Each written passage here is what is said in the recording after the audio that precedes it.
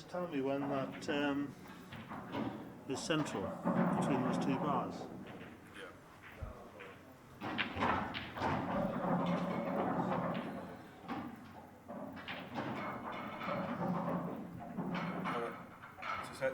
Back in touch.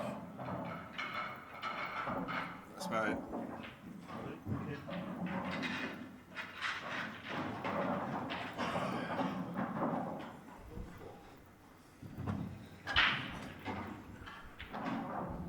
Right, do you want this? Is there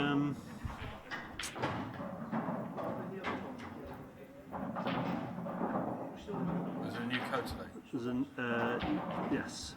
There's a short answer.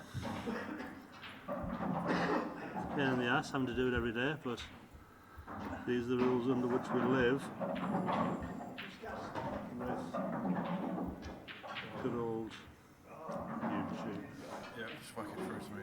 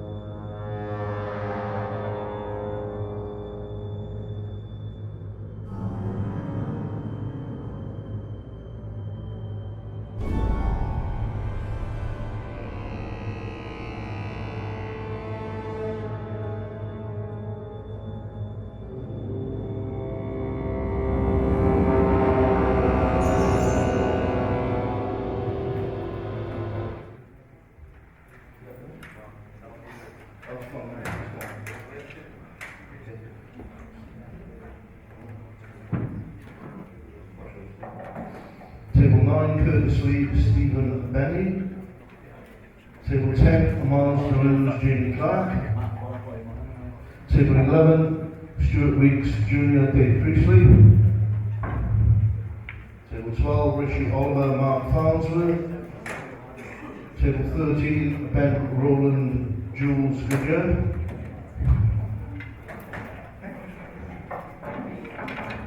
Table 14, Daniel Smart, Mike Khalifa. Table 15, Chris Rushton, Colin Downey. Table 16, Brian Cumming, Frankie Marola. And table 17, Billy Morgan, and Nico Hill. Fast, I think, isn't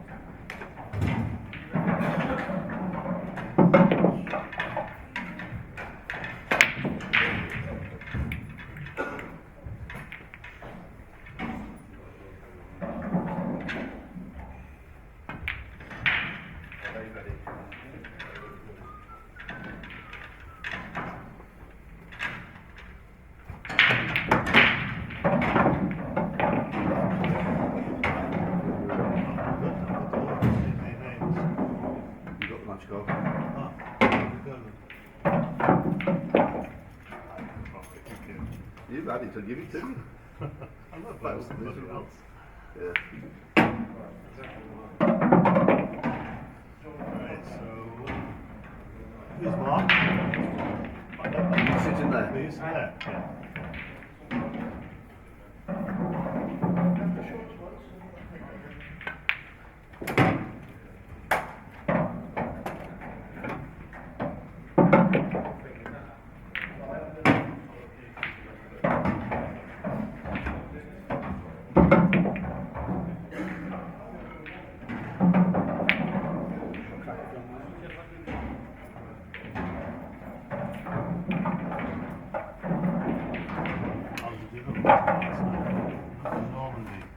Oh yeah. And the door had a key but no lock to open it with. Oh, okay.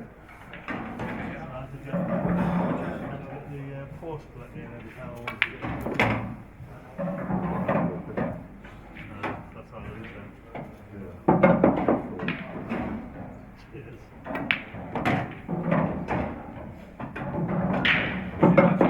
In the room, that's it, you were going to come out. Yeah. It was a bit annoying walking up 5 floors, going up 5 floors with all the bags, and then going back down. I don't think so, no.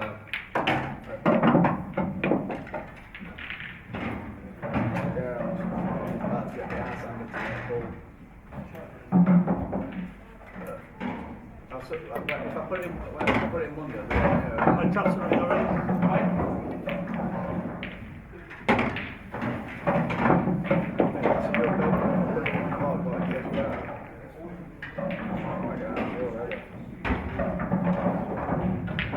Waiting for Liam Foley on table 7.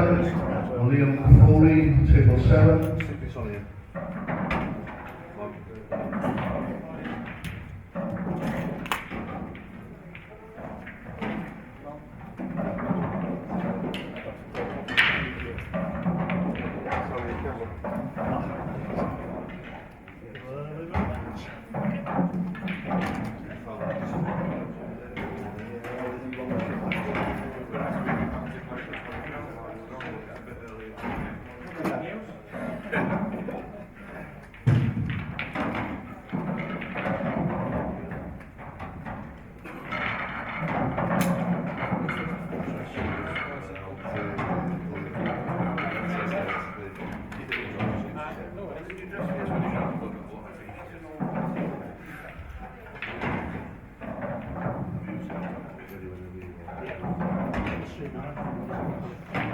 Okay, good. Right, just carry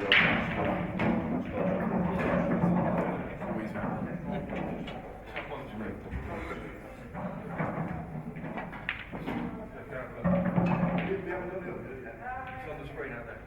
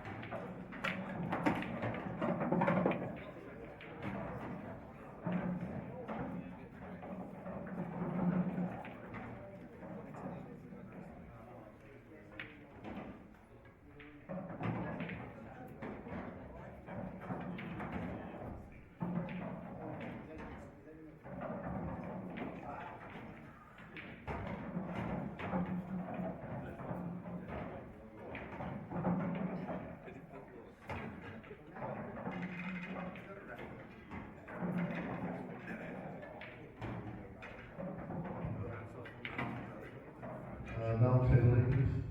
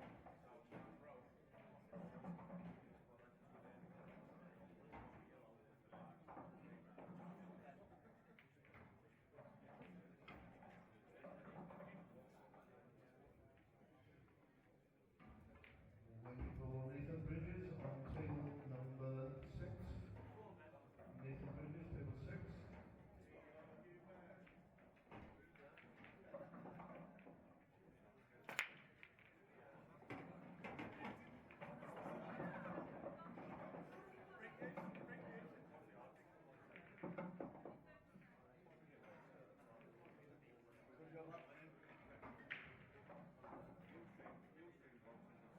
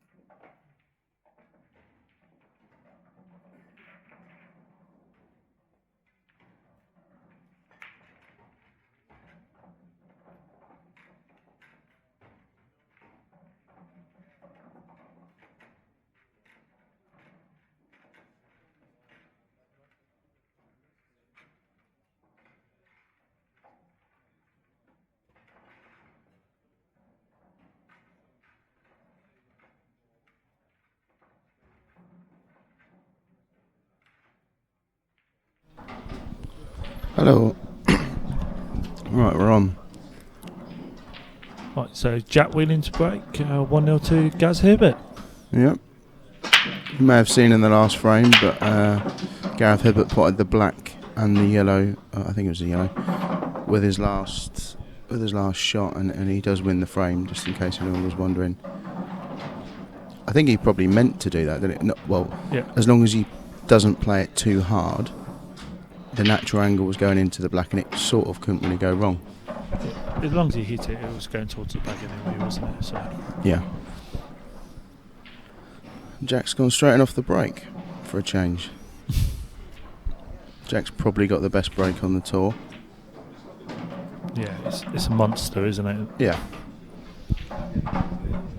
The only thing is when they're that good, if you do go in off, they normally sit good for your opponent.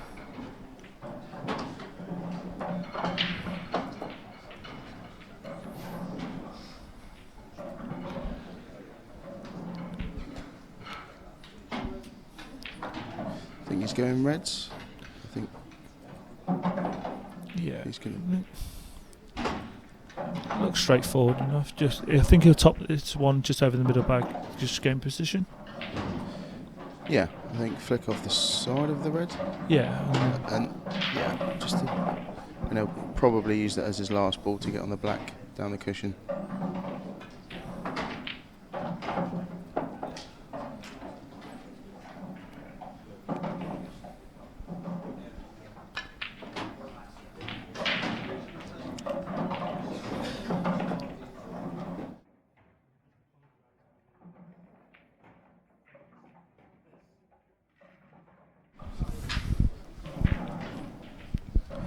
Apologies for the scorecard, we're in the process of getting it updated. It still says Rick Oxley. It's 4-5 down to Mark Boyle. And it's actually 1-0 to Gareth Hibbert, best of 13 at the moment. What's he done here then? I can't tell if he can get through to that red or not. I think might have to take yellows now. I think he might have been playing for that yellow, but to leave himself more angle. But I don't know. I don't really. Because if he had a good angle on this bottom yellow, the clearance would be just as easy on yellows, really.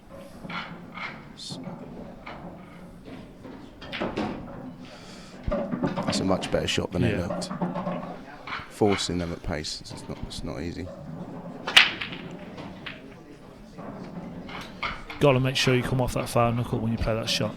Yeah, Catch any part of the near knuckle, they just wobble. yeah, yeah. That's how, I don't know about you, but that's how I try and visualise the shot. Is you're actually potting it off the knuckle rather than potting it in the pocket. Someone, I can't remember who told me that, but it's quite a good bit of advice. Yeah. Is to, when you're visualising the shot, just play it off the far knuckle rather than the pocket. It makes the shot feel easier. Especially on these Supremes. Yeah. If you play them at the right pace, they're quite big pockets. But if you don't, you have got to be accurate. Which needs the right angle here.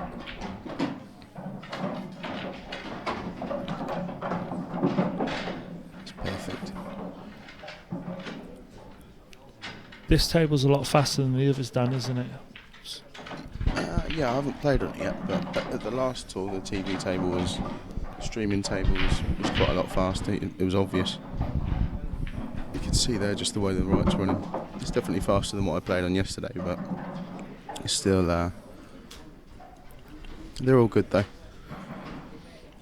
Since the IPA have bought their own tables, literally zero complaints about the tables. They Do are you think perfect. on this yellow, can he stun down between the red and the black and leave himself straight on the yellow for an easy finish, or will he have to just screw it back an inch? I don't know. This is why I think he did want reds, because Gareth always takes the balls in the right order, and I think if he was taking yellows, he'd be wanting to be on this yellow last. So I think he was trying to play for reds. He just sort of ran out of position on his first shot when he had the two shots.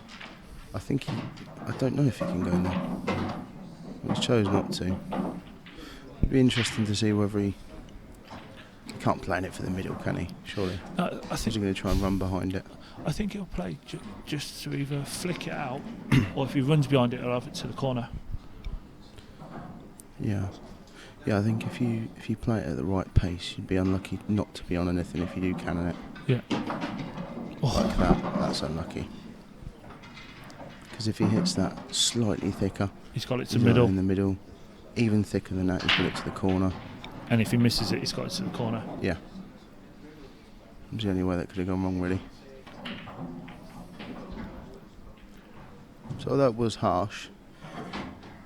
It was a bad shot, I suppose, if you're being picky. Can he cut it in? I think it can. It's thin though. And make sure the white doesn't come up or... well, not that thin.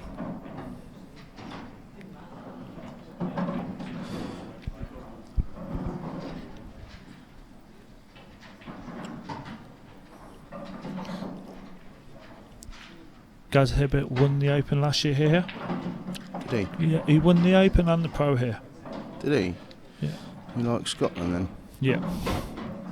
He won his pro event match last night, didn't he? So he's still in both. Yeah. Couldn't have had a harder draw though. In this, especially from the so-called amateur side. just the IPA world champion. Yeah.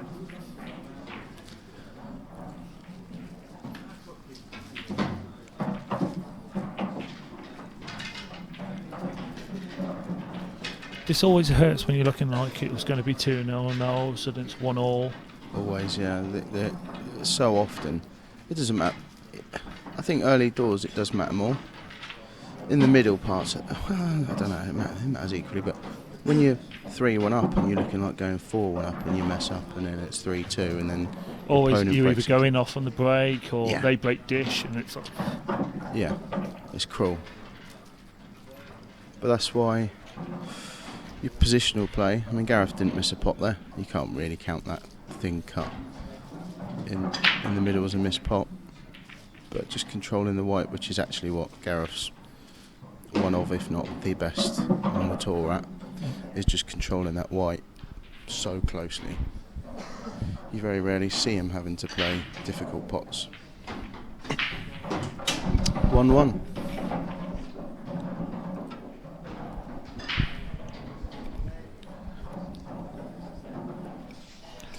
Did you win your pro match last night? I've got to play at 2:30 today. I have. We went for an Indian last night, and I was checking the live scores, and yours was the only game that didn't come up. So I thought either you're having A late one. yeah.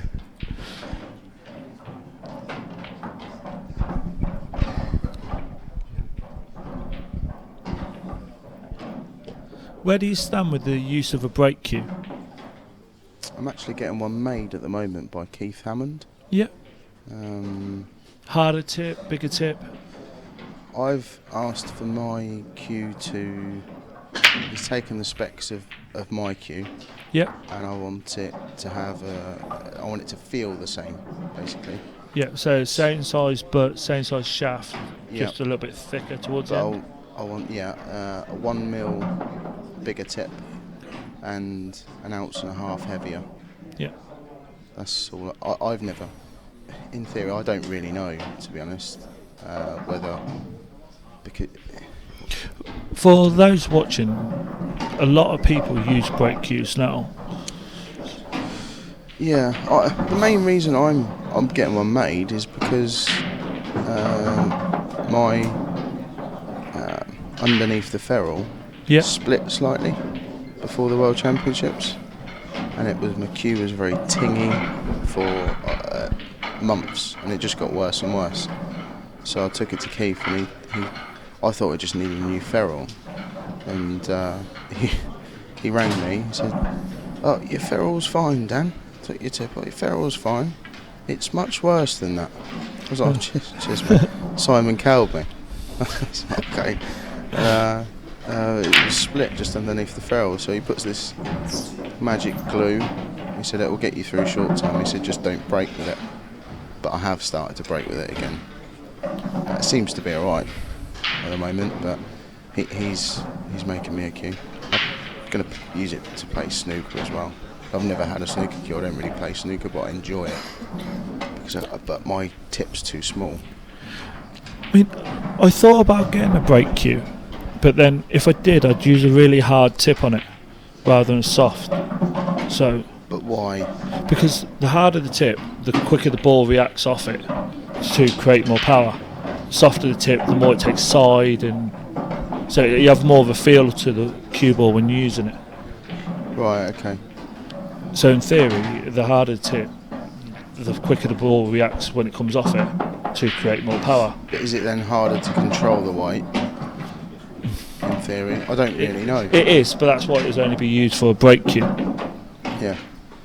Because controlling the white off the break is just as important as.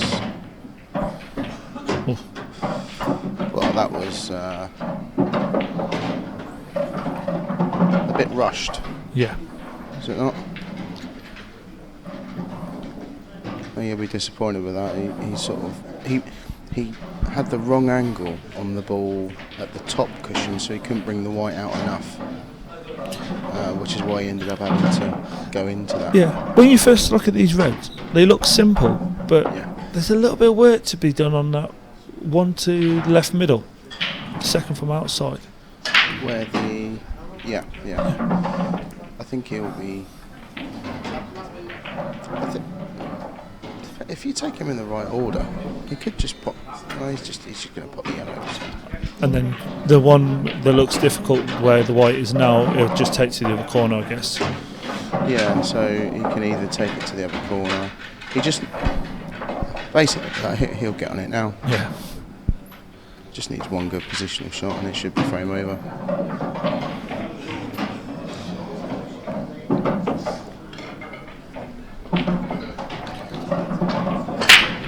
It just shows how good Gaz Hibbett is, that if you've seen him, you wouldn't think anything special about him.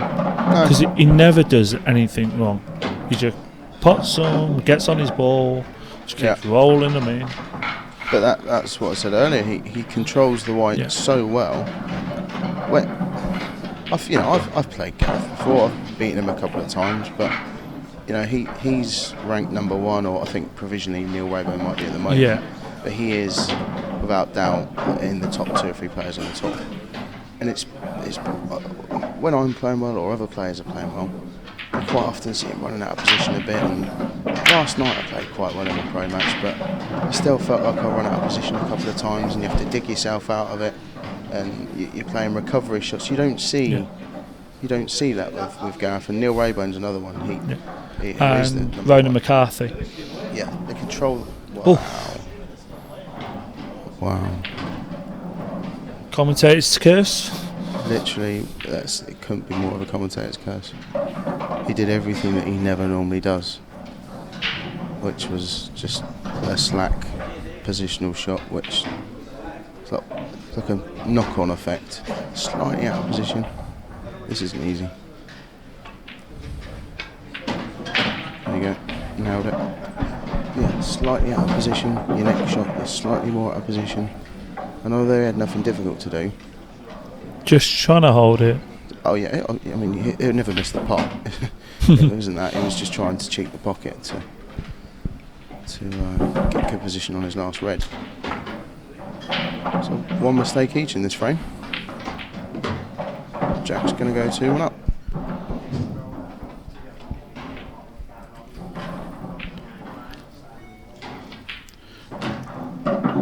Jack 2-1 up, 2 break, and could quite easily be 3-0 down. Yeah, he could actually. Yeah.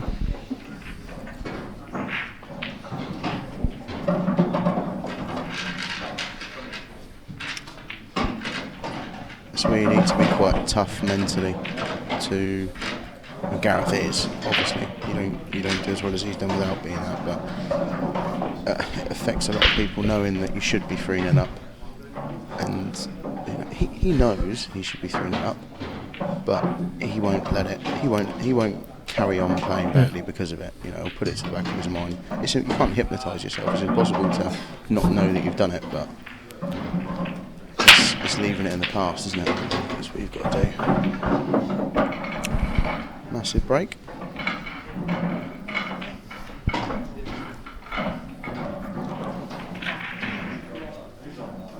He's got a chance with reds, hasn't he? Big bag into the corner with the difficult red on the right hand side.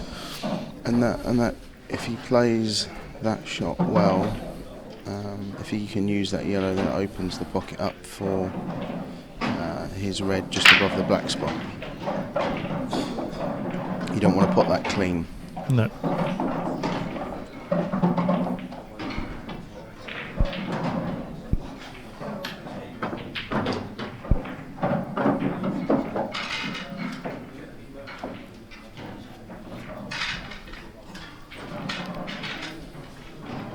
How did you get to Scotland? Drove up, Dan. 6 hours drive. It's Although horrible, isn't it? John McAllister left at 9 o'clock and got here at 5:30. He got stuck in traffic. 8.5 hours. 8.5 hours drive. The He was on day's at work. 6 o'clock. Yeah, this is just ridiculous, isn't it? I've done it once, not last year, the year before. I drove here from Reading, which is just over 400 miles, and had the clearest run, doing sort of 90, averaging. Never go over 100. I'm not stupid. I don't want to lose one, but I don't stick to 70. Yeah. And we did it in 5 3/4 hours. Which is And good that going. you couldn't have had a better run, but I said never again. It's so knackered. It's so mentally draining driving on the motorway. Good shot. Play the shot we said, is he? That is just about perfect. If he's got, he can't be straight. He's grimacing a little bit. You see, is he a bit of a? Yeah, I think he is. He's Is he coming off the two cushions or just leave it for the middle? He's topping it through with top left. He was the Good other shot. side of it. That's a good shot.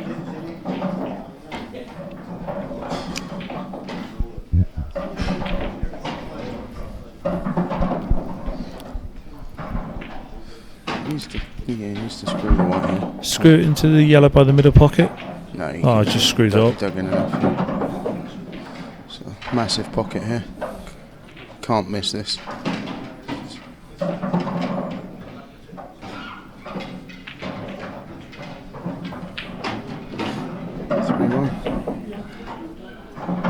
Yeah, so I flew yesterday, 8:55 in the morning, Yep. and I'm glad I did. Although I probably had about 2.5 hours sleep. I had to be up at 5 to get to the airport for about 6:30 for the airport parking, and probably only went to bed about 1. Finished work late. Went to bed about 1. Still up about 2. And knackered. Well, I was knackered yesterday anyway.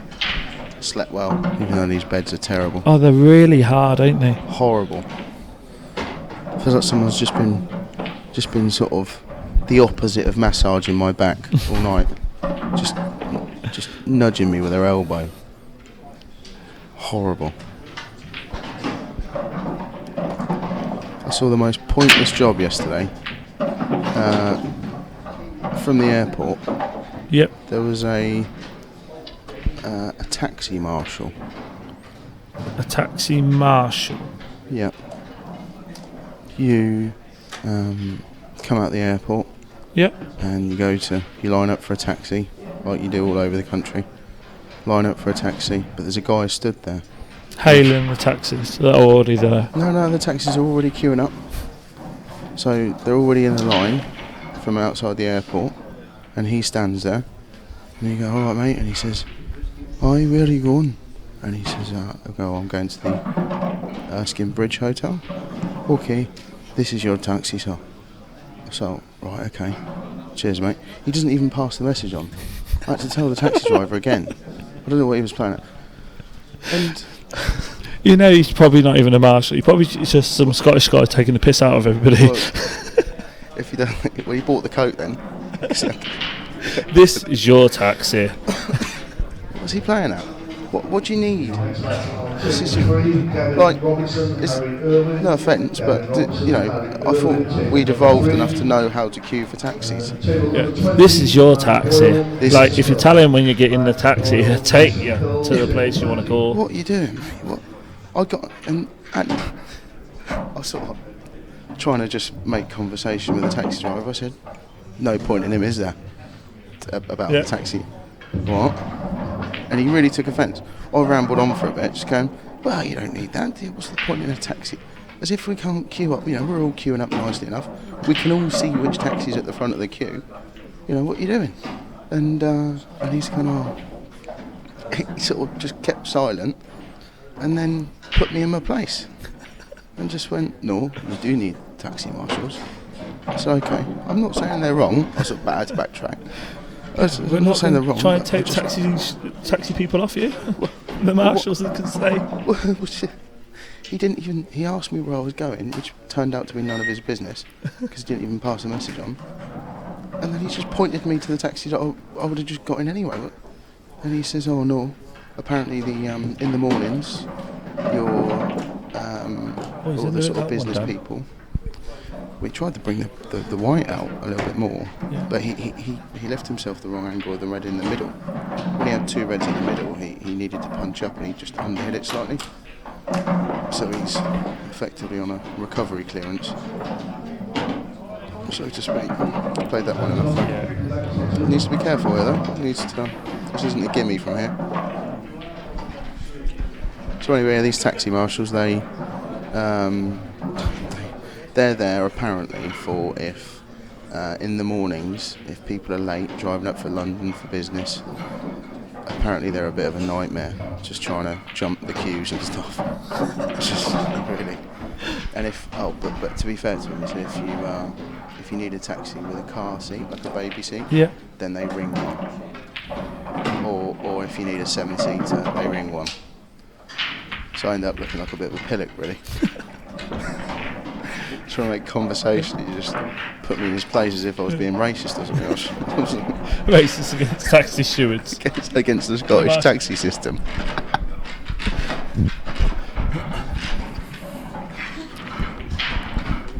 My old man's Scottish, he's from Glasgow, and he was watching this Braveheart documentary, and he said to me, he goes, "Do you see that Braveheart documentary? Lying English bastards." He goes, "I'm writing to points of view." He goes, "I'm going to tell them." He goes, the lies." He goes, "Where's the Scottish paper? I want to see if they put anything in it."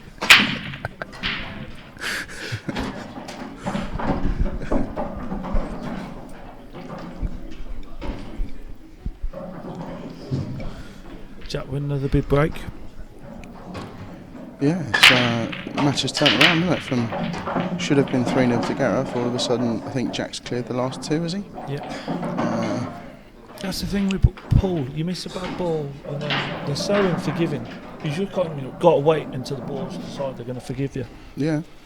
So those tiny mistakes that cost you one frame, and you know it's only 1-0 instead of 2-0. Before you know it, it's 4-1. Yeah. You had a dry break. Jack's knocked a couple in off of his break. Big shot first frame. I think he's Nope. No, did catch the. Like we said earlier, you can't catch the near knuckle on these No. Supremes. Catch far knuckle, they don't miss. No, that's right. Problem is when trying to teach yourself that in practice, and you know where the angle is automatically. You don't look at the back. You just know where to hit the ball. And then it's trying to teach yourself to actually miss it slightly. Yeah, you actually because you can afford to miss it slightly if you're playing for the jaw. Yeah. Playing for the far knuckle. So this is it's not ABC. It just needs to control the white here, but this is important. Difference between 4-2 and 5-1 is massive. With Gareth's break next, if he wins these and clears the next, is 4-3, and it's pretty much a 50-50 game. If he goes 5-1 behind, he's as good as he is. At 5-1, if you jack, you're thinking one more, get me on the hill. If it's 6-1, it's over. Well, if you're at 5-1 if you jack, you're probably thinking, well, I've probably got 5-1, 4 breaks left. Yep. You know, he'll probably, law of averages will say he'll clear off 2 of them. 1 in 3, 1 in 2, isn't he? Yeah. Somewhere in between that. 1 in 2 when he's playing really well. Yeah. 1 in 3 probably is what he averages. Yeah.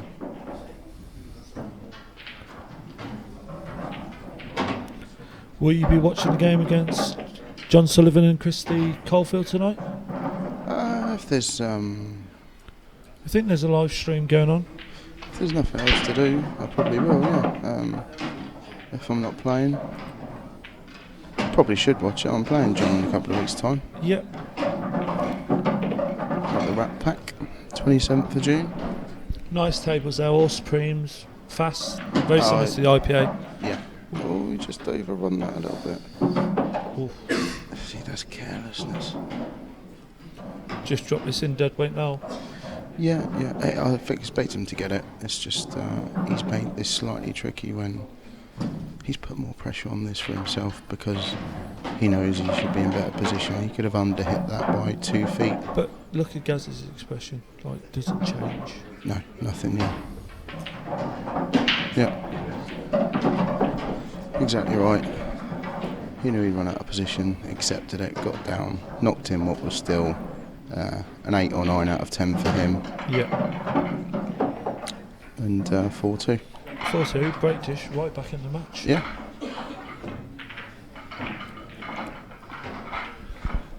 So, who do you fancy for tonight's match? John against Christy? Do you know what? I don't know because I haven't seen Christy Caulfield play since he was about 10. I haven't. When we used to play county, Yeah. and he was this sort of little ginger kid running around. Malfi, yeah. telling people how good he was going to be. Yeah. And he is that good. He apparently he is now. I haven't seen him since. I'm not even sure I'd know his face, to be honest. Honestly, don't know. But yeah, apparently he is really good now. So I literally don't know enough about him to have an opinion, really. Be interesting to see. I probably will watch it if there's a lot of spare time to kill if you're not playing in these things. Hopefully I will be. Yeah. A dry break from Gareth.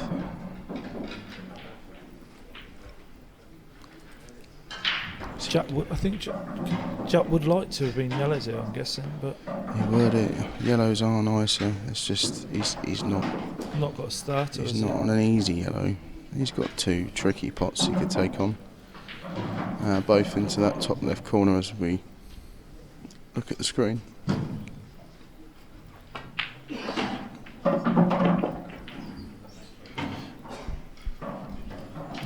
This is where you sum it up. Is the first part harder than taking the 2 difficult reds? And it's probably not. No, I think it's risk reward, isn't it? See that? That was effectively 1 shot for the frame, pretty much. I mean, you're not guaranteed to clear up from here, but I'd expect him to. Yeah. And it's if you're going to take your risk, or one of the first things you're taught is if you've got bad balls, go into them as early as possible. I mean, he's basically taken out his bad ball first. But he's an aggressive. He does take chances. He's that sort of player. Other players might not have done that. It's one of the things you try and teach people is if you've got a bad ball, go in early, because if you don't get a right kiss, you've still got other balls to go into it. Don't ever leave it for last. Yeah. Yeah, you don't want to be, because if you go into it last and you're not on it, and your opponent comes to the table with 6 or 7 balls on the table, it's easy to snooker you and then clear up. Jack's he just a little bit careless last shot there. So he's left himself a tricky plant, but he should get it. He's got it, yeah. Just isn't as easy as. I think that's okay that the yellow goes in the middle. He has to be straight on it though. He has to have the right angle straight or slightly. He'll probably screw up to where the red is, won't he? Just take him onto the corner. Yeah. No, I don't think so. I think he's going to drop this in, play the one on the bottom left cushion. On the bottom cushion now. Didn't want to be straight. Yeah, if he's got a little bit of angle, he could come up for the one for the middle end, can't he? Yeah, just drop the one in the middle, anywhere in line with the cue there. He doesn't want to be too far left because then he's running into the yellow. He would have liked to have been able to bring the white out a little bit here. He's actually got on that cushion. It's made this more difficult than it should have been. Yeah, I'll just drop this in and then should be frame over.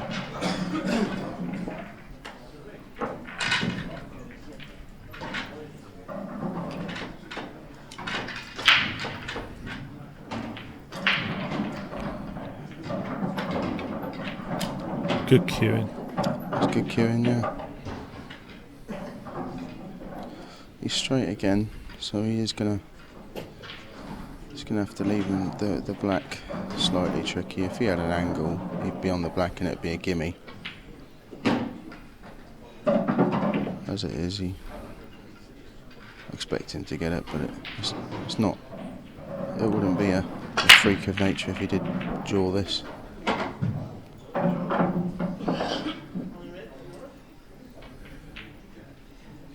Like, you know where he left that black there? Do you think he should have just left himself the double? No, I think he did the right thing. That was still an 8 out of 10 for Jack, I think. Do you think if he leaves the double, he's never going to miss it? Probably not, but the doubles are much easier when the black's closer to the cushion. If the black was, to the top left of where the black is now, that ball on the cushion, that's an easy double in the middle. But when they're closer to the middle of the table, it's a bit harder to judge. Jack's just going to hit this hard. He's got the ump. There's a big chance there to go. What are we at now? 4-2? Yeah, 4-2. 5-2 and 4-3 is massive. And it all came from when he had 4 yellows left. He left himself straight on the yellow at the bottom cushion by the black spot, which meant he couldn't. He put so much into making the pot that he left himself straight on his last yellow. He knows that. Yeah. It's so easy to do when you play a good shot to not concentrate on the next one and then just leave yourself straight, or you just fall slightly out of position. I mean, there's little things like that, and it does have a knock-on effect. Yeah.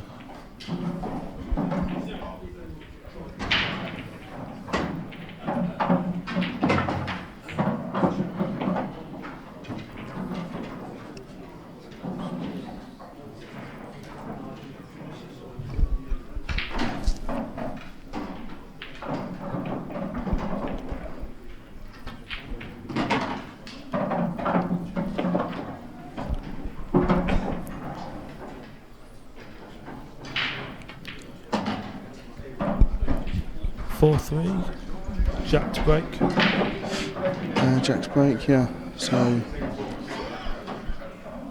work both ways. Jack's had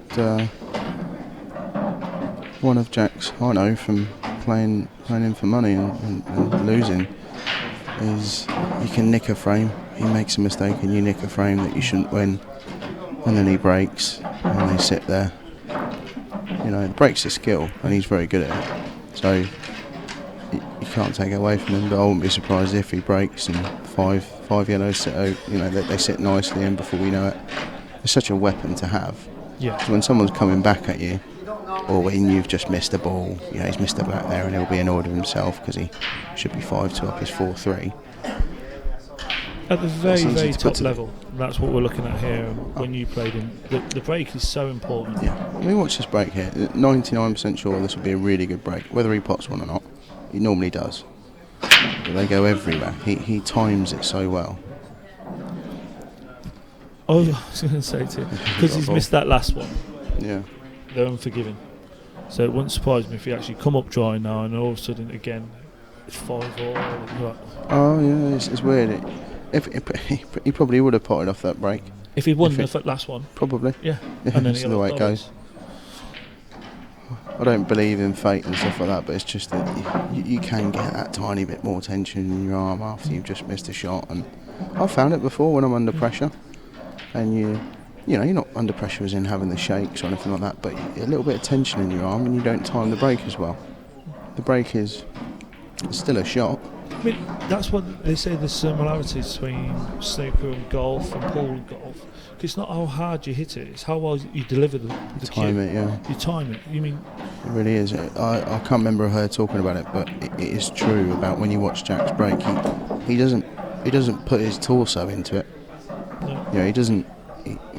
He's not been doing a weights program for the last 6 months and eating chicken breasts and baked beans to get a good brake. He just times it really well.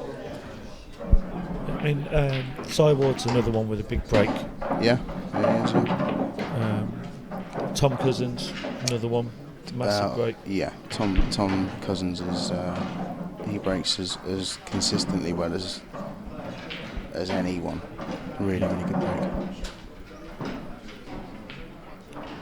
I think that's why your players like Jason Twist said at the awards ceremony last tour, Ronan McCarthy got the Lifetime Achievement Award. Yeah. And he said about the reason he hasn't been a world champion is only because of the brake. And it's so true. Ronan controls the white so well. He is as good as you'll ever see at playing pool. But his brake isn't as good as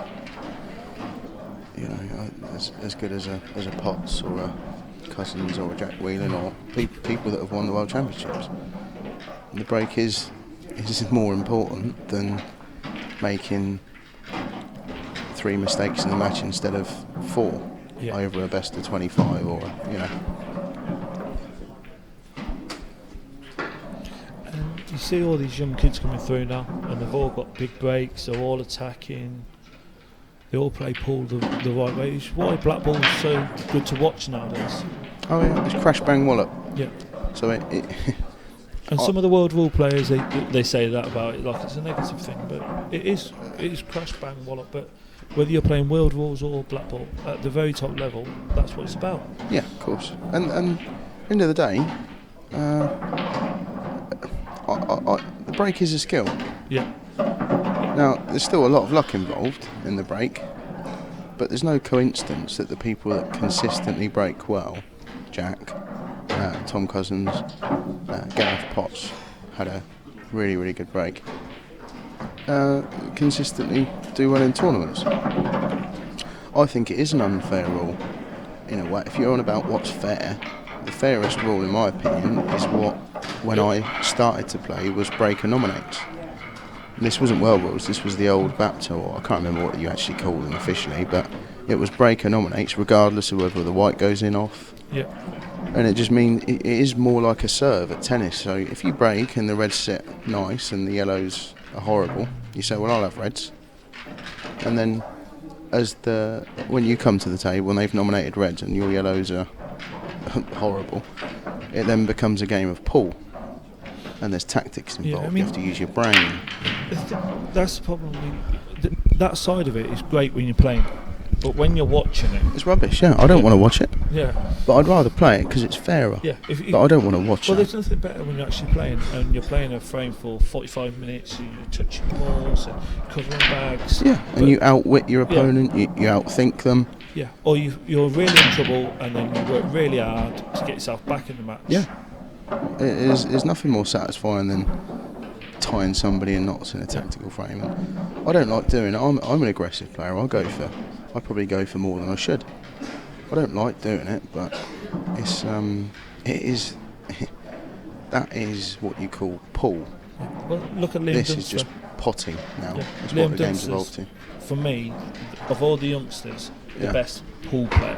Yeah. As in, actually, like his knowledge around the table. Yeah, I think his touch is the thing as well. He controls the white very, very well. That's why he still does well when you can't tap the brake, because he does like to tap the brake. Yeah. Admit that himself, he does it all the time. But he still does well when you have to hit the brake because he controls the white so well. It's very good. Where do you sit with John McAllister? So he likes to cut the break. With Hit what, sorry? You know, John McAllister likes to cut break, doesn't he? Second ball down, screws it really hard. Yeah, Still creates power. It does. I think you definitely get less in-offs Yeah. because the white goes into the side cushion, back into the pack.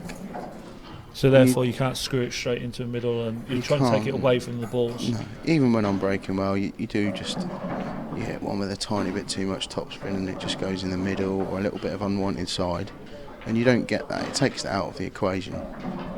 So I would never do it. I've thought about doing it before when I've been struggling to, and I'm not saying I will never do it. Well, But I firmly believe some tables will cut in certain conditions. And I other think tables if won't. you're going to use them, it should be on a table that's slow, where you're struggling to open them. Because when you cut break, because you're hitting directly into a thicker part of the pack, they seem to split better. Yeah. But I think I don't know. But my theory is that you pop less on the cut break. Well, basic physics says that if you hit the white ball in the centre and hit the first ball full on, then your the power that's in the white goes into that first red, and the fuller you hit it, the more power that goes into it. That's right, and yeah. splits them open. Generating the maximum force Yeah. possible, yeah. So if you cut it slightly, you lose some of the actual force. Of course, yeah. And you're not hitting that ball flush. Because you can't, because it's covered by two other reds. Yeah. You can hit it as flush as possible. You can hit the thickest part of it that you can see, but you can't. Gone round it. It's gone round it. Yeah, that was the big shot of the frame.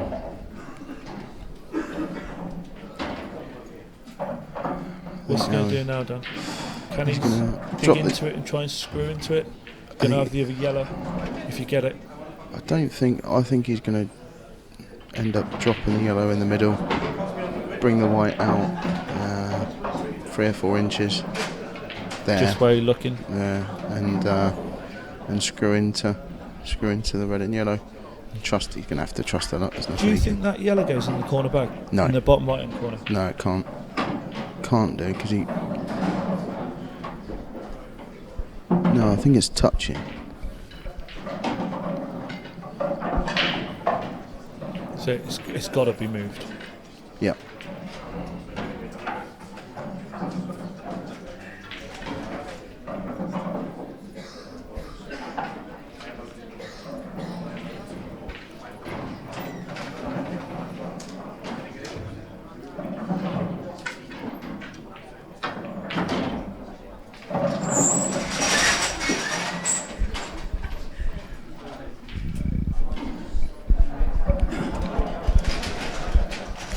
It's the big shot. I don't know whether he's got enough angle, whether he can screw directly into it, or whether he's going to screw just to the left of the red on the top cushion and come behind it. I mean, it's quite a big target because you hit any side of the yellow, any side of the red. But if you hit the red, you want it to push out over the middle. Yeah, even if he cannons this, he's trusting to luck. Yeah.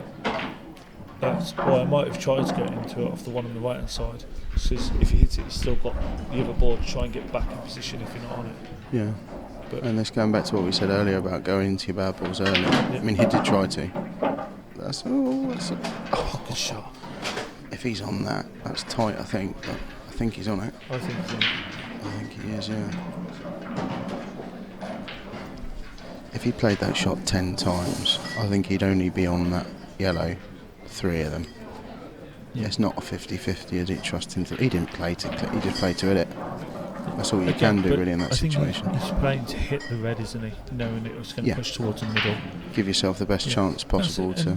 For anybody watching, he hasn't whacked that. He's tried to control it. He knows how hard he's going to hit. He's played it at the right pace. Yeah, to give If he himself did hit every that chance. too hard, yeah. He played the shot as well as he could. Yeah. He deserved a bit of luck. He should be fine to take this in the middle. Similar to one that Jack West earlier to go 5-2 up.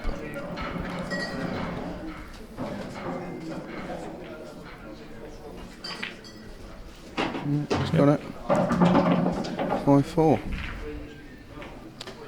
Big turnaround.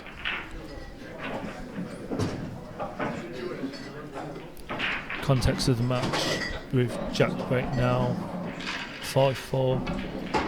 If he doesn't get one off, he goes one off. If he doesn't get his clearance, 6-4 is going to be a difficult ask with Gaz to break twice. Yeah.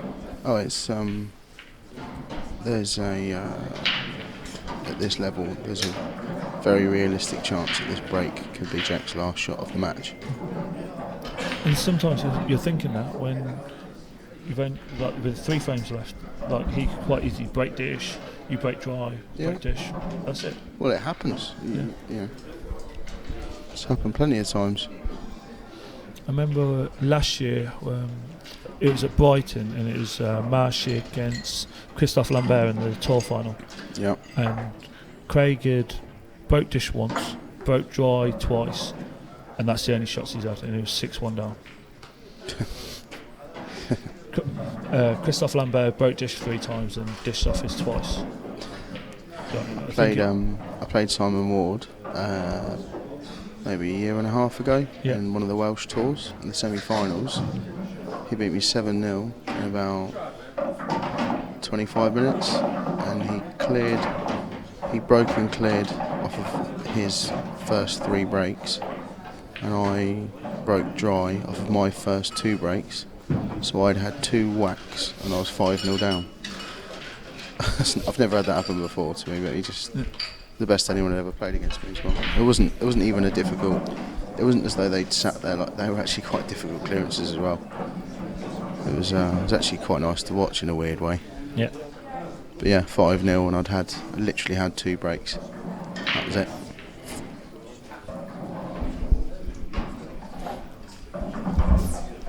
There's so many good players on this IPA tour now that no matter who you're playing, that they can break dish at any point in time, and they can dish off yours. And they can run 3 or 4 frames quite easily against you. Yeah, I think the rules, what we were saying earlier about the rules making it open, that's why you've had a few different number 1s. Was Hibbert, there's Raybone. You get a lot of different winners to different events. You get a lot of different people getting to the semi-finals and finals. That it's not just the same 2 or 3 people winning things or in the final every time. I mean, in the past it has been like that. Yeah. You've got a handful of people that'll be there or thereabouts. Yeah. But then there is another handful that can always get into that frame. Yeah, I think. Yeah, like you say, that handful is getting bigger and bigger all the time. Bigger and bigger. There's at least 30 players that you wouldn't be surprised to see them in the semis. Well, on the way up here, we've had a bet and we've picked 3 winners from the amateur, the open, and the pro event. Yeah. It wouldn't be surprised me if none of us pick a winner. Oh yeah, no, it's so hard. Yeah.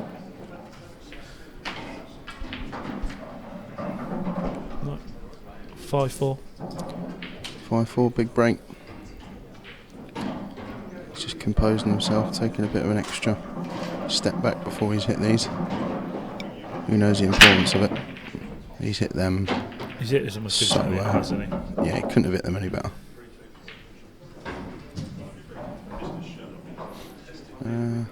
Watching Jack then, just before he breaks, his head comes up a little bit, but he's so still all the way through the break. Yeah. Really concentrating on delivering that ball on timing the ball, on hitting that head ball as flush as possible.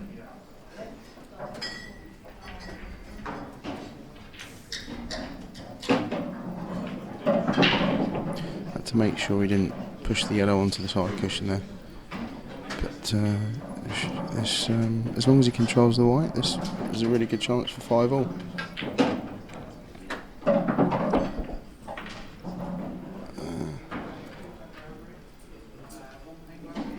All he has to do here is figure out the order, what he's going to take the balls in. That yellow does go past the red into the middle, doesn't it? Yeah. It's alright, it's just looking at Jack's face. He wasn't happy about something, but... Yeah, he's unsure about which order he's going to take the balls in. Really needs to make sure that he's. I guess he's just thinking about the black and the one on the left hand side, what ball to get onto it off. Well, you normally work backwards, don't you? So you think, what ball you're going to use last. That's why he keeps getting up. He's unsure in his mind what order he wants to take the balls in. I think ideally he would have liked to have left one of the middle ones, but I don't know if he can. I think you're right. I think he might have been screwing off of that ball. He might have been screwing to get on the one that he's on now. I think he wanted to leave the two in the middle till last.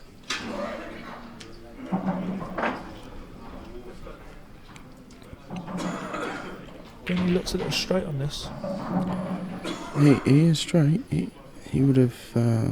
He wanted to be. Just on the left hand side of that. So he could just screw across, stun across. And just these clearances that we can, all the balls are there in the open. It's just figuring out the most sensible way possible to go about the clearance. And see, that's another good thing about Jack there. He's had his order in his head, but he's changed his order. Like he realised that he's not on it from, so he's just quickly worked it in his head which order to retake him in. Yeah. So again, as long as this yellow stays out in the middle of the bag, just doesn't cut off and go by the red, he should be fine. Got to play one good positional shot. Oh, he doesn't want that to go behind. I think he's okay. That's the thing.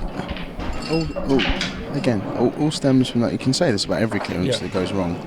That first shot where he had the yellow over the bottom corner, he wanted to be on the ball on the left-hand side. I think you've got to screw into the red. Just try and flick it out. He's got to hit this hard. Yeah. Could end up anywhere there. Oh. He's got away with that. He's laughing. Gareth's pretended it's funny. Yeah, that's really funny, Jack. He's going, yeah, cheers. Thanks. He's fuming. It's all part of the game. It's not fair. Jack's got a huge break. He's a brilliant pool player, and he's lucky. He's a nice guy as well, so you can't even hate him.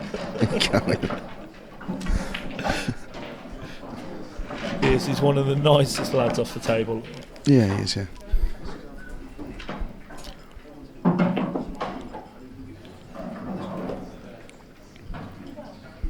If anyone's here from the 11:30 matches, let me know.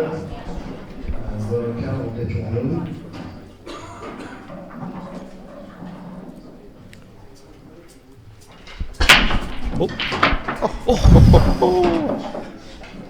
Okay. Little trick shot. Yeah. Hibbert's had his Weetabix. I think that's Gaz's way. Yeah, that was really funny about you having that flick, wasn't it?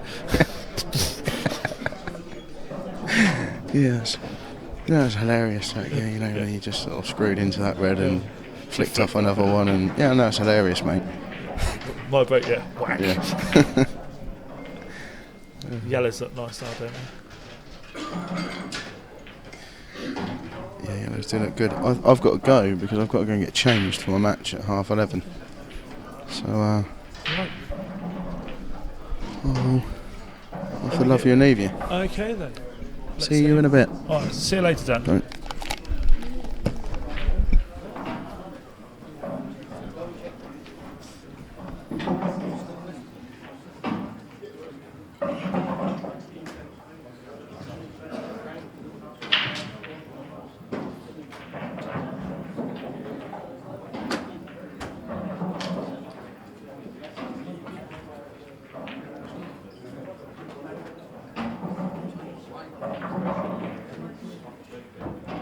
Here comes Gaz.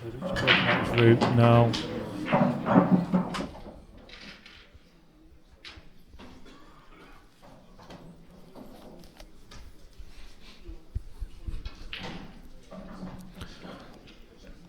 If you could take this finish out now and get a 6-5 and on the hill.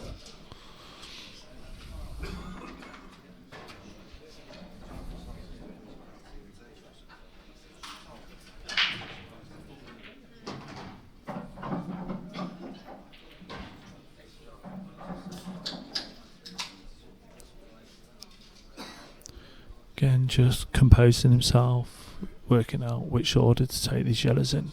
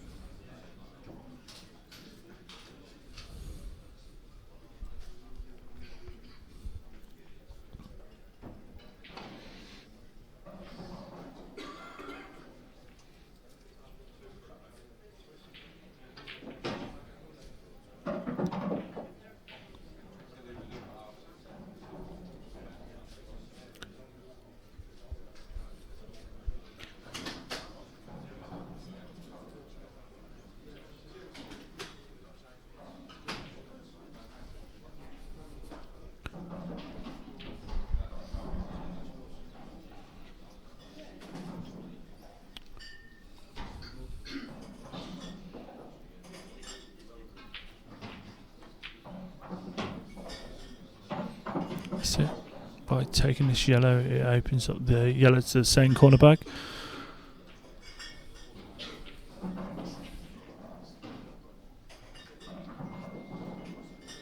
Still a little bit of work to do here for Gus.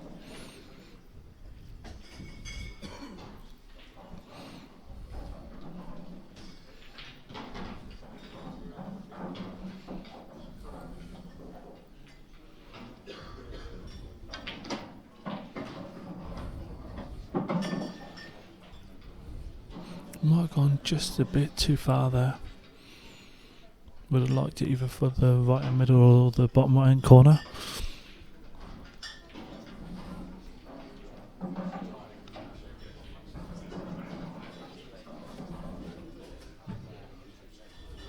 One good shot now to he'll probably to go 6-5 ahead now. So he's real concentration on this one.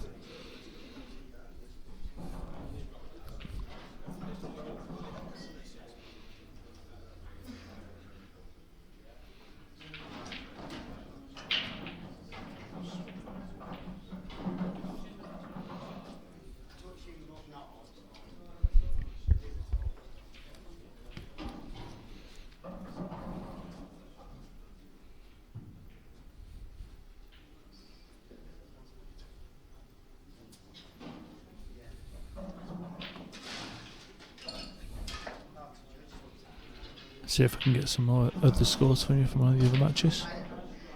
Ooh.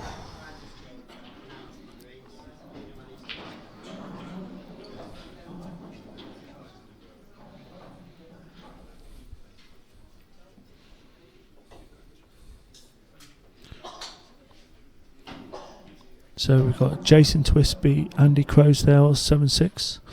Lee Anderson's come through 7-6 again against Alan Dixon. Michael Howells beating Alex O'Donoghue 7-5. Craig Marsh has beaten Jules Goodyear 7-4. Brian Cummins has beaten Dave McManara 7-3. And Anthony Riley's beating Shane Lewis 7-2.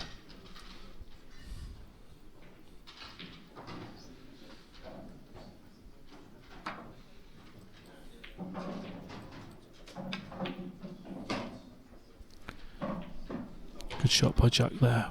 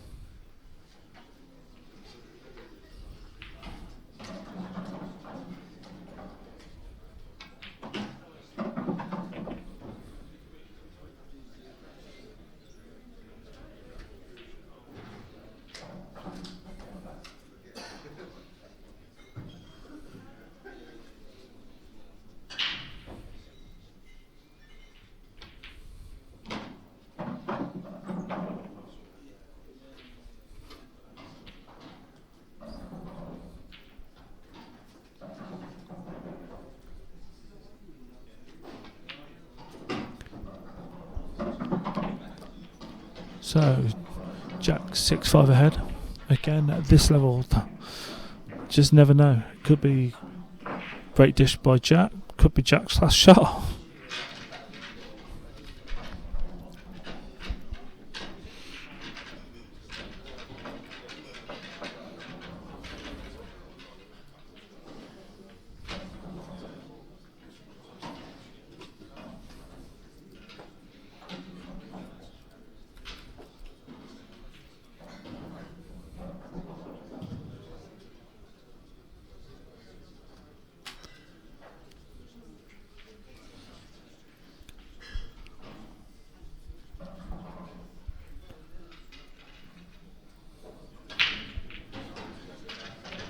If anybody's just come in the room for a 11:30 match, let me know you're here.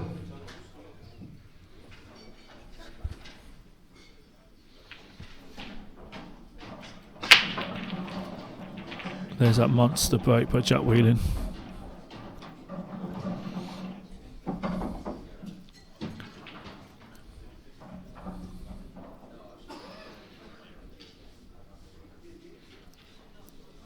Jack will be looking to take out yellows now for the win.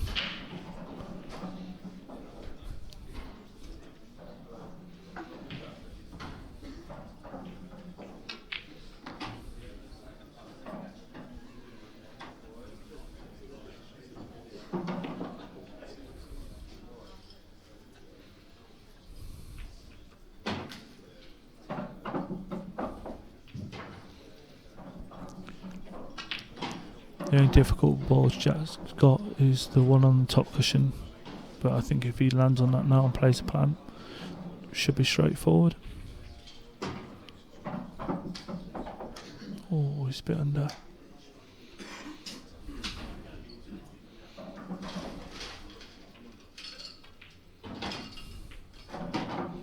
Comes out. So the 18th, we get Richie Oliver, Brian Cunningham. Richie Oliver, Brian Cunningham on 18th, will take a sheet. This is one now.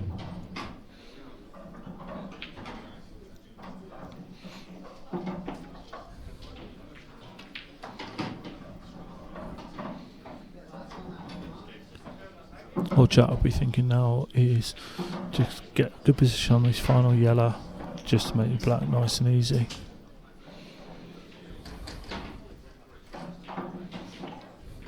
Trace the right hand side. Anywhere in the middle of the table was good for Jack there. Oh, one good shot.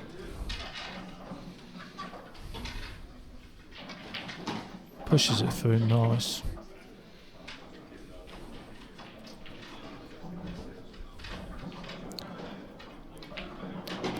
Good win by Jack Whelan there.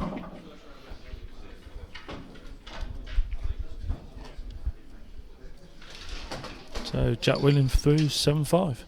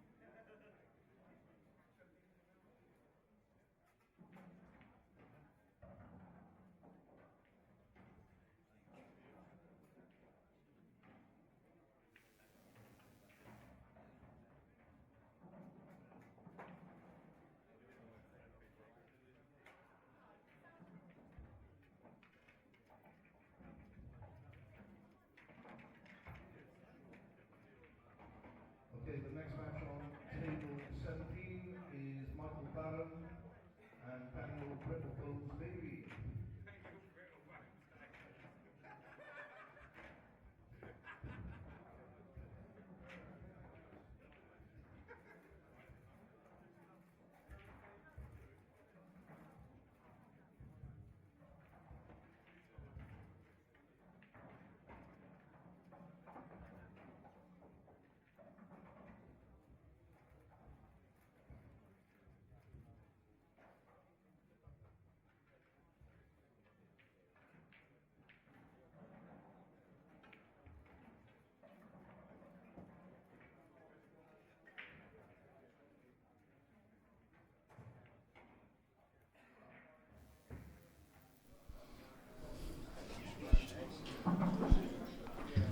The contract on table 5, Mark Farnsworth, Neil Rayborn.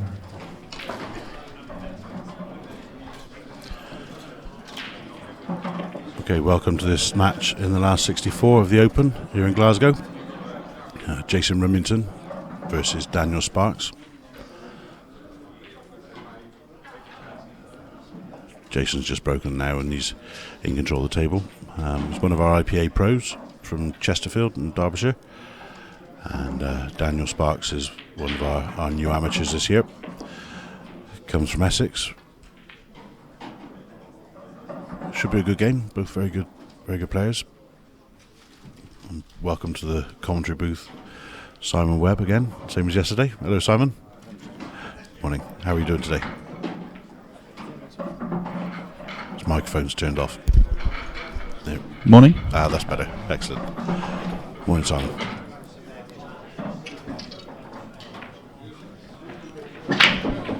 So this is a last 64 match. Yep.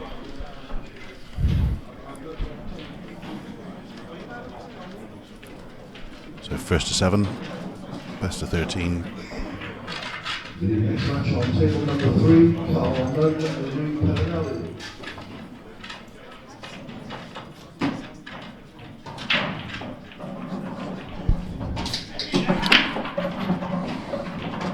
I think he might have been trying to cannon the red out by the yellow. But the shot wasn't just on.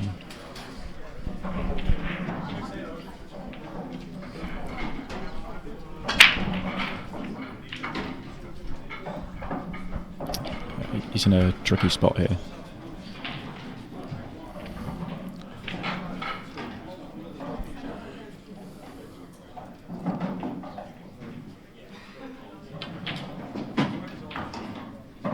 That's a great shot there from Jason. Yeah, very good. He'll be looking for an angle now, trying to move the red by the yellow.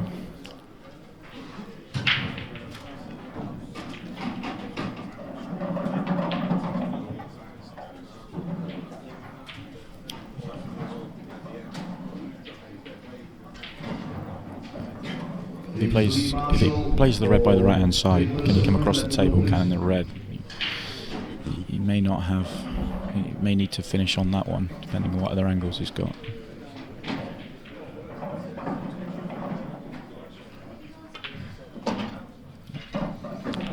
It's a good effort. He's going to struggle that one. It's very tough to get that white ball to kick across for the red. He's in a bit of trouble now. He can't do it off this red,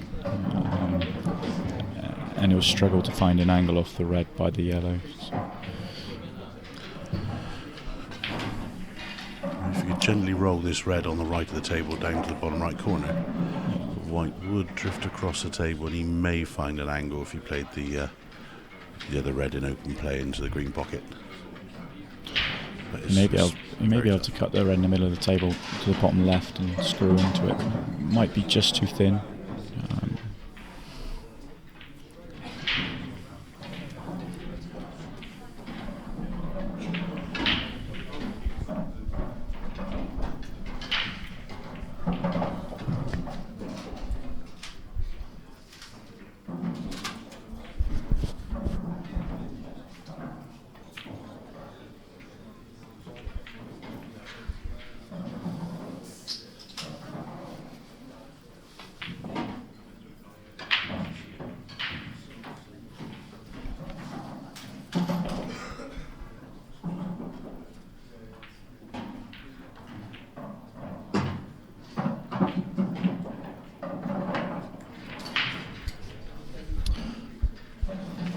looks like he's got a plan, but it's not obvious to me.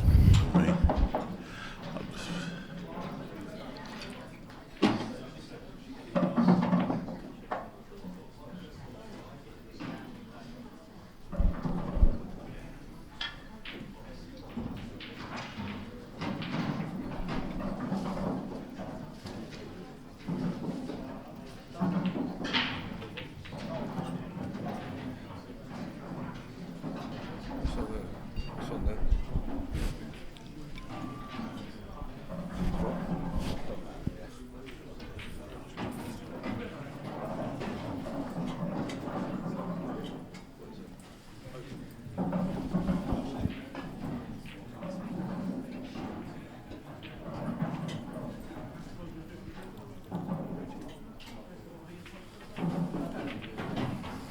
Are we able to see all the other last 64 scores from here?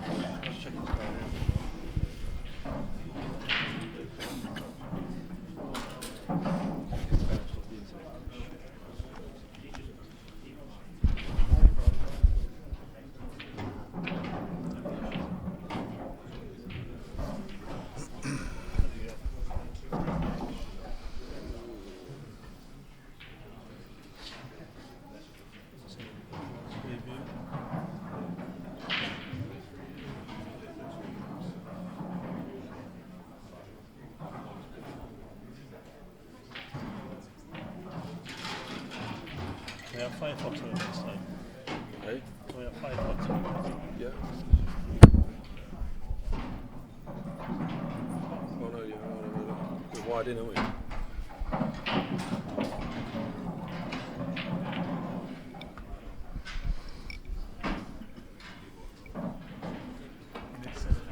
It's unlucky there from Jason. There's one of those little doubles into the middle bag who always leaves us scratching our heads thinking, how did that happen? But as is normal in blackball, the player that makes the first aggressive move, if he doesn't take it out, tends to find himself behind in the frame.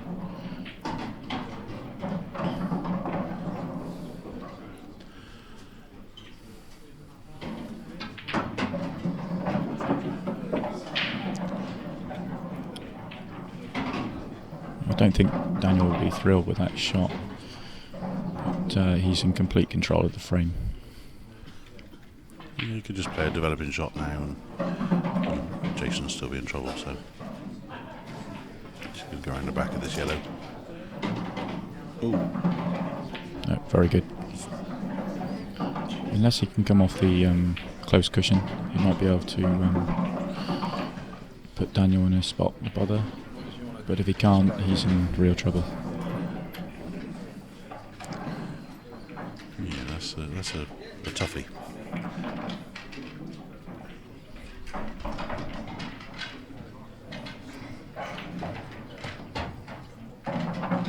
Fucking read it. Flipping read it.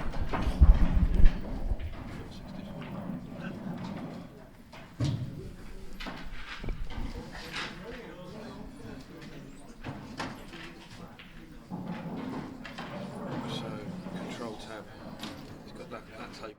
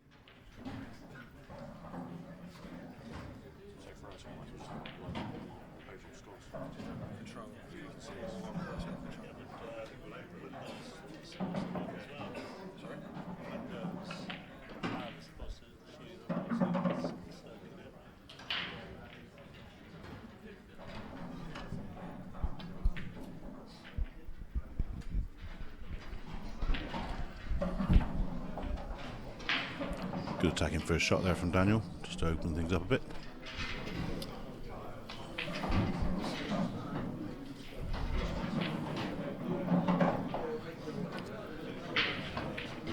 If the yellow by the middle, left-hand middle drops in easy enough, then there isn't any real problems.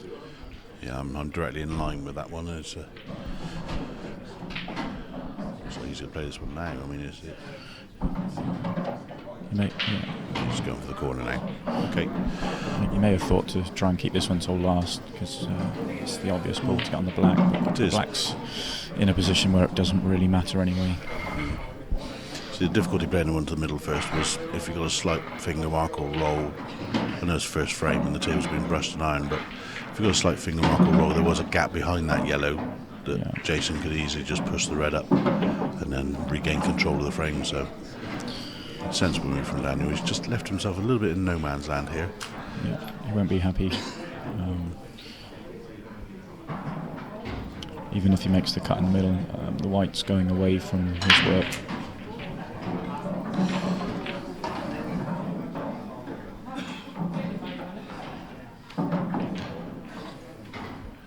I wouldn't be surprised if he played the yellow to the right middle and just gently nudged it off the knuckle and let the white run round behind these two yellows in the middle of the table.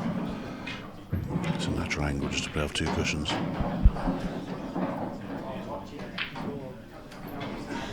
Looking at the plant now, so it's feeling confident. It's first frame.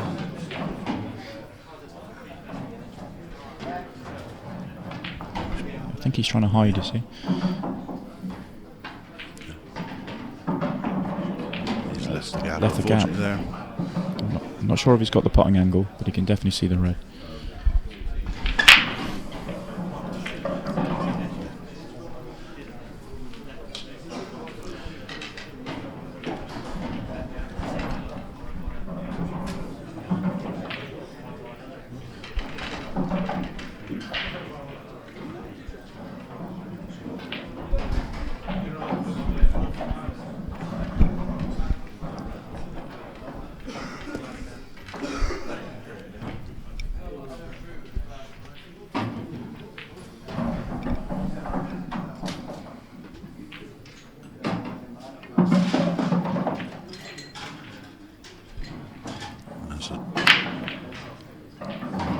Unfortunate shot there. I mean, just done by pace. If you play that fraction softer, that red would probably have dropped. And Daniel's got a second chance to take the frame out. There we go. Now he's forced into play in this yellow first. He didn't like it originally, so I don't think he's thrilled by the angle. No, he didn't like that shot at all. He probably should have taken it on when his last visit, first shot. You could tell he wasn't comfortable. Obviously a lot tighter than it looks on the telly.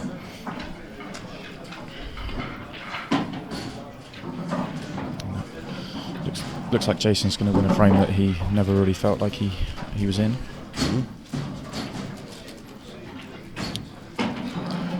There we go.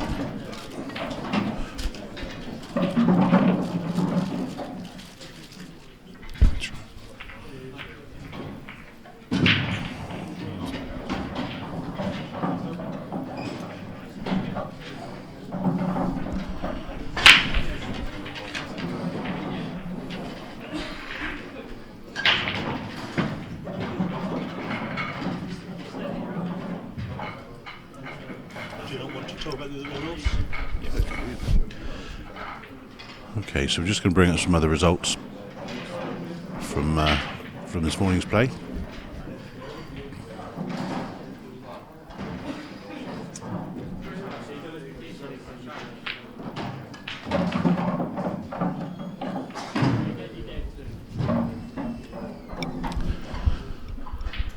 Okay, so last game that was played on the team table was Jack Wheeler and Gareth Hibbett, the last 64, which Jack came out the winner in that one, 7-5, two top players. Certainly the match of the round. For those of you that don't know the format this week, there are 32 seeded players that enter the draw at the last 64 stage, and about 120 the rest of us.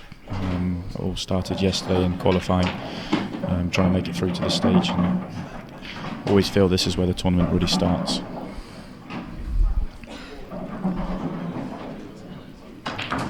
A very close game between Jason Twist and Andy Crowsdale there, 7-6. Jason coming out the winner.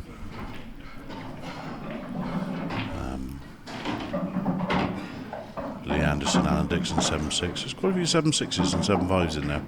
So some good battles we've had this morning. Ronan McCarthy edged out winner 7-5 against Joe Hood. It looks like Clint's got off to a very good start with a 7-0 win.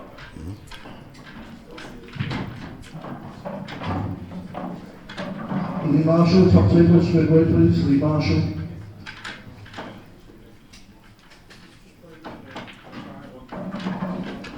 Yes.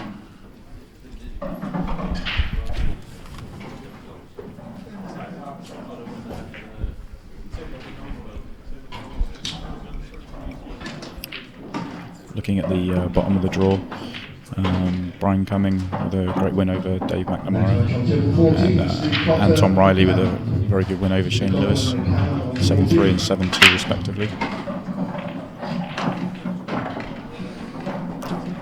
Skipping over the result in the middle. Liam Dunster, Simon Webb, 7-2. There you go. Thank you. Sorry. Okay, Jimmy Carney, great game yesterday on the TV table.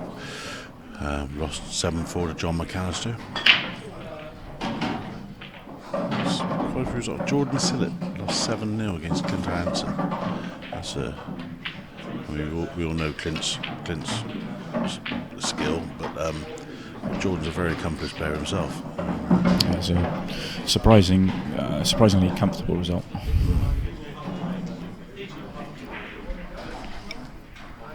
The last one for Dave Mercer as well, Dave, you in the room.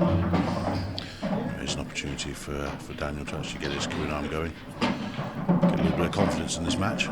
He's had a couple of shaky shots in the first couple of frames so far. Looks like the yellow by the red in the middle goes comfortably, so no issues, nothing to work out. Just find a route and take it out. Yeah. The white's pretty perfect for that. Just drop it in, drift past the other one.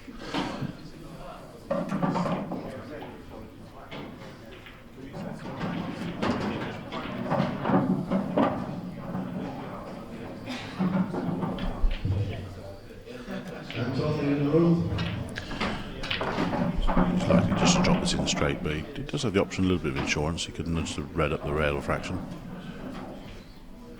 Yeah, just elected to play the simple way.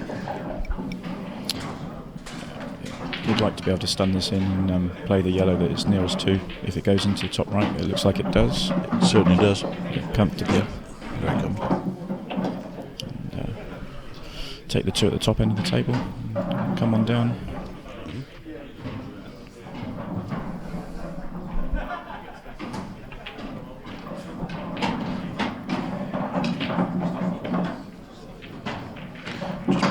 Play a simple pot now with a tracer bottom right, just leave himself perfect on this last yellow down the bottom end of the table.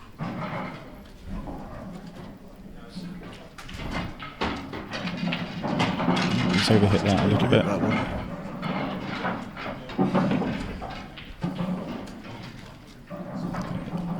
Didn't really look like he got into the white there.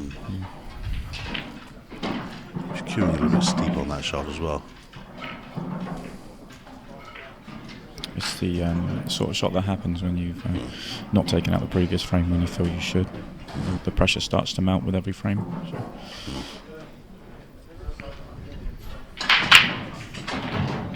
Oh wow. That's very really unlucky. Lucky and then very unlucky. Yes.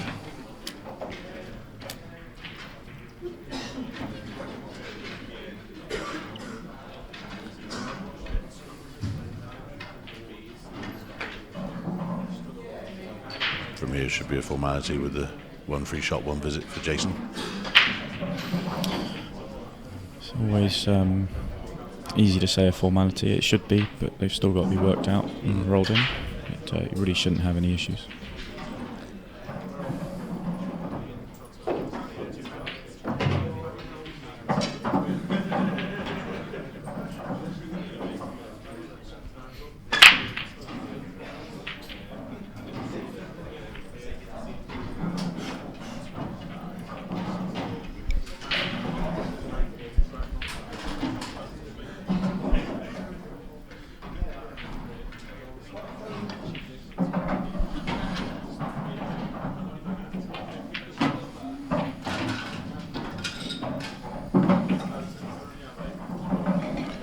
so many options there.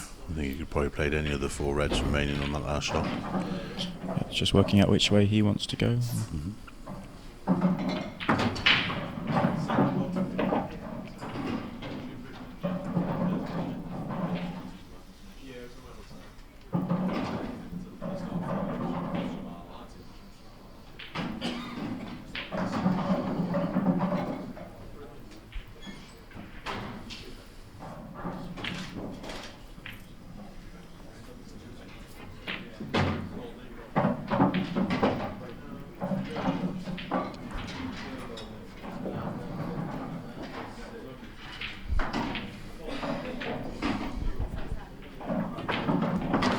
Absolutely plumb straight on this black now.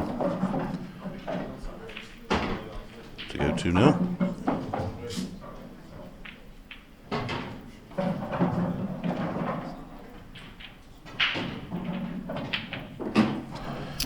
Very nicely done.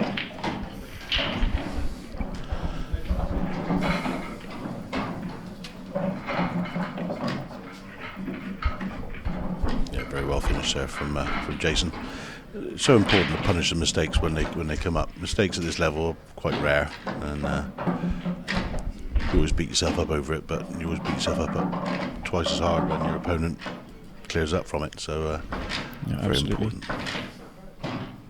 And from Daniel's point of view, I think it's important that he takes a chance soon. His first to 7, he comes around very quickly.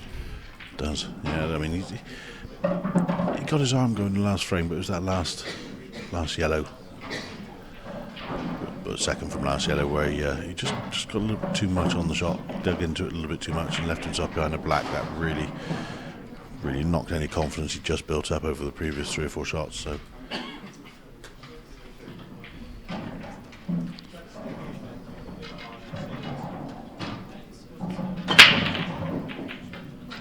Of course, from Jason's point of view, he knows that if he can put a good break in here, which he has, and really punish him, will keep Daniel thinking about that mistake even longer.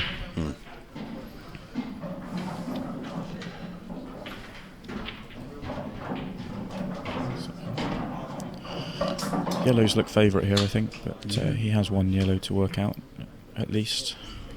Maybe 2. Probably 2 was both nearest the ball line. I think if he drops his one in the middle bag, he probably look to clear the yellow, tuck to the left on.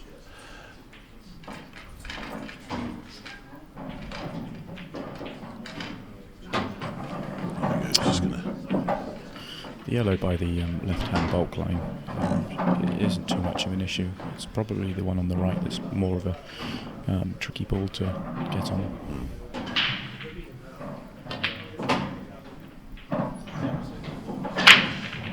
So he's got his trumps there because he's got a second opportunity to clear it now. Can he flick the one? He might be able to flick this in with a tracer side. Maybe not. I can't see the angle from here. If he can, that would be a massive bonus. I think it might be his option anyway, even if not, take the pocket. When you'd be looking to play that with side anyway, with the tracer right just to get the white out from between the 2 reds, but he's looking to clear this one now with which he's done very well. Yeah. So he still has the issue with the ball on the right. He's got a straight double now. The risk is if he plays a straight double and stuns it dead to leave himself on the yellow in the middle of the table, then if he misses it, Daniel's got a very simple snooker. All these players are very aggressive, and they see an opportunity to win the frame, and they'll more often than not go for it and make it. If he thinks the double's on, if he makes it, he will win the frame off it. Yeah, I mean, from there, even cutting it to the corner isn't a bad shot. If it misses, it stays there. It blocks 2 reds, 3 potentially.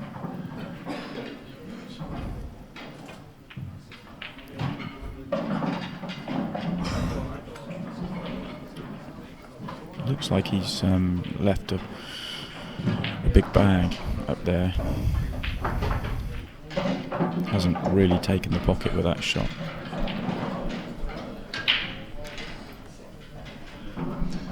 But Daniel's only pot that he has on is red to the right middle with a tricky white.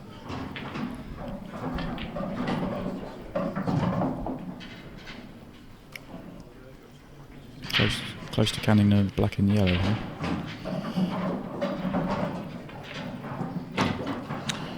He was able to just miss it and played that very well.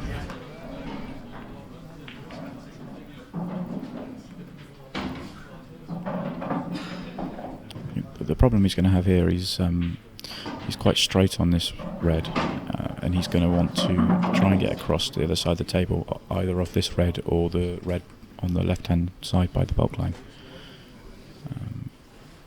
It's going to be tricky for him to get enough angle.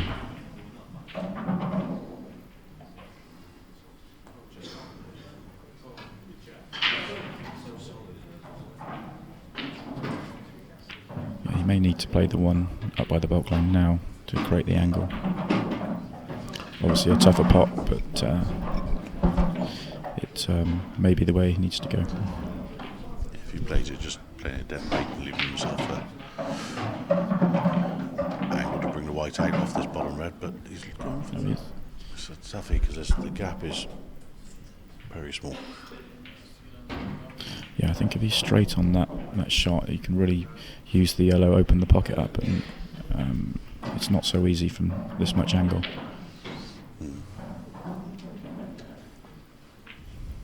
It's a tough shot.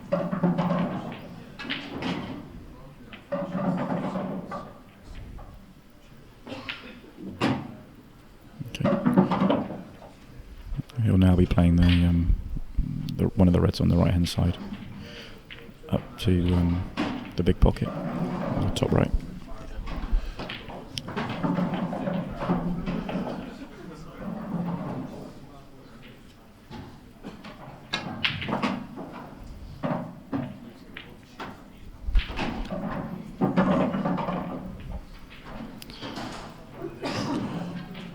I think before the visit started, I think I would have preferred to take the one on the left-hand side first, because it was always going to be a problem to get back across for it, and it would have had much more control if he was straighter on the balls on the right-hand side. But this still cuts in, but he's got lots of work here.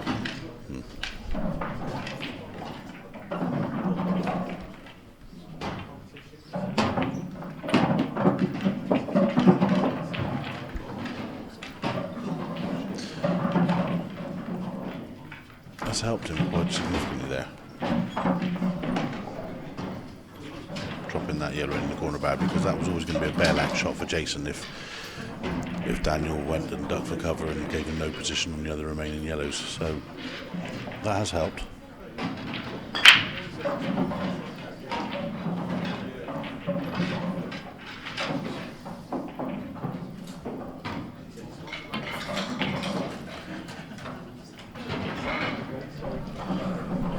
I think turning that ball down a few shots ago, because he wasn't great on it, even though it probably was the best shot to give him a chance to clear.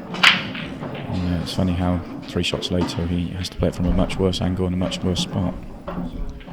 Exactly. And it's happened twice in the last 2 frames. I think that's where the top players, they understand the shots, the ones that will win them the frame. And amateurs like Daniel and I sometimes take the easier option.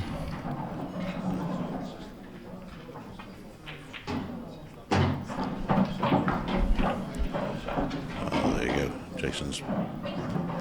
He's finished very tricky here. If he takes the yellow in the middle, he won't be able to get on the other yellow very well. And I think the other yellows, I don't think there's enough angle to get back up for the yellow, the one by the back. So slightly tricky. It's the sort of shot where at this stage you think, well, he's just going to run that yellow towards the corner bag, leave it covering the bag, white frozen to the cushion, and say, there you go, Daniel. Your confidence level's low. Let's see what you can do now. I think he's going to be more aggressive. No, he's played your shot. No. He's got his opponent on the ropes and he doesn't want to give him an easy chance. Make him earn that first frame. If the black was out in the open, then he's left himself a tough angle on this first red to get on the second one, and then he's going to have to land plumb to be able to get on that black from there. So absolutely. If he makes the first red, he might be able to squeeze behind the other red rather than going for the clearance. But yeah, I mean, it's a very tough pot in the first point. Yes.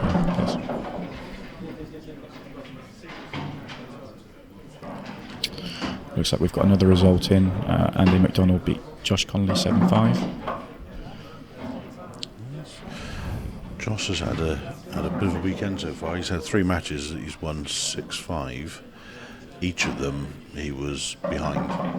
He's won the last 2 or 3 frames. Obviously, last frame, obviously, but to win the last 2 or 3 frames to win the match. He has a habit of switching off and then switching back on again in his matches.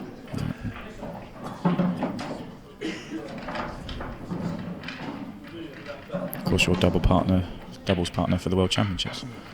Yes, carried you round. He does carry me. Very broad-shouldered chap. Thanks, Simon.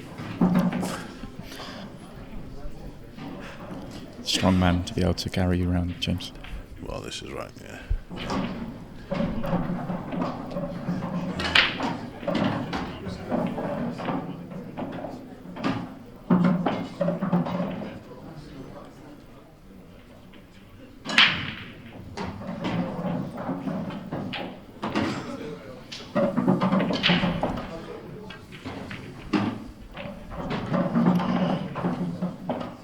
Nice pot from Jason there. Yeah, he's just making perfectly sure of the pot there. I always find with these shots, don't just play loosely into an area, be very precise with what you're trying to do. And then they look easier than they are. It's never easy to get a perfect white with the yellow so far in the pocket. Jason's played a shot there that you find very, very common. Playing those little drop-in shots to corner bags with check side kills the white.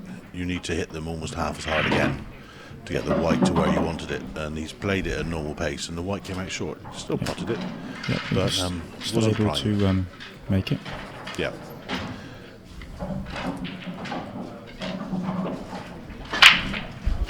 Okay, so there's Jason's 3-0 up in this match.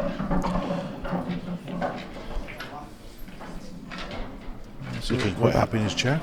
We've got about 3/4 of the last 64 round of last 64 played. There's probably 8-10 matches still in progress. Yep, that's pretty much all the 10 o'clock session come in. All the 11:30s are now in play.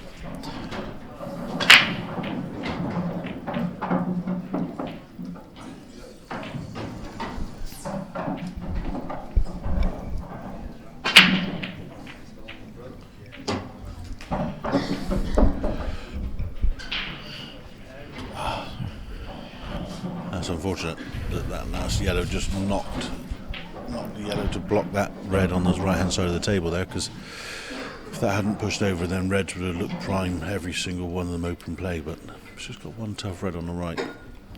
It often happens when you're just struggling on the table, you're not quite taking the chances that you've had, then you find that you make a nice break and you'll have more problems. The last roll will hurt you. If he was, buzzing with confidence here, he would fancy these. He's only got one ball to work out. Yeah, what he was looking at then was all the different ways he could possibly get an angle on a red to get into those 3 yellows to bring the other red into play. Yeah, I think he'll look to clear the 2 at the top of the table, and then come down and look for an angle then. He may be able to do it if he just drops this in, leaves himself plenty of angle on the red at the top right. He might be able to work an angle, but the yellow up there might be in his way. It's going a different way. He's looking to give himself an angle on this middle to screw into it. Has he come a little straight? He has a little bit, and I'm always fearful of these middle bags playing these shots when you're trying to screw across the table. They do spit out. They will spit them out, yeah. You've got to be very clean with these, especially if you've got lots of spin on the ball. That helps, it sort of throws it round the pocket. It does. A wall of death and throw it into the middle of the table. always looks a bit funny, but we know the shot's Well there. played. Very well played. Oh, He deserves it. He deserves that. That was a very good shot. He is. I think he'll be over the moon. He couldn't have finished much better. He had to hit that dead centre of the pocket. Yeah. Have any chance of it staying in? Right, it's a shot of the match so far for me. Yeah. And very important that not only he wins this frame, but he takes out in this visit.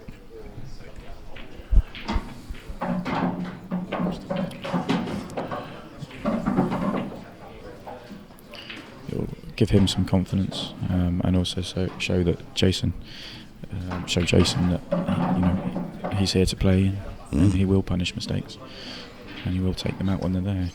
Yeah. That's the secret. Don't ever give out an easy ride. Just No, absolutely.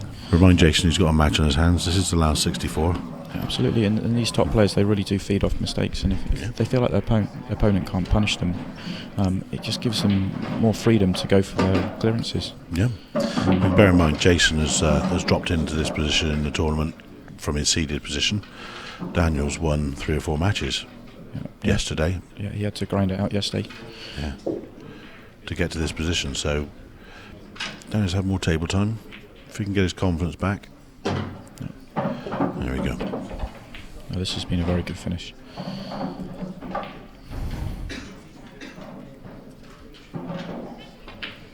There you go. Excellent break and dish there from Daniel, just to get himself on the scoreboard. Nothing Jason could do about that whatsoever. Just sit in his chair and watch, and he's thinking to himself, right, let's reply in kind.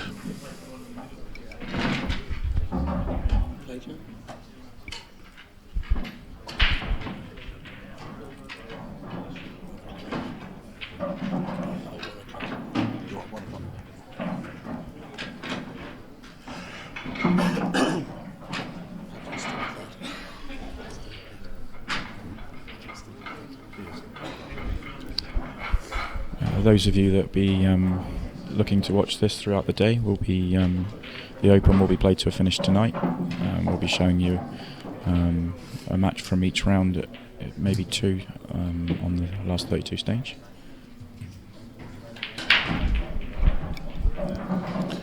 Yeah, the Open's always a very exciting, fast-paced part of the tour events.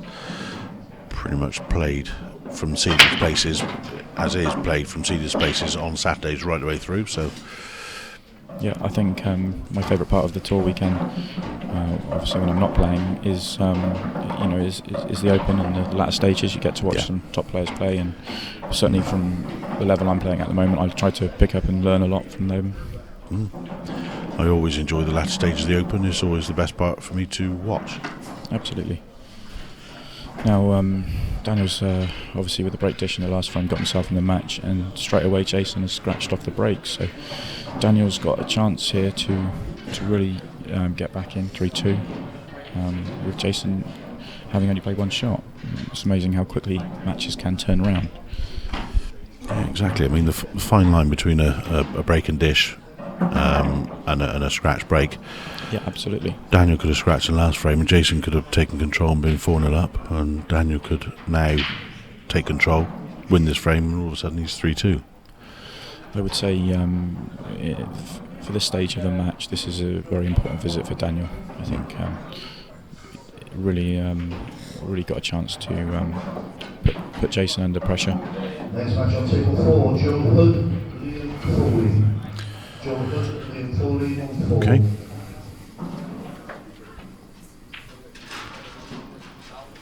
I think he was trying to open up yellows there. I'm not sure if he's finished where he wanted to. He may change his plan and go reds, but he was trying to put the red more safe along the baulk cushion, but didn't quite get enough along that, and didn't get himself perfectly on a yellow now. So if he can cut this yellow in the right middle, it should open it up lovely. It's difficult to tell from. Yeah, just looking at the table itself, it doesn't look like a viable shot. If his other options are the one below the black, but he could change and go reds.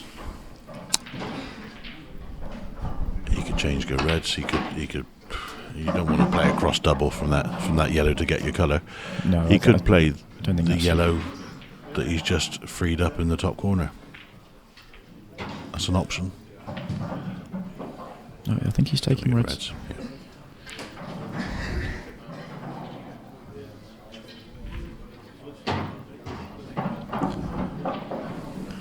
If he can make this plant, then they are on. And if he doesn't make it, he's covered at least one bag, and he's nudged the yellow onto the side rail, so he's not making it easy for Jason.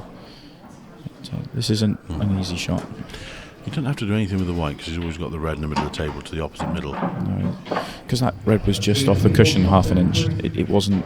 You couldn't just play the red down the rail. You had to almost. You don't play for the pot. You had to miss the pot. Yeah. It's very hard to see from here, but the three yellows in bulk, the one nearest the brown spot on the snooker table, if that one passes the one on the right, it would, a simple rolling would leave him dead straight on the one on the left. Now, it's tough to see from here if he can play it knuckle first and clear that yellow pocket.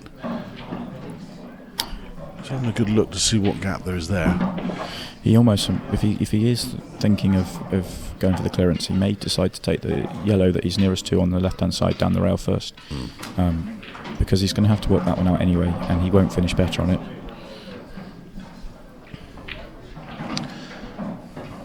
But saying that, it is an easy double across, which would leave him plumb on the bottom yellow. So he's he has probably plenty of gonna play options. that first.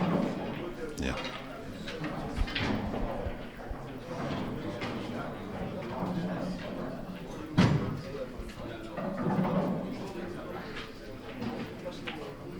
It's well played.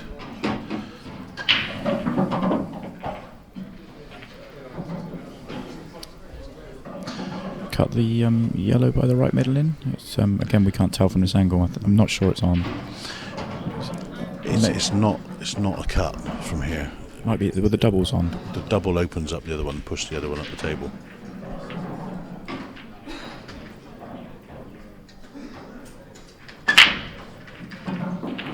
No, it did. Well played. No, can't tell, but the yellow may not pass at the top of the table, and that shot really hasn't worked out for him at all. No.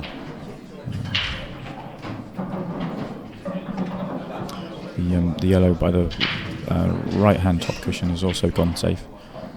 So, all in all, that couldn't have come out too much worse.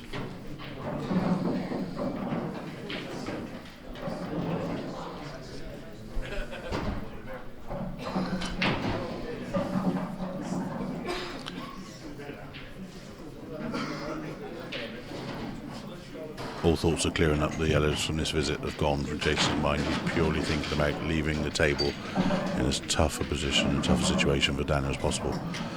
Trying to put as many obstacles in his way. Yeah, I can't see anything, any way of getting a snooker or anything, an aggressive safety, if you like. He's just going to try and mess up the reds as much as possible. Yeah, three-ball plant those yellows in amongst those two reds. Yeah, and he's got the red on the right-hand side top pocket. Slightly awkward. So if he can tie up one or two on the left-hand side, then he's making it tricky, and then there'll be a tactical battle.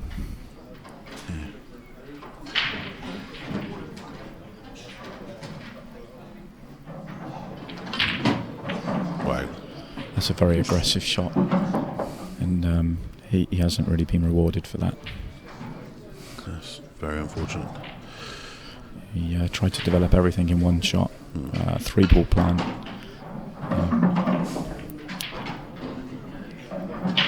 We called that shot well, James. I tend to call all the shots that are too difficult for me to be able to play, knowing that these boys can. Yeah.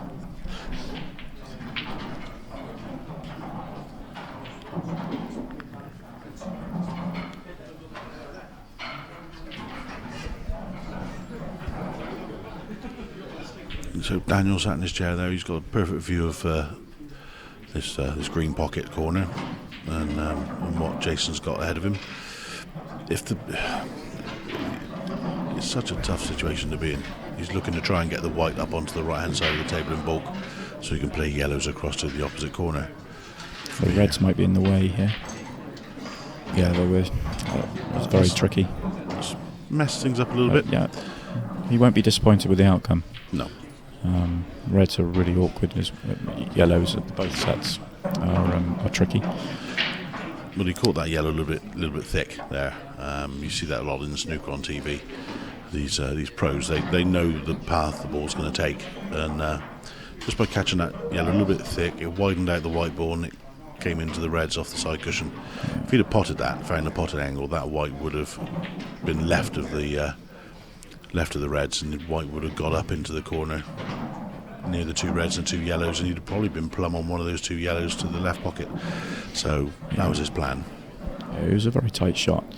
I think the shot was on. He wouldn't have played it if it wasn't. So I agree with you there.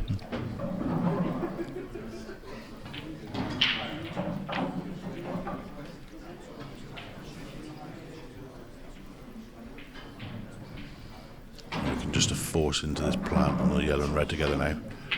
That's it. Clever shot. Yeah.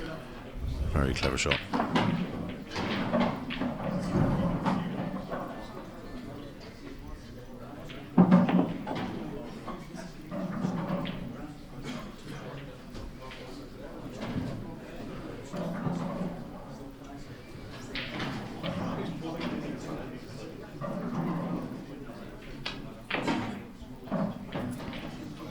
We can just play the snooker on the red he's playing here.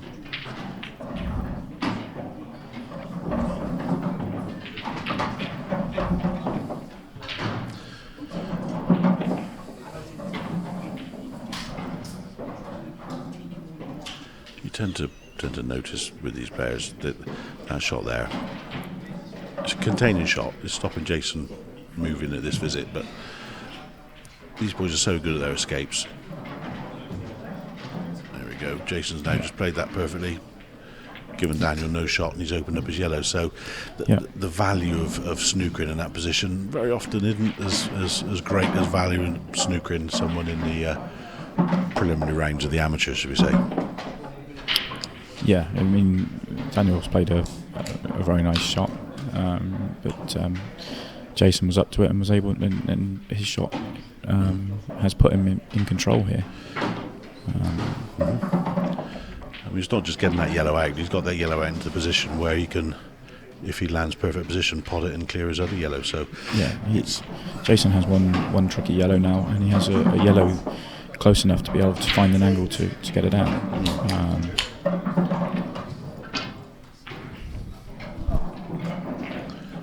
It's a very interesting frame. This does show the tactical side of black ball.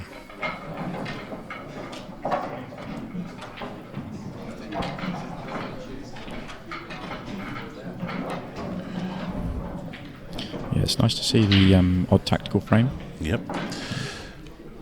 Can Jason play this yellow off the left side of the following yellow just to get it into the pocket? It looks like he can. He won't be able to make the pot here, just get the pocket. Get into the pocket area, yeah. Yeah, very good. Yeah.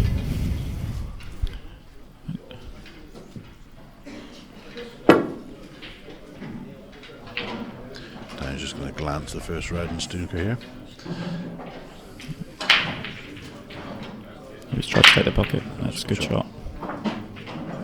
See, he could have played the snooker, but had Jason got out of it, he would have still been in control. By taking the pocket, he's sort of turned the tables a little bit. Mm-hmm. Jason's got options here. He could clear the yellow furthest away from the pocket of the two, and then come off the side cushion and bump into the other yellow. He could just brush off the yellow by the bulk line and leave him only a shot on the red in the top right pocket. But,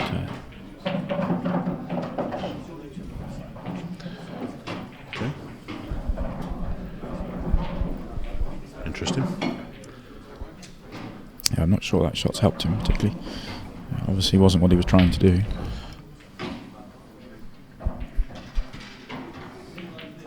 See, Daniel's now got pretty much full control of this frame now.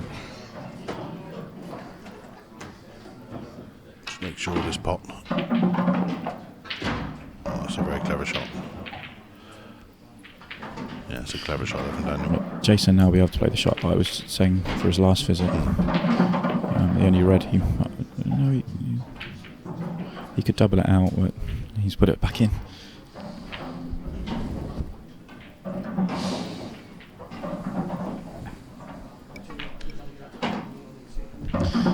It's amazing how quickly it can change. We were only saying 2-3 shots ago how yellows had taken an advantage, but reds are definitely in control now.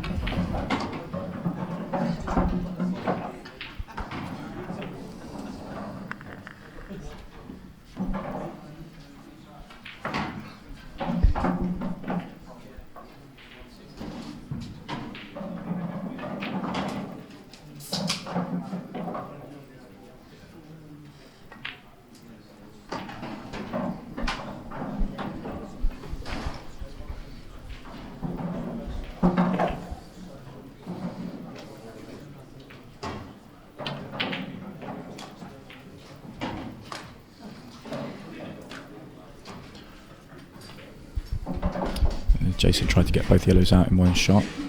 That hasn't worked. He has one out, so it's not an easy clearance for Daniel, so he'll have another chance. Not sure that was going to be the right shot to play, pushing the red into the danger zone. He might have been just trying to nudge the yellow onto the cushion, make it hard. He doesn't really want to leave Jason any balls over a pocket so that he can create angles to develop balls. It's a good shot.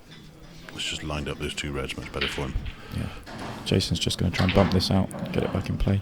He's just pointed out to Daniel that yellow's not frozen to the cushion. So he's been kind of a touch shot now. Okay, interesting. He's tried to get all three out. Hasn't really worked, but if Daniel did leave him any look at the ball on the left-hand side, then he might be able to get them all out in one shot. He's a big target. It'd be unlikely for Daniel to leave him a look at that yellow. Yeah, I mean, what Daniel's playing now is going to just run for cover in amongst these two reds. Now, if Jason's not knuckled here, he's in a very tough. He can probably see the yellow, but if he hits it, he'll foul in the middle pocket. I don't think he can see. He can't see the yellows on the right-hand side, so very tricky. Playing knuckle first. Okay. He's not totaled here, so he will have to hit a cushion after impact, and he has. Well played. The way those three yellows and two reds are situated at the bottom corner of the table, if Daniel didn't leave that up against the knuckle by playing that containing shot up against the two reds, Jason could have squeezed in between the top of the three yellows and the side cushion and played a plant off the inside one of the two stuck together and pushed the red by the black, and that would have opened up Jason's balls, and it would have tied up one of Daniel's. So got away with that one there. If he'd have played that slightly different and been a little bit careless, then you could have given a bit of control there to Jason. Yeah, but slowly but surely reds are starting to unfold here.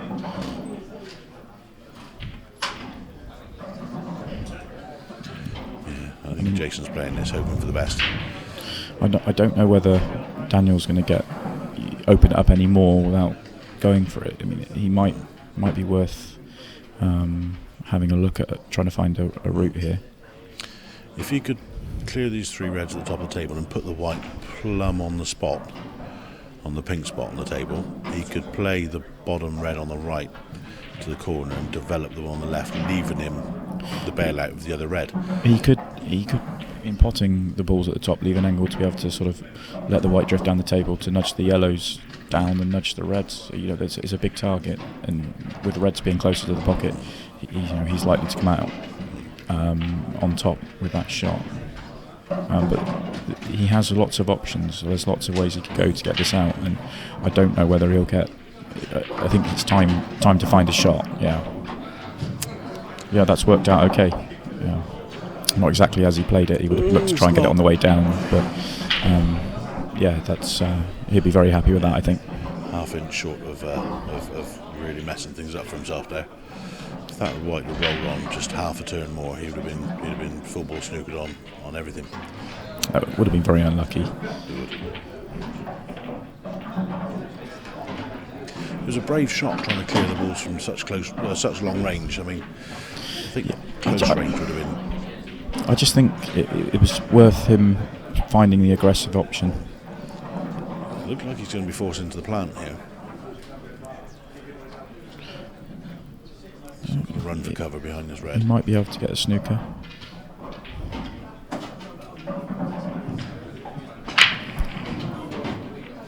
I think he's covered the yellow on the left-hand side, which was the main ball to make sure he covered. It wasn't so disastrous if he showed him, let him see the balls on the right. I don't think it's a total snooker. No, you can see the side of the yellow on the side cushion, but this yellow to the middle bag, it's not the sort of shot you want to play with a tracer left-hand side, because the white's in the bottom corner all day long, and that's. Sure, he can see the potting angle. No, he's just going to get a full ball connection by the looks of things. Just bump it down to the bottom corner, play the double. He doesn't want this to go in. Unfortunately, he has. But if he rolls this into the middle bag and with plenty of top, the inside of the two yellows, the furthest right, he can play down the side cushion, push the red to the black, get control of the pocket. With either yellow, he can take the pocket.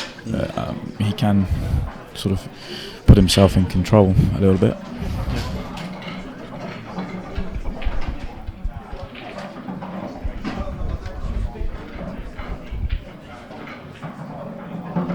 If this goes, he might be able to nudge the yellow out. If not, he'll just take the pocket with it.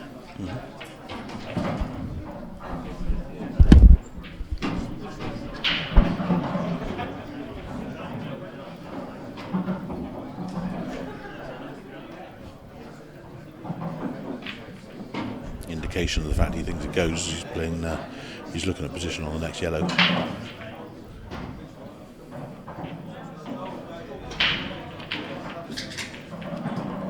Oh, wow.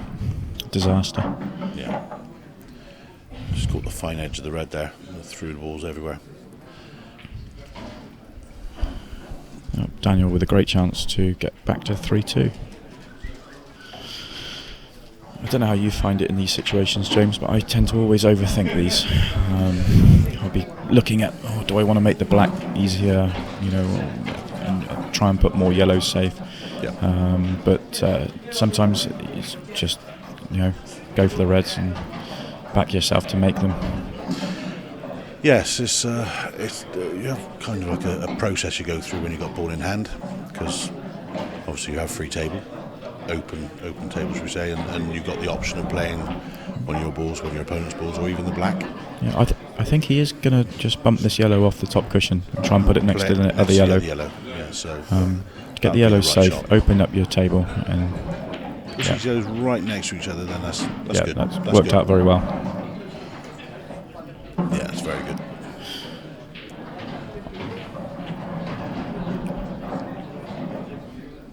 I imagine he'll want to leave the red that he's closest to till last. If he finishes 3/4 ball on that and pot it, drift down, finish on the black. So he'll hopefully have an angle to get up the table a little bit here, or leave him the long straight red would be absolutely fine. Yeah, that's what he's gone for.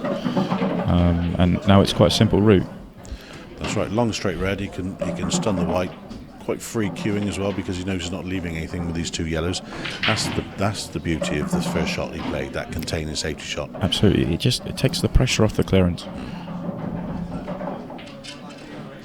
We should cue this nice and smoothly. He's over screwed it a fraction, but he's got plenty of room to work with. Just going to put a little bit too much distance between white and last red, but it'll come off the top cushion here. It's more important to get the right sort of 3/4 ball angle than it is to get close to the work here. Yeah, it's a bit of side there. Yeah. He maybe have a fraction too much angle, but he'll have a very good shot on the black here. It's one of those confident shots you see. I mean, 3 frames ago, he'd have probably ended up putting the white behind the 2 yellows after that shot. Yeah, you can see the confidence just starting to grow. Pace came to his rescue there. Yeah, and these tournament tables, they slide in lovely.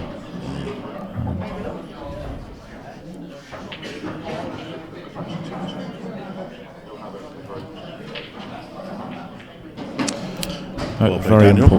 Very important frame for Daniel. That. It's kind of a frame and a half, that one. Yeah, absolutely. Jason will be frustrated. He'll feel like with the mistakes that Daniel's made, he really should have put himself in complete control. He has to remind himself he's still 3-2 ahead. He's still winning this match, and he'll get plenty more chances. Yeah, we've gone for an unscheduled mid-session interval. I can't blame him there. It was a long frame. It was a long frame, and it was one that Jason wants to just go away and probably sprinkle some cold water on his face and regroup. Absolutely. We have another match in on one of the outside tables. Jordan Shepherd has beaten Stuart Weeks 7-3.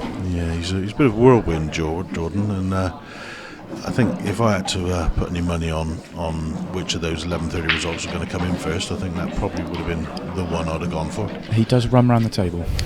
Yeah, my experience of Jordan, first time I played him was in Liverpool last year. Baptism of fire. I was shaking like a leaf, could hardly hold my cue. It just didn't matter because I didn't really get any shots with it anyway. He scorched a mark round the table, beat me 6-0 in 12 minutes. So it was my first experience of playing Jordan was probably the first time I played at one of the pros, one of the top players. I was 6-3 up first to 7, and the chicken wing came out. It got a little bit tight, and he made a monster clearance in the decider. But I didn't take my chances. That's for certain. You can't do that against top players. That's right. He is so fast around the table that he can run 3 frames off before you've blinked, and if it catches you by surprise. Yeah, absolutely. I mean, he's a class QS. He can mix it with the best of them. He's such a good player, and the fact that he's got that speed on his side as well, which can be a strength, just makes him a very, very, very difficult player to compete with. Yeah, he's a very aggressive player as well. So when he's firing, he really can roll them out quickly. And you don't really feel like you've done anything, and all of a sudden you're 4 or 5-0 down and right up against it. Exactly. Yes, it's he's a toughie. He's a toughie.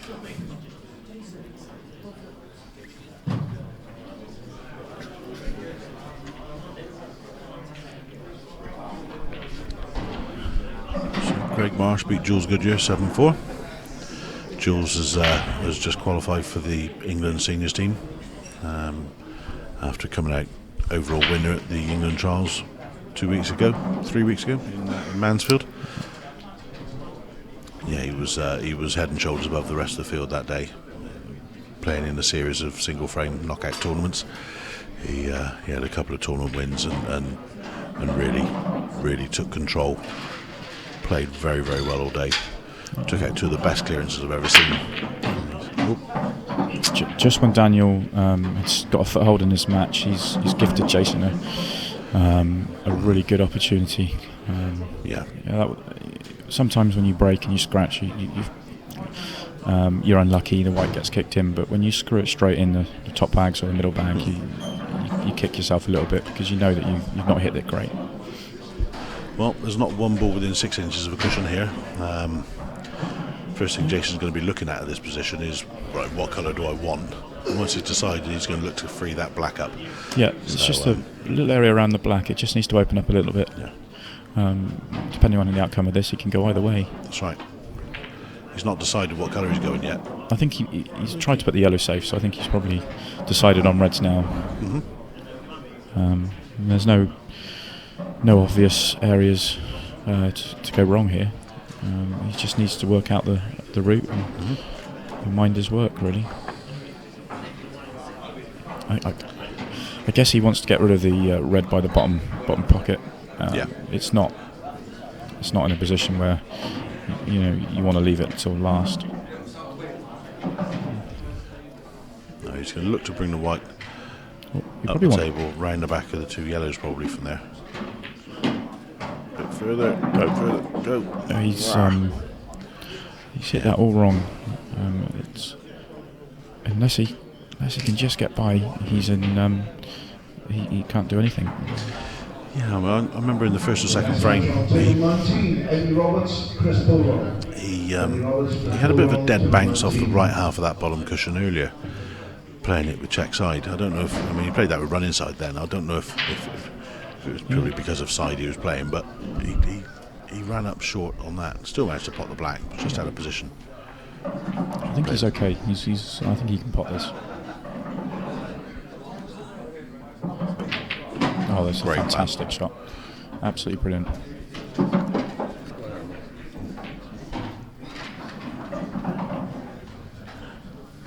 And problem resolved. He's back in complete control of the frame. As I said yesterday, it's I enjoy watching these top players. I would have been really frustrated knowing I've blown a great chance to win the frame there, and would have been visibly annoyed. But if you'd looked at his mannerisms, he just looked at his next option. He didn't flinch.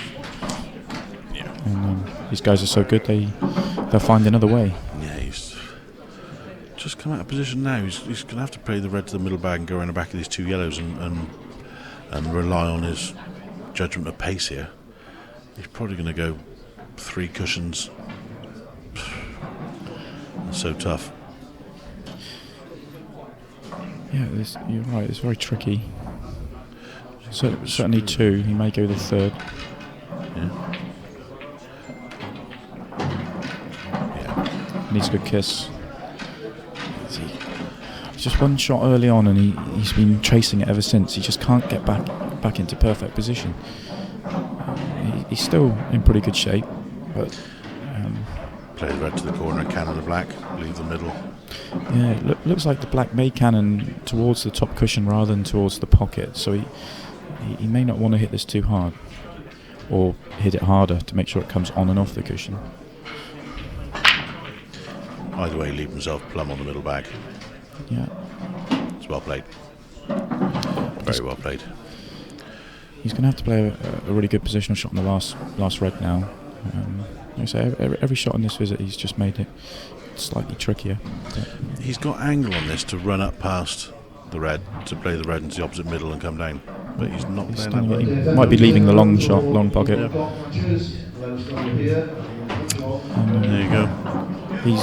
Is he going to have to screw up past the 2 yellows? Who's currently stood directly in my line. He can't screw past the yellows. If he screws from there, he's going to hit the left one. The left one, so it's not the greatest angle at all. Unless he forces it around. Such a toughie.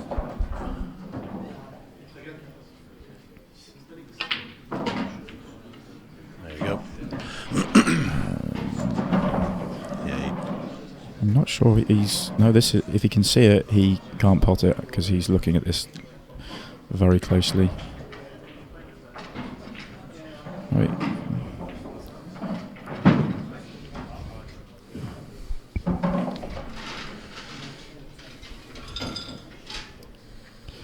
This just shows how fine a margin this game is. If he can see this, you fancy him to pot it. If he can't see this, then Daniel's going to have a very good chance for 3-3. So 4-2 or 3-3 is a big difference in a race to 7. And we're talking about a millimetre final margins. You can see it, I believe. This is purely a decision process now. He's decided whether he can get to that potted angle. Once he's decided he can, that yellow just doesn't exist now. In his mind, he's playing this as a natural open pot. Looks like he's playing it plain balls, so I'm sure he can pot this. Yeah, very good shot. Very good. Well played. Interesting that he was trying to see if he could see the potting angle, and he actually potted that just a hair thin. potted it off the near jaw, so he caught it a hair thick, so he could see the potting angle easily. To play it with a trace of left-hand side there too. Maybe, yeah.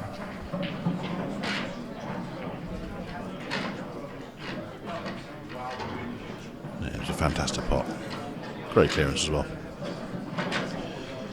Gets his 2-frame lead back. Yep. And we have some more results in. David Rooney, who's having a very good weekend so far, has beaten Ryan Wilden 7-2.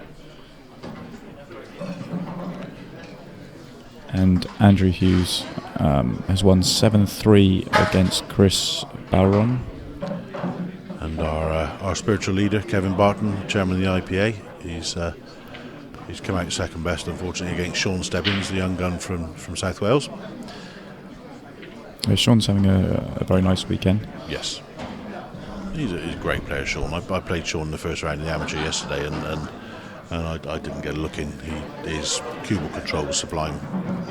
He had it on a piece of string, and he just one pot in 6 frames. Fantastic play. Pleasure to watch. Shame I was on the receiving end. Yeah, that is the standard here. You sometimes can sit down and watch and not get too many goes. Next match on table 12, Liam Fry, Paul Hurd. Liam Fry, Paul Hurd, 2-12. I think we've got the amateur tournaments just getting underway. The first round matches going on.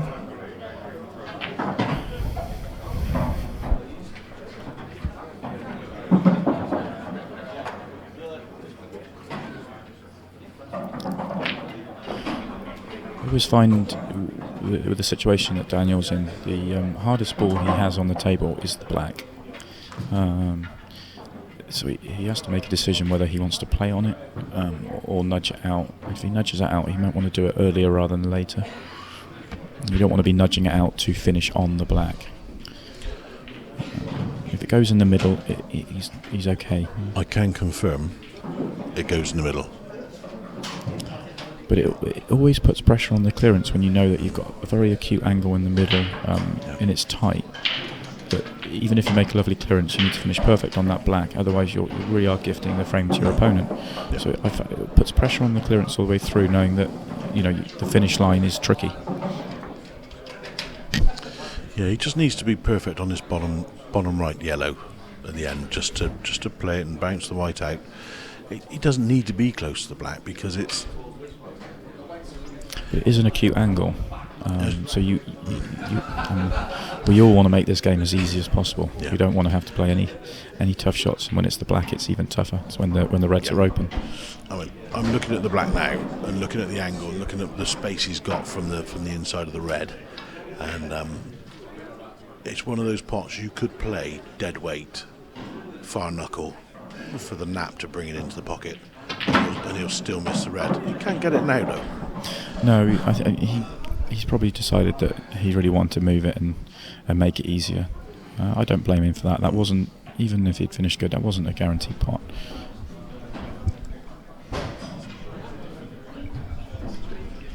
He probably regrets that now. He obviously has to move it now. It's one of those things that you seem to think if Daniel's 4-2 up as opposed to 4-2 down, he'd have left it there. I think you're right. Naturally. I think you're right, but when you're under pressure, you really do want to make the game easier. And it's not always right, but it's what we do. It's human nature. He has a good angle here. Yes. He hasn't looked at it yet, but if he plays the yellow to the bottom left and stun across the table, he would cannon the black out. He'd be unlucky to not be on one of the two other yellows. I think it's definitely the shot he's going to have to play. Mm-hmm.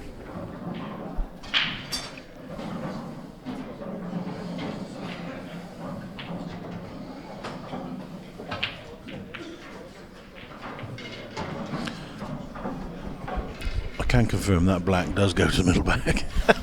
He's moved it almost back to exactly the same situation it was before he moved it in the instance. He didn't like the mess he made of it before, so he decided to put it back as it was.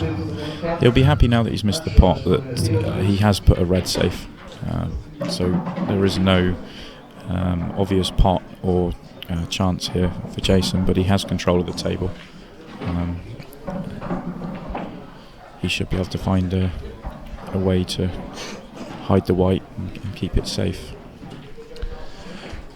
Yeah, I mean, the way the black's sitting now, you'd shave the red to get it to the pocket, but you wouldn't be able to pay it dead weight because it would drift into near knuckle. So, yeah, the position isn't quite as glittery as it was before.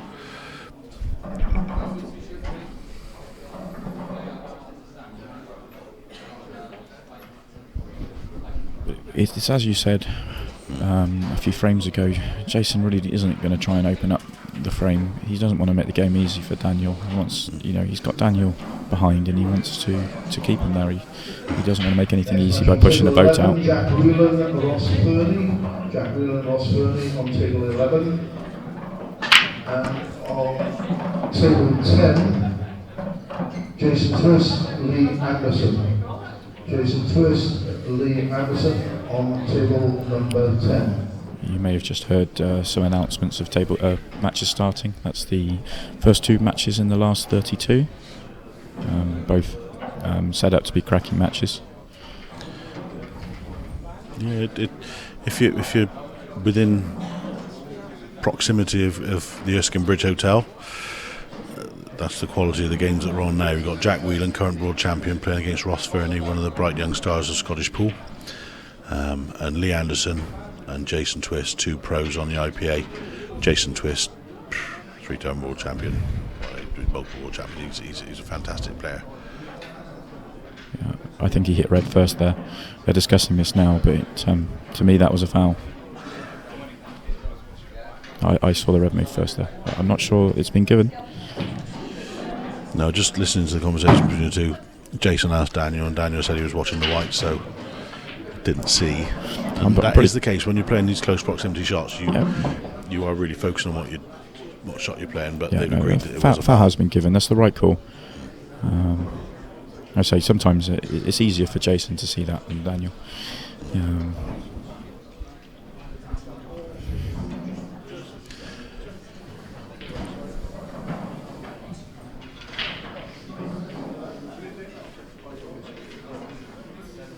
There's plenty, even though he's got the extra shot here, there's still plenty of work to do.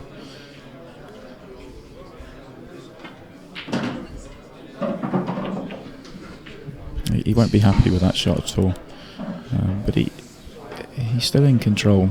He needs to play a very good shot here. It probably isn't going to go for a clearance. And I don't see an obvious pot.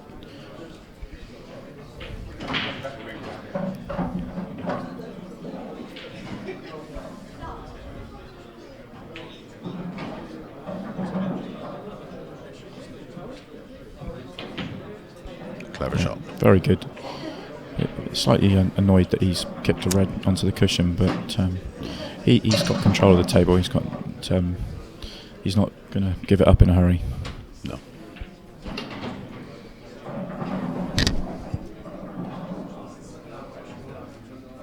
See, Daniel were playing that shot. He's kind of left an opening now. Situation for me, if Jason plays the second red from the black into the middle bag, he's got the cross double and every ball in play. And for these players, it's very easy in comparison to local pub standard to be able to get a real control of the frame from here. He could go aggressive here. He could look to try and nudge the red along the rail and take the top left pocket, but it depends whether he'd leave the yellow on up there. You can't quite tell from this angle, but that shot may not be great. He may decide to go for your aggressive option. I say if he makes it, it does open the frame up nicely. I think he is playing it. Yeah, this cross double is going to bring the white round the table and put him in good position.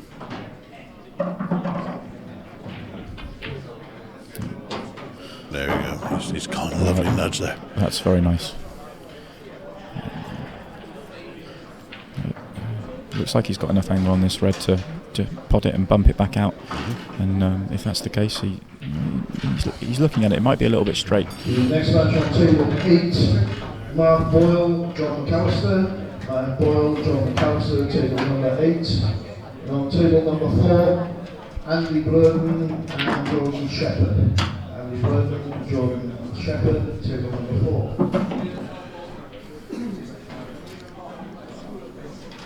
Likely to play the middle bag now and just run the white naturally and try and get on the. If you can get nicely on the red on the side cushion. Yeah, he'll want to play the one on the cushion before the ones in the open, so that's when he'll want to get on.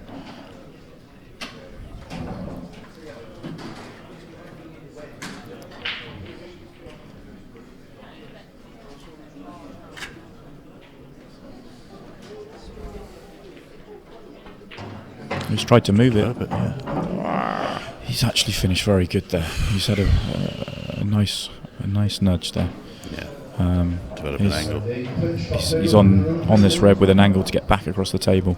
To be honest, he couldn't have finished too much better.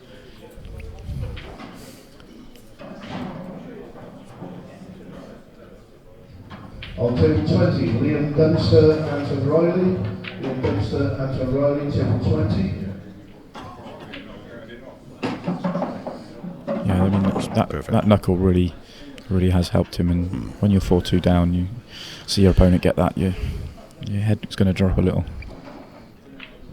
Yeah, I'm just watching Daniel now. He still looks very positive. I think he knows he's got to maintain that positivity to have a chance to get it back into this match. That's a good shot. Very good. I think I can see my lunch being brought out now. It's making me hungry.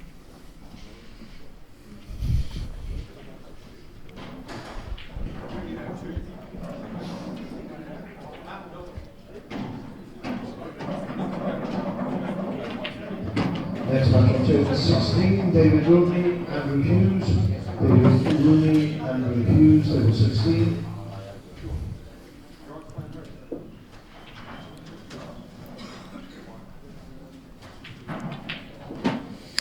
Nicely done. Jason's forged 3 frames ahead, needing only 2.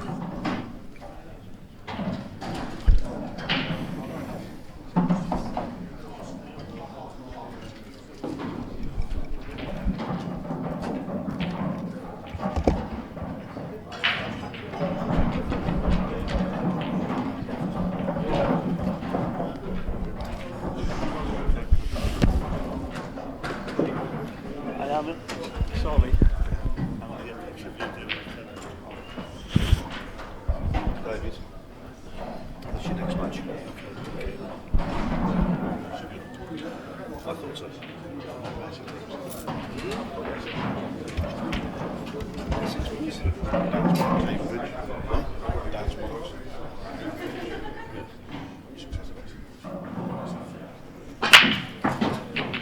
Okay, James is just popping out of the commentary box because the food's been brought out. And anyone that knows James knows that he can't pass up an opportunity for lunch.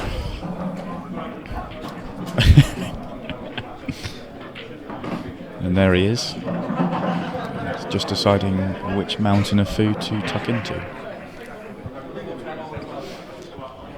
He did say he hasn't had breakfast, but I'm not sure I believe him.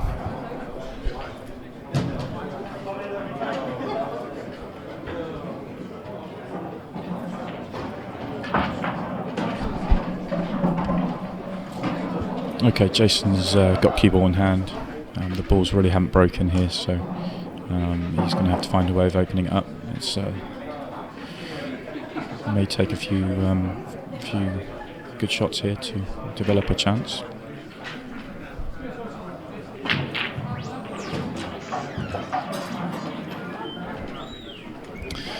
That really hasn't helped things too much. Yellow's covering one pocket, red's covering another pocket. There's problems both sets of balls. And with all the balls, bar one, in the same area of the table, it's all very tight and congested. Andy McDonald, Luke Sandries. Andy McDonald, Luke Sandries, table 15.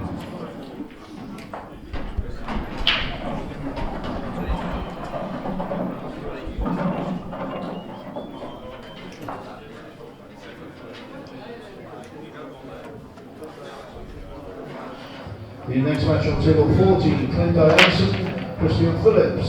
Clint Ianson, Christian Phillips on 14.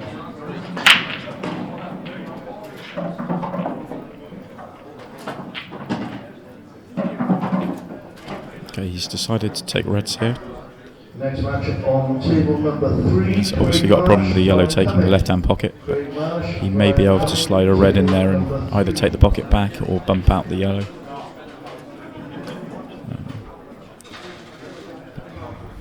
On table 17, Nathan Bridges, Harry Irwin.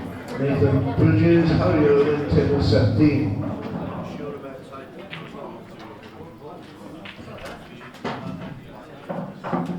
It's a good, very sporting call from Jason. He's called a foul on himself there. Not obvious what happened. I think he may have screwed the white back onto the cue or touched another ball with his cue somewhere. But very sporting, as all the players here are. Next match on table number 6, Michael Howell, Ronan McCarthy. Michael Howell, Ronan McCarthy, table number 6. I've just been informed our next match to be shown on the stream table in the last 32 of the Scottish Open is Aidan Finch versus Simon Ward.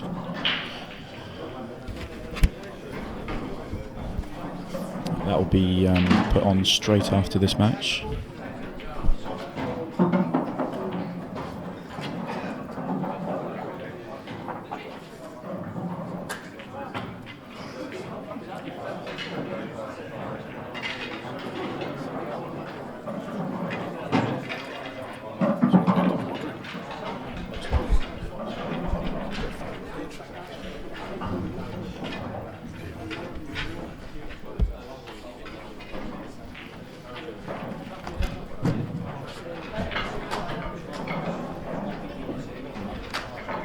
The next match on table 18, we get Daniel Brittlebones Bailey and Ross the Flying Scotsman McInnes. Daniel's got a lovely chance here. He's got to work way up the table at some point to clear the yellow at the top.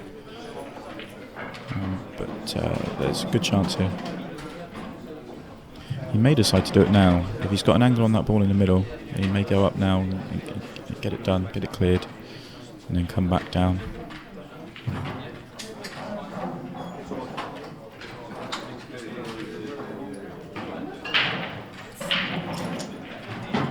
That's a good shot. He's got plenty of angle here.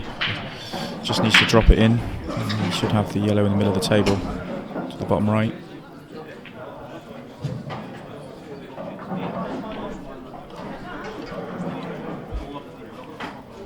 Those of you that are wondering, James has gone for a massive burger and chips. Massive burger and chips for me, tiny for James.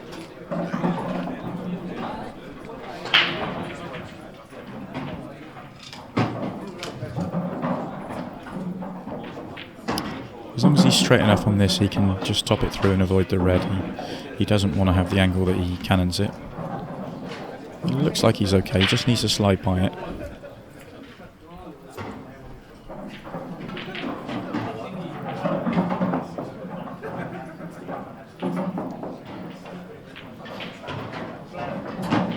Yep, nicely done. It looks like he's got the angle. We can just make this and come back across the face of the yellow and drop the other yellow in the same pocket. Yep, nicely done. He's just got to guard against overhitting this shot. He's got plenty of margin for error, but it won't be the first time in this match that he's just run out of position on the last ball.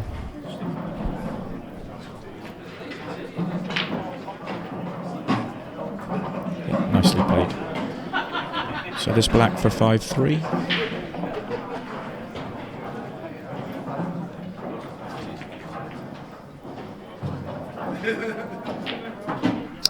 5-3, very good clearance. And again, very sporting by Jason. Nice to see.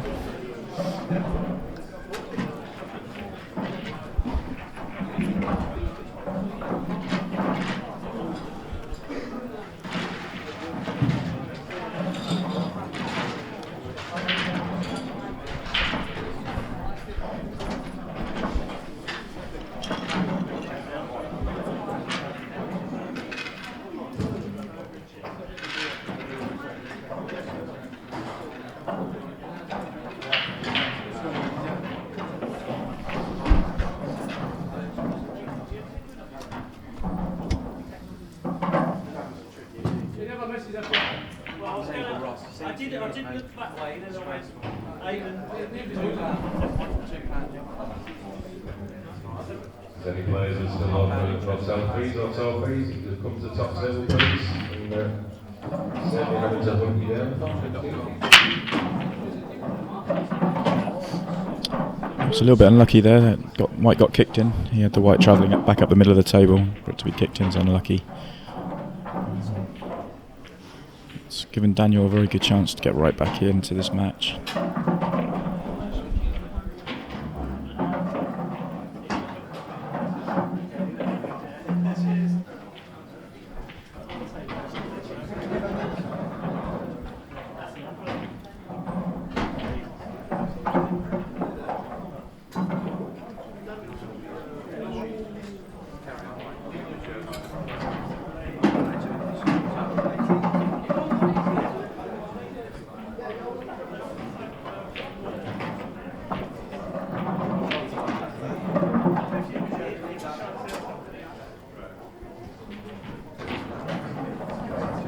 Dan baby? Oh yeah, it is. There it is.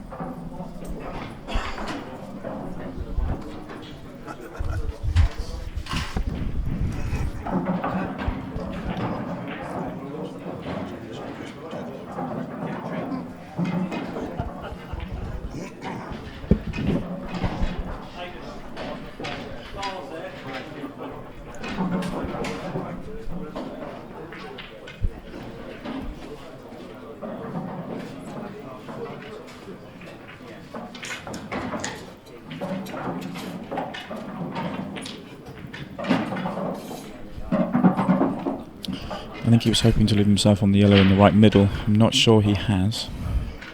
No, by his mannerisms, I think he's not quite got the potting angle, which is a little unfortunate.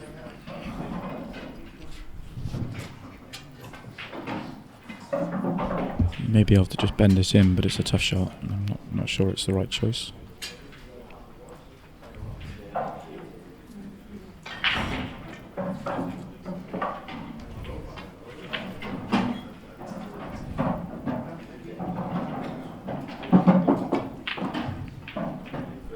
Still a very good chance. He needs to work that ball out and the ball on the left hand side, but they're both out in the open enough that he just needs to play good positional shots for them. He doesn't need to develop anything.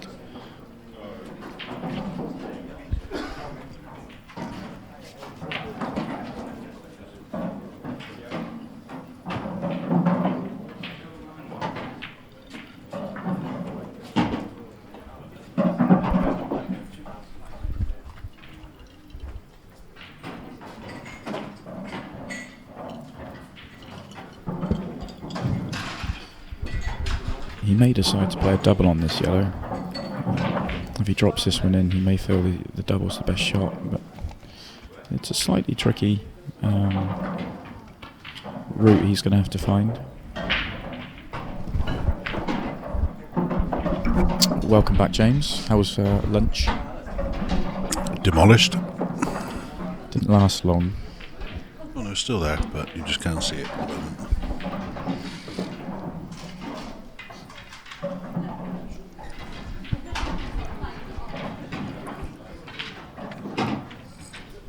He's come a little short there. needs to play 2 or 3 very good positional shots here. They don't really work. There's no obvious route for all 3.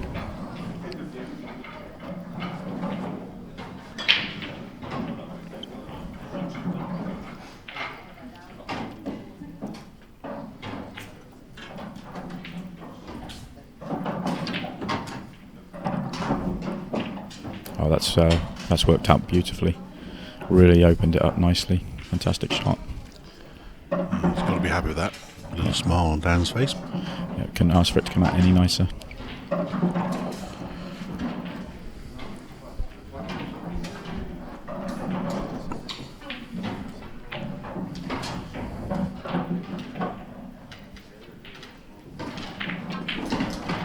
He's overhit that.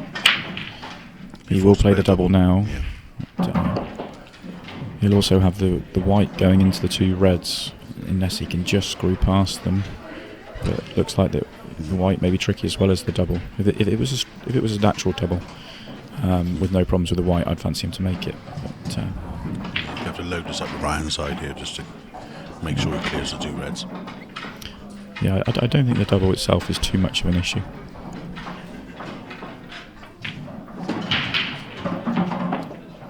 Of course, hampered queuing makes the shot even harder.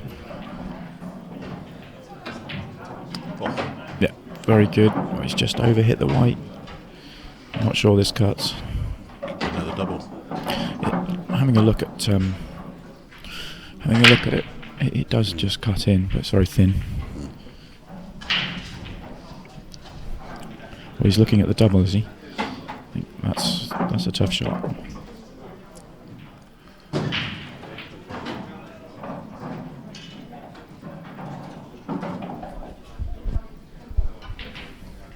Definitely playing the double there.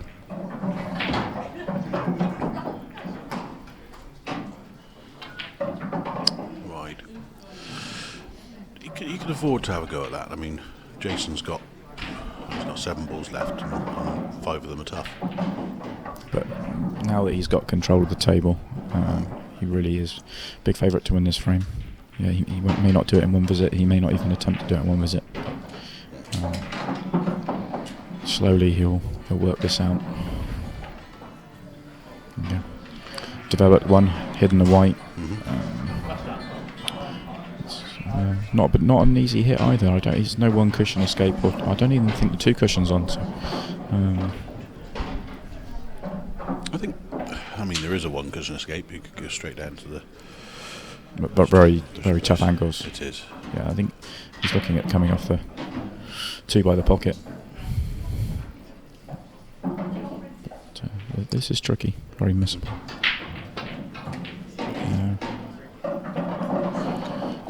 There we go. Now Jason's got the freedom of ball in hand. Should he want it? Yeah, he'll be looking to open up as many balls as possible with his first shot.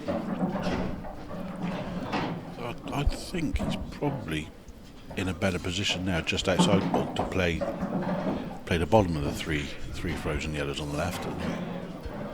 Play the trace at bottom right, flick it out, and develop the other one. If he plays the middle one, then he can nudge that out at the same time as nudging the other one. So sort of clip off it, nudge one into the open, one over the middle, and then he'll just have the red on the right hand side rail to worry about. Yeah.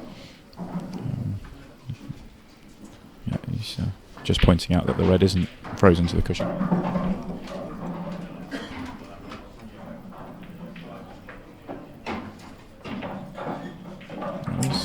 He's nudged another one onto the rail, which is a little careless.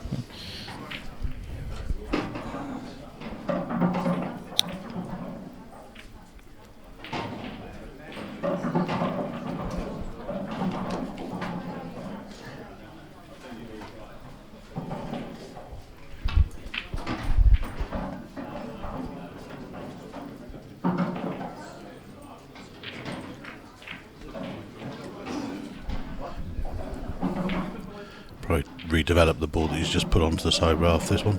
Nope.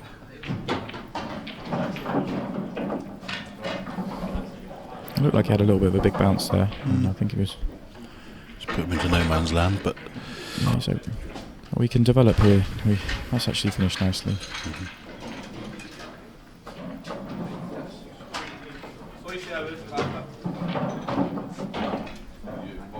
it's finished very tricky.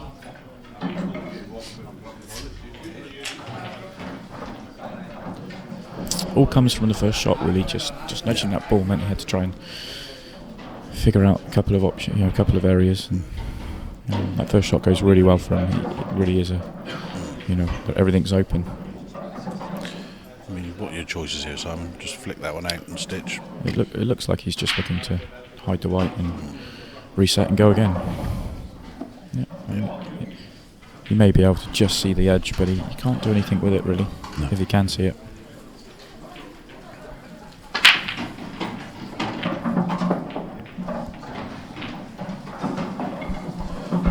Really, to see if there's a total snooker, you need to check from the bulk end, because you can't see the edge of the white from the cushion. So I think they've agreed that it's not total snooker. He's going to try and swerve this and try and make it, but it's tricky.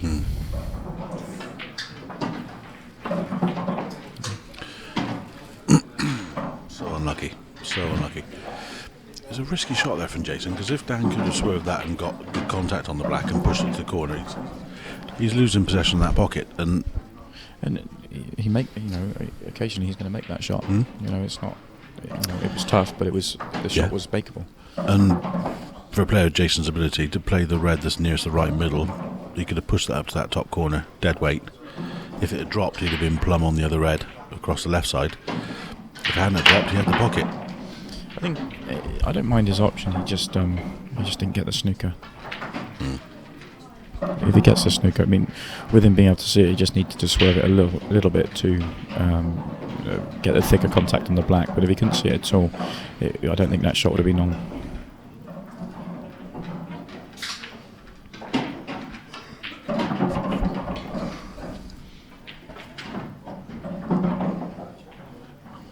Jason may have preferred that shot just to stay in the jaws, but it shouldn't cause too many problems.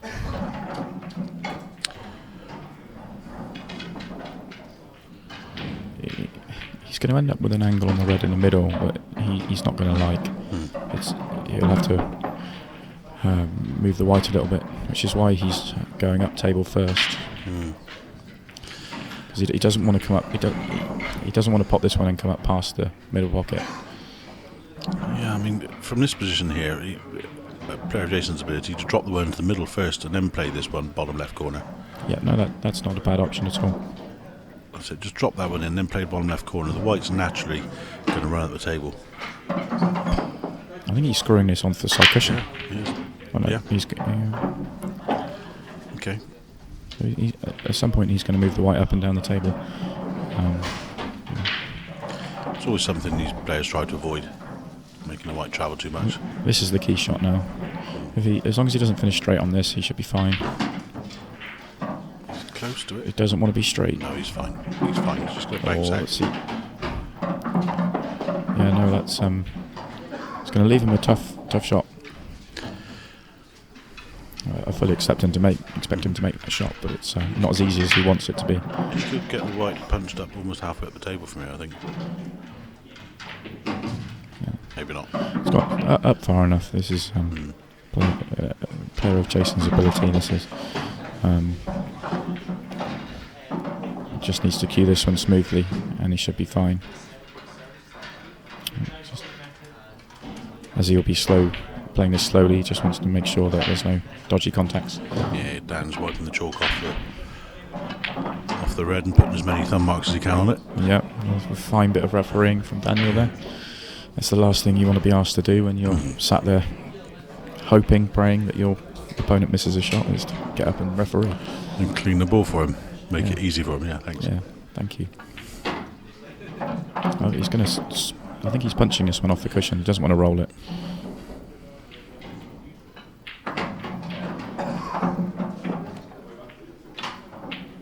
Oh, he did. No, it's very nicely played. Well played. So, Jason Remington is now within one frame of victory in this last 64 game in the Open. Another example of Jason wasn't quite where he wanted to be on most of his shots there, but he just kept going, never got frustrated, and was able to work the route out. mean, it's always going to be a very, very difficult game for Dan because Jason is a class pro on the IPA tour, but he's never been able to catch up. Yeah, I think when he looks back at this match, if he does go on to lose, he will think back that he had chances to really get in and put Jason under pressure.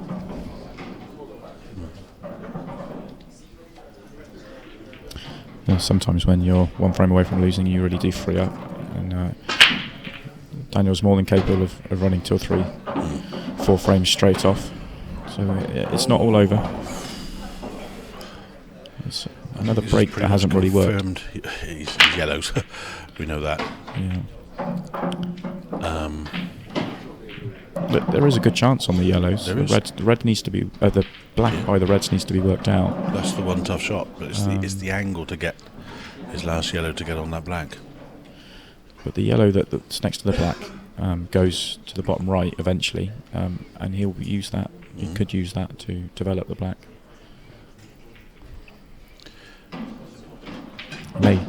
He may decide to nudge up into it earlier. It goes to the middle bag as well, but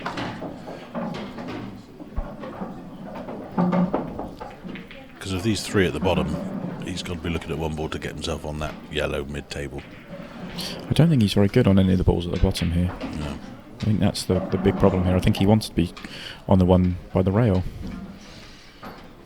He might be forced into playing this middle bag one and running the white up the table. But if he's anywhere short on this red, on this yellow for the middle bag, then he's going to be forced to go in and out of bulk, and there's a lot of red traffic in the way. I think the one to the middle it might be quite tight as well.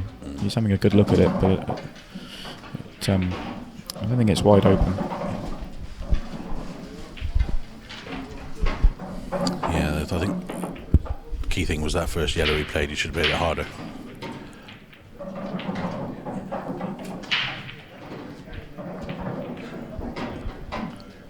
I think he may just be able to see the red. He can. That's unfortunate for Daniel. Or it's tight. We might not be able to. Touching ball. He's got the edge of it. Okay, if he can see it, he won't be able to do anything with it. So it's not too bad at all for Daniel.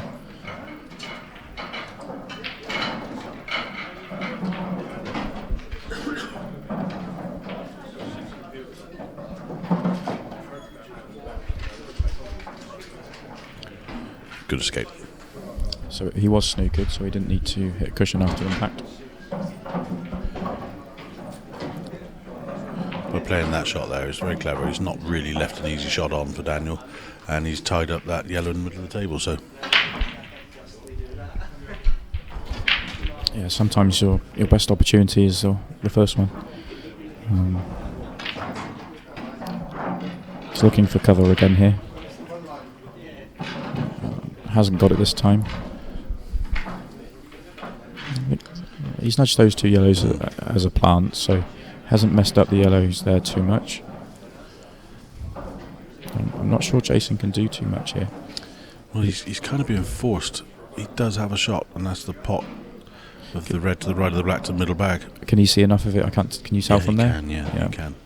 In that case, he has a good chance here. If he can make this one, he doesn't need the bottom left pocket at all.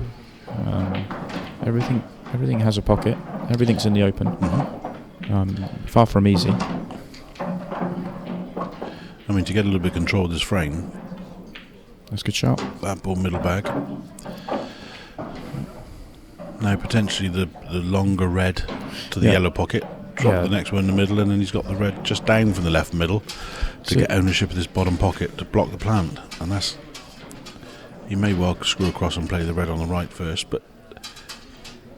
Same thing though, if he clears the 3 at the top first. That's a great shot. You can get past it to get to the red in the middle.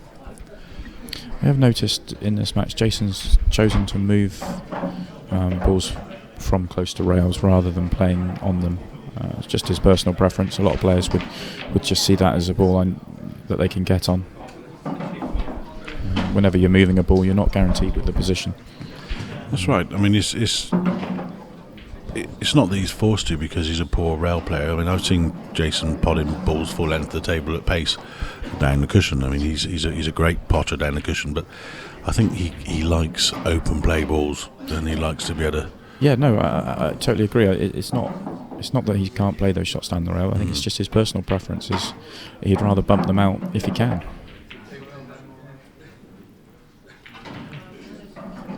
There we go. That shot will stop Daniel from having a chance to clear or easily clear here, but it also means that next time Jason comes to the table, he's got a tricky ball. So he's tied up his balls as well as Daniel's. Daniel's gone straight after it. And he's been a bit unfortunate there. Very unfortunate. That's a real shame there. The only yellow that Daniel can see is the yellow he just does not want to move. He doesn't want to open that red up, but he doesn't have much choice. He's going to try and put the white right on that red now. Unfortunately, he's left possibly the easiest snooker in the game. He has, but he's also left a cut to the middle, which he can take on if he could take that on, knowing that there's a couple of yellows safe. But he's not going to give anything. He's got Daniel on the ropes. He's not looking to give him a chance. Yeah, when you only need this frame for victory, you can dance all day long.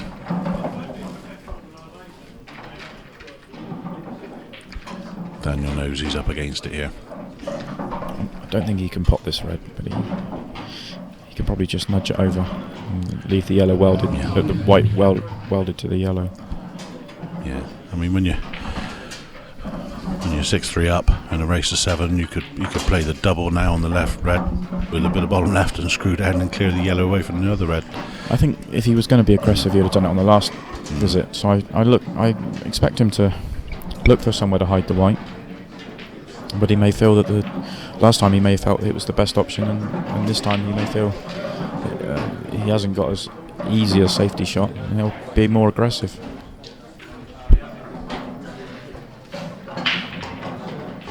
And so as long as that red is by the bottom left-hand pocket, he's got control of the frame, and he has many options here. The next match is going to go to table 13 is Sean Stebbins, Paul Harkness. Great shot. That is a great shot. Yeah. Very good.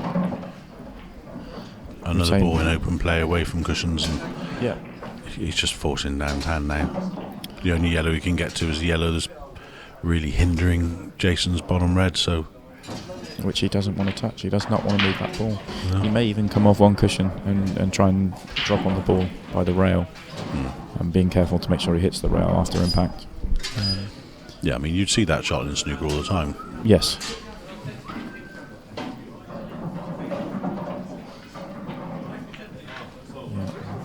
Yeah, that's fortunately, that just opens the frame up. That could well be Daniel's last shot in this match. The only thing that Jason needs to watch here is whether he needs to move the black or whether he can just play on the black. But if he needs to move it, it's not an issue either. He'll probably screw into that yellow now. By the black. Boop. Yeah. There we go. That's it. Hasn't worked out brilliantly, but he's one good shot away from having a chance here. But he may decide to play safety. Safety is always much more free and easy in this situation. You know your opponent needs 4 frames to win the match. You need 1. You put distance between white and last 4 yellows. It's 10 times the pressure. I guess it depends for Jason how big an area up top of the table he's got. If he can clip off this, how big an area has he got to get the cover? If it's really fine, then you might as well go for the pot. But if you've got a nice area, then you've got a bit of margin to play with.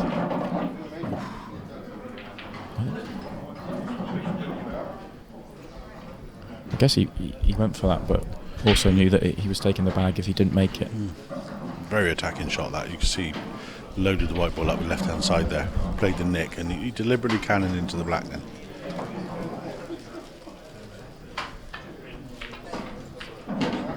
He wants some angle here, doesn't want to be straight. He's got some. He's got enough. He's only got to just top it through so we can see the one past the black. He will try and clear the pocket for the other yellow here, so make this yellow off the red. He needs to hit this quite hard because that red I can see bounce off the side cushion and still blocking the yellow.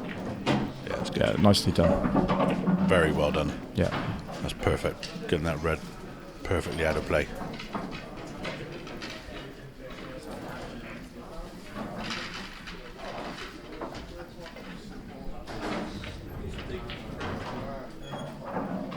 Just going to stun the white across and play this yellow into the middle pocket. You get a great view of this down the queuing angle. There we go. Look at that.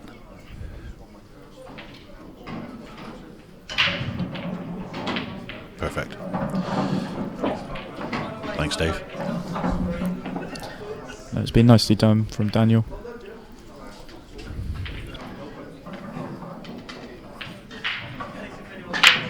He's showing Jason that he's still fighting. He's still in this match.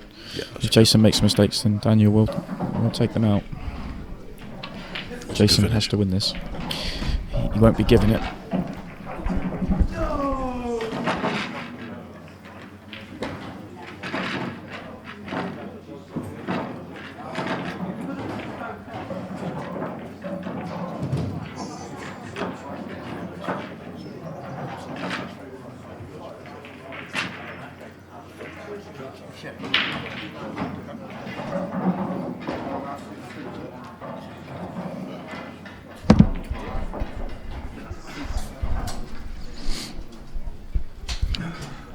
So let's see who's going to be playing the second shot in this frame. I guess we'll find out after the break. Thanks for that, Clive Bentley.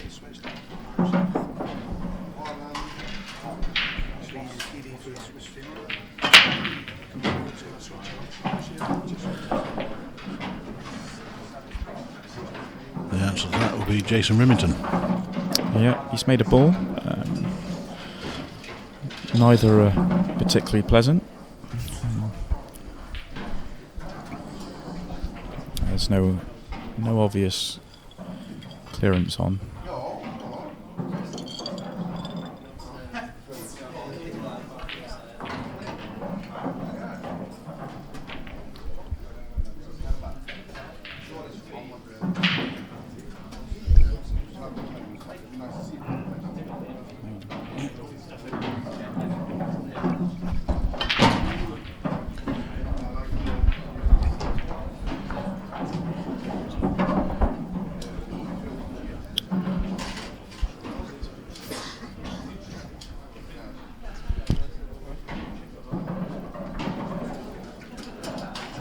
Jason keeping up his very attacking style of play here.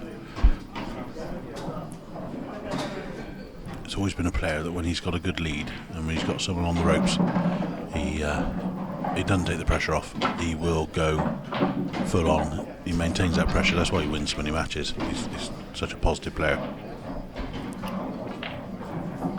This obviously goes past the reds down the rail, and he has a ball to be able to develop the black with, so he makes this. He has got a good chance. He's worked that first shot, really worked out nicely for him.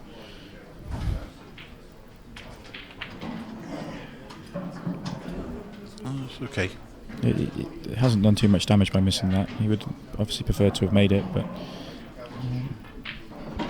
reds are very tricky.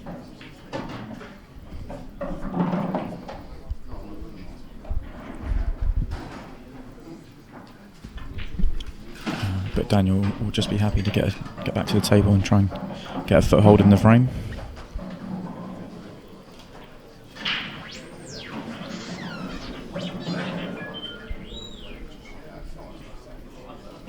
Sounds like R2-D2's entered the room. Yeah, somebody with the worst text message alert in the room. New Star Wars comes out just for Christmas.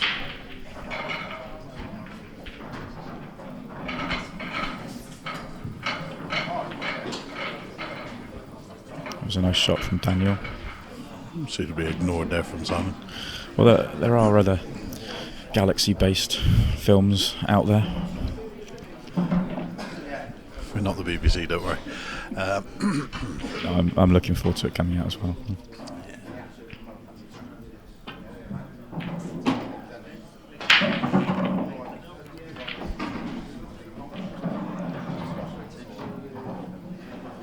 I think he was hoping he would make that off one cushion off the red. He felt like it was a big pocket, so he's probably a little bit annoyed that he made it clean, and it hasn't finished great on another ball.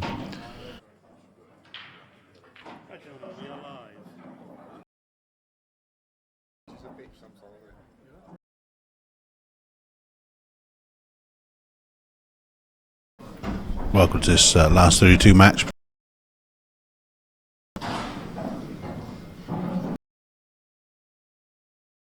And it cost him the frame.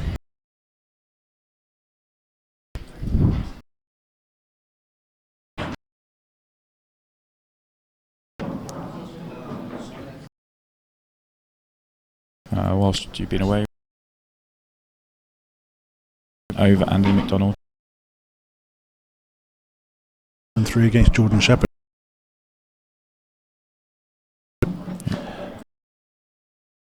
Local Hero 7-2. He tweeted yesterday. I think he's still got.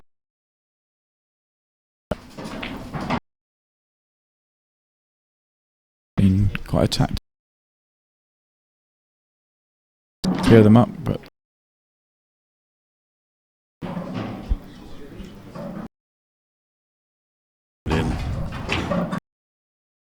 That's a clever.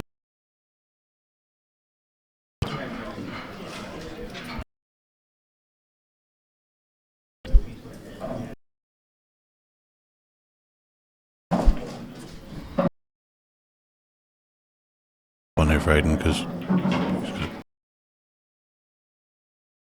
it's yellow first. Well, hopefully. Yeah, so he pushes red onto the other, sticking the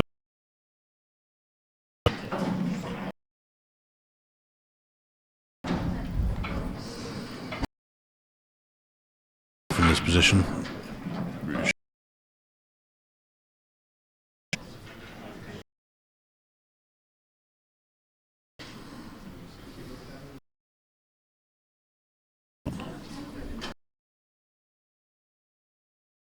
Simon made very light work.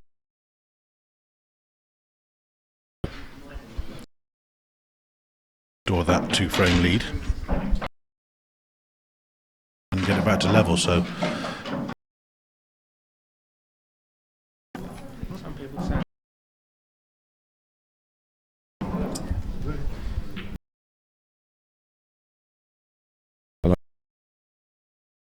when it cut out. Jason Rivington 7-5 in the end. Next match on table 12, Luke Wigglesworth and Mike Jones. Luke Wigglesworth, Mike Jones, table 12. big break there from Aiden. Let's see which way he goes. If he goes red, he's got one problem red on the side, which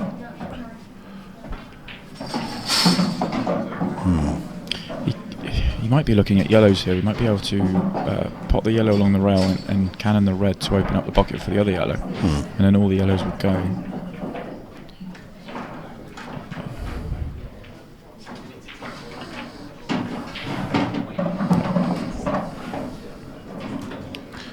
exactly what he's done there. He's got a wide pocket for this yellow to run along the top rail. The white will come out into a natural position, leave him on any one of the 3 yellows on the right of the table. It's a tough shot, but it's got a big pocket, so he shouldn't have too many issues. The only thing that could potentially go wrong is if he pots it, if he could cannon the red in the middle of the table into the 2 yellows and cause a bit of a mess there. But if he tries to miss that red, he could come too far as well. So you just got to watch the white here. It's probably the key shot in the frame. He's played that very well. Yeah. See, that red it's going to make him think about these last 2 yellows in the middle. Yeah, the bottom yellow doesn't pass the black, so yeah, he shouldn't be cause too many problems, but he just has to work it out. Yeah, bottom yellow passes the bottom right red anyway, so you could stun that down and leave him black into the other corner. So he's got options here. This is the key shot now, getting out good position off of this yellow. Probably look to go across the table twice.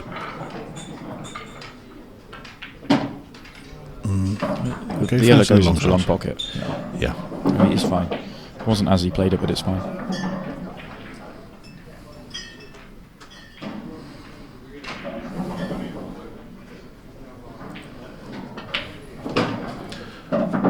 Okay, so straight stun now, and then he's got the black in the other corner. Okay, perfect.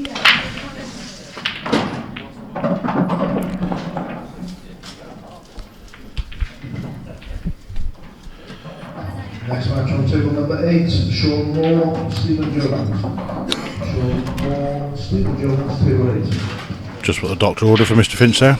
Break and dish to maintain that, or restore that 2-frame lead. Yeah, it's up to Simon to respond now. He needs a good break.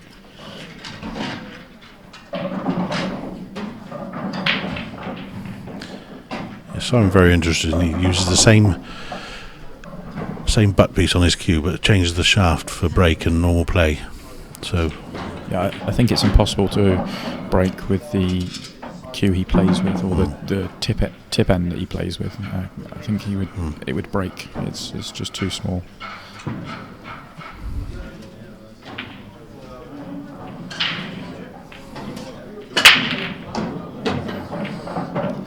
I would say about half the players in the field play with a break cue.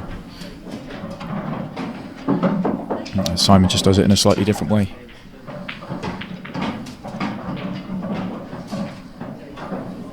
But that was a fantastic break. You couldn't have asked for more.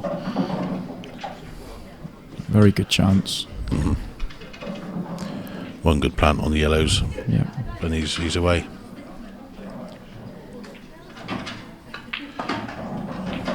What he's thinking is where this first yellow is going to finish after he's planted the second one in, and he wants the white in a good position to give himself a good angle.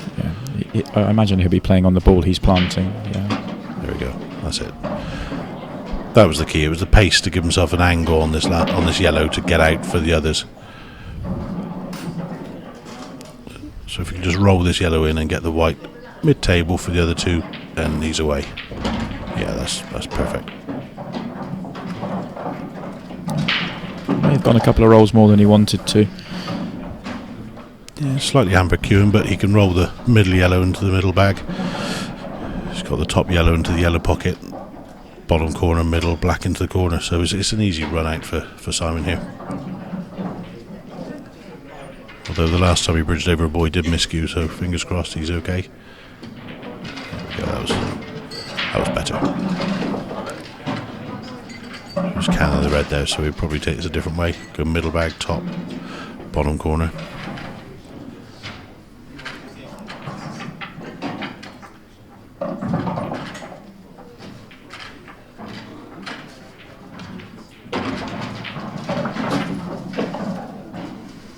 There we go. 3 more shots, and Simon should have done exactly what he would have wanted to do after that break and dish from Maiden. Reply in kind. Yeah, and this was much more how I expected the match to go, rather than the tactical frames we had at the start. Oh yeah, because they can both mix it, yeah, but they're both very good potters and very good clearers of the balls. Both very aggressive players. That kind of goes without saying. Everybody in the field plays very aggressively.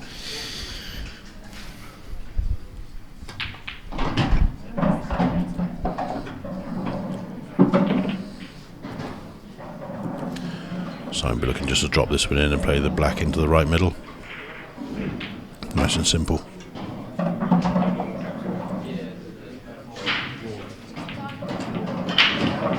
Okay. Felt he'd overhit that then. He was a little worried, but it's turned out perfect.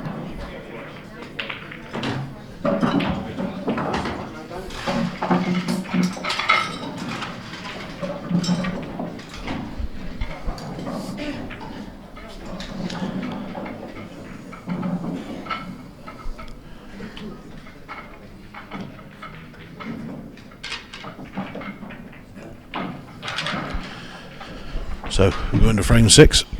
Aiden's leading 3 frames to 2, and he has the break. He's going to see if he can maintain this run of breaking dishes going on. Hopefully he can. Not if you're a Simon Ward or a Welsh fan, but from a viewing perspective, I'd like to see it rolling.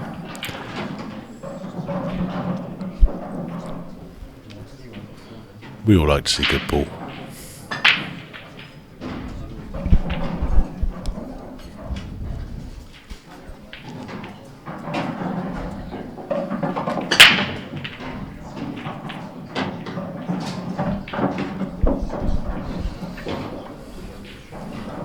Okay, he's made a ball. He has the option. Red's a favourite. Yeah, he has one tough one there. Yeah, he was one tricky bum, one with reds, and a couple with yellows. All in all, I think reds would probably be favourite. Just a case of does this red in the middle of the table pass the yellow to the middle bag? I think it does. I think it does. That gives him a... Yeah, he wouldn't have a starting yellow anyway, so it's reds or a safety shot, I think.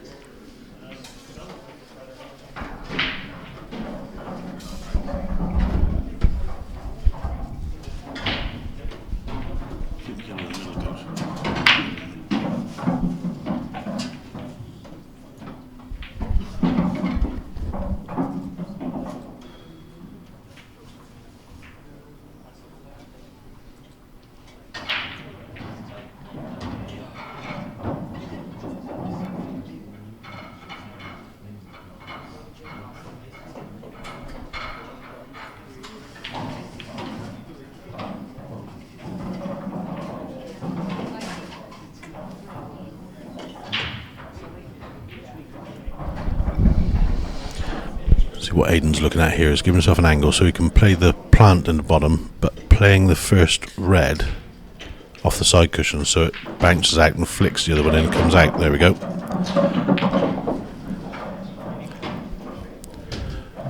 It's actually worked out really well for him. He's got the red into the left centre, which he can roll in.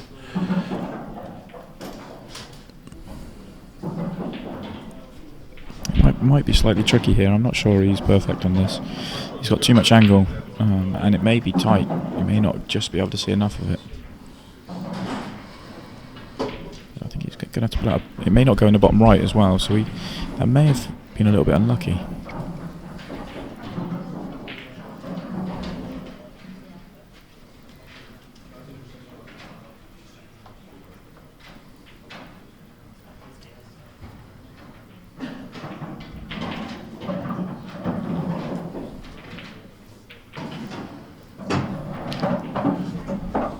Landed perfect on that next red.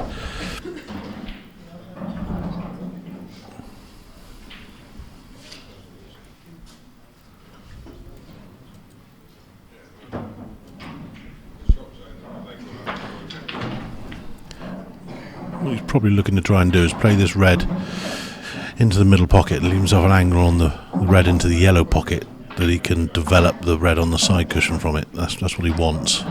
Whether he does that off one cushion or a straight screw back into it.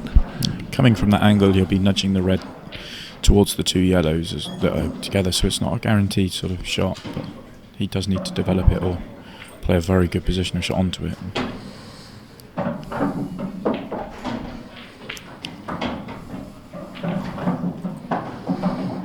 Alternatively, it doubles. Or he could play the double. He may be a little bit straight on this to play the shot you originally called. He might be able to screw it direct. Probably not quite, I think. Just finished an awkward angle.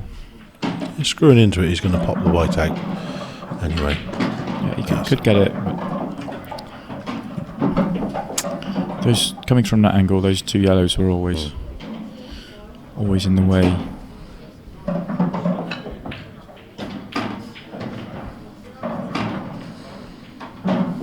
The unfortunate thing there is he's actually developed every single one of Simon's yellows, so he's got a really tough safety shot to play now. Yeah, not too many places to hide. No.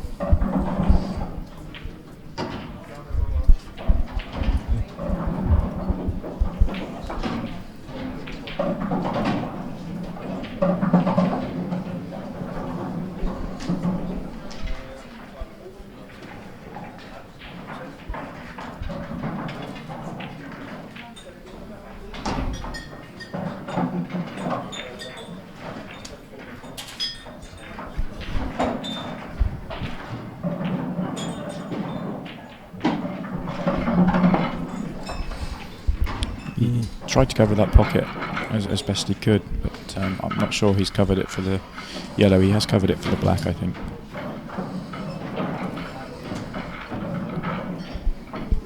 Next match on table 14, Nicky Correa, Alan Dixon. Nicky Correa, Alan Dixon, table 14.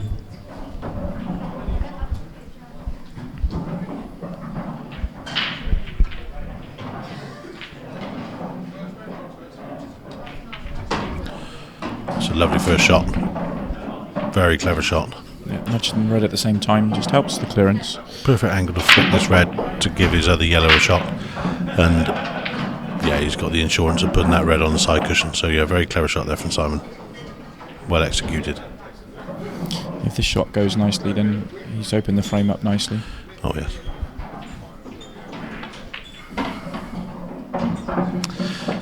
Yeah, unfortunately that red in the bottom of the table is in no man's land. It's not covering any ball. The only ball it blocks to that bottom right pocket is the yellow that would go into the bottom left, so everything else is open to the bottom right bag. Yeah, the frame sort of hinges from Simon's perspective on This how he shot. develops this yellow by the right hand side. Okay, wants to give himself the double. He's played for the double. That's very good. Has he come far enough? He might be just a fraction short. You might have to Screw really back off this, screw yeah. this in hard. Yeah. Just straighten it up a fraction. Yeah, if he can get the white mid-table off this one, then he's got options.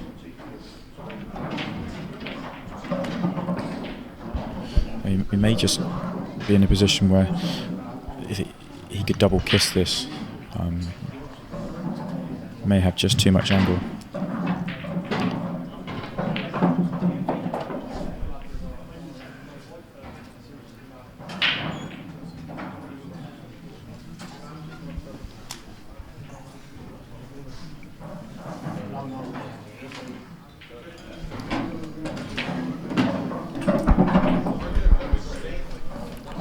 He may be leaving it to his last shot now. Yeah, he's having a look to see where he wants the white to be to make the double as easy as possible. Could be last shot, could be this one, you never know. He could bring the white up there and see what happens.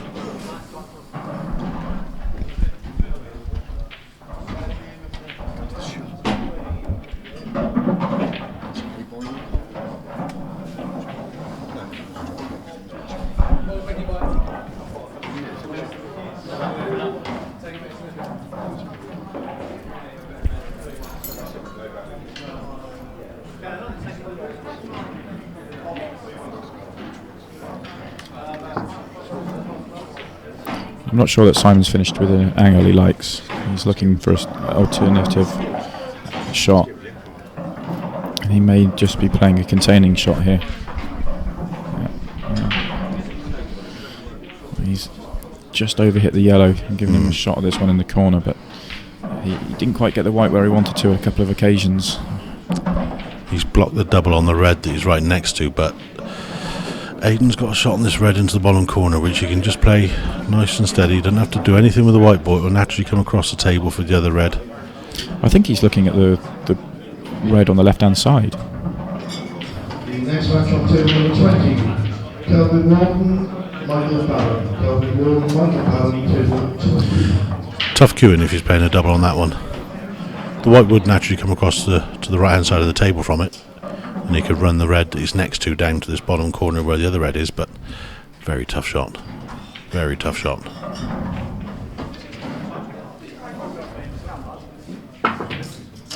Wow.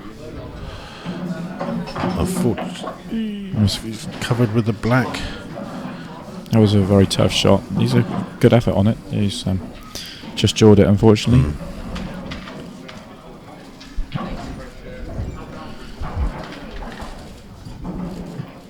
Difficult to tell from our angle, but I don't think he can see the yellow by the black, so he's going to have to play one up the table. He's forced into it, yes. This requires good cueing.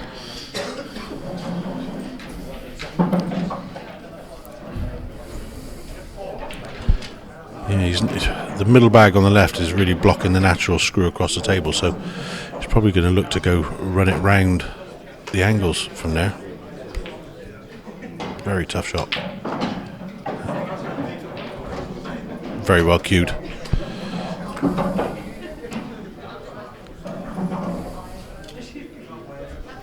He's left himself another longer shot, but the natural angle here is to finish on the blacks. So slightly easier than the last one.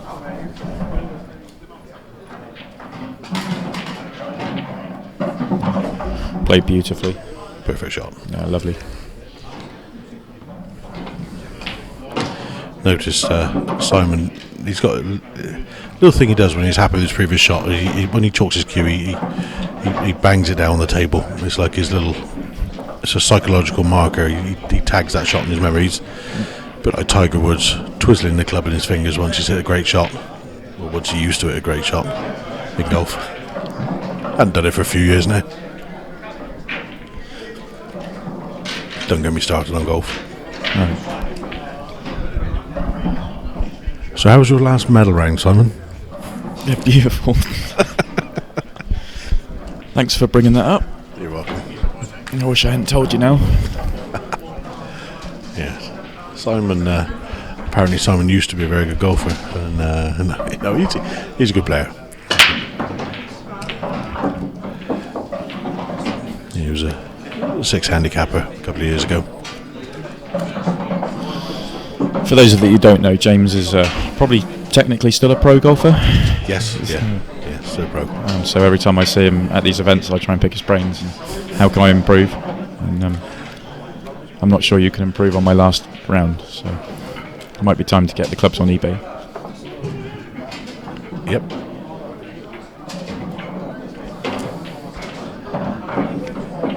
Meanwhile, Simon scratched off the break, giving Aidan a very good chance to get the lead back. Simon did ask me yesterday if there's any way he could adjust his golf clubs to make them better suited to him. I said, yeah, cut them in half, they fit in the bin easier. Yep.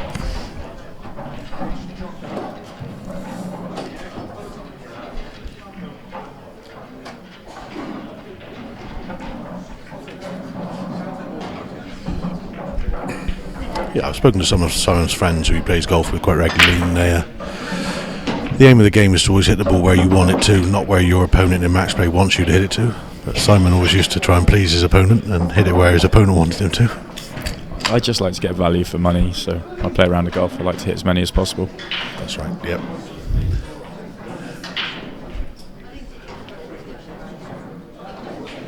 No, we will have to have a game sometime, Simon, definitely. Yeah, that'd be good. Yeah, I'd enjoy that. You'll be coaching me the whole way round, though. Well, that's fine. That's okay. We can work out a rate. I would offer to buy you dinner, but I think it'd be cheaper just to pay you £20 an hour. You're sure right there, sir. The next match on table number 9, Jordan Sillers. Aidan may have come a little short on this one. Can't quite tell from my angle. He'd like to take the one by the left-hand bottom pocket. I think he's okay. He's happy with it. Yeah, it's well played. Yeah, he's very well played. Now. Should be no mistakes from here. Fully punishing Simon's scratch break. Table 20, Kelvin Lawson, you in the room, Kelvin? That was a sensible shot there. Lots of other players would have tried to just dead weight drop that red in, but and would probably have lost the white ball, but just playing that little stun. Yes, keeps it under control just that fraction more. Yep, that's out correct. Of trouble. Yep, and back in the lead. Back in the lead. Yep. A few more results in from the last 32. Anton Riley 7-6 against Liam Dunster. Yep, Liam, my conqueror. Craig Marsh 7-2 against Brian Cumming. Brian Cumming, 14 years old, I believe. Great young prospect. Absolutely. It was good weekend for him so far. Yeah, Nathan Bridges 7-4 against Harry Irwin. And Nathan's coming back into form. It's good to see. Ronan McCarthy with a fine 7-4 win. Yeah, over Michael Howe, very good Michael player. Howe, yeah. I think I see Mark Boyle, the Scottish champion, or great Scottish player. He's just won 7-5 over John McAllister. Yep. Just noting Michael Howe there, he's a very brave man. He shares a room with Craig Marsh on tour, which is yeah. Craig Marsh, the internet sensation, saying that he believes Matthew Stevens should be a little bit more steady, I believe. Yeah, very entertaining Facebook clip going around. Paul Bushnell is always going to get Marshy into a compromising position.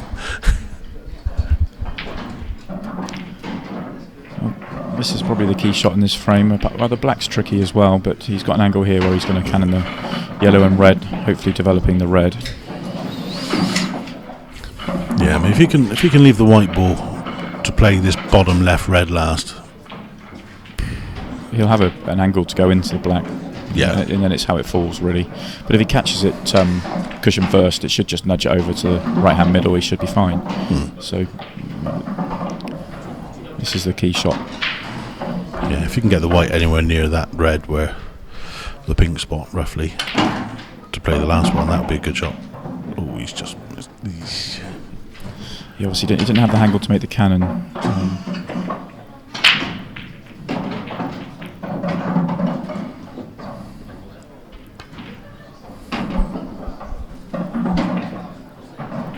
Other results in, Jack Whelan's won 7-5, so the world champion rolls on.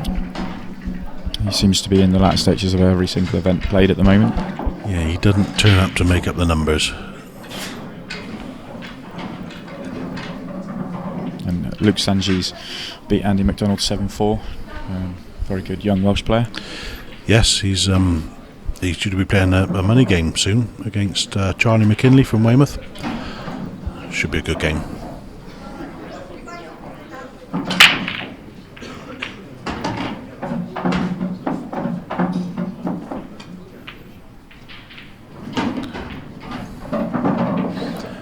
Clever shot from Simon there. He's left himself the perfect angle to play the double and develop the yellow by the black. Should he want to. I mean, normally you play a developing shot when all your balls are open. He's still got a tough yellow up on the baulk line there. But the red's also tied up as well, so he can open up this and then look to get an angle. Yeah, perfect. As long as that red goes down the rail, the yellow goes down the rail, then, yeah, he'll be looking to try and get an angle to develop the other yellow. He's quite thin on both these pots on, and he doesn't want to take the pot at the top of the table because that's the obvious ball to get on to develop the yellow with. So yeah, it's just a slightly tricky shot left now. It is. You may need to take the one on the right hand side, or is it? Bump it off the black. He's playing it off the black. Will he try and develop the yellow at the same time? That would be he'd have the angle to do very it. Attacking. He'd definitely have the angle to do it. I enjoy watching Simon play. He does like to go for his shots, and he comes up with some very entertaining and aggressive shots.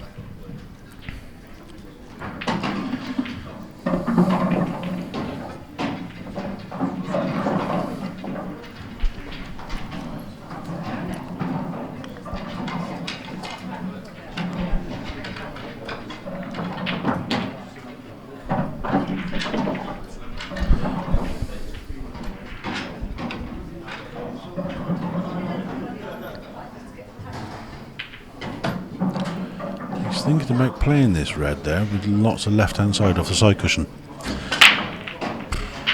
Tough shot.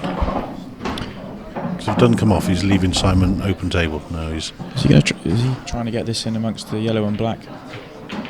Yeah, just trying to make it awkward. Yes, just putting a bit of an obstacle in play there. Yeah. Black still goes through the gap, so Simon may well be tempted here to play this yellow on the right hand side of the table to the bottom corner and give himself a good angle on the top yellow. Yeah, Yeah, I'd be a little bit surprised if he tries to clear this, if I'm honest. Yeah, I think he'll be looking to pot this and pot the top one and develop the other yellow, and then put it into a great position. Not looking to clear this visit, but just get these next 2 balls and develop his other one, and then hand over to Aidan. Yeah, I'm not surprised he's played it that way. Just trying to keep it tight.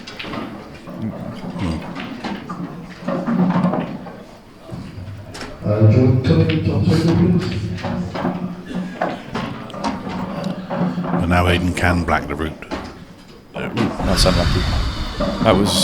We were right down the line of that shot, and that looked incredibly difficult to even get that in the jaws, let alone make it. Wow. I'm not sure Aidan can believe he's managed to make that pot.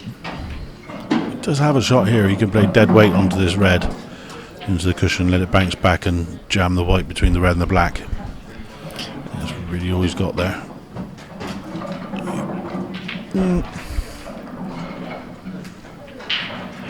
It's kind of a nothing shot really, because that red's the only ball hampered. The black goes, the yellow goes. I'm surprised he rushed into that one. Probably a little bit frustrated. Yeah, I think the shot was really play the double kiss on the red. Dead weight, white stuck between the 2 balls. Whichever way he had gone, it's not. Neither way were really great options for him. He's just trying to contain and delay the frame as long as possible and hope for a chance to do something. He may be total snookered here. That would have been his chance of getting a foul out of Simon. I know he's got 4 yellows on the table, but jamming it between the 2 balls would have made an escape very difficult. And if he'd have just drawn that foul, ball in hand, put the white on the baulk cushion, push the 2 yellows together on the side, leaving that red open, and then get the red off the black, all of a sudden. Slight delay in play here. They're waiting for a referee. Mel's on his way. Here comes Mel.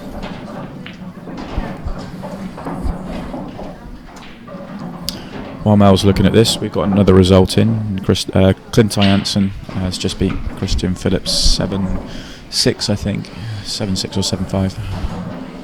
Wow, it's a close one. Christian's on rich vein of form at the moment. He beat Neil Raybone yesterday evening. So yeah, 7-6 deciding frame. Yeah, Anton Rowley 7-6, Liam Dunster. That should be a mouth-watering match. We've got Clint Jansen versus Mark Boyle, I believe, in the last 16. Dan Davey beat Ross McGuinness 7-4. Ross, the legend of Scottish pool.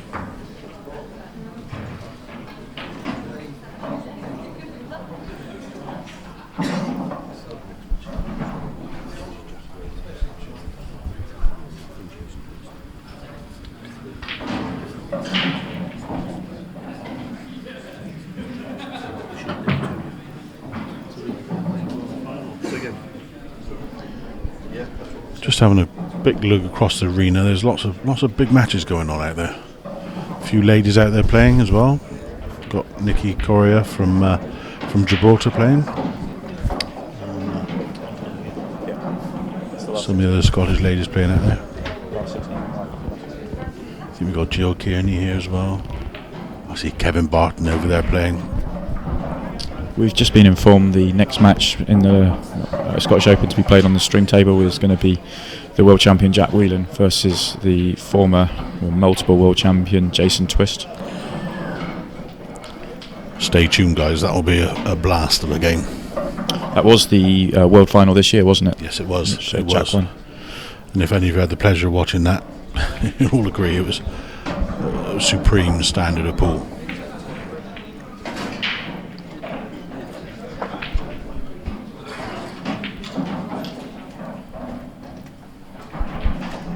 Jason hails from the coast of North Devon, and I can remember before I used to play pool seriously, should we say, used to play in local pubs, and I can remember he used to come up to Bristol with his driver, and he'd playing the old EPA rules. Oh, that's fantastic shot. Yeah, it wasn't the red he was going for, but he'll take it.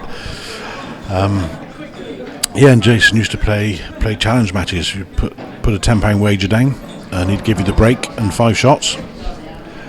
And if you won, you'd win a tenner back off him. And he used to make a very good living doing that. The old tactics of the old EPA. So 9 times out of 10, pub players would just end up snooking themselves on the second shot and foul, and then immediately lose the rest of their free visits. And Jason, in the form he used to be in then, back in the days when he was world champion, he used to mop up for fun. So it's quite a clever tactic. I imagine, even if they don't foul, they'll pop 4 or 5 of their balls, leave 1 or 2 on the table, and old rules, and somebody that knows what they're doing are just going to take their time and take it out. Exactly, the old don't have a cushion. Yeah, fudge up. Yeah, it was. I still play in a league that play those rules, so it's entertaining every Monday night. You are from Warminster, Simon, after all. Yeah.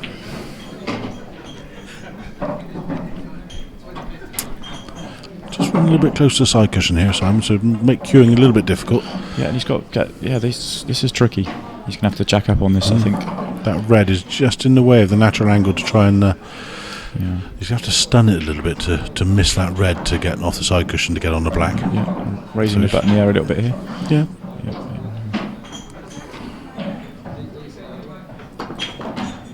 White. He's fine. Where's the cue ball going? He's fine. Right, JV.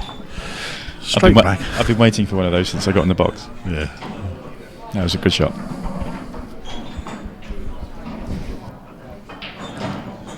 Just blown the small slither of credibility we had as a commentary team there, Simon.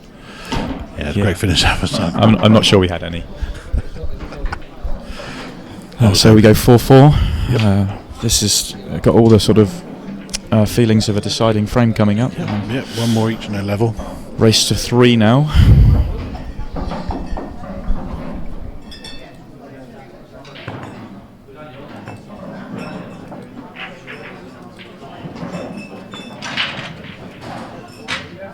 Next match on table 20, Paul Cochran and Rick Oxley. Paul Cochran, Rick Oxley on 20. We said that it's Jack Whelan versus Jason Twist next on this table, which means Jason must have beat Lee Anderson. We haven't been given the score yet, but for him to be playing next match, must have beaten him. And Simon scratched again. He's done that a few times in this match. Yep. You notice how Simon's very disappointed with that one. He's gone enough before and he hasn't looked disappointed because it's just the run of the balls. He's been bumped, but unfortunately that one he screwed clean straight off the pack into that corner pocket. So he hasn't caught that very well at all. The balls haven't split either, which he's made the white he's quite happy about. The next match on table 16, Colin Downey, Darren Smith. Colin Downey and Darren Smith, table 16. Yeah, very rare you see any sort of emotion from Simon on the table, but yeah, he was visibly annoyed with that one.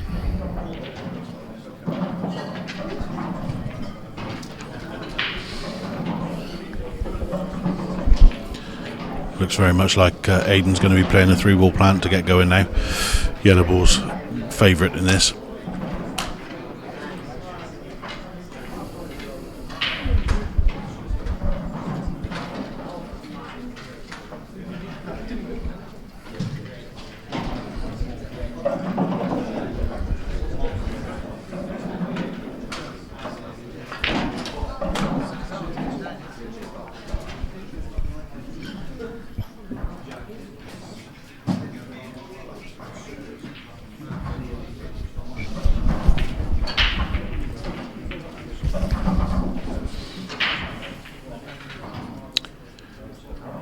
Okay, he's going to develop the other yellow with this one. There we go. He didn't want to make that skill shot. Wants to He was clear the hoping that would pocket stay as over the well. pocket, but he's caught that very clean. And He's going to have to clear the pocket there as well because the yellows are jammed in there. I have seen that happen, and the white follow in, so it stayed above the bed of the table, but on top of a ball in the pocket, which created an argument in the pub for what was the correct ruling. I believe it's a foul. It should be a foul. I think the person that was in play with the white on the top was clutching at straws there. Simon, was it you? No, it wasn't me. It No, wasn't you, no, I wasn't even playing the frame. I was just watching.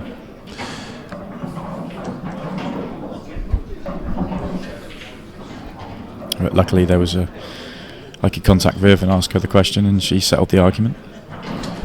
Yeah, I mean, what you would do is you would mark the position of the white ball.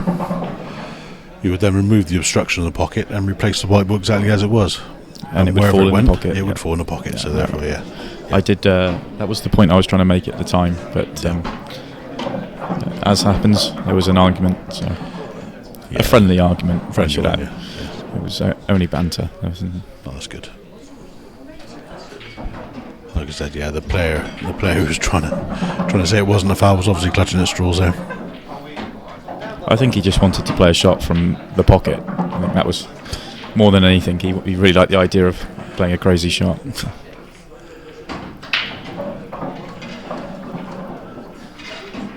Yeah, see, someone used to tell him playing crazy shots is not fun. I play a lot of them. Don't get much enjoyment out of it. They don't win many frames. No. Not consistently. Right. Unfortunately, because of the way the balls came out after Aidan's first shot there, Simon's got a chance here. He just needs to find the route. They've all got a pocket. Nothing needs to be developed. It's far from easy. That's for certain. But he's definitely got a chance here. Yeah, he's really looking at the red to the right middle. And I mean, he's got choices. He can play the red to the right middle. If he leaves himself dead straight on the red between the black and the yellow to the bottom corner, he could then run that in and then follow through and pot the red on the bottom into the left corner. Yep. And then move up table. But if he doesn't land perfect on it, he's got balls up the top of the table he can play. He can drop the one in the corner bag, play the one near the baulk line, into the middle off the other one, leaving himself perfectly on the other one in baulk. I think he's either going to try and clear the three at the bottom first, or he's going to pop the one in the middle and go up table and then come back down. Yeah. The advantage of doing it that way is the black's down at this end of the table. But, and it's open to both bottom corners as well. It will pass the yellow, so.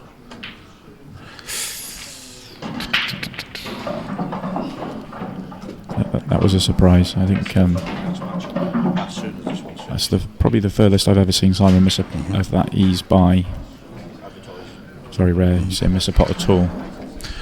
Yep, so he'll we be very frustrated with that one. Sorry, Simon. Yeah, we just have had confirmation from top table that the next match on this table and it'll be immediately after the conclusion of this, will be Jack Whelan versus Jason Twist. So we'll be stay tuned. Like I said, there's plenty more pool in this frame and this match. I think that miss by Simon to the middle bag was very uncharacteristic. I mean, I could probably count on the fingers of one hand that Simon's missed a ball that I've been watching in open play. This season.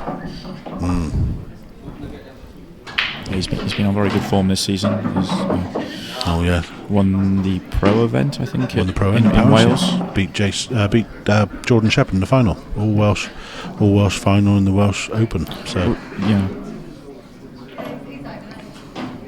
And he was in the final of the the British Open or the English Open. I can't remember which one it was in Bradford.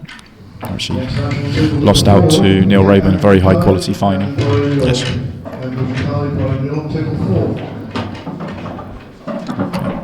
Aidan's worked these nicely and looks to go in front by one frame again, 5-4.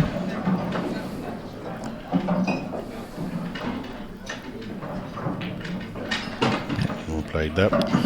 Just seen confirmation, Jason Twisted win 7-5 against Lee Anderson.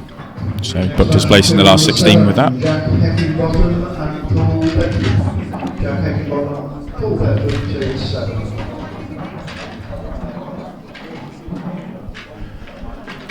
Just had a match called to table 7 between Jack Heckinbotham and Cole Bedford. I think their combined age is younger than you, Simon.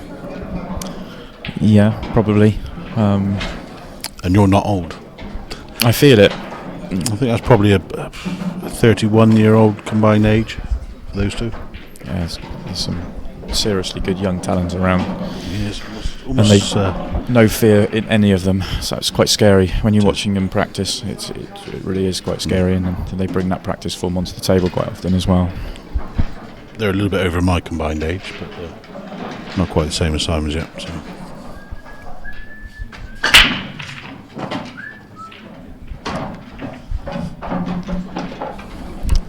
I just turned 35, so I'm closer to 50 than I am 20, which isn't a great feeling. You're about the same, really, aren't you? Well, by a few hours.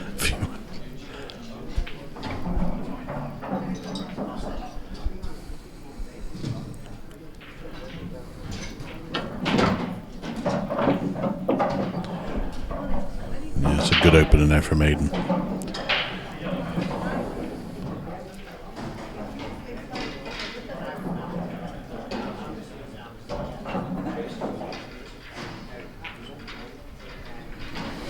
He's really looking to punish Simon for that miss.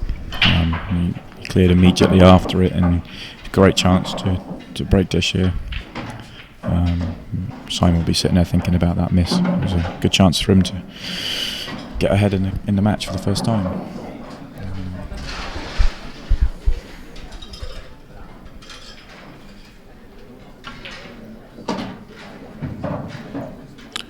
Very good shot.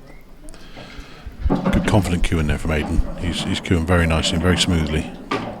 He's not phased at all by playing on the TV table here, and certainly not phased at all by playing against Simon Ward, which most players would be. He's by no means an old chap, but he's been on the scene for a long time, Aidan. He's got a lot of experience, and he does play the game to a very high standard. Very well respected pool player across the country, and especially in his native Essex. One of the nice guys. You see him at Chelsea pretty much every year with the rest of the Essex team. Quite a lot of them are here. Jimmy Carney, Daniel Sparks, Jordan Sillett. I mean, those three and Aidan are probably the the four core players of the team, and you see them at the national finals with the other 5 or 6 players of the Essex team, and they're all bouncing around, supporting everyone. They're 4 really nice guys at pool. It's good to have them here on the IPA tour. I think they're all joined or rejoined the tour this year. I don't think any of them played on it last year. It's good to see them here. It is.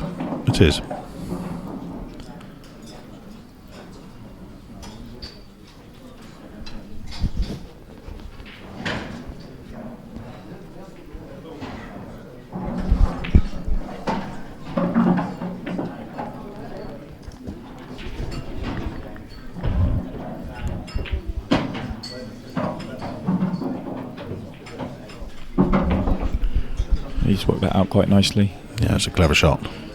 He knew the angle he was trying to get on the last yellow at the top of the table to be able to come down, and worked out exactly how he wanted to get there. So this should be just a nice drop in, roll it through a little bit, and should leave it really nicely.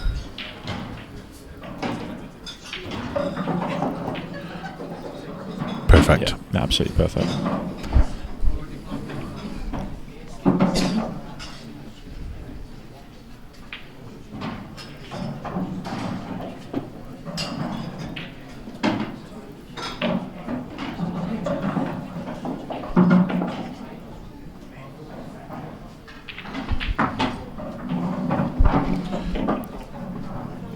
He's overhit that a fraction. He really wanted to drop this yellow in and just play the black in the left-hand middle, but he's got a lot of angle on this now, and he may not be able to hold it, and it doesn't go in the bottom left, which means he's going to have to work out the white here. He may just be able to hold it, but I'm not sure. He may play this with a lot of side, try and cannon the red, or go the other way. May come wide of the red. Oh. Yeah, widen the angle. He's got a nice nudge. That was good. Yeah. If he misses the cannon and the black, he's in really good shape there as well. So it's not a lucky nudge. That's that was a well worked out shot. Yeah. Yeah, definitely. You see shots like that in pub league pool, and your opponent calls you a bit of a lucky swine for it, but that certainly wasn't Yeah, if he cannons the red, he's got the black perfect in the middle. If he cannons the black like he did, he's fine. And if he misses it altogether, he's got the black in the right hand bottom. So Exactly. it's worked it out really well. Key to that played it was nicely. it was the angle the white was coming. Anyway, he was going to push it mid-table. Yeah. The table. It's the middle of the table, and it's worked out a lot. He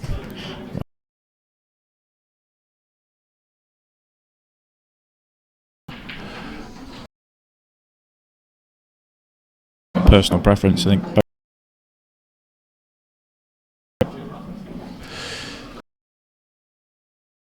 Insurance as well. So the ready's nearest. Come down the table.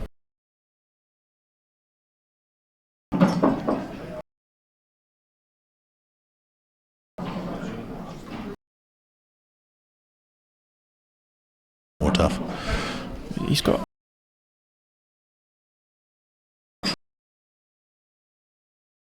too much angle. Ball. And that there. Good shot. And just drop.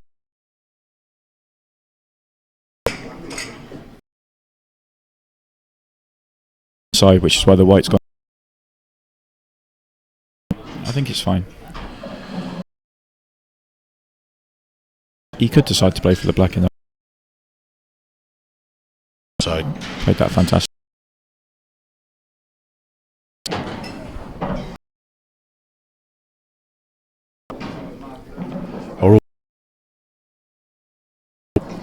That really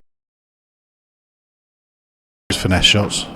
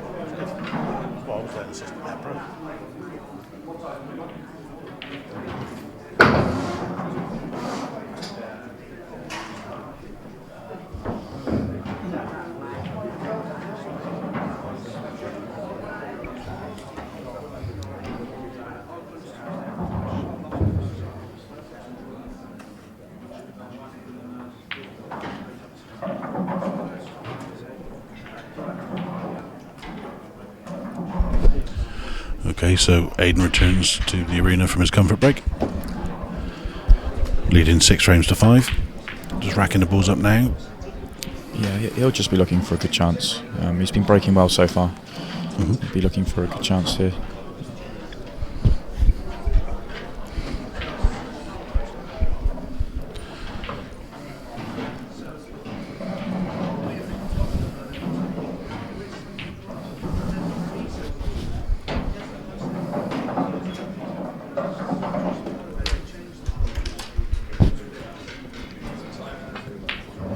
Richard, get to the rooftop table. If you're playing, apologise.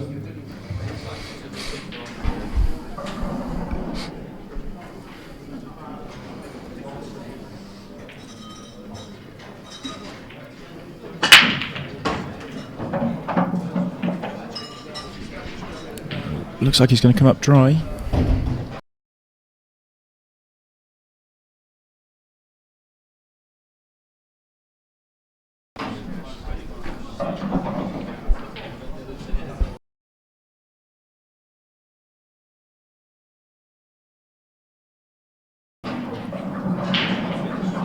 He's already decided he wants to go red.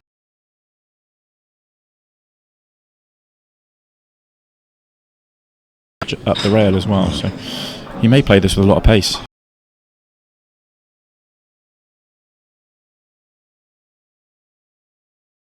That's right. If he plays it with a little bit of pace, the angle he's going to have to hit this yellow.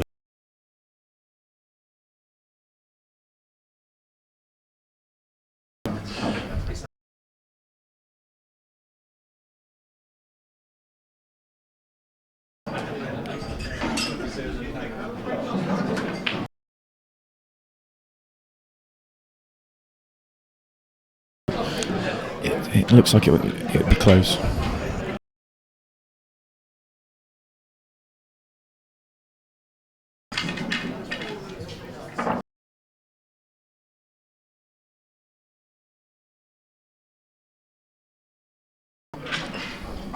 He's going to have an angle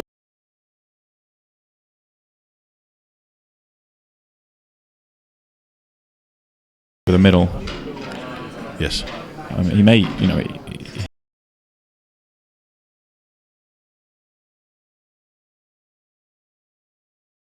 contact cushion first and try and help it go away towards.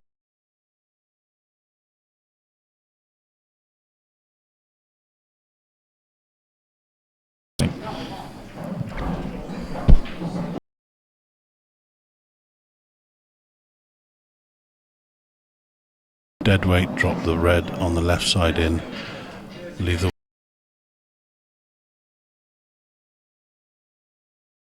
I don't think he's going to want to turn the table.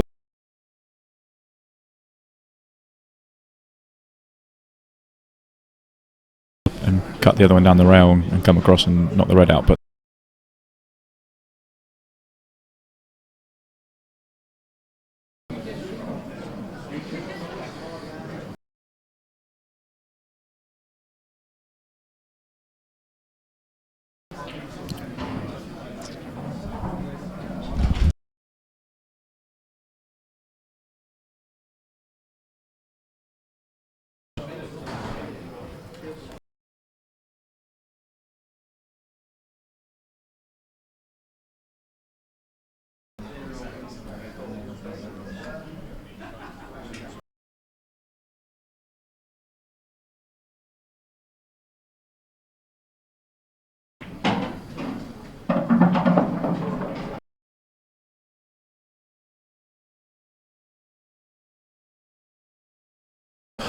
That looked like what he was trying to play.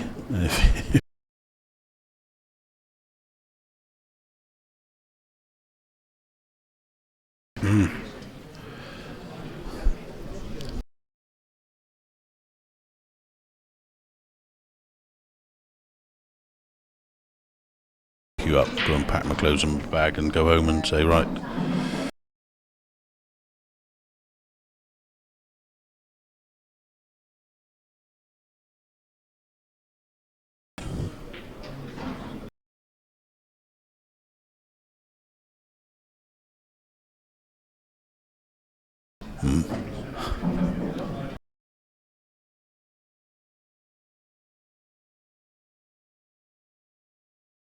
It's,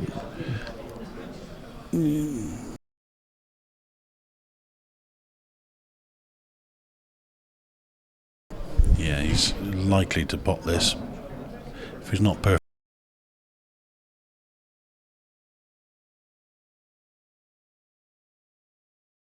okay, just needs to work out the two on the right hand side now.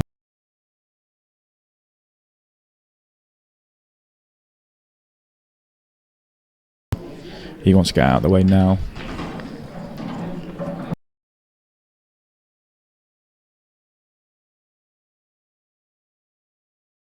Well played. And he'll have an angle now to.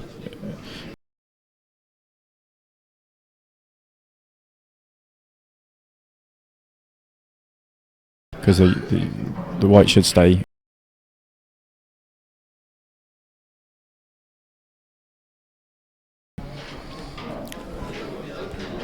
But I think he knows it's the shot. I think he's.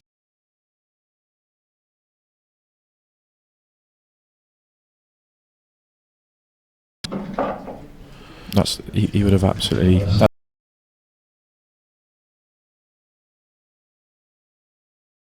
This every time, really.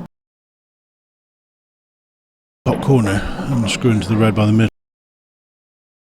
Very well finished.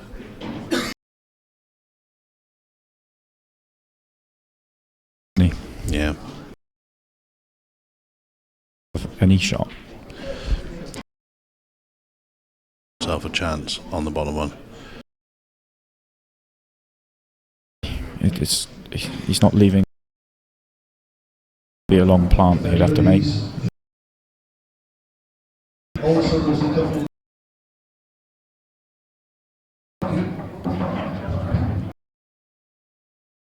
On the left hand side. Down the rail. And the white would drift. He's got to decide which way.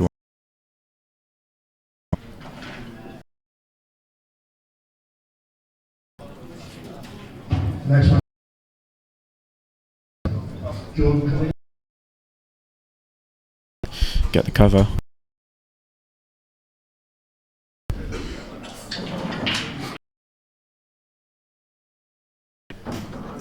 What? Face with.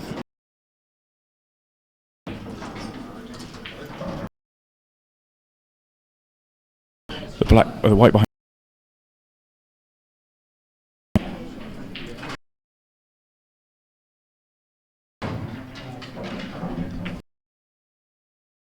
Does this yellow go along to make that decision? Because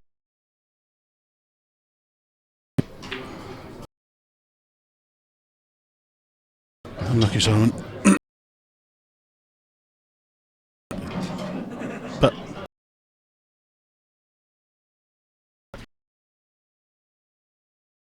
the listening, guys.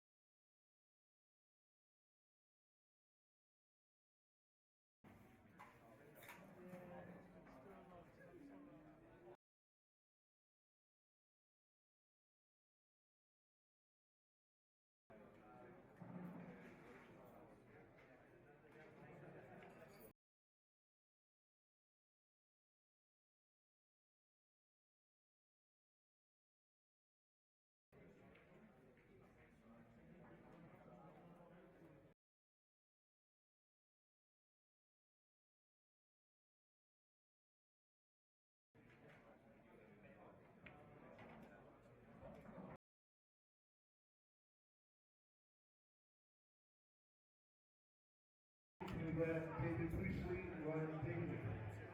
David Priestley.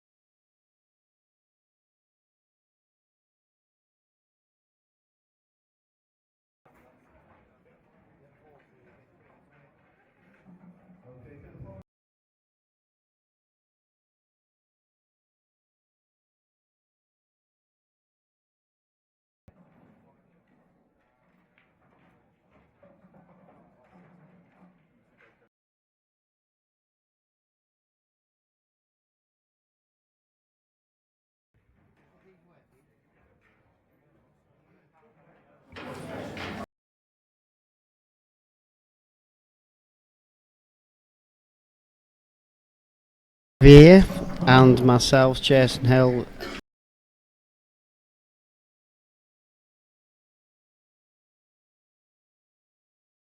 But I was always going to do an impression of you at some point during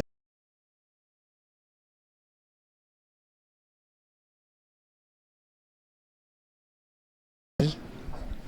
Oh, did you win? Yeah, I won, yeah.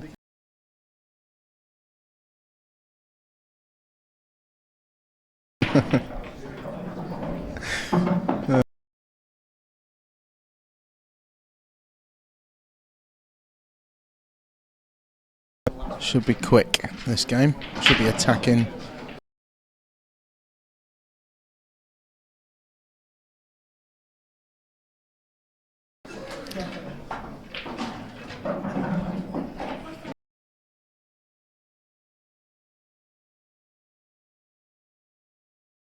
Resurrection, that's the word. Any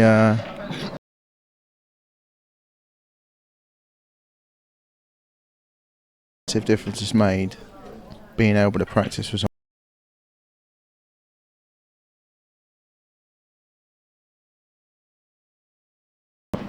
You don't want these young up and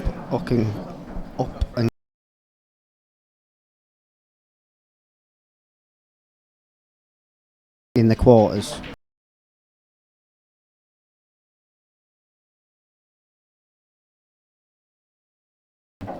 How old are you? It's not a compliment, by the way.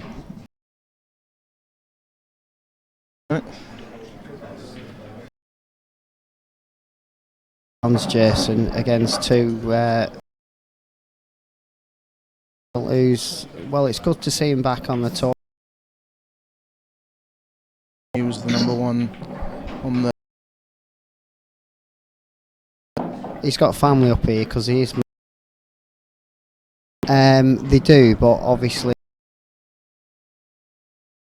Oh. So I think he's...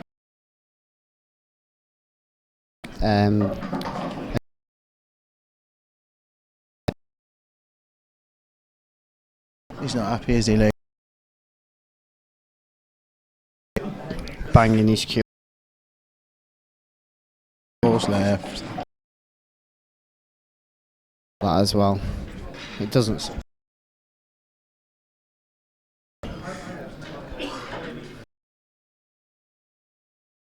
Season yesterday, I've lost my first... Sort of felt a bit rusty the first...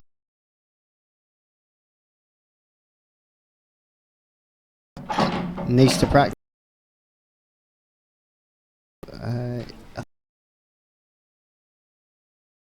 Fernie, a good sounds because I know he had a on the commentary. Number 8, David. Well, He probably beat me at boxing as well.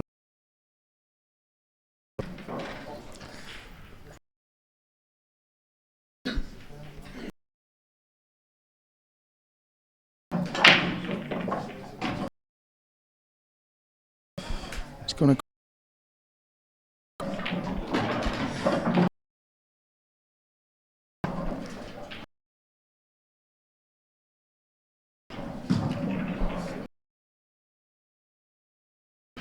I think before I was playing people in a couple of matches under your belt. This because 64 and Mark Boyle against players of that. That's my excuse. But it did over here. Yeah, just in terms of practice, then when you don't practice much is what is how often you do it is down to how much tried to.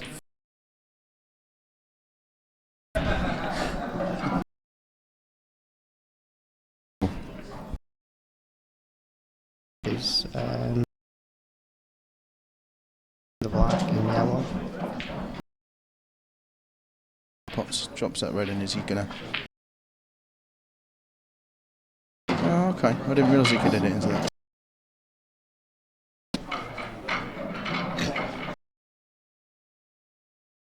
I bet he's Can't double it. I think.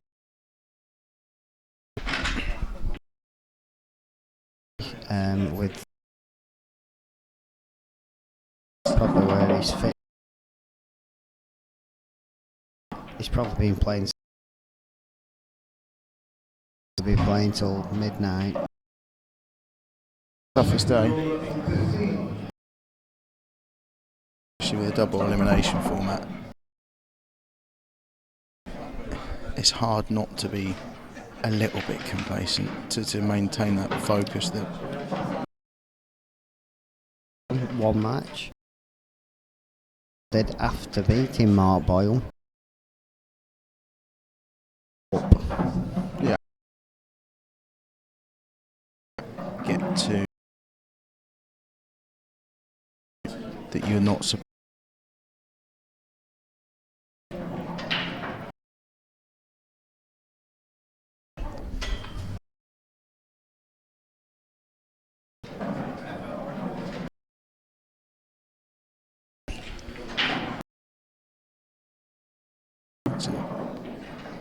didn't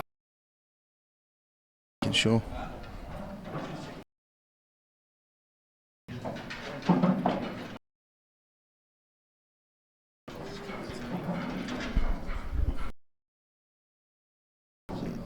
No real traffic.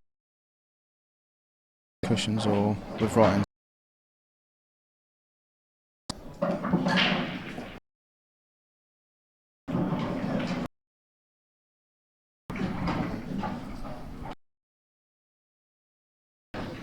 I think we might have a look at the latter stages. Quint Hansen, Mark Boyle.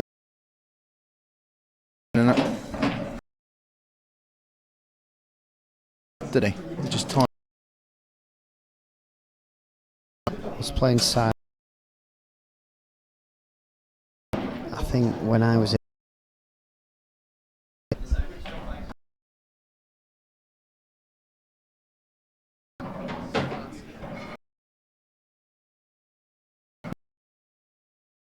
frame. Left into his problem. well, he needs a push the red over the pocket. I think the bottom left. Oh, just fancy him now.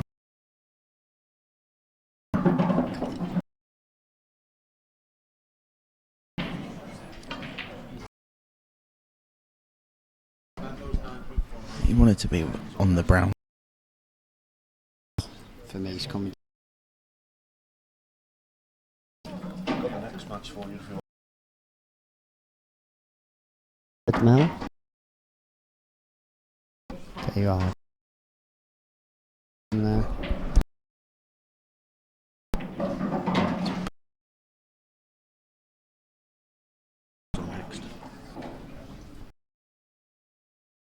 But he's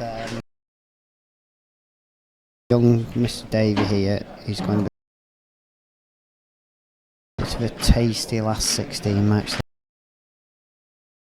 Played him when he ever played. Event a couple of years ago.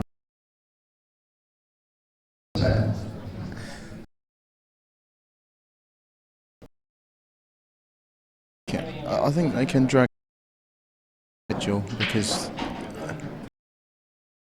4-3, 3-4. You're not just playing. And out of Blackpool. 80th. Crazy, isn't it? It was 125. That with the sudden death black as well, with the white off. 49 out of 50. Game. It was. I do. Probably calling here Mr. Clark and Mr. Johnson for No. stuff, my friend. I don't know. It's my friend, Mr. Johnson. Yeah. One tricky shot in this frame for Jack.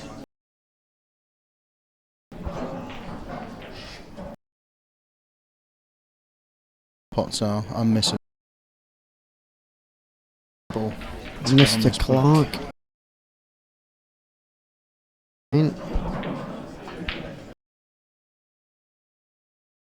Someone's got to. That's a delicate little shot to leave. As long as he's got the correct angle. Hello, boy. But yeah.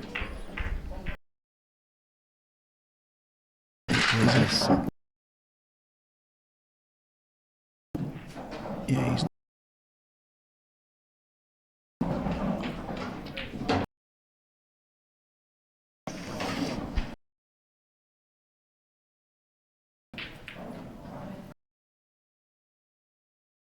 Whelan as well. Before on the second. So he has underhit it. Will they have So, yeah, man, it's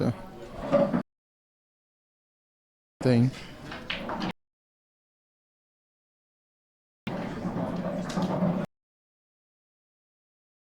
back?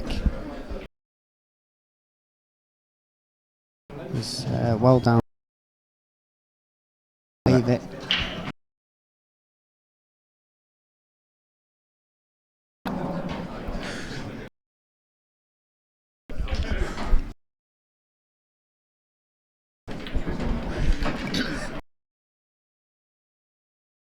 Players, because twist.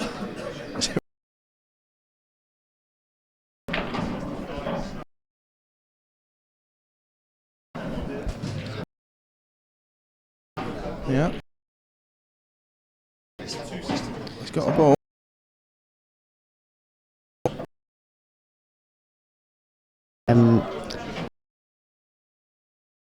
He actually not.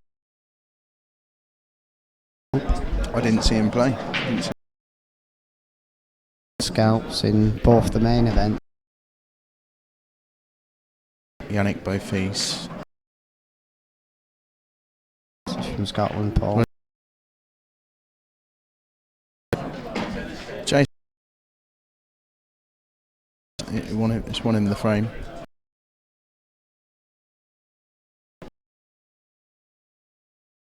Standard of the game when they won a tour event.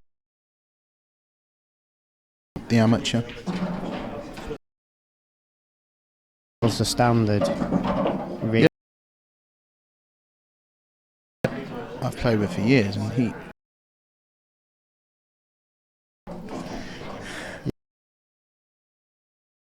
lost to Eva. I had a bet on Derby to get promoted. I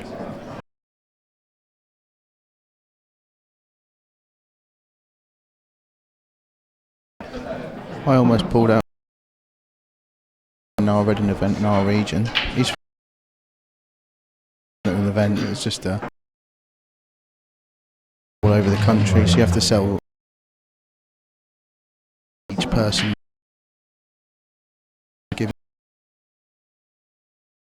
forms between us. It's a good way to try and get fit.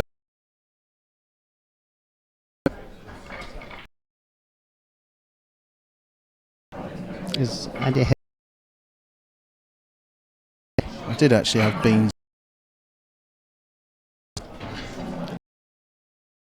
It's not that bad. It's superfood. I had a whole plate of beans. Brain food. Got bananas in my room. But then I did just go over there earlier. have they been eaten? The bananas? Yeah. Oh, I've had 2 today. Oh, Jack, what have you done? What, Titanic there? No, Jack. One good shot here. Yeah, there's pressure on this shot. A lot of pressure, isn't there? There It's is, got a because if he small loses this frame, 5-1. Jason's break could be 6-1. This is a big shot.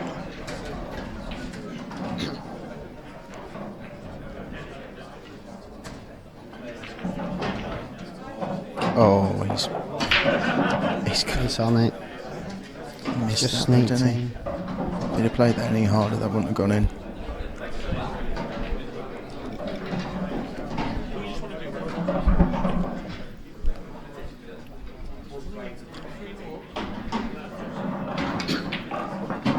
Yeah, cued it like a world champion.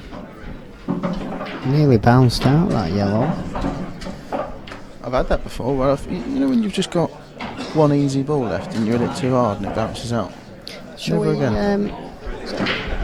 shall we have a look at the last 32 draw, see how it's panning out? The last 16.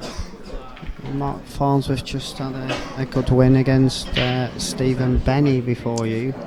Yeah. Is he the guy that won the UK Open last year? I think he is, yeah. I've never seen him play, but I know he's very good. I think Mark was 5-2 down as well to win 7-5, so he'll be on a bit of a high. Pickworth beat Jason Remington. That's a good win. 7-2. Yeah. I think he's had a good weekend, Mark, because I think he's still in the pro event as well.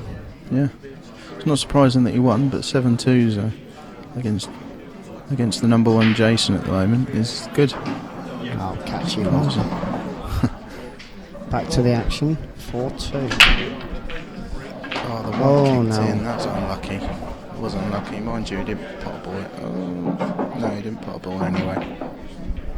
You always feel a bit better if you're going off the break, but you haven't potted one anyway. I just think, oh no, I've lost another frame against these boys.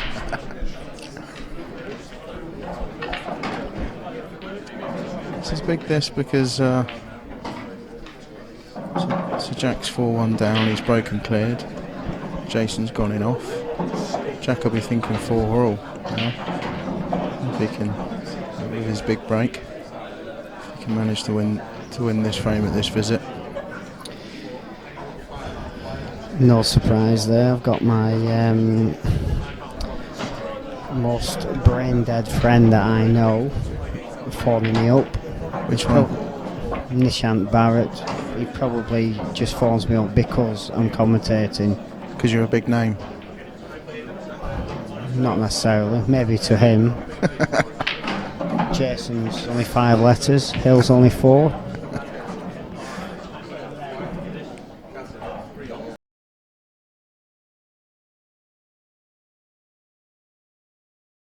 Needed to break that area up, but I don't think this worked out as he planned. I'm not sure.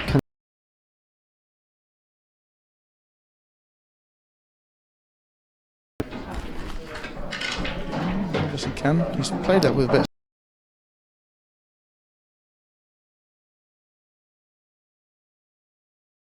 of here, which is his problem ball. How he's going to get on it.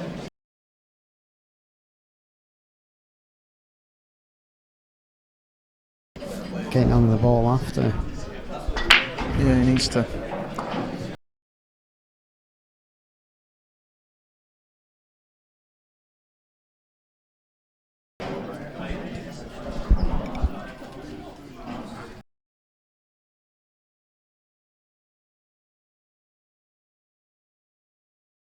For Hilton, do you think that's a good choice? Yeah, I do.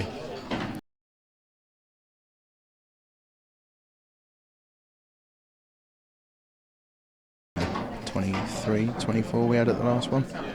Yes, Lots of tables with plenty of space.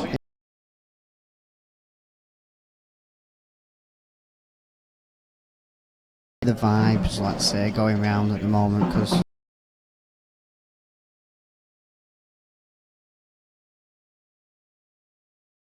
there's A always the worthwhile odd. opinion. There's always the odd one.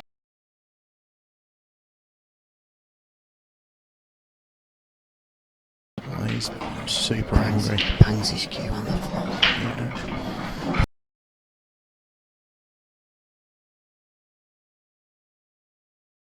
Ended up miscuing there. Wouldn't normally.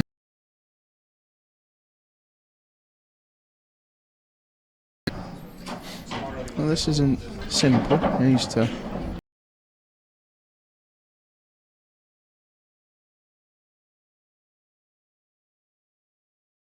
It's like winning 2 frames, really. It is, yeah. Against more so.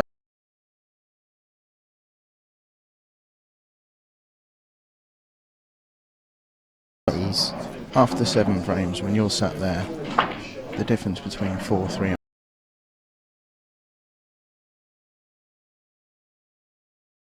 He's going to play this with top left to maybe bring it off 2 cushions.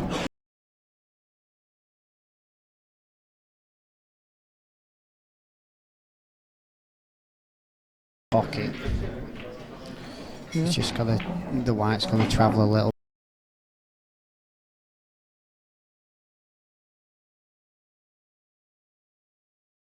Red, good long yellow. It's the judge.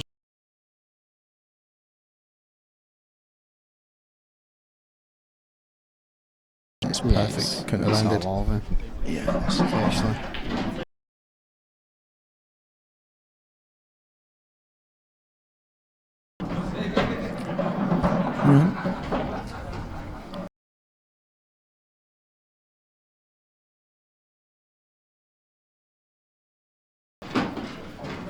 I like a drag shot. I Perfect. play them all the time.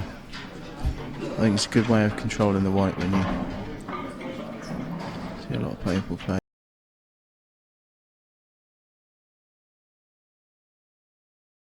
5-2 it is.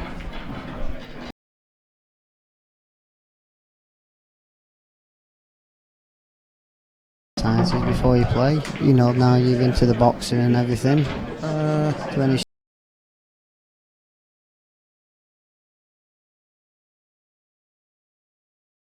Since I was sort of 15, 16, just gets a bit stiff.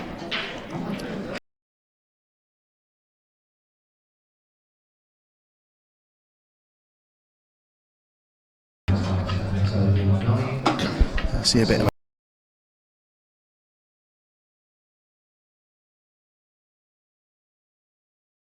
twice as hard.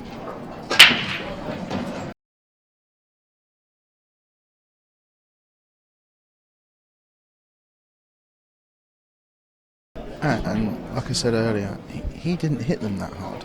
He just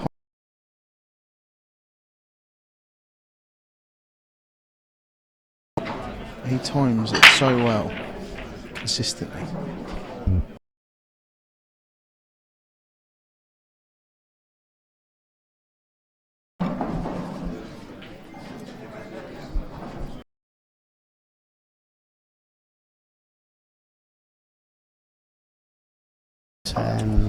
Mark Boyle sat over there. Yeah. What?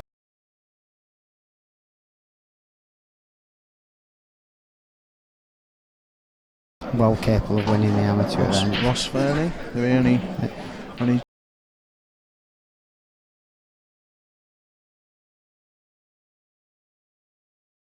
I've just seen you 6-4 favourite. He said I might have been about 30.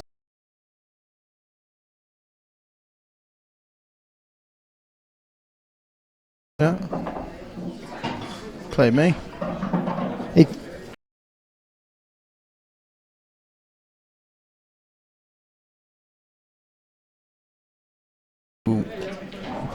You will not see some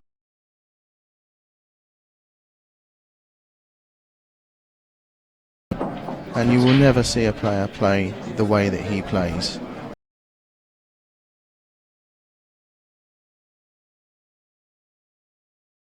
Scottish tour around about 15 years.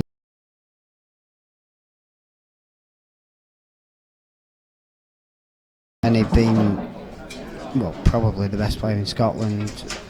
Probably.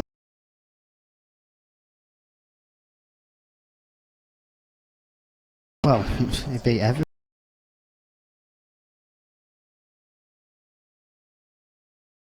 Years ago, and he's 60 now. It's the way his brain works.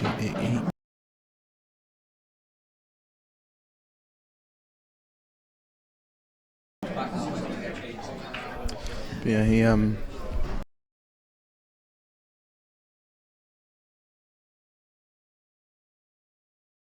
it's just some shots they can't play.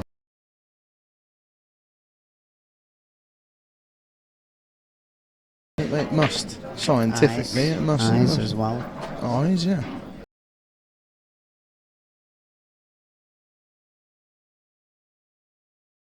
I mean, even in Scotland, I used to play the old BAP tour.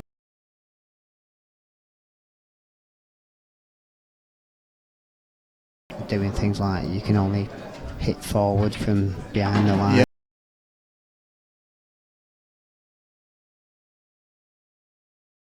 Or it's potting. Yeah. It's break. It's the game.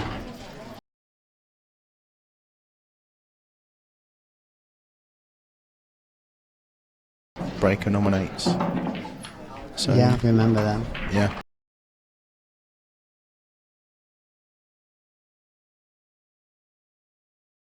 To tie his red up, looking to cover a pocket, and then you get a tactical frame. You play.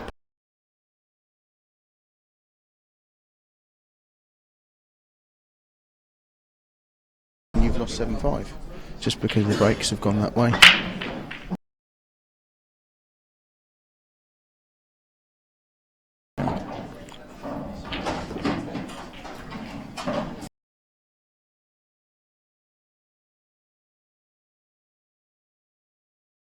Sure that he was just mapping his route out, really.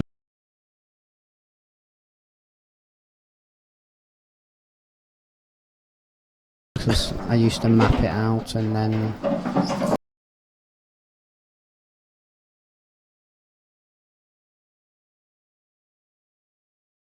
6-3. If it goes 5, it really should have been 6-3 there. If it goes 5.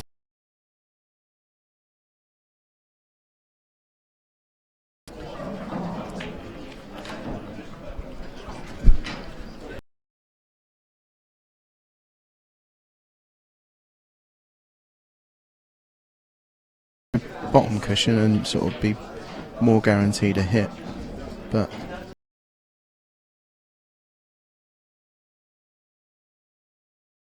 I'm surprised about.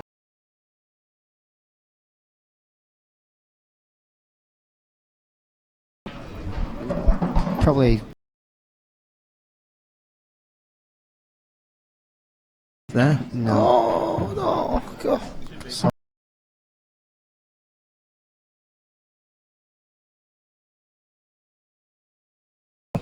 I do expect him to get them, but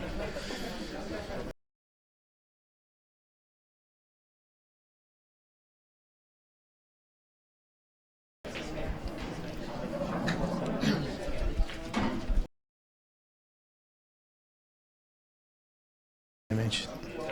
It could be him.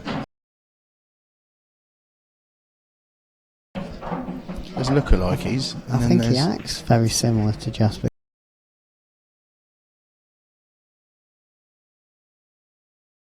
Looks like Jasper Carrot. Acts like Jasper Carrot. Can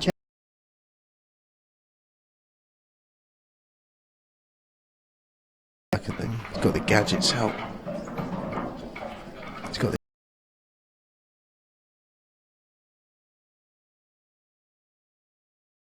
You get how clean is your house?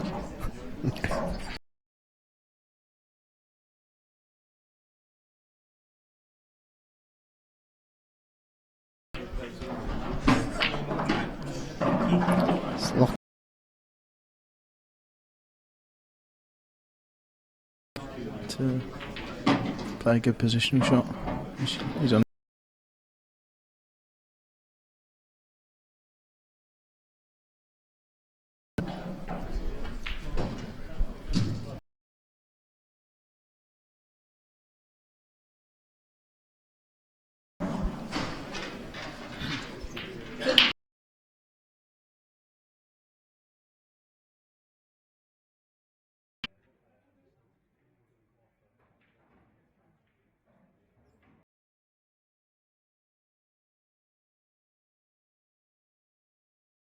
For 30 minutes while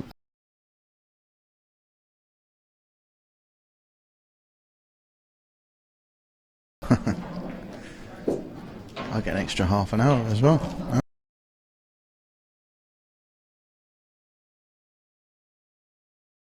not really. He has. I think this table's a bit quicker than the others though.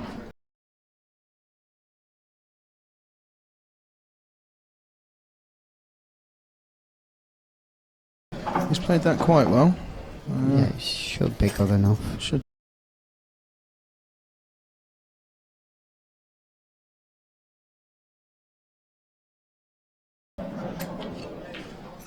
Yeah, he's still in it at 5-4.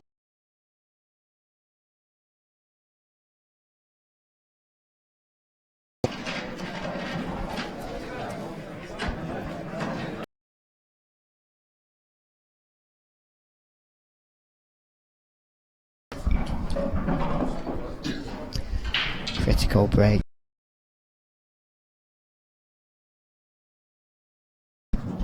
Mothers them. Is it Mullers? Mullerson.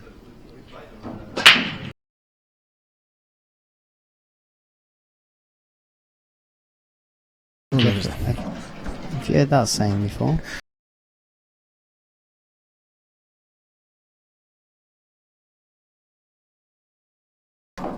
You can't say dads them, can you? You granny them. I do granny them, yeah.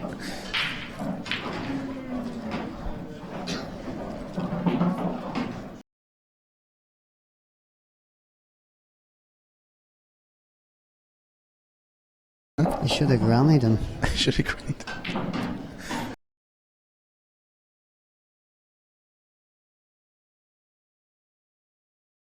Stun. Second call, please, Stephen Bailey. Anybody knows it?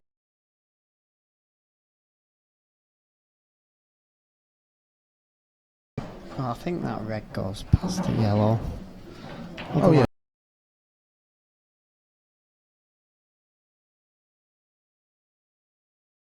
But it's fine. Well, if they left himself hand.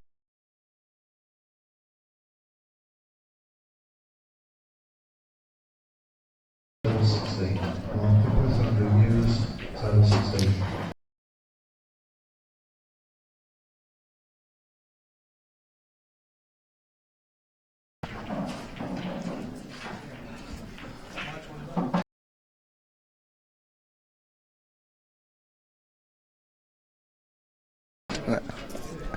You bet.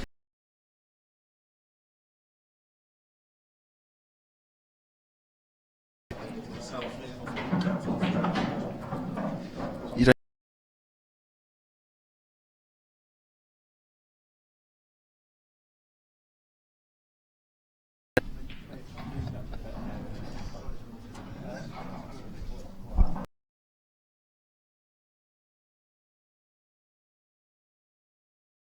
Dan's still chuckling to himself.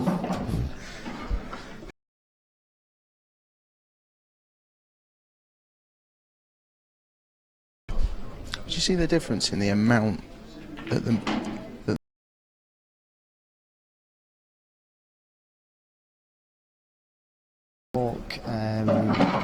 There's talk on the professionals Facebook page about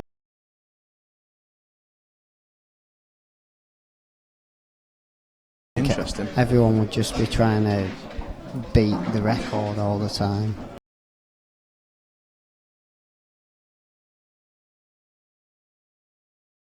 Would be interested, yeah. To be honest.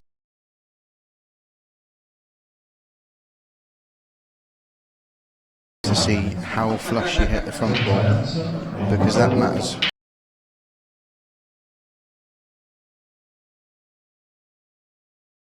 Maximum force into the pack. You can hit it 5 miles an hour far faster than last.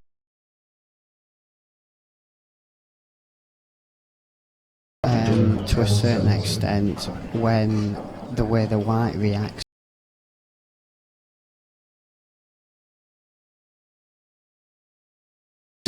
Talking about speed.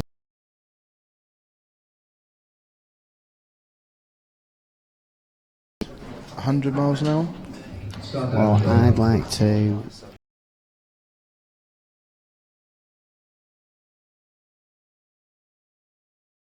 I've watched 9 Ball on TV before.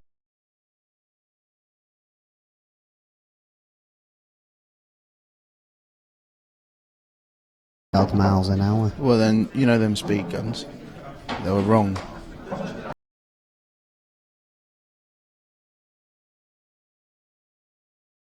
Is that? But when they hit ground strokes, they're at 50.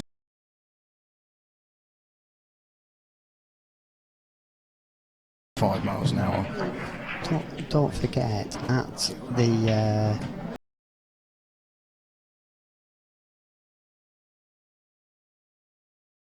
you know what I mean? It's just like setting off a car in a short distance. Yeah.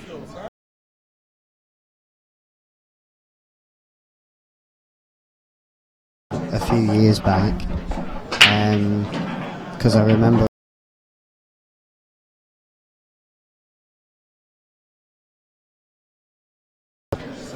.65 Jack spotted one off the brake. Yeah.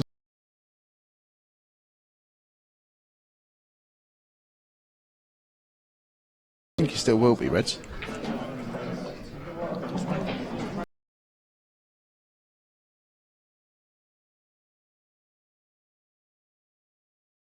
Might get it out that way. Don't. Or will he just the knuckle.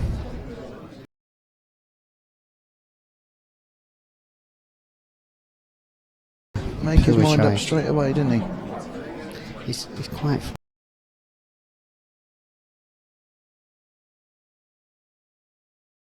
The right pace. It's almost impossible, even if he jars the right.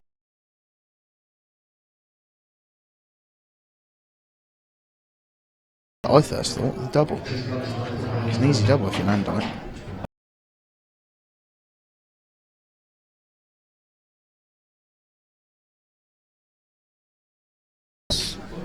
It's a little tricky. They'll play the plant, yeah? Yeah.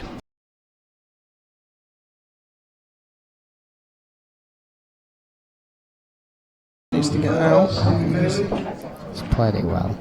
He did, yeah.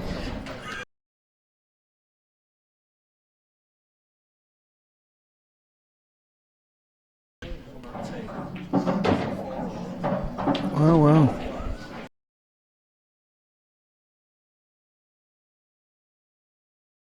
In the blink of an eye, by accident.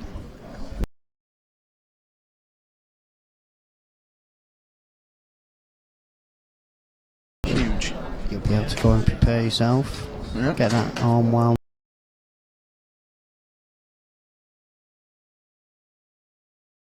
Wash my face.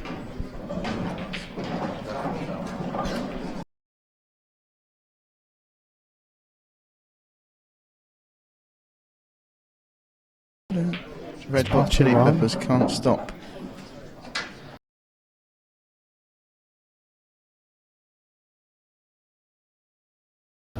Opens it all up. Just drop the one in the middle first. Yeah.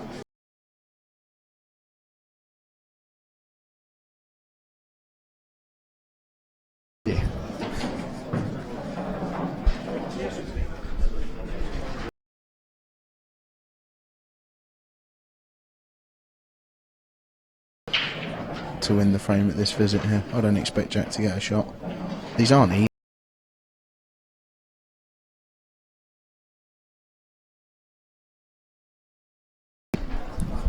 I'd be surprised if he didn't.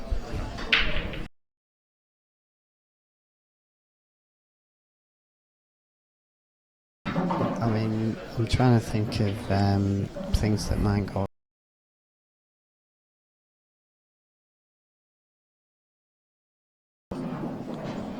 What's going on? Jasper's out.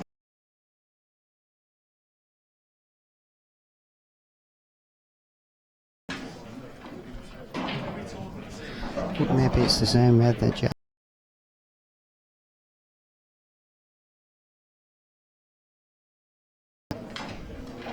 Nels just walked straight in front of him.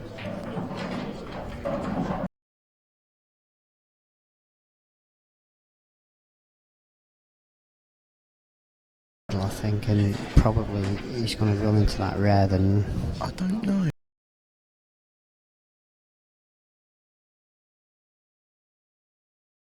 oh, that's poor.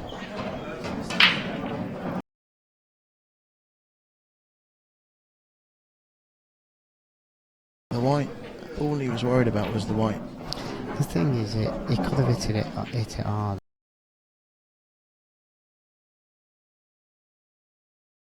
Was that red past that yellow? No.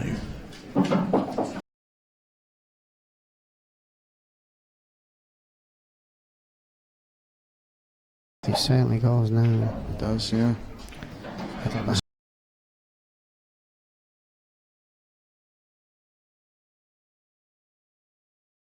Table 19, Brian Murray, Scott Coventry.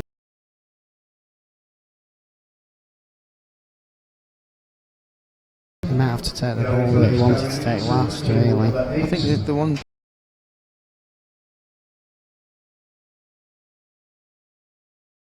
Rushton, table number 6.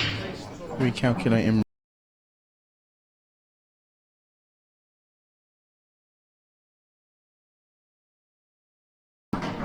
Well, Andrew, if he can just put the red he's closest to now, leave the white right.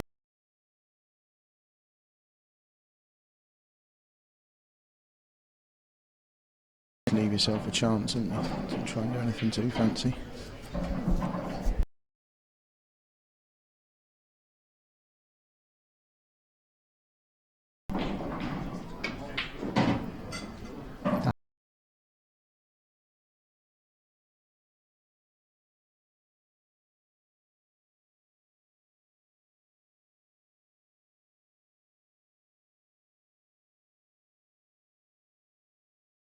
Means he'll have to screw back up the table and back down.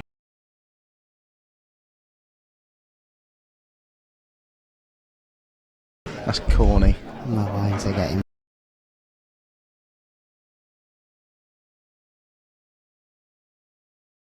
Happy birthday, Jason Twist. Yeah.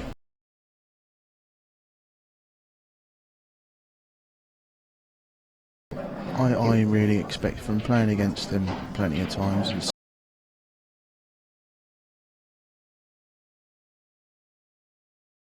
I thought he would take the one.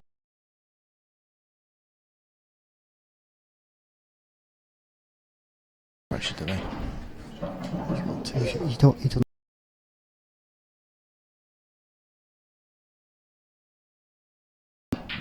No, he's okay.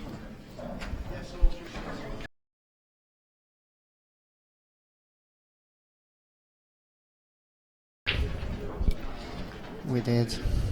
Gutted.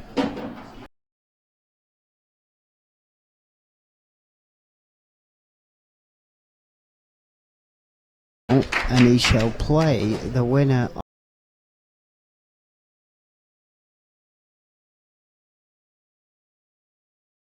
Half an hour now.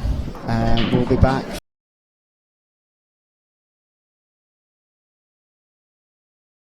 See you in a bit. I'm off to the toilet. Yeah, good evening, folks, and good luck, Dan.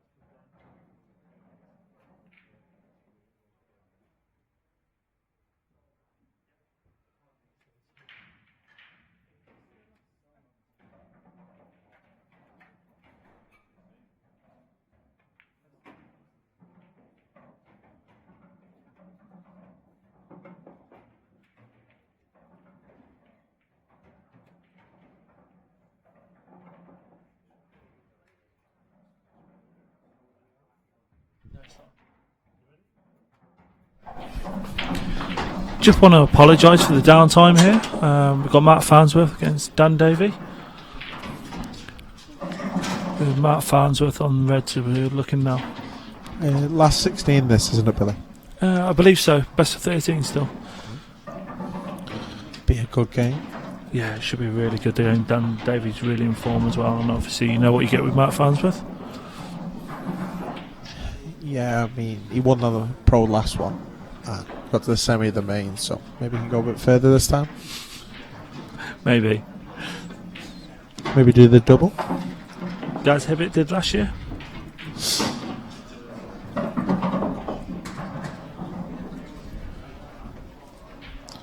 Maybe he wanted that a bit further up the table, over. I thought it might flick black out, if I'm being honest. No, Yeah, the red's yeah, over the got option, but he knows if he lands on it, he's going to knock it in.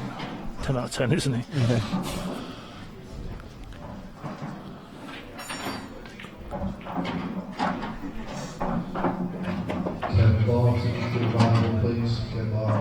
Oh. That's why I thought he would have tried to get on the plan. This TV table seems to be playing more like normal tables. Yeah, Where right. other events have been really fast, hasn't it? They have, yeah.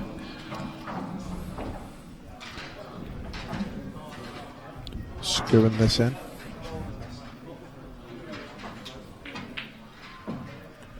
Oh. Rare miss from Mark there. Yeah.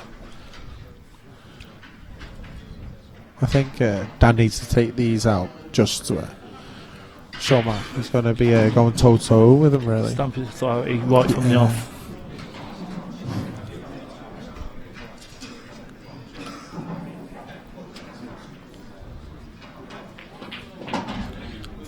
Such a good curious Dan Davey. Yeah. Got a good shot there, good little result. Just drop this in, Dan. Dave, take the left middle end. Yeah, it's just them two reds at the top. That'll be the only problem. We can play a little cannon on there, really.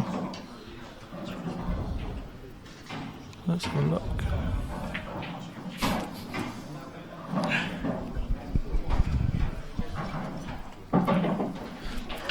Looks like the bottom of the two yellows goes in the corner anyway. So as long as he gets low on that one to begin with, you just punch it in and then take the other one, just drop on the black. Yeah, yeah. It's the only thing that could go wrong in this finish, really.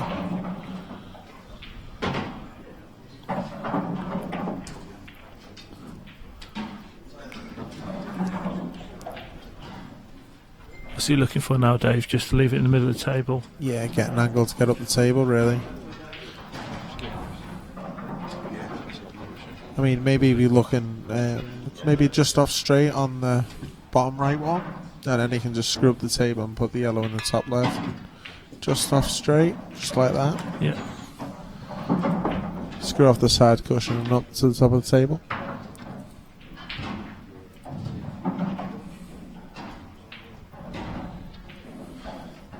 It was a 3-3 between Clint Hansen and Mark Boyle as well. Oh, that's going to be a really good game. A few crackers, isn't there, this weekend? Oh, he's overdone that. He's got it into the middle, top bag. Looks perfectly straight as well.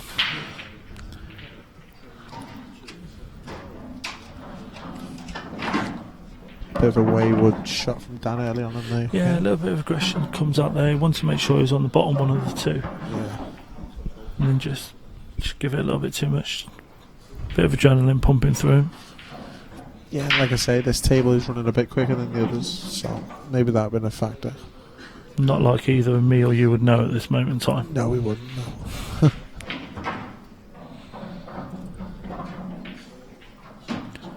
Choosing the one to the left centre instead.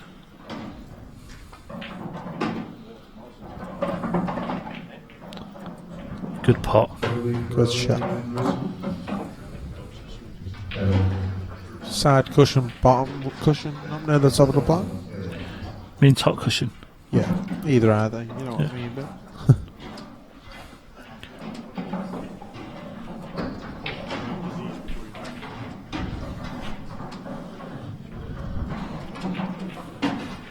I had a good angle. I was speaking to Dan about these earlier, and he was saying that he visualises them always going off the far knuckle.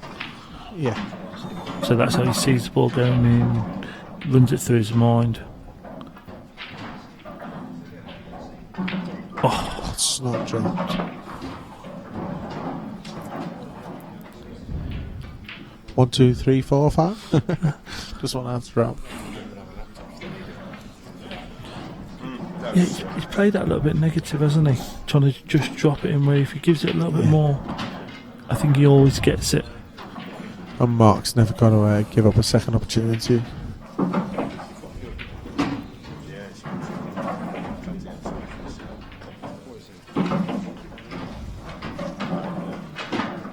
It's 1-0 Mark. It's good having Mark Farnsworth back on the tour this year, isn't it, Dave? It is, yeah. I mean, what I done when the first tour he was back, showed everyone he meant business.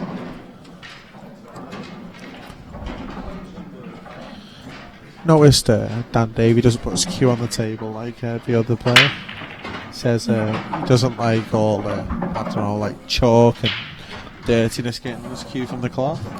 Really? Yeah. I've never noticed that before. And you'll see he'll put the butt on the side of the table and just leave his tip on the table. You'll see it later in the front game. One of these days it's going to fall off and his tip's going to come off. He's done it. His ferrule broke when he done it. Yeah, it hasn't got chalk marks on, just got no ferrule. He's got a monster break here though. White in the air. Nice white. Just wants to be on a ball. We were talking about break cues earlier, Dave. Where do you stand with them? It depends how big your tip is, really. I mean, if you're playing with like a 6 or 7, I'd say you need a breaking cue. But anything around 8, well, 7.5 plus, I wouldn't recommend one, to be honest. You don't think that it's like if you had a break cue, you could put a harder tip on? You can. It doesn't really matter where you hit the ball in. But as long as you get made exactly the same what you're using, so it feels the same. Yeah, I mean... but that is a lot to fork out for something to whack. Yeah, just to whack it. I mean, look at Jack Whelan's break using his cue. Yeah. Probably the best break on the tour. I mean, he just uses standard cue and puts his cue through it. There's a few others with a really good break. Like, say, Dan's one. Yeah, he uses his own cue. Yeah, he does. I think Neil Rayborn uses a breaking cue now and then. He's got one, but doesn't always use it. Is it Dave Mercer that's got the big 9-ball break cue? It's Darryl Ellis. Darryl Ellis, yeah. He's got a Predator cue, and it works for him though. So tap something and they go. Poosh. Yeah, he does it on that. He very rarely doesn't get a ball, so it does work for him. Like I say, it's personal preference. I don't use one, but I noticed when I was playing John Shepard in the Pro event yesterday, he started using a breaking cue, and then he was not getting many balls for the break, so he went to his own cue, and then his break sort of sorted himself out. But break can be a lot of luck. Yeah. Same break, different days. Just it's amazing how it doesn't work. It's crazy, isn't it? This is a shot for the clearance now. Will he just stun into yellow? Make sure he's on the red then to the corner. Yeah. Guarantees himself a shot on it then, doesn't he? Shot. Left a nice little gap there between the yellows to pop the black in a bit.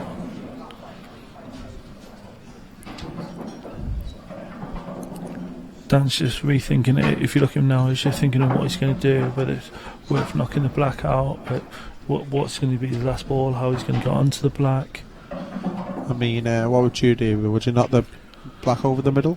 No, I'd leave it where it is now and make sure I'm on it. I'd just drop this in, drop the one to the right corner, leave myself pretty much straight, and then you can just screw it back in between the two yellows. It's got such a big gap. Yeah, yeah.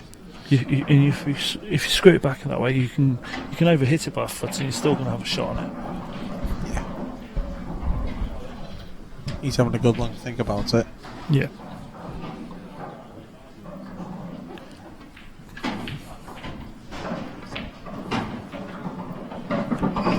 Yeah, I think he's just going to play the way you said it. Yeah. This is important though now.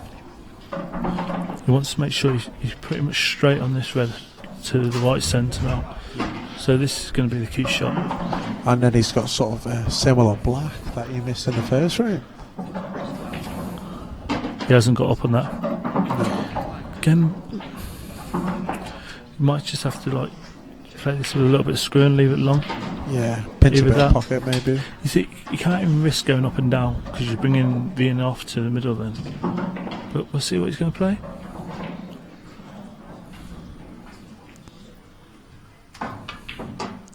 Cannon. Oh. Cannon. Oh. I didn't realise he had that much angle on it. Neither did I. I think he pinched a little bit, to be honest. But these aren't easy bridging. What do you reckon? 8 out of 10 for Dan usually. Yeah, I mean he's a good QS, good shot maker. Don't want to jinx him. No. Yeah, another Again, one to that back. Just caught the near side this time. Yes. I mean, This way it's horrible because now Matt Fernandez comes to the table and he's pretty much got 8 dollies. Yeah. Dan's done all the hard work, opened up the whole table. I mean, it was good finishing from Dan. Yeah. As well, yeah. I mean, Dan's missed 2 backs into that bag. Could easily be. But again, it was just that one shot, the one where he took the one to the right centre, didn't quite accelerate through like he wanted to. Ended up being a little bit short, sold a little bit of the bag, and then ended up having a tricky black. It's little margins like that, and especially at this level, they just don't let you off the hook. No. I can't see Mark missing any of these, to be honest. Look. Just opens M3 into the middle bag. It's like lineups and practices. Yeah. Dan was telling me that he was playing really well coming up to this event. I mean, and I was watching him earlier against Ross McGuinness. He played really well. So I seen him. He took out some like ridiculous monster finish. yeah, I think one had 4 doubles. Tried to cover the bag twice, then it dropped, and then he had to play 4 doubles.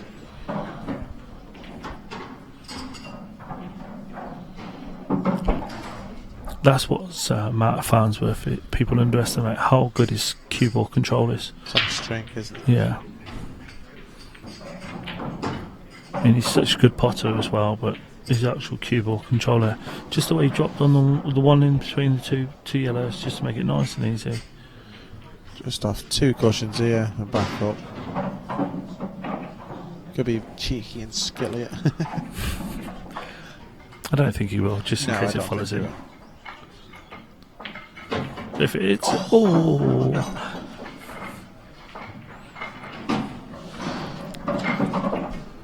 It's 2-0 to Mark Farnsworth. Could have easily been the other way around, Bill. yeah, easily.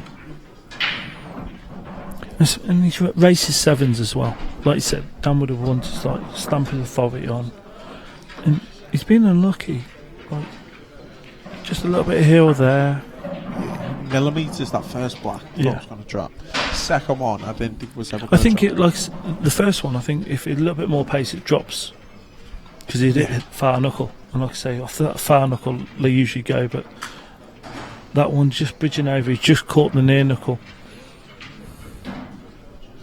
Yeah, no, I'll give Mark a bit of confidence, really. Seeing he's missed 2 into the same bag anyway.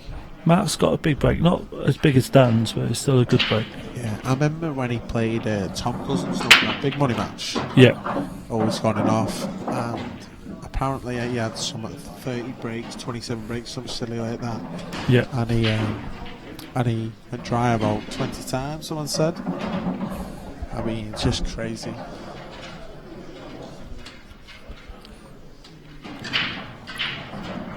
The break's such a big part of the modern game pool as well nowadays. It is. Well, some people just give it a whack and it works, but I mean, it doesn't always come out as you hope. Sideball break, I've seen a lot of the Scottish guys do that. Mark Boyle got a really good sideball break. John McAllister's got the best one. Best one on the tour. Huge break, huge break. When we say sideball break, we are talking about the cut break, so second ball down, lots of screw or stun, but you've got to control it. If you hit it too hard, it comes off the table. Yeah, you've got to make sure you're the second ball, centre ball, really, haven't you? Yeah. Back into the pack. Fewer. a few results there. Mark Pigworth beating Jason Rimpson. That's a very good result for Mark. Yeah, this is the last 32 results we're looking at now. Jason Twist beat Leander 7-5, but then also beat the current world champion, which was a repeat of the final, 7-6. And that was the live pre-game before this. It was, and Jack had a chance in that last frame, and he went in off. It just shows you how important it is, though, to Jack Whelan. Like, he'd gone in off, and it really hurt him. Yeah, you could see his face. Yeah. And he's over on the amateur over there, and I think he's taking all the anger out on the amateurs. Like he has done for the last 2 tours. Yeah. Can he win 3 in a row? Well, he can. Of course he can. I mean, with Mark Boyle and a few of the Scottish lads like Stephen Benny, no one's really mentioned him this tour, but he's a Scotland 18 player. So there's I don't know much about Stephen Benny. Yeah, he's a good player, very good player. I mean, you don't get into that Scottish 18 player. You don't get in any of the Scottish teams without being good. Yeah, exactly. Ross Fernie's up to the A now, but he was playing for the B team last year. Yeah, he should have. And he won the amateur here last year. He did. He beat Mark Boyle, Scott Ross, a couple of the 18 players. Yeah, Scott Ross, what a player as well. I mean, all the Scottish players, some of them they tap break, they play deliberate fouls when needed to, but they're all really attacking when need to as well. All round game, isn't it, Bill? Yeah. And they've got such good black ball following here. Black ball's huge, isn't it? Oh, it Dan kissed that black enough for it to go back in that corner. Know, but you can always play it in the middle or the bottom right corner, can't he?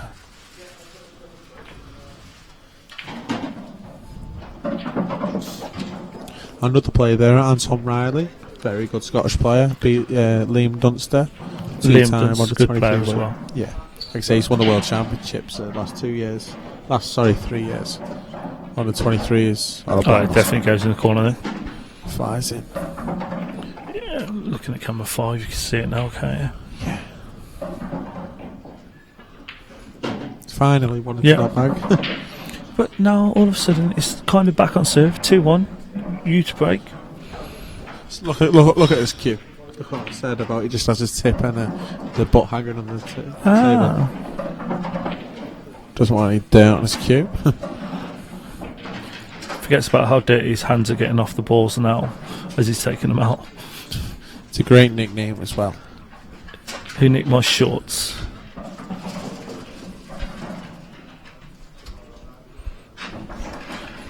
Did you ever see the video of Dan Davey after he lost to Craig Lakin? All the Berkshire team singing to him, there's only one Craig Lakin. It's nice of your sport, isn't it? Yeah. What are the results from the last 32, Dave? Yeah, I seen Andy Blair beat John Shepherd there. 7-3, it's a big result there for Andy. And who's Andy currently playing now? Luke Sanges, isn't he? Andy Blair. No, Sean Stebbins. Yeah, in the amateur event. Yeah, that's a monster break from Dan there. And Sean Stebbins. So Luke Sanges against Aidan Finch in the last 16. I can't see any of the others. The winner plays. Who does the winner play? It should be there. Luke Sanges 86 against Boyle or Clinton Hansen. No, won't Luke Sanges play Jason Twist? Luke Sanges or Aidan Finch will play Jason Twist, and then Clint Hansen or Mark Boyle will play Nathan Bridges or Ronan McCarthy. Craig Marsh against Anton Riley will play Sean Stebbins or Andy Blurton, and then we've also got Mark Pickworth and Drew Hughes playing the winner of this. Yeah. Jason Twist already in the last 8. You have a nice little relax, can't he? Pull it out there then, Dave. Who's going to take this down tonight? I know Clint Hansen's in war with Mark Boyle there, but I fancy Clint after winning 2 deciders already today. Okay. But it could be any of them, can't it, really? Yeah, they're all good enough to win it. Yeah. Standards outrageous. I'm going to put it out there. I think it's going to be Jason Twist. Yeah, he looked focused against Jack there. He really wanted it. I mean, you can't rule out any of the amateurs. I mean, Andy Blair, that's a sort of bad shot by Dan there, just first of all. Hasn't played the best shot. What's he going to do? Play the bottom yellow now to the right corner? Yeah, cannon into that. Cannon into that red. Yeah. But going back to the who do you think will win, you can't rule out any of the amateurs. I mean, what amateurs we've got left in? We've got Mark Boyle. Mark Boyle, one of the best in the world. But yeah, he's right up there with anybody, isn't he? It's a bad miss by Dan. Would have been hoping to take them out, take it 2-all, forget them 2 missed points really. Yeah. And yeah, Andy Blair and beating Shappy, and he's not. Sean Stebbins. So we're going to have one amateur there. And Tom Riley, he's a very good player. Yeah. So you can't. Depends which Craig Marsh turns up. It's going to be Craig Marsh that's basically going to beat anybody that put in front of him, or Craig Marsh that probably going to lose to anybody you put in front of him. Yeah.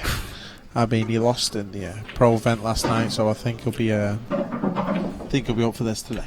Yeah. He got to a couple of finals last year. I think he won one and lost one in the final. He won a pro event. Nottingham. Yep. He also lost in the Bradford final against Christophe Lambert. That was Brighton. Was it Brighton? Yeah, it was Brighton. Yeah, it was Brighton. That was where Craig Marsh was 6-1 down, and he's broke dished and he's broke dry 3 times. And that was it. That was it. He's 6-1 down, and he pulled it back to 6-all.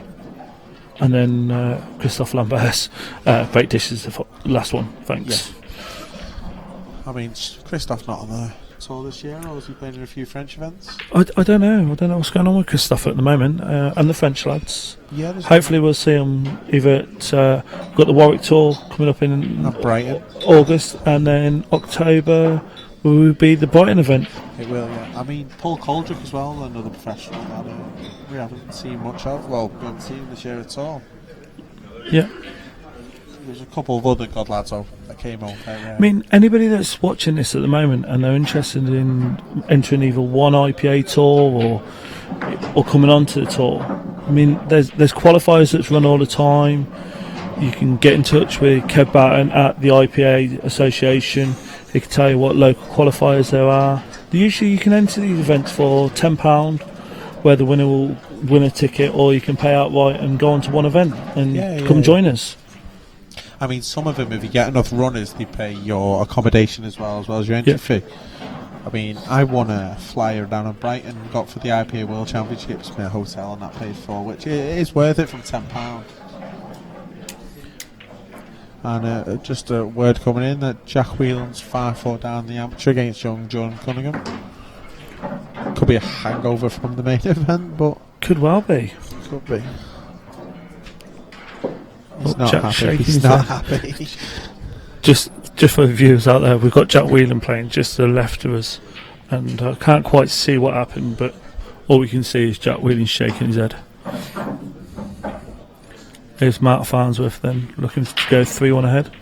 But yeah, with the flyers, Dave, it was there was an event at Warwick, and I'd won a flyer to enter it, and that's what gave me my IPA bug. Where I come along, play Gaz Hibbett was my first game. It's always a nice start.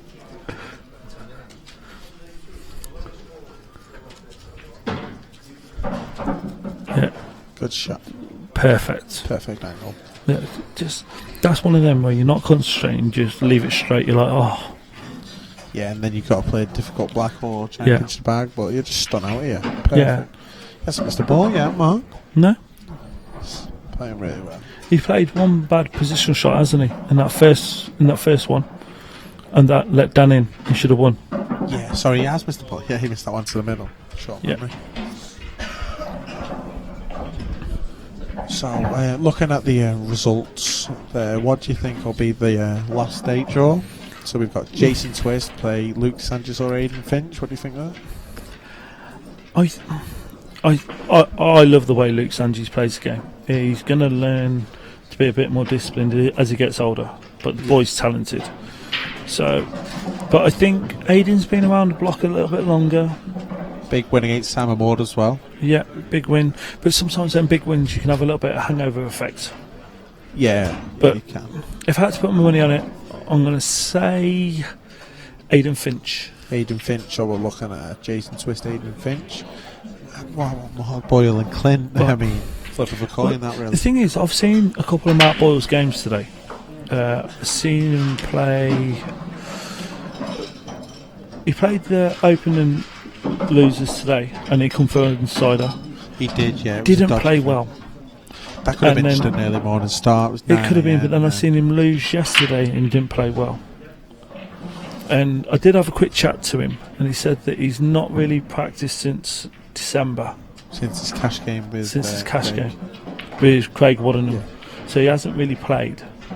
And I think that kind of tells, but the longer he's in this event, the better he's going to get, blatantly. Because there's no doubt in his absolute quality, isn't he? Oh, Jack's still shaking his head. Big crowd around that game there. A few of the pros watching it. Jason Remington, Harry Owen, Danny Talentine. Oh, I don't know what happened there. Just seeing every ball on the table moved. Yeah. But yeah, back to this game. So It's nice seeing young players like Jordan coming through, isn't it? Playing Jack Whelan. it is.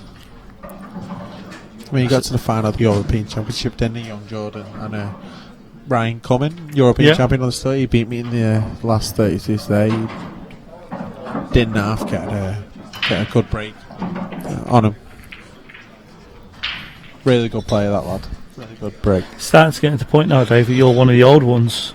All these young kids coming through. I know, yeah. I mean, 15 he is. He's going to be some player.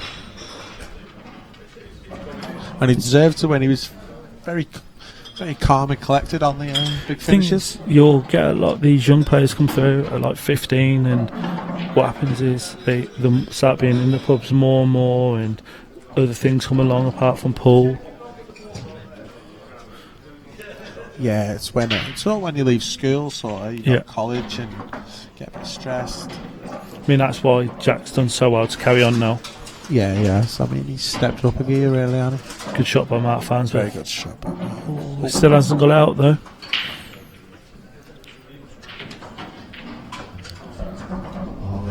Who's favourite here? In this game now between Mark and... No, as in this reds or yellows? I'd probably still go with... Would you want to be reds at the table, or do you want to be yellows? I'd probably want to be reds because of the black doubles. I mean, it's just looking, can he get to that plan? Or what's he playing? He might just stick him behind the yellow. Move the yellow out of the way. He's not played a very good shot there. No.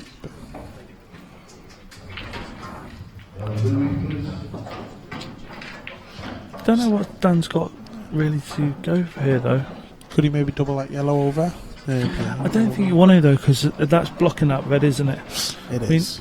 I'd be more tempted to play the plant into the middle and maybe try and move that red a little bit, but no, he's going to take this yellow. Is he potting it? No, he's playing the double. Oh, he's Doesn't want to potting go in. Didn't want to straight in, really, did he? Try and flick the red out the way. That's why different people see the game different ways, don't they? And he's a lot better than me.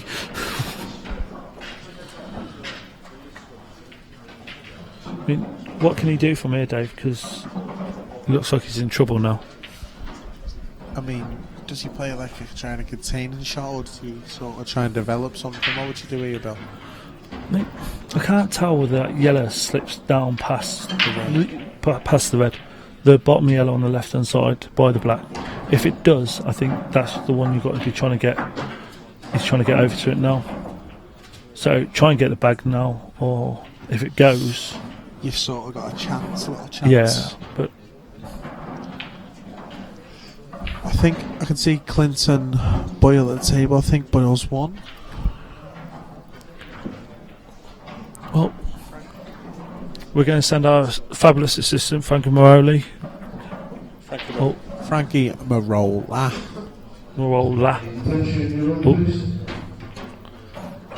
Yeah. I think. What's Mark going to do here now? Just try and get the black out. Like dropping it low, go straight into it, and then if he flicks it, he should have the 1 to the right middle to get onto that bottom last red. Yeah. I mean, Mark's such a good curious in positions. Do you put that white in around the table? Yeah. So, I mean, you might even want to just play on the black and button top or bottom left hand corner, really. It's completely how he sees this finish. Well, young Jordan's at the table, but I can't see. Move him up way.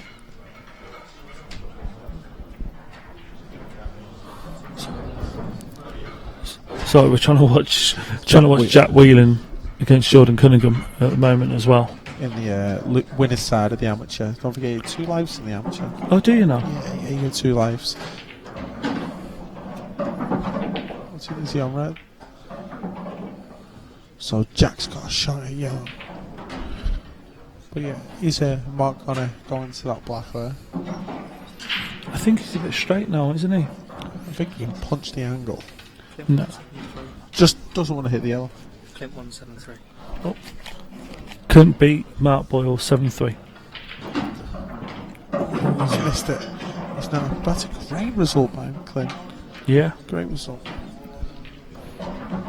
We were lining up. There's a big money game going on next week. Does it start?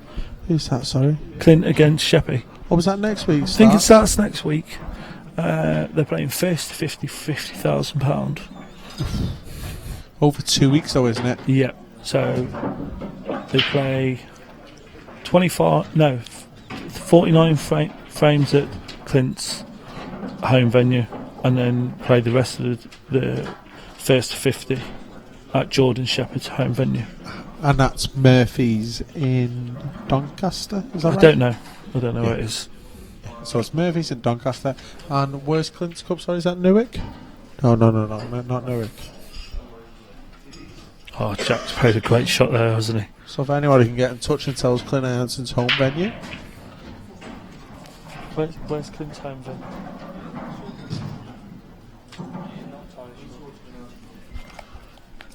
We're not quite sure. Somewhere in Nottingham. Yeah. I mean, can't see it being Towers. Oh, he's got it. He's got young Jordan's Cunningham should come off cushion and then just potted the ball about a foot away from the back into the middle. Great shot. And he's on a finish. That black on the cushion though. Just hope Jordan keeps himself together here. Gets a shot on that black. When you're young, you don't feel the pressure so much because you don't realise how important it is. You don't, but when you've got a lot of people watching that. Oh, what a clever shot by Matt Farnsworth. He's played it off Dan Davies' ball to open the bag. It's a great shot. I mean, you go to pressure, Billy, going about pressure. I mean, kids don't sort of fear it like Jordan against when he's just playing Jack, but when a crowd starts gathering, you start looking around. But is Jordan going to get this double? We'll soon find out. No. White was the white. Oh, he's playing. He's got a save. Unbelievable, Jeff. It was that moment he realised he'd.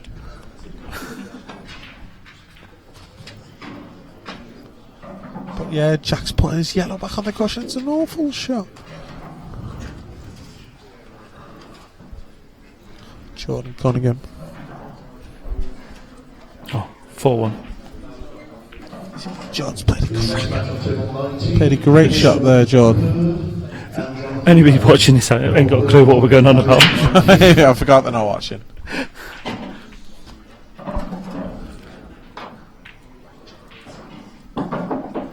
Oh, Jack Whelan. Good shot, Good shot. Bit of Jack Whelan experience just had to swerve round black, just flicked his yellow out. So and left. Black. Jordan, he's getting this, by the way. Yeah, sure. I can't see. He's got a might tricky go off black, in the middle. but Might go off in the middle. Oh, he's missed it by a mile. And he's hit the knuckle in the middle. And he's got safe. No, I don't think that's safe. Like Jack's world champion, and he's brilliant. We all know that. Oh, He's a nice guy. But people miss against him more than I've ever noticed. Like you get so many like second kiss as well. So Jack's just potted his last yellow, flicked the black over the bag, And gone to 5-all. He has a monster break. He's brilliant in the pool. He's a nice lad, and he's lucky. Some things just are not fair. I don't have one of them. Right. Yeah. Better start working on your personality. I better do, yeah. That's all I've got. Dan's on yellows now. Play cricket. Yeah. Jack, has he got a ball? Has he got a ball? Jack, no. Unbelievable. Yeah, and them yellows look tasty. Yeah, for anybody watching, Jordan Cunningham, Jack's wheeling's just come up dry, and then we've got Jordan Cunningham now for the win. But I don't think he's getting on. Don't you? No. Pound? Yeah, but no better than this. No, better than that. Right, get back to this game now. I'm intrigued over there.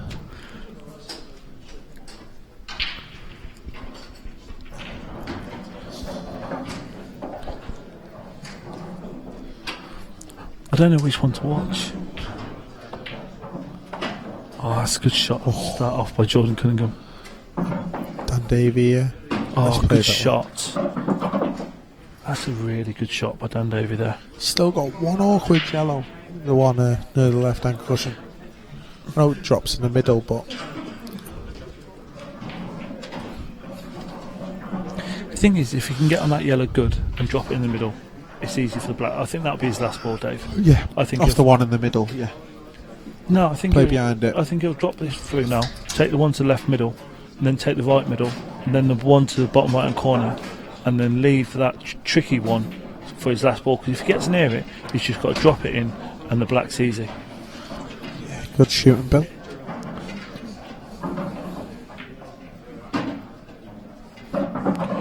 No, I think he's just push this past the red now. So again, like, you don't really have to do much. Concentrate, just rolling the balls in. Yeah, he's only got to play one good positional shot now out of these last 5 shots. This is where like people we were talking earlier about how good like Gaz Hibbett and Ronan McCarthy are, and it's they leave finishes like this all the time, and they're always absolutely perfect. Where because it's such an easy part, you can take your eye off it and not quite be perfect on your ball, and then it has a knock-on effect. And it's a little bit more hard. It's got your next one and to the next one. Ooh, sorry about that. Jordan's just snooking himself. Really on his part. Still got a yellow down the table, but yeah, and I think Dan might have come too straight on this yellow now, so he's looking at double. Again, just a little bit of adrenaline probably coming through. But let's see. Going to leave a double, I think. Yeah, I don't see Dan Davey missing many doubles. Oh, that looks perfect as well. Yeah, you'll miss this after just. No, you won't. Pound? Yep. Nope.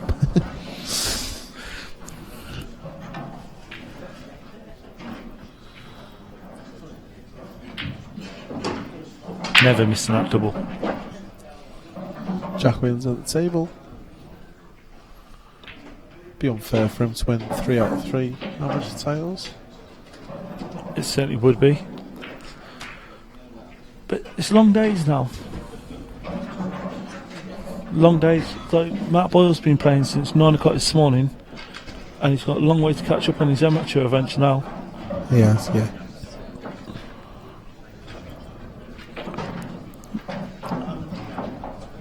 I mean, although it's a long way to come for this Scottish Open, it's so competitive up here, isn't it, Dave? Yeah, it really is, Bill.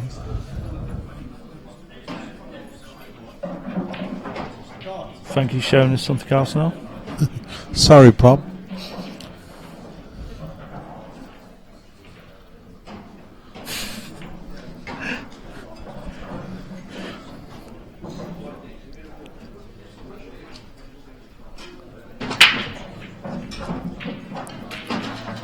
Big break by Mark. Yeah. That's a huge break. When he breaks like that, how can he possibly get 20 dry breaks? Unbelievable.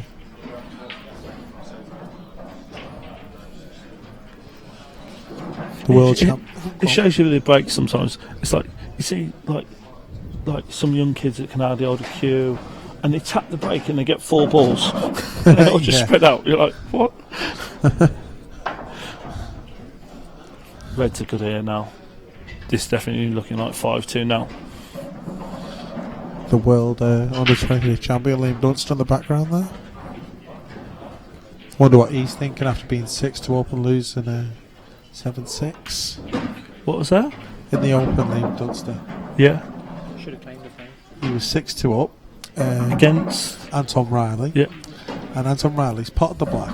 White's fizzing around the table, and Anton starts racking the balls up before the white's finished. Liam Dunstan didn't do anything, but must have been just thinking, I'm 6-2 up, don't want to cause a fuss, and ended up got beaten 7-6. But if the black's gone in, the black's gone in, the white's still moving, and he starts racking the balls up. Yeah, surely that's fine. It's no, because the white's still moving, and he's just moved all the other yellows that are still on the table. No, I think that's fine. It's frame away. It's frame away we asked.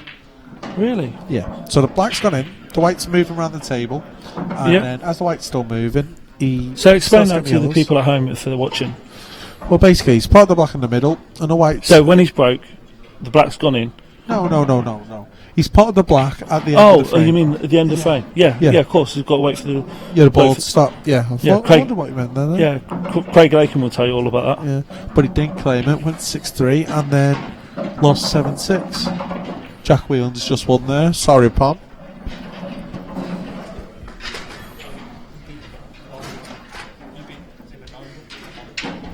Yeah, I beat Pom at 9 ball. No. I did.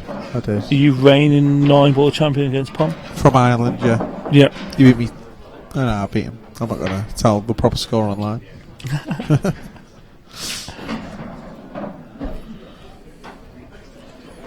So, Frankie, you're going to go around and get a few more results for us? Go and get some latest scores for us. Because that's 5-2 to Mark, looking good. So, Frankie, how have you played this weekend? Yeah, let's not ask. No, can't tell. How are you finding the IPA tour, Frankie? Oh, it's a great tour. Really professional setup.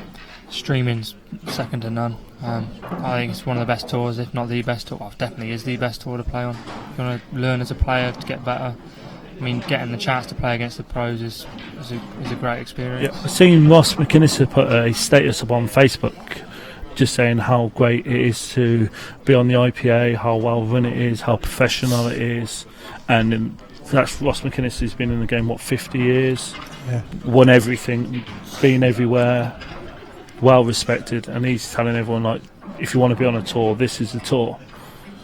I mean, the IPA really have upped the game over the last couple of years. I mean, they took some bad press. They did. Yeah, let's be honest. The ups with the downs. Yeah, and a lot of the world rule players are still, they're not quite sure about black ball, and they're unsure about the setup. But what Kev Batten and the backroom staff are doing for building up the black ball now and building up the IPA tour to be the best tour around. It is.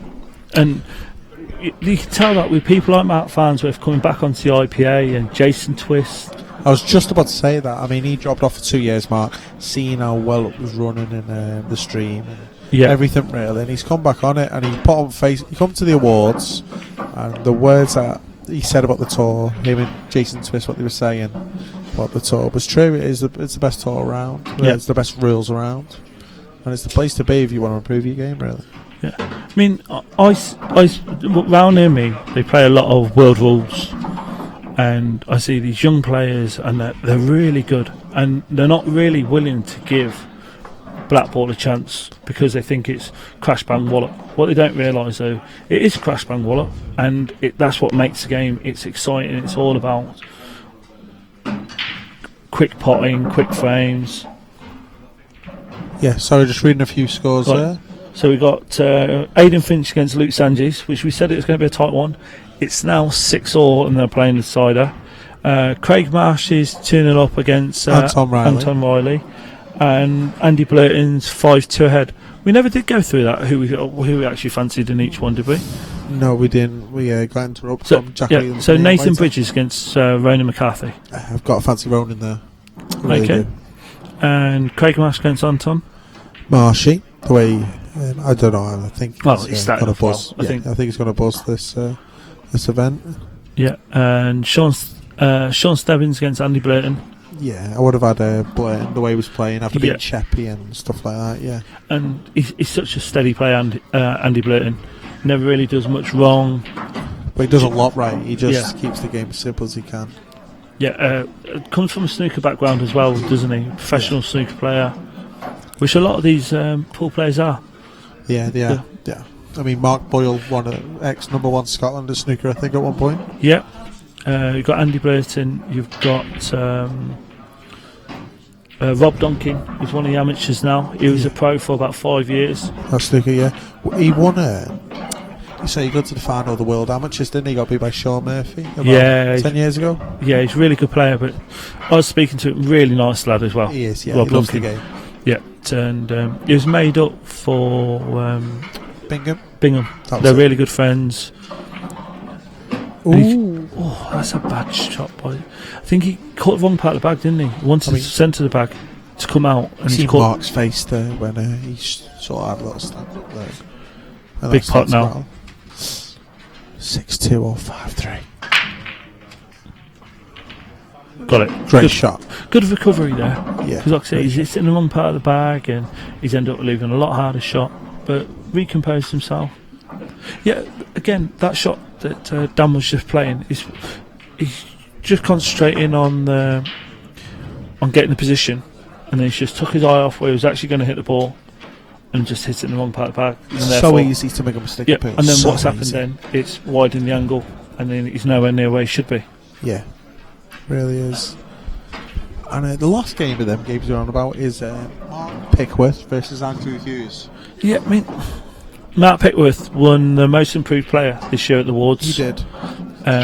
Really nice guy as well. I would have picked... Drew's such a fantastic player, but I would have picked Mark Pickworth, I think. I would have. He beat Jason Twist in the Pro. He beat Jason Rimmon 7-2 in the last 64. One last 32, sorry. So he's playing well.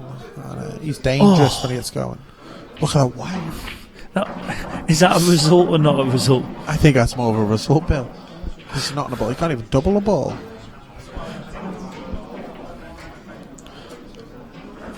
What can you do if you know? I mean, even the yellow. If you get try and flick off the yellow and land behind the red. Yeah, because the yellow's on the ball there. Because that red's so far on the bag, makes the skill shot look quite easy. But yeah, you need to stop the opponent going yellows here, really. The skill shots when you knock one of their balls and knock your ball in afterwards. Does it have to be the same bag? It can be a different bag. It can be. As long as it goes in somewhere. Yeah, as long as you hit your ball first and pot your ball, you can put any other ball on the table apart from the black, and it's completely legal. And so nowadays, people are practicing the skill shot more and more. There's different ways to play it where, like, you screw it in now. You can actually play them quite hard with screw, and when it hits the other ball, it then creates top spin to make it follow in after. It's all about hitting that ball full on. It is. Here's Dan trying to put it back behind yellow. He's played that well. I haven't really seen much of Matt Farnsworth in a tactical frame yet. I haven't. Yeah, ever. To be honest, I did see one against Stephen Benny. He did turn it around really well. It was a good frame to win. Like I say, only 175, so it must have been a big frame of the game. Yeah. I was watching that. Did go on for about 40 minutes. There was only 3 balls off on the table. 4 balls, 2 reds, 2 yellows, and he ended up turning it around with a skill shot. Actually, well, I've noticed this last year there was a 30-second shot clock on the TV tables. They've done away with that this year. Yeah, I mean, I think it was a bit unfair with all the players that weren't playing on the TV table. I mean, it's sort of one rule for one for the other. What about for the final? Would you bring it back in, or? I would for the final, yes. Just for the finals? Yeah, for the final. Probably the semi-final. I'd have 2 refs on the semi-final because going straight from no shot clock to a final with a shot clock. I mean, the final. Yeah, and do you think that gives the advantage to whoever's the advantage to whoever's on the TV table? Yeah. More updates, Frankie? Luke just beat Aiden in that decider, so 7-6 win there. Good scout, so Luke's in again. Luke's into the last 8. He's had some big results, Luke Sanchez, hasn't he? In the Open, knocking on the door. So He I did. knocked him out in the amateur. He did lose a money match the other day to Ryan Jones from Wales. I don't know much about Ryan Jones. He's good though, isn't he? What I've seen, he can play. He plays with the Wales B team. Big John in Europeans. He got to the final of the European Championships, yeah. So he obviously can play. Who beat Shane Lewis? Ian Bates, is it? Something Bates? Yeah, and who else did he beat? He beat another young lad from Wales that's really good as well. Ian Bates beat another guy. Yeah, he beat somebody else, and then Shane Lewis is really good. He's won 2 Welsh Opens this year. Yeah, back to back as well. Back to back. And then when you've got Wardy, Craig Marsh, Ben Davis, Christian Phillips. Yeah, I think Dan Davey plays on it. Yeah, a lot of the lads down there. A lot of lads from Bristol play on it. I'm trying to think because Sean Stebbins lost Jules Goodyear, didn't he, on the same day? But I'm not sure with the money match. Who did Jules play and beat? Corey Reese. Right, there's another great player. Yeah, but that lad that beat Shane also beat Corey. I'm sure he did. Was he enough? No. Foul. So the guy that beat Shane also beat Corey. Yeah. I'm sure. I'm not 100% sure. No, because Corey lost to Jules Goodyear, and then Sean Stebbins played Jules Goodyear and lost as well. Okay.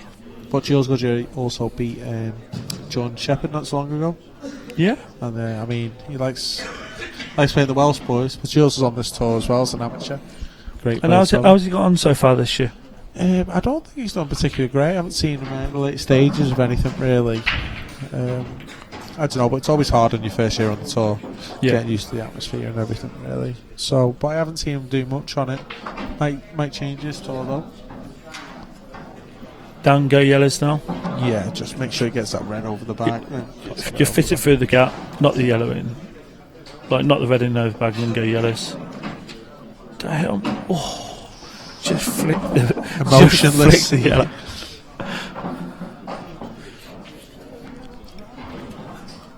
So now, do you think he should be working out his order now before he goes, Dave? Yeah. So what sort of order he's going now? What? Yep. Extra 5 seconds on where he wants that white ball each shot and. Yeah. So when you're looking at the table now, what are you thinking? Are you thinking what's going to be your last ball, and then start working backwards, or are you thinking, okay, I'm going to take? Are you going to work in little patches? So you're going to take these 4 at the top, because snooker players work in patches. So yeah. As a snooker player comes in, they'll see these 4 there, they'll take them out, and then they'll come down and take hopefully the bottom 4 near the black. Where a lot of pool players now, they're thinking, okay, where's the black? What's my ball to get on it? That's going to be my last ball. So now all I've got to do is worry about the other 6. Yeah, see, I sort work in patches, top tail to the bottom. I try and move the cue balls as I can, but I try and sort an order out before I even start. All 7 really. See, this is what I'm going to do. And this I'm going to do at the end. Well, all 8 even. Yeah, all 8. Yeah, I'll usually miss the black, so just the 7. But yeah, try and work on patches. What are you showing us, Frankie? This is Christy Caulfield playing John Sullivan. What's the score at the moment? 4-4. 4-4. Both Irish internationals. Yeah. John Sullivan. I think the teams it up as in who's going to be the Southern Ireland's greatest ever player, Chris Caulfield or John. What do they call? What's John Sullivan? The Soul Man. Yeah. Who's winning that, Dave? I don't know. I'll probably go with Christy. I think Christy will win. It's a shame we don't see more of Christy actually playing black ball. I must go in the corner as well. Hopefully. Yeah, again, like this little order here, like this is why I personally like to work out which balls I'm going to get on the black, and then work in little patches, and then leave that ball. So he's got a little bit of work to do here. He's got just such a little soft screw shot, and then play another little soft screw. Oh. Nope. It's poor Bad shot by Daniel there. Yeah. He'll be disappointed. All he had to do was drop that white an inch further, Play the yellow and the red into the bag, and it was home same from there. Yeah, I mean, I'm with you. I would have took them top 4 first, all around them reds, and then we'll come down. And then you really haven't got much work to do then, because them 3 all round by the black. And you always had that black, like the bag by the black, just in case. Yeah. Join, so yeah, it was always an insurance policy. Yeah, yellow over the bag. But Dan must have been feeling confident to take it. Yeah, I mean he plays confidently anyway, doesn't he? He does. I mean, Dan's just praying here for a second chance. 6-4 or 6-3. It's a big difference. Which ball can you see? I guess it's just the one on the left hand side, but yeah, just the one down the middle. Unless he gets a drastic kick or something like that. We haven't seen many this week, but no. These Pro Cups are renowned for getting bad kicks as well. Although I've had a really bad kick here this weekend. Have you? Well, I've had about 100 of them. Every shot. Every shot's bad kick. Every shot you miss anyway. Yeah. Every time I miss, I was just looking at the table going, oh, what can I do? What can I blame? Yeah. Yeah, the only ball I can see him missing is that ball down the rail. This one he's going to take now. Yeah, but I can't see Mark missing it. I just can't. I was up at 7 o'clock this morning practicing, and Matt Farnsworth was in the hall practicing. Was he? Yeah. Yeah. It shows how committed he is to doing well on these tours. I mean, someone as good as him, it's sort of a moneymaker, isn't it? I mean, yeah. Say, Senna just did touch the sides that one. No, but he practiced them over and over again. Sometimes the hard those 2 tables can react different. Do you know what I mean? Yeah. So, but now with the IPA and they own all the tables here, and you know which cloth. I think a lot of the pros, they make sure they've got a Supreme at home. They make sure they've got the same cloth. They're using Pro Cup balls. They're giving themselves the best opportunities to recreate this atmosphere. Yeah, they can. I mean, the table staff here doing great at the IPA, brushing out the table after every single game, make sure all tables are running the same, because there's not 2 tables. The tables here are awesome. You don't get one table running much slower than the other, like and you see at the some thing events. is, like, what I would say is the tour a year and a half ago, you'd get rollouts here and there, especially after playing on them for 2 days on a carpet floor, people walking around. But somehow I haven't heard anyone moan about a roll on a table yet. I haven't, no. Which it's unbelievable that you go to national championships, people roll. You go to international matches, tables roll out. Yeah, but here, I don't know what they've done, whether each night they're just rechecking them, but they've done a really good job. I think it's got to be on the settle, which again it's goes on to the lads. It does, yeah. It does. I mean, because doesn't matter how perfect that you could have the perfect table there, and you will get a roll off from a finger mark or something like that. So getting a perfect table is impossible, but we're getting close to that as we can. Yeah. So 6-3 now to Matt Farnsworth. Long way back for Dan Dave here. Well, he's got to play perfect pool now. Yes. And he hasn't got an easy starter. He's got. I'm not sure if he can get through to that red at the top. I think that's the only one he can sort of go for. It's that red down the rail on the right, but I can't see him taking that.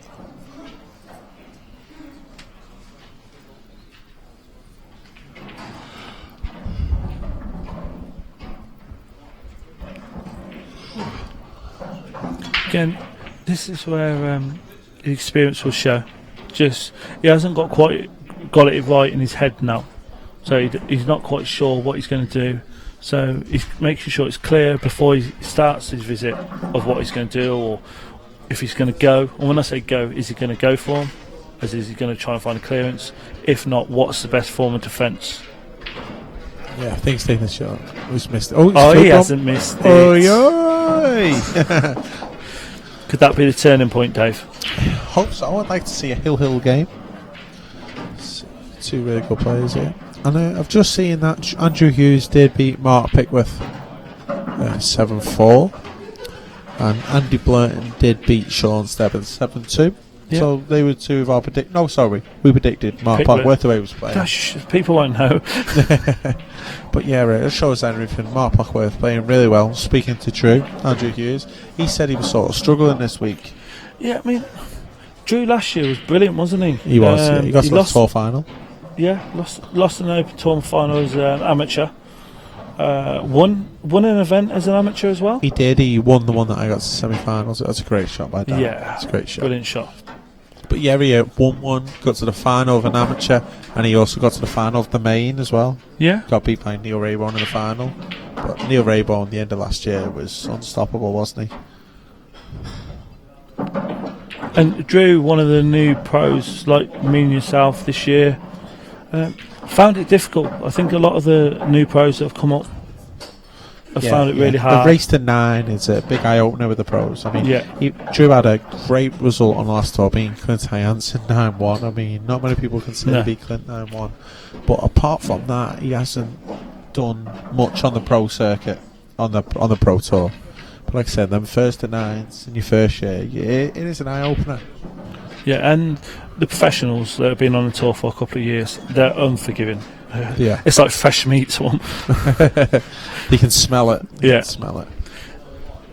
So Andy Blurton's through, Clint Hansen's through, Luke Sanji's through, Jason Twist. So setting up to a nice last 8. Jason Twist against Luke Sanji's, the old guard against the new guard. Fancy Jason Twist there. The way he played against Jack, he was looked determined, but you never know. Luke will have his tail up. He'll 6-4 now. White. Oh, this could be a big turning point. Get a fluke, clear up. 6-4. Get this 6-5. Break, go 6. Oh my goodness. Reds are looking good here as well, Dave. Just red onto yellow. Open up that red, and then happy days. Tap-ins, ain't they? It's easy from here. We never ever miss from the commentary box. I've never missed from the commentary Normally. box ever. Never played the wrong shot. Unless it was against young Brian Cumming, because he drilled me. Just make sure he gets a cushion. Just hit a cushion.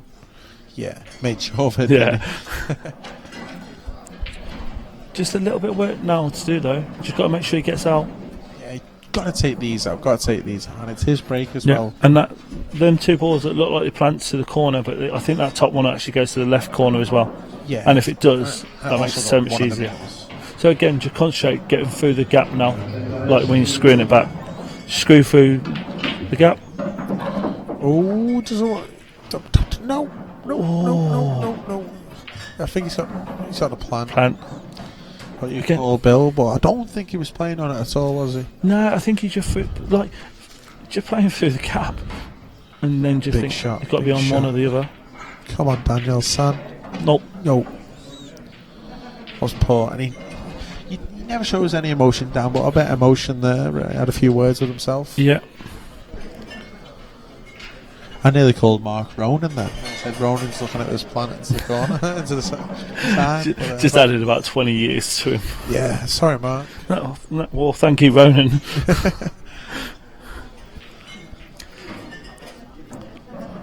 Ronan McCarthy receiving the Lifetime Achievement at this year's IPA, Dave. Yeah, I mean, class act. Yeah, he's an absolute class act. Unbelievable professional. Do you know the girls from Gibraltar?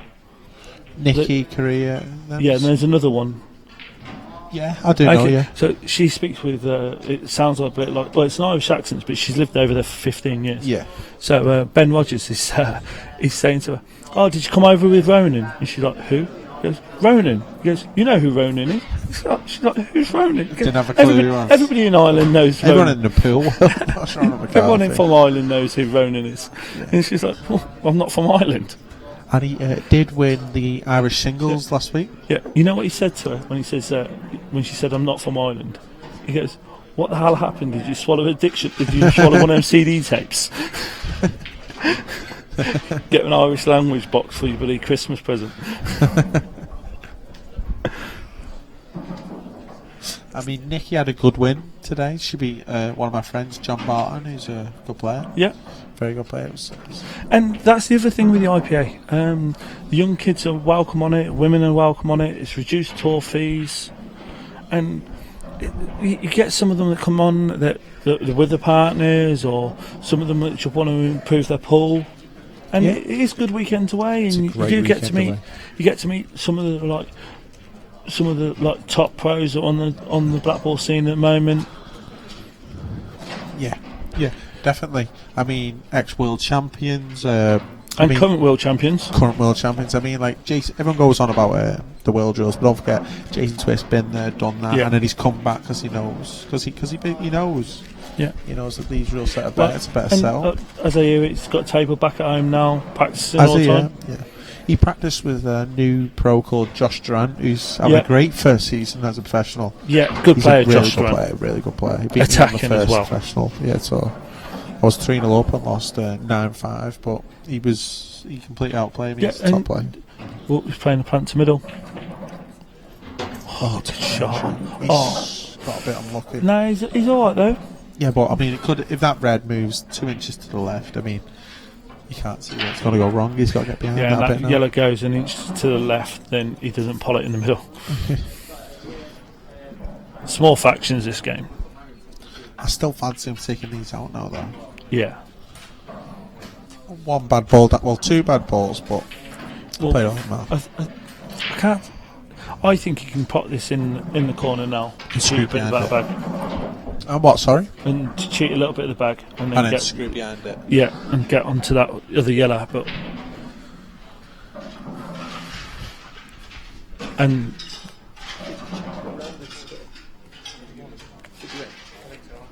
Right, and just a quick bit of confirmation. Ronan McCarthy was playing Nathan Bridges. I think Ronan won. He stood over there with a, well, I would say a smile on his face. But so now, the only difficult ball that Matt Farnsworth's got is that one to the left, top left that we're looking at it.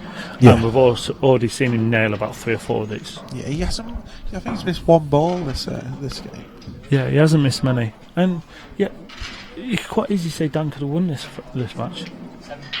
Yeah, Ronan, confirmation. Ronan won 7-5 against Nathan Bridges. Yeah.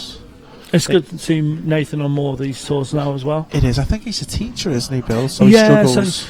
so way the tour fixtures fit fall, it wasn't on the half terms for him, and he struggles to get the time away from work for the weekends. Yeah. But yeah, he's a good player as well. Yeah, so he beat Harry Irwin, good professional, in the round before.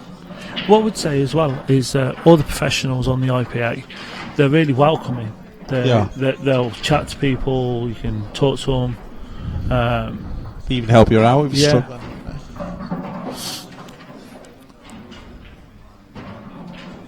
I mean, the presentation night we had the other night was a great laugh, wasn't it? With all the brand new, old, current professionals. So yeah.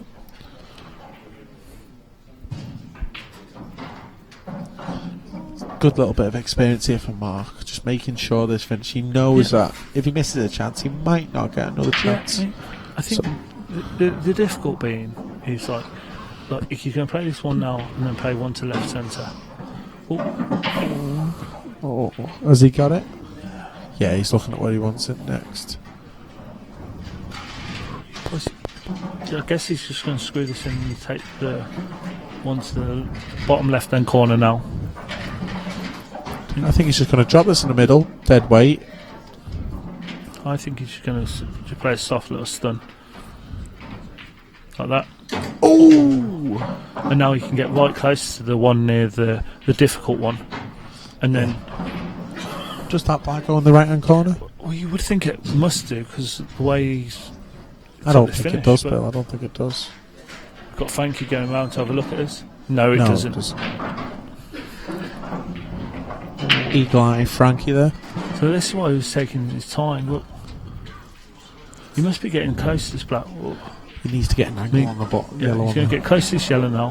Needs an angle. He's got to punch this in, hasn't he? He doesn't look happy, to be honest. He's getting this. He's getting this 8 out of 10. 8 out of 10. 8 out of 10. 9 out of 10. I'm just going for a thin cut on the black. Oh, see, I thought the way he's played it, I thought he was going to actually screw and try and take the black into the same corner back. And just miss the red, but I suppose you just want to give yourself a shot to win the match, don't you? You're doing. So when you're a good Qist as Mark Fans, so if you you're get making a this pot a lot easier. That's a great shot. That's. You wanted an extra probably 2 inches on that? Yeah. That's what she said, though? Yeah.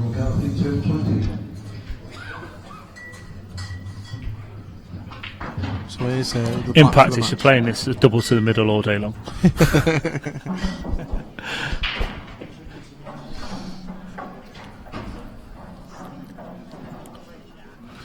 shot here from Mark.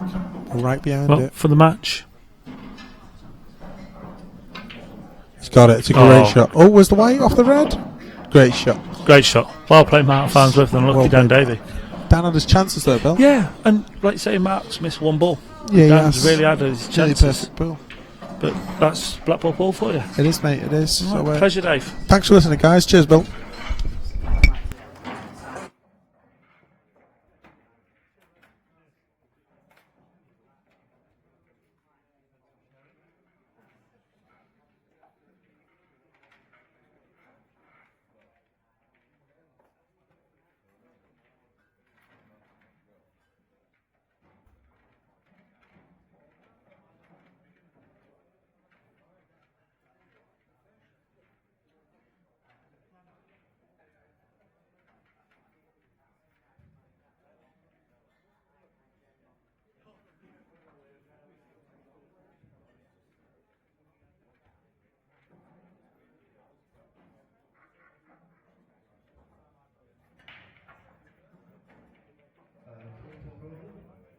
We've got a request you play on 17, so more people can watch you, do you mind? Take 17, yeah.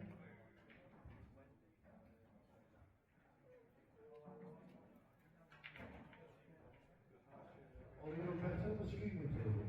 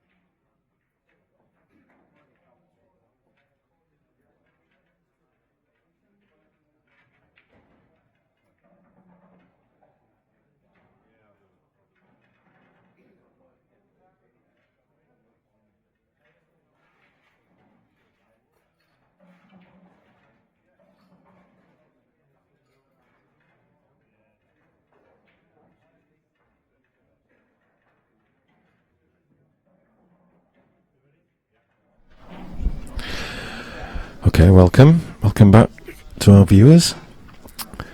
Hope you're enjoying the coverage here from the Erskine Bridge Hotel in Glasgow. Joining me in the commentary box, I've got the legend from Preston.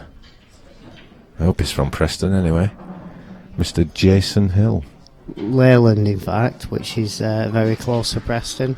But yes, I'm back in the commentary box. I've had one stint this weekend, and you lucky people, you've got me again.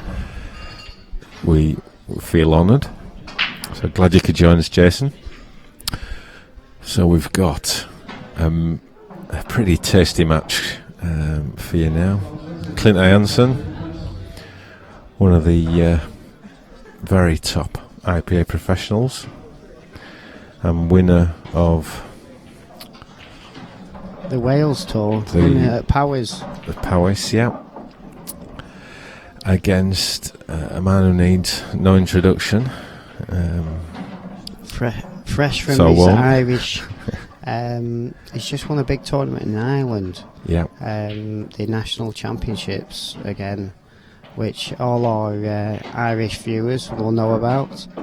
Apart from George Tierney, who I'm sure to some people won't need any introduction. Yep. So it's Ronan McCarthy, who is.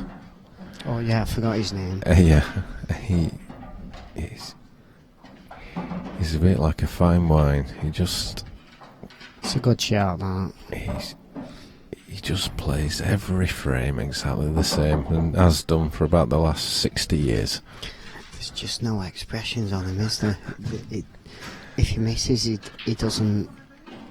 His face. That's why they call him the Iceman sometimes, isn't it? Yeah, he's also called the Babe. Yeah, and I don't know if his sister's watching, Geraldine. Hello, Geraldine, if you're watching. She helped us prepare the information for the presentation that we did to Ronan at the awards ceremony. I've just actually been over. I was watching Ronan's last match against Nathan Bridges, who Nathan's had a good weekend. It was actually 5-all when I left, but Ronan must have won pretty quickly, to be fair, from that point. I'm not so sure who Ronan's beat so far, up to this point. We'll just get it up in a second, Jason. I can see he did beat Michael Howe in the last 32, 7-4. And he's just beat Nathan Bridges 7-5 in the last 16. In the last 64, he beat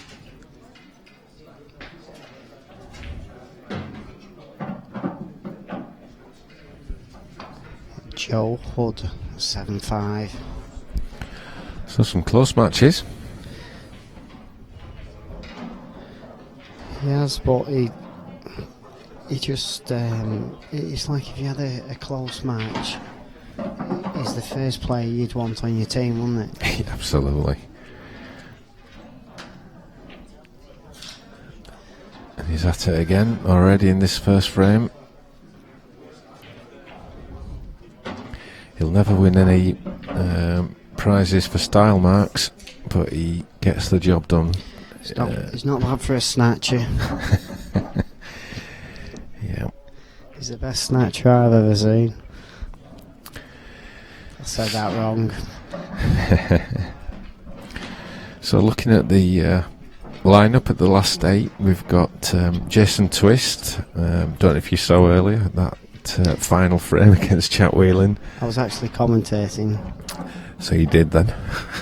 Yeah, I did. He's, to be honest, he's the main contingent from my area where I come from. He's basically beat them all. He beat Andy Crosell 7-6 in the last 64 and beat Lee Anderson 7-5 in the last 32. Yeah.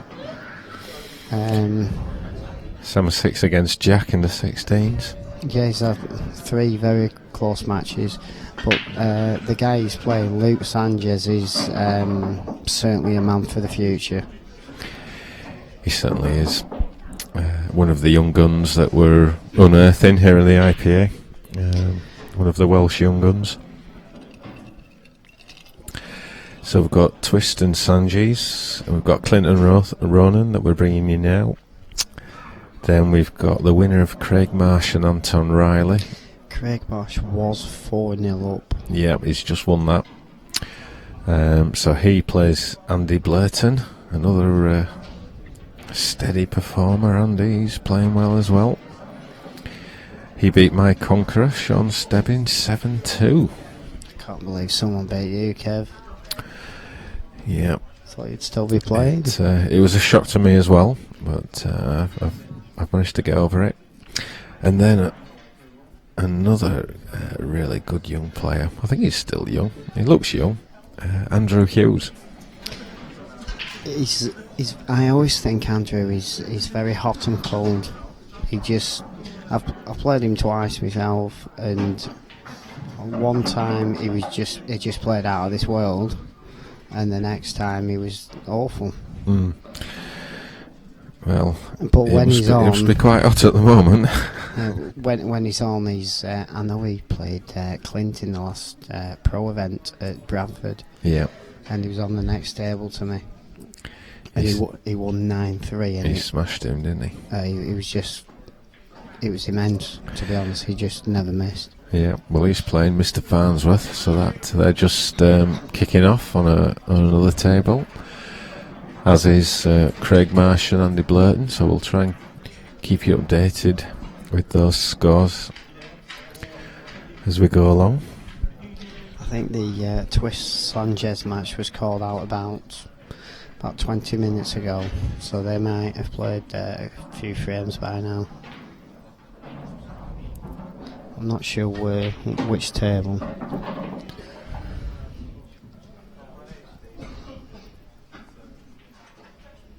Yeah, they're playing on table 14.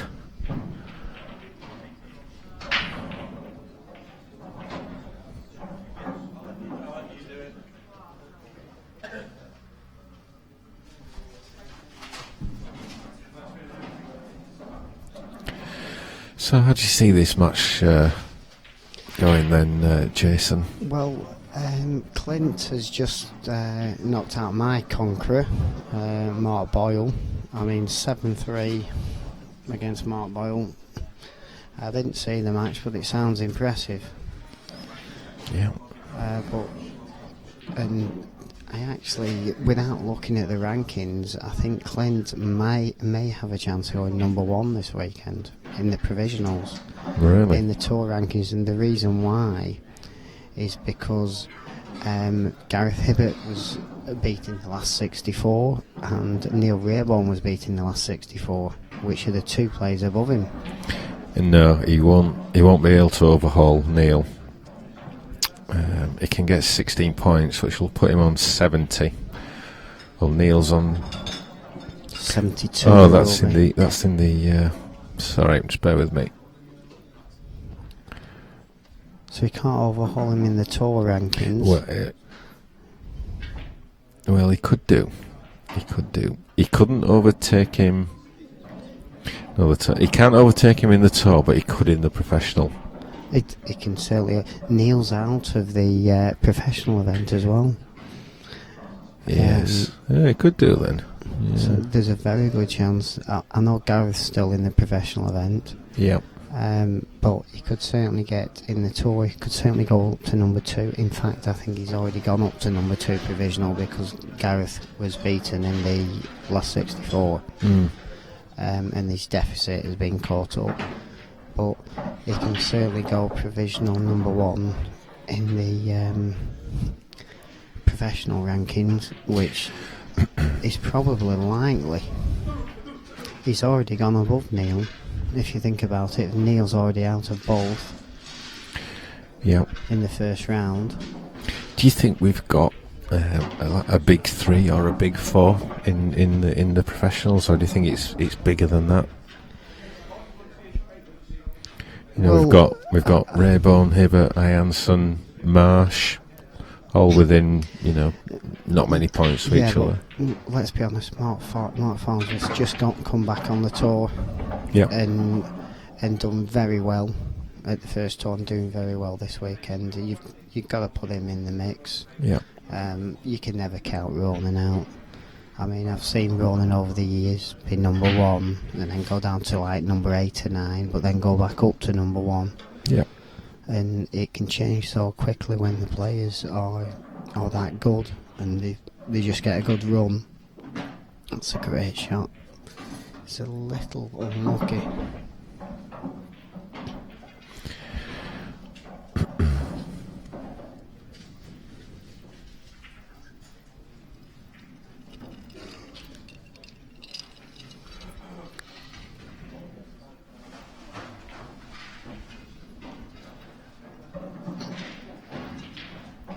did you win in the pro event earlier today, Kev? Amazingly, I did. So that means I've got to get my cue out and another shirt out for tomorrow. Just rolling back the years. He's played that well. I played quite well in a few frames, but you know, there's no consistency there really. What score did you win? I won 9-5. I was 3-1 down. I played well for about 5 or 6 frames, but you know, when you don't practice, the consistency is not there. So you know, I can play well in a few frames and then play like I've never held a cue before for the next few. So it's I'm glad I've got no hair, because I certainly wouldn't have any if I had to put up with that. Might start growing back.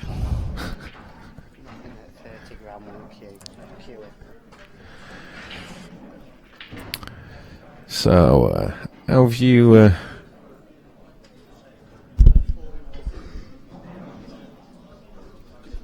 How have you enjoyed the weekend anyway, Jason, so far? Apart from my draw. I think you mentioned something about that yesterday as well. I thought I was seeded. And then I got Mark Boyle in last 64. Could have been worse. Could have had Jack Whelan. I don't know, is that worse? He's had a tasty draws, young Jack, hasn't he? He had Gareth this morning at 10 o'clock. He did, yeah. Which he won.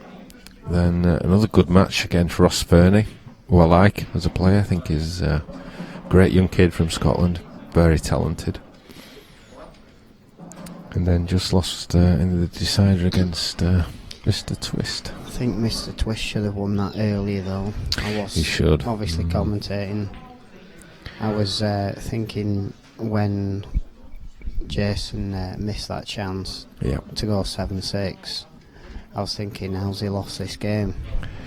Yeah, he had a big chance at 5-3 up. He had a good chance to go 6-3. And then, as Jack did, a couple of clinical clearances. But yeah, it was. There was certainly a lot of tension in that last frame. I think Ronan got to the final here last year. I'm not sure whether it was in the pro event or the tour. But he certainly got to one final because he lost in the final of the pro event. Was it the pro event? To Gareth. Yeah, Gareth won both events. He did. He's got away with that. Yeah, and I interviewed Ronan after that match, and he was quite emotional. He's quite an emotional guy. Yeah, there was nearly something rolling down his cheek. So I think it was Father's Day as well, and I think he really wanted to win that for a lot of personal reasons. Possibly, yeah. These around Father's Day, around this time of the year. That's a well-controlled shot. It's been high standard so far. Yeah, and yeah, I think he really wanted to win that. But Hibbert was in some form last year, wasn't he? Yeah, he won both events, didn't he? Yeah.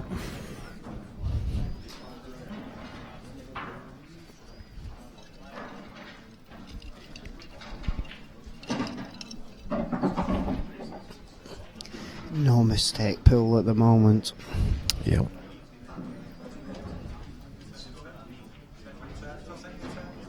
Have I just put my foot in it, do you think? No, I think he's just going to stun this in. I think he can hold it into the centre. Just a little bit of angle. It's not a problem.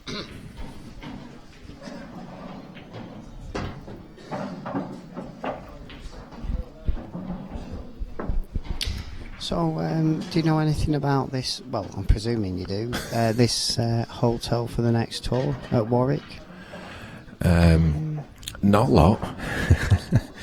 I know it's nice. Yeah, Chesford Grange in Warwickshire. It's a Q hotel. I've only been there once when I went to do my initial site visit and meeting with the hotel management, etc. It's got a bit of an oldie worldy bit and a new bit. So yeah, it's nice, really nice hotel. And I'm going there at the end of this month just to, as we do, just to tie up a few loose ends and make sure the event runs as smoothly and as they do these days.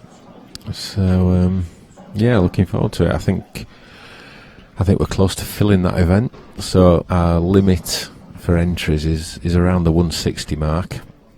So I think we're at 145, 147 last time I checked. So it's my ice break. Yeah. Mine's 155, but. So you just have to be better, don't you, Kev? So yeah, so anyone who's listening who wants to enter, I can only suggest you do it quickly. And just been speaking with Mick Warner earlier. He's running 2 qualifiers for it, so that number's just gone down by 2. And what area will that be in the country? I think he's sort of Southampton area. Is Mick, I think. It's not to Warwick, I suppose. It's not like going up to Glasgow. So he's gonna run a qualifier with 2 spots in. So yeah, I think I'm confident that for the first time in the new era, you could say, that we will fill our event. And I think that's progress. Yeah, I think it's just showing that we're, after all the issues that we've had in the last few years, that we're actually, heading in the right direction. So, yeah, it should be another good event that comes to you early August time, so you can all have a few weeks off to recharge the batteries. He's looking very determined, Ronan. Yeah. When does he look any other? Well, I think about a month ago, maybe 6 weeks ago, he lost the money match in Ireland, and obviously for 20 odd years he's been thought of as the best player in Ireland and best player ever to come out of Ireland, which I believe is true, and most people do, apart from George. Tierney, that is. But he actually lost a money match in Ireland, apparently for only the second time ever, and let's say doubts maybe came about him, and then he just came up and followed it with a tournament win the week after, not a major tournament, and then the week after that he won the Irish Championships, where all the best players in Ireland was in, and just basically proved that's why he's number 1. Yep. Yeah, he's... And he hasn't missed anything yet in this match. He's without doubt one of the greatest players ever to pick a cue up. And... okay, he's never won the World Championship, but he's been at the top for 20 years and more.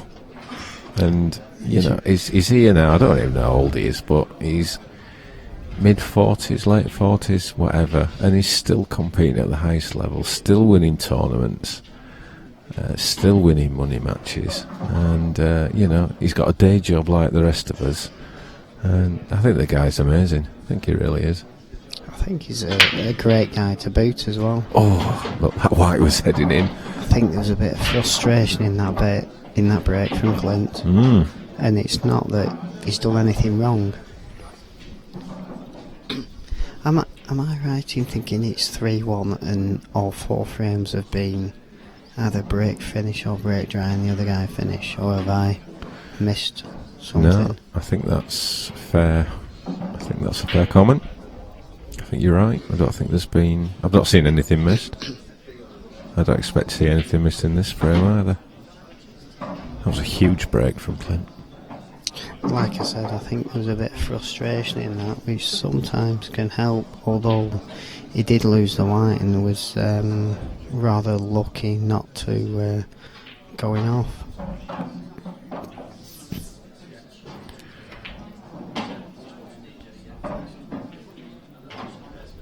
It's just okay.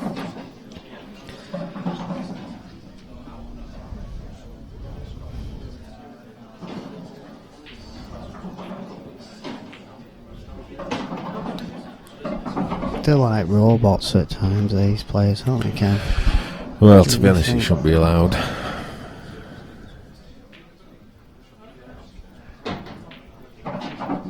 This black will be no problem. 3-2. Blink of an eye. 3-2. Yeah, I just think Ronan, you know, he's been around at the top, and you know, he travels more than anybody else. You know, he's got to come from Ireland. The majority of the events are in England, I guess. And whether it's England, Scotland, Wales, yeah, he's probably getting a flight every time. Yeah, he is. Yeah, I know the Wales event. He had to fly to Liverpool. I think he hired a car. Well, to drive down. I actually was nearly giving him a lift back from Liverpool until David McNamara stepped in, because he's from that area, and he gave him a lift back. He actually had his suitcase and his cue actually in my boot, ready to go. And then David McNamara said, well, I'll drop you off, because he does live in the area near Liverpool Hotel.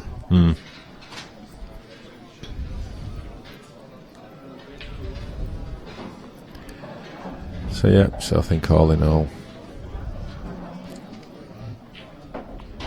a true legend of pool. That's enough talking about me, Kev.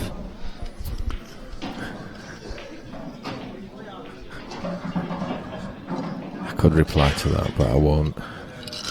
There may be children listening. And I think in 10 years' time, we could be saying the same thing about Clint as well. I mean, he's just a class act. He's just a great player. I know since the split, let's say, and obviously there's two tours, and let's say some of the top players are on one and some are on the other, but Clint has definitely improved tenfold in the last 3-4 years from, let's say, prior to the split. I mean, some people say, well, they've gone higher in the rankings because of the split, but this guy's genuinely gone higher in the rankings because he's got better. Yeah, absolutely. And he's genuinely one of the main players in the game. He is. This will be a good finish, this. Well, he achieved his first ambition, which was to clear that red, but unfortunately it's just not the yellow in front of the black into the bottom right hand corner. So I think if he clips this red in, he can go into the yellow, which will in turn go into the black. I think he's missing it. Yeah. I think from that angle that we saw there, it was always a little bit too thin.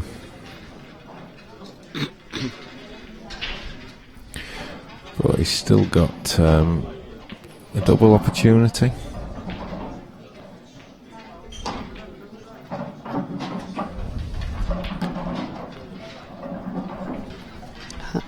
How many times have you seen a match on the tour where every single frame has either been break clear or break dry and the other guy clear? Well, I don't think I've ever seen one of those matches, but apart from my own, of course. But I, to be honest, I've actually been involved in one, but it wasn't a tour match. But I believe I spoke to Jason Twist, and he played a match against Darren Appleton years ago, where he was first to 15, best of 15, and there was actually 15 8-ball, either break and dish or break, dry and dish. And the only reason I'm mentioning it because, and I might stop mentioning it after this shot. he's potting this.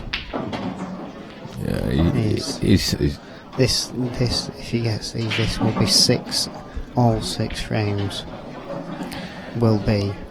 Yeah, he's just looking up. He's just looking to see if that black will double in the corner, because he can't get perfect position. They can't get any position really to double it back in the middle. I think there's a gap there. Do you think there's a gap? I think it goes. Yeah, the black definitely doubles in the corner. I mean, I know in the semi-final at Powers, Clint was 6-2 down against Jack Whelan, and he ran the next 5, didn't he? Yes, I was commentating on that match. Jack was asked to change his top. Here we go, he's got to hit this quite hard. Yeah, it's quite the yellow. They've still not missed. Yeah. You needed to hit that a lot harder to strain it up. But yeah, Jack was 6-2 up. He went to change his t-shirt and never won another frame. So was that your fault? Yep. Yeah, it was. Well, Jack wasn't properly attired, so it was the right decision. He had to change. I suppose you can't blame yourself if he didn't get another shot. He had a couple of opportunities, but he just lost his focus, edge, whatever you want to call it. I thought it was 5 finishes on the trot from Clint, so in that respect he didn't really have a chance apart from breaking off. That's what I got told anyway. He's certainly break dried up, I remember that.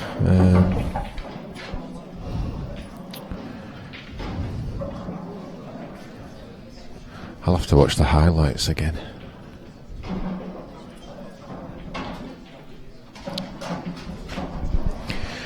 So we'll try and update you with what's going on in the amateur event. Well, let's start with the professional event. So that starts tomorrow morning. So what lineup have we got? We've got Gareth Hibbert, Mark Farnsworth. That's a good one. There's a bit of history there as well. Is there? Yes. Tell us more. I don't know. I think some pool players might know the history at Blackpool a few years ago. But I don't really want to be repeating it, but yes. They're not the best of friends. Ah, yes. I know what you're talking about. Moving on then. Harry Irwin. It's good to see Harry getting some form. He's playing Jimmy Carney. Jimmy's had a good start. He got to the pro event final last time. He did. Yeah, he's desperate to get one of those pop-up stands with himself. Then we've got... Apparently I'm due one. Well, we just need to get a decent picture of you first. Jordan Shepherd, Nathan Bridges. Depends which Jordan turns up, I think, on that one.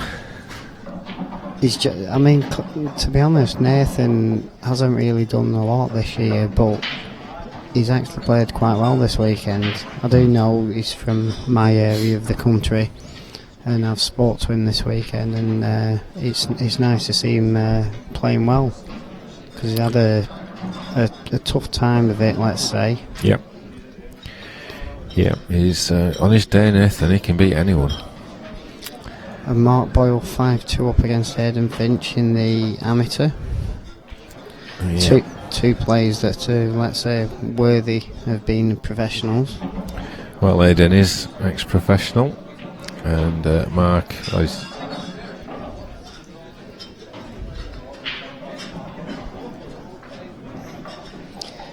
Mark is the unofficial Scottish number 1. Yeah.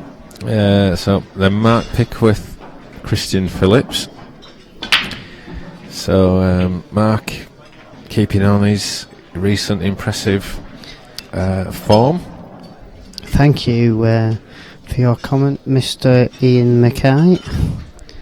I am informed that it wasn't all breaking dishes, because one frame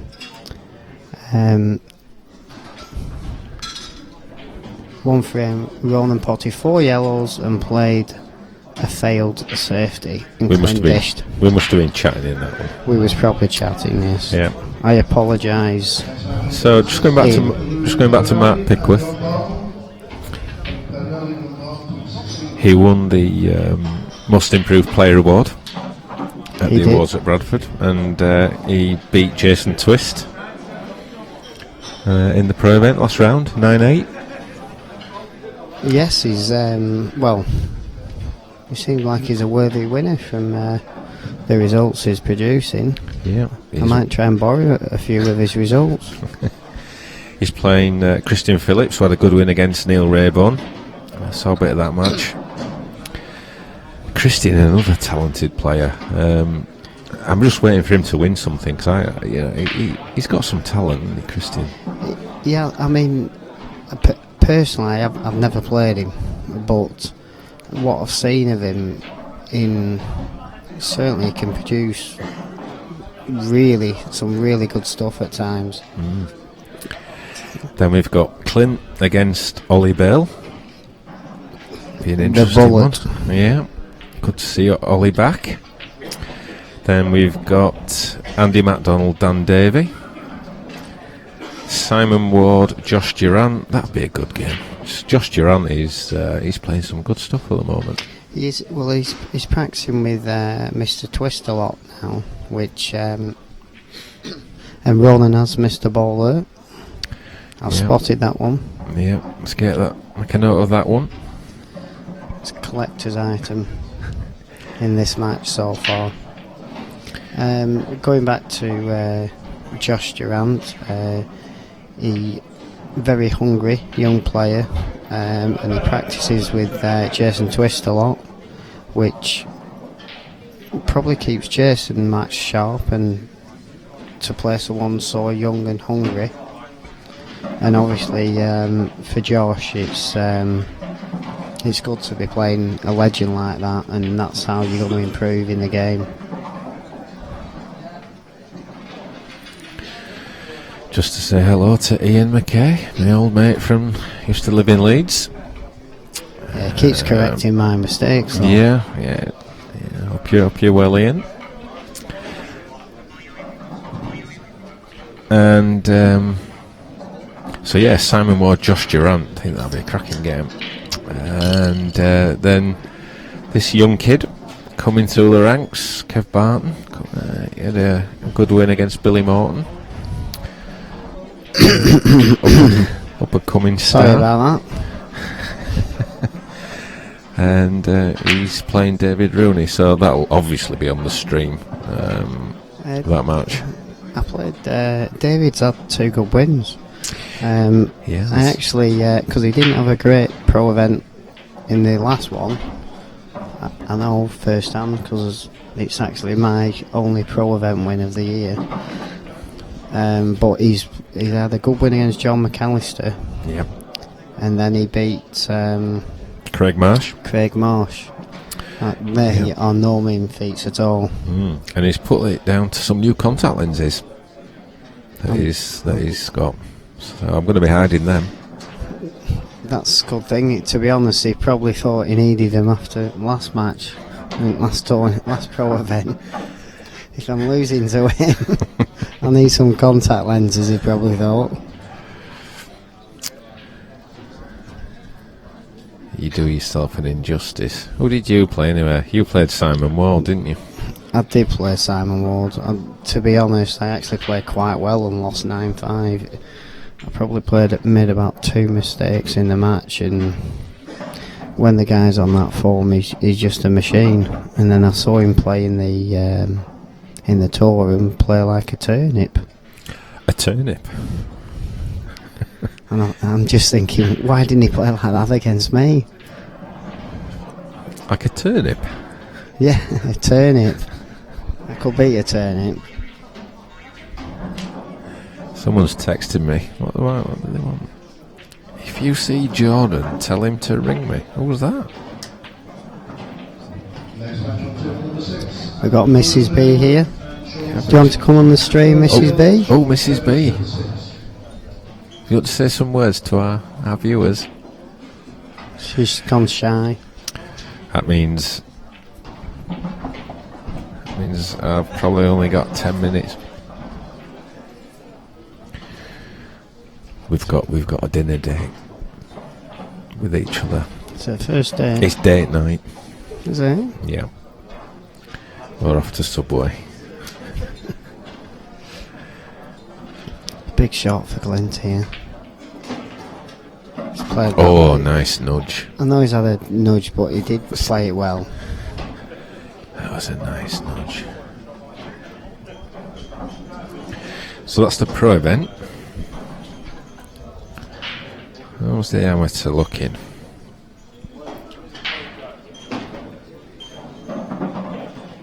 It's going to go 4-3 now to Ronan.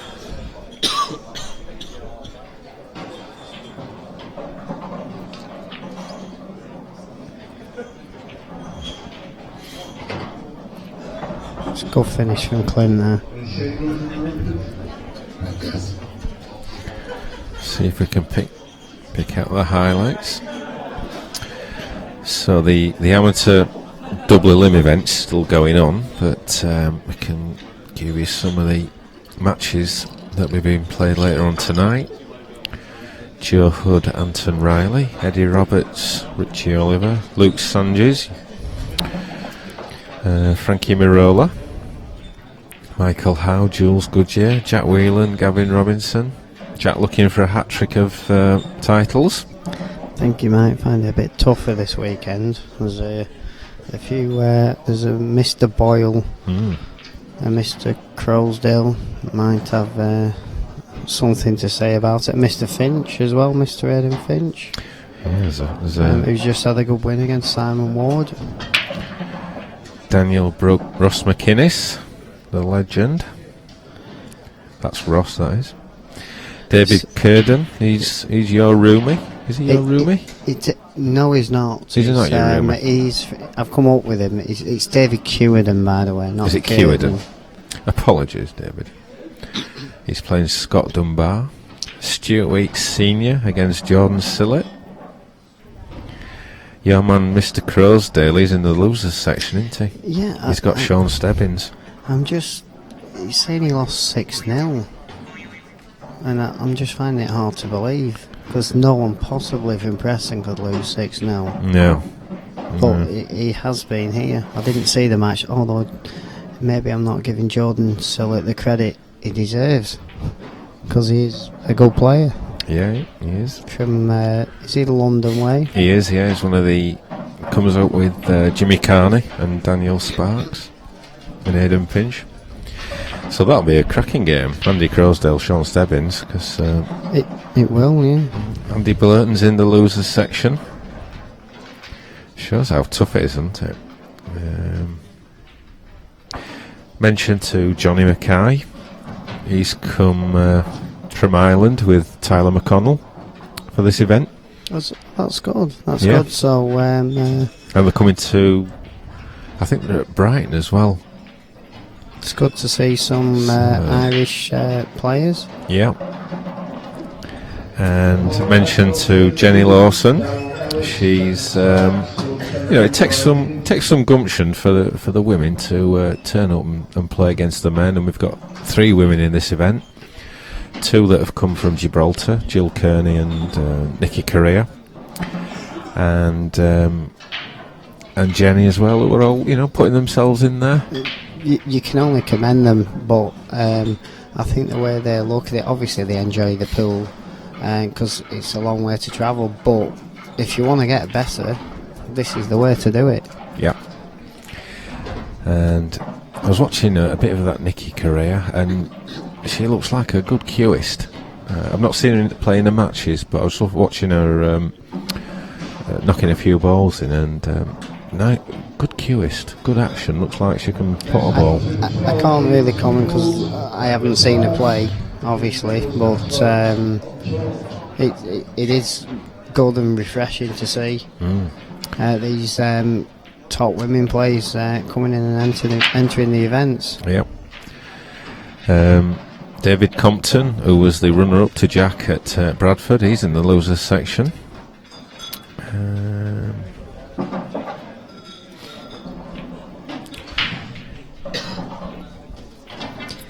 Clint's got a chance here to go 4-all, which, considering the way Roman started,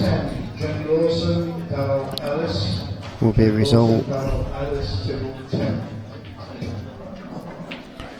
So just looking in the... In fact, I'm going to stick my neck out and I'm going to say Clint Townsend's going to win this event. Right then. I've just got a feeling in my water. I don't know why.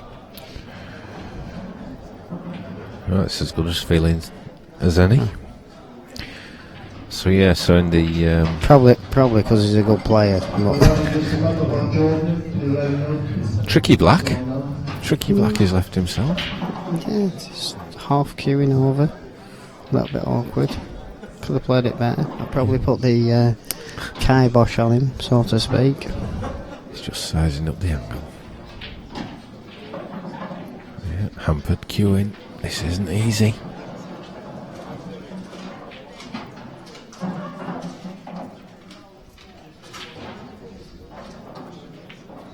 He's missed it. No, he's got it. He's got it. Tucking it. Yeah. He's got Pocket it. weight.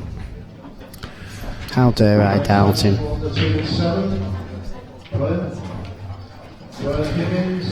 So just looking at Group B in the amateurs double limbs, pick out some of the names. Mike Leaper there, he's still in the winners section. He got to the final of the Powys amateur event. One for the older generation. Oh, time for us yet then, Kev. Yep. Who else we've got? Mark Boyle, Aidan Finch, as you mentioned. I think we've got a later score on here. It's got 5-2 Mark Boyle.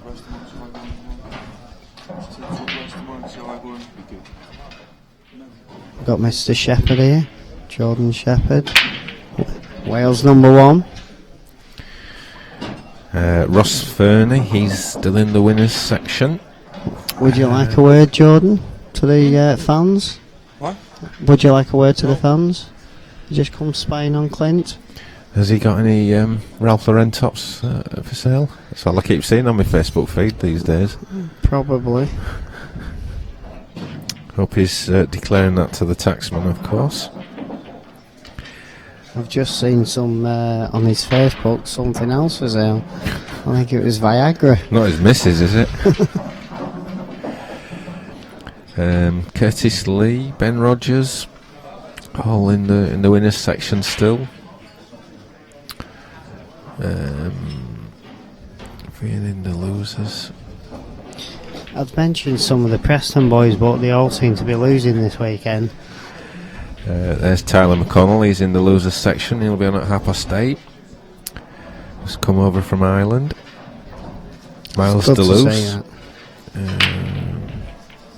Good player.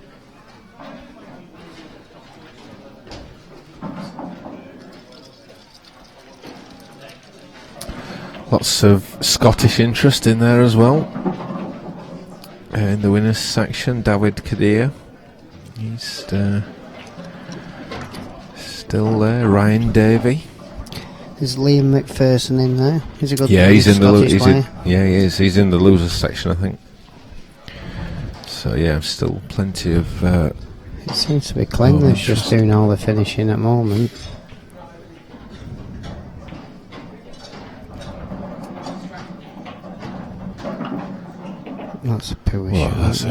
was a terrible shot. I keep putting the kibosh on him every time I say. He just keeps clearing up and then he plays a bad shot. But saying that, he did that last frame and then got a good black. Yeah. So this is a clip. He's going to fancy getting it, but he's to just watch that white ball. Oh, Yeah, I thought it was perfect. too thin. Yeah, it's a good shot. It's a great shot. Good comeback there from Clint.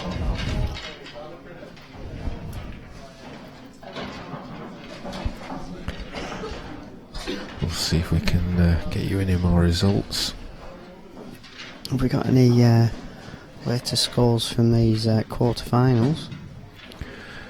I don't think they've been publishing the scores. Just have a wander, and now I'll just go and have a look for 30 seconds. Alright, thanks Jason. Won't be long.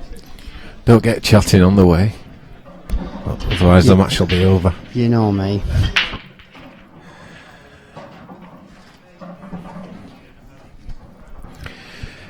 So, hope you're enjoying the pictures here from Glasgow. Fortunately, it's a lot cooler. It was in the high 20s outside yesterday, and it was making the room. It was quite warm playing conditions, but the temperatures have plummeted today. I think it's fair to say. And I think that's just making it a lot more comfortable for the players in the room.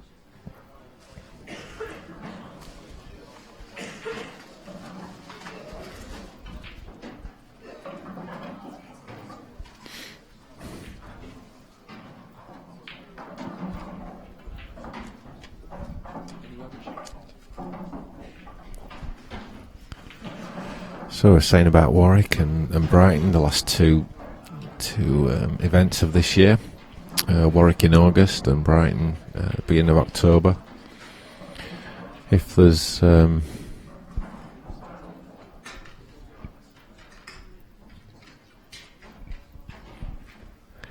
if you want to be a part of it, come and sample what playing in an IPA event's like. Just go to the website, click on join us, and pay money, and we'll see you there. But there isn't, certainly for Warwick, there's not a lot of places left. So, and it is first come, first served. So, if you want to be part of it, I would suggest entering pretty quickly. Brighton, I think, has about 20 spaces for that one. So, the way it's going, I think we'll fill them, which will be absolutely fantastic for us. It just shows that we've come a long way in quite a short space of time. Mr. Hill's back, so he obviously didn't get caught in any conversations. You know me, I don't do that. Current latest scores in the quarterfinal of the Scottish Open. Craig Marsh 5, Andy Blurton 2, Mark Farnsworth 5, Andrew Hughes 2, Luke Sanchez 5, Jason Twist 4. Why has he not got 2? He might have had 2 earlier. Took some remembering them, I bet, didn't they? Those scores. And a 5-4 here, so we've got a pair of 5-2s and a pair of 5-4s. Symmetrical. That's why the other game was 5-4. We should have known. I have just seen another frame finish on the Mark Farnsworth table, but I didn't actually catch who won it. I've got a feeling it might have been Andrew Hughes, because he was at the table clearing up when I went round and looked at the score, so it could be 5-3 that one. So Clint's getting all the action at the moment.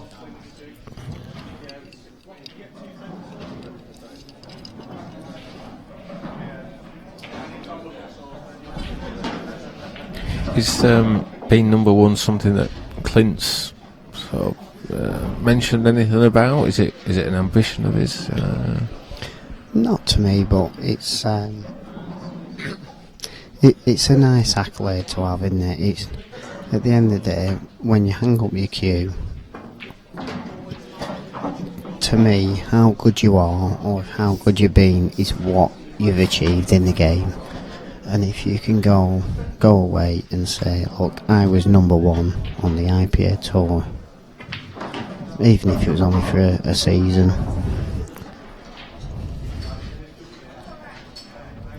I think he's just about got the angle to force it across.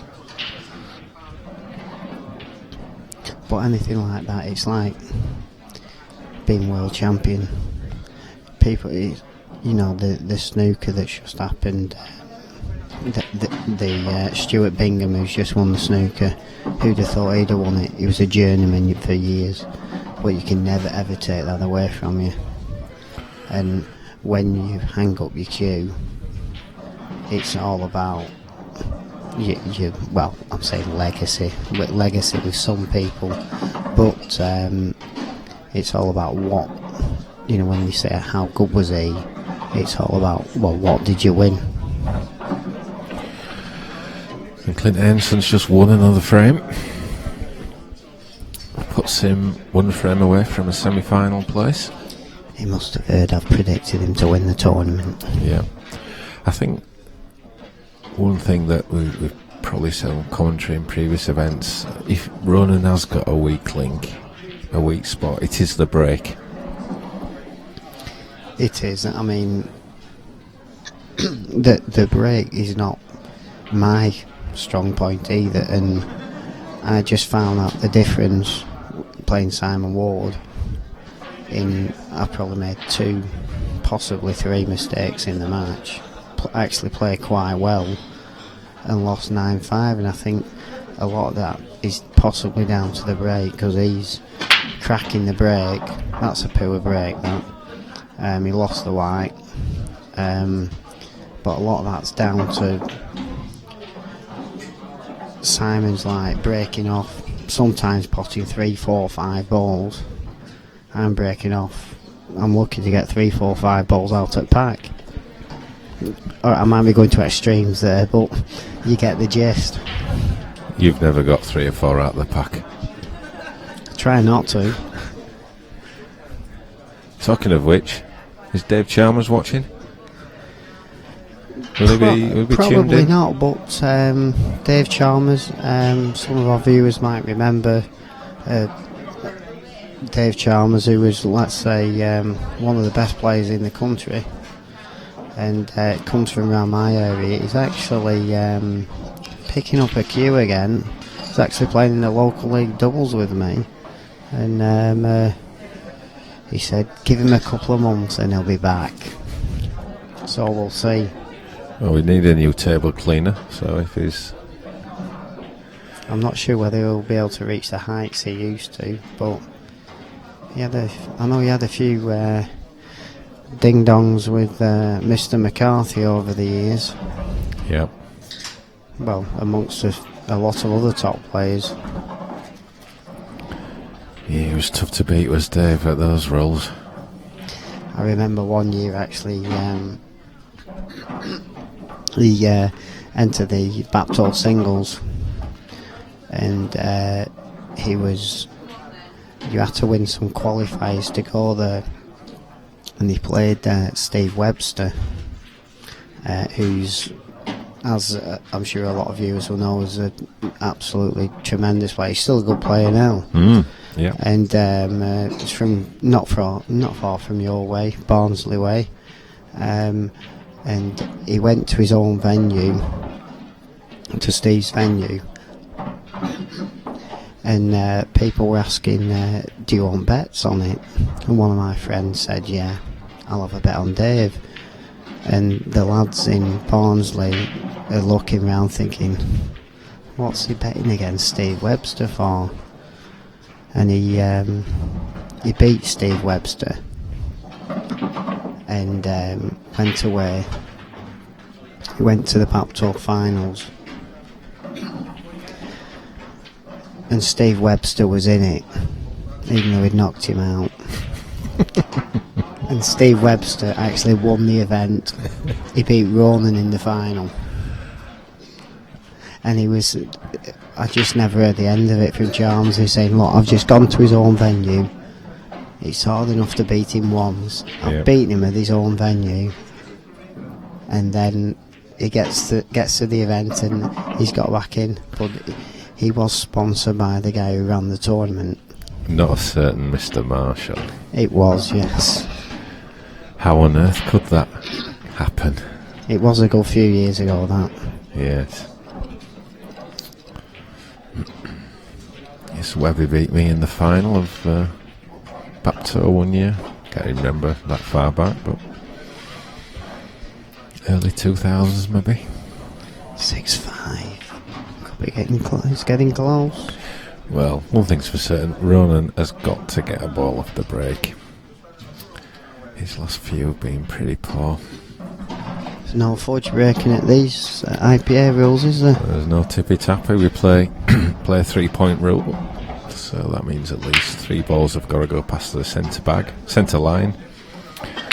Or they need to pot one as well, so a ball potted counts as a point. And it's potted one, but they've not come out great. No, he's got work to do. But I suppose you'd rather be at the table. At least you're in control then. Yeah, if anything, red's marginal. It just depends on those two in the centre bag, whether he can probably pot the top one in the middle and disturb the other, but it's not nice. He may even elect to defend here and just not pot one. He could clip the yellow into the corner and run into them with and see where they come out and then take it from there. One of the things I don't like about putting a red here, if you're not going to finish in the tactical battle, you straight away 7 balls to 5 down, which makes it obviously a little bit more difficult. I mean, if he clips the yellow, the white's going to be travelling. True, but he's travelling into the red and the yellows. Saying that he might just miss it and just come round the back of it, to be honest, if he doesn't put anything on the white. He's looking at what I was saying about that red into the centre. If he goes, his only danger is what's he going to leave himself after that shot. So yeah, there's no obvious ball to be left on, is there, if he does that? No. And he knows that one more mistake and he could be out. I mean, he could put this and try and screw into that area now. If it's on. He could do. It's on. I think that shot's on.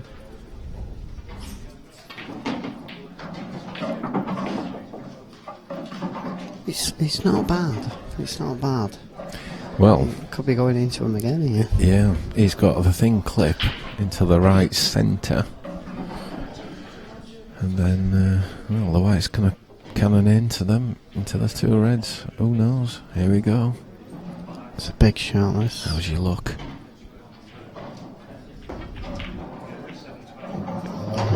It's not coming nice. It's not brilliant. It's not brilliant. In fact, it's pretty poor. it's very poor. I think Mark Farnsworth's just won. He's got the scorecard. I don't know what score, but that puts him into the semi-final. I'm not sure which match he'll play the winner of. Well, Craig Marsh has just won another frame, so he must be in at least 6. Yeah. So he's probably 6-3 up. Yeah, I think possibly 6-3.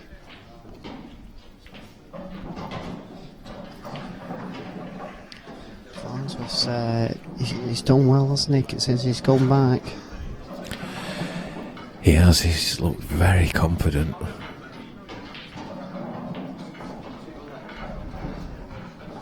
Playing some good stuff.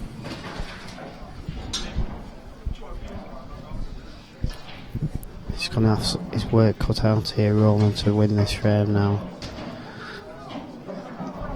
But it's his sort of frame, I suppose, even though he's slightly behind, let's say, tactically. It will be if he gets back to the table, because Clint's going for these. Yeah, I've just spotted it now. If he gets that. Yeah.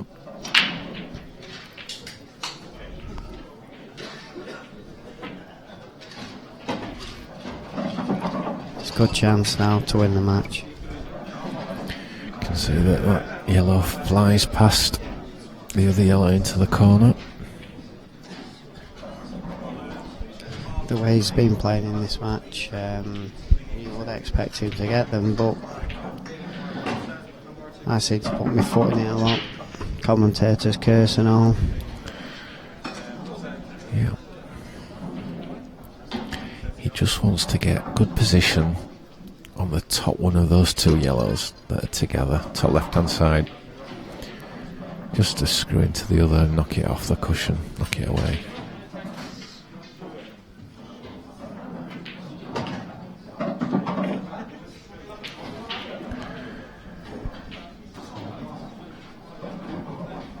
He's just probably gone about 3 inches further than perfect.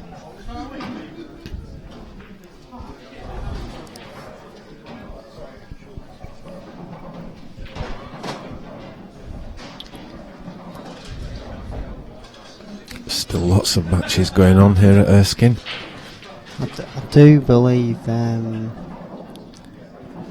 Luke Sanchez had just won a frame, but he doesn't seem over the line, so he's probably on 6. That could be, well, it was 5-4 about 20 minutes ago. Well, Jason's breaking in this next frame. Did they shake hands, did you know? I didn't see a shake of hands, no. Because it could possibly be like 6-5 or something like that to Luke. It certainly seems to be close.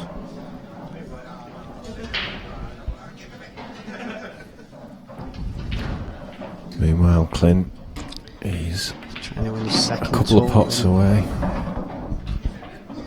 He's trying to win his second tour win of the season, and he's looking good. Could possibly go professional #1 after this weekend, provisionally, of course.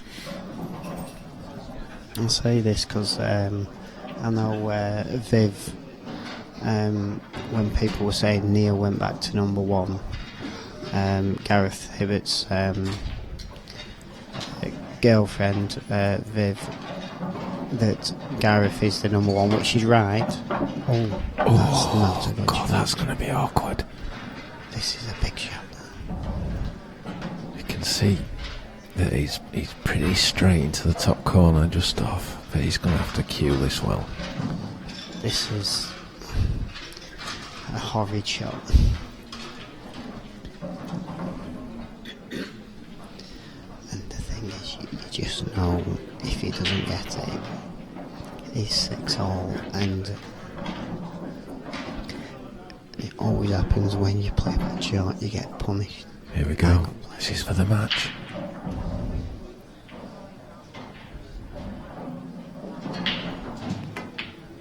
Yeah, he's cued that like a dream. Straight in the middle of the pocket. That was absolute top draw. Shall we see if we... So well done, Clint. You're in the semis. Who have we got next on the string, Kev? It could be me. Just let me check. No, it's not me. No, it's not me either.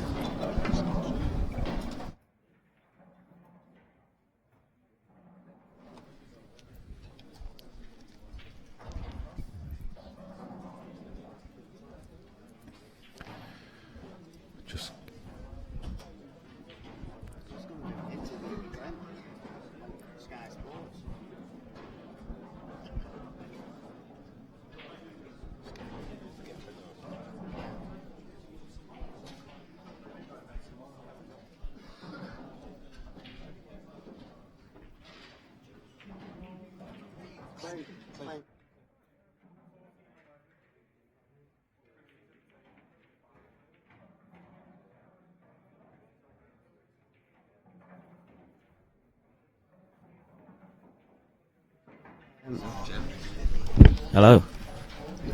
Hello, we've got Clint Hansen here, just won his quarter-final.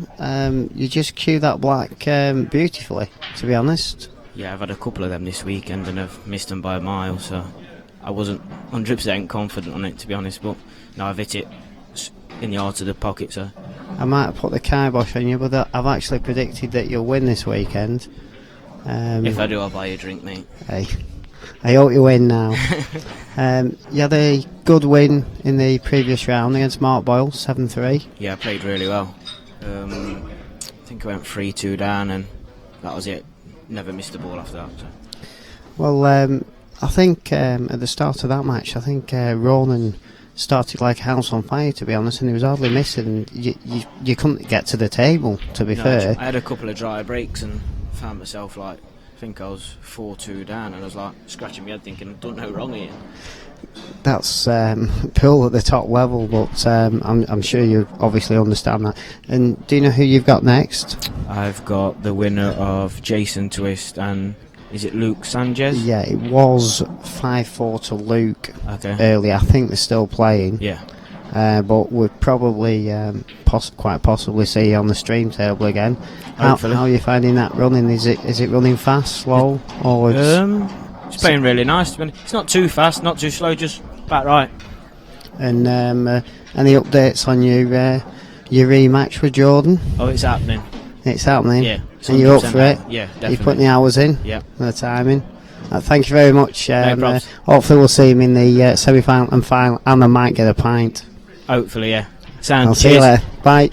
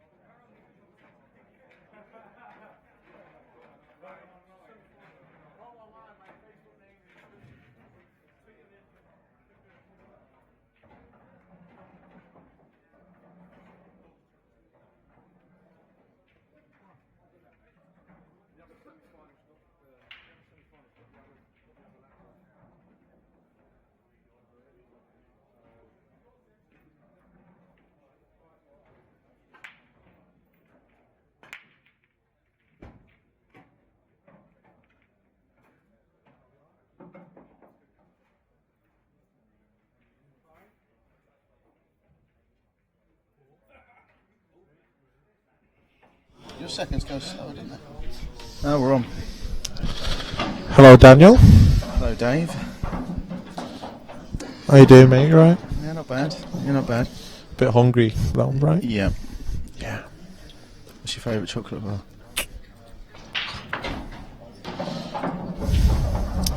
It's a tough one, it really is. Depends what mood I'm in. You've just lost in a decider, Mr. Black. A whole thing of Maryland cookies. It'd probably get me over it, yeah. And sometimes I melt the cookies. What? I melt the cookies sometimes. That's ridiculous. It's not. It's not. It's beautiful.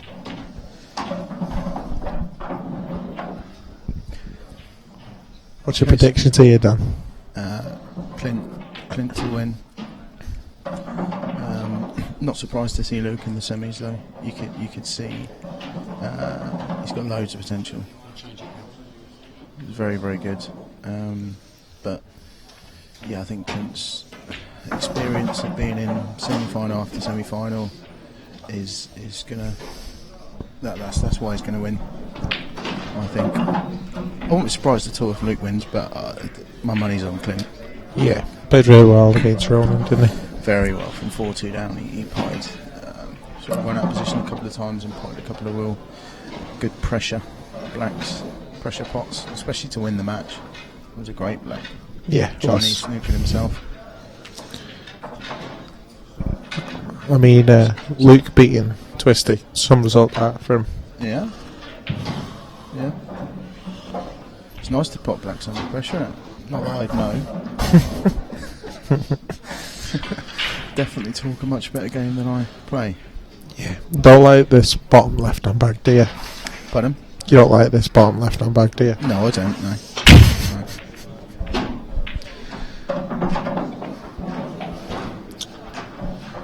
How have you got on this weekend? We'll leave that for now. Oh, right, okay. Cheers, Well, it shouldn't Dan. take long. We could talk.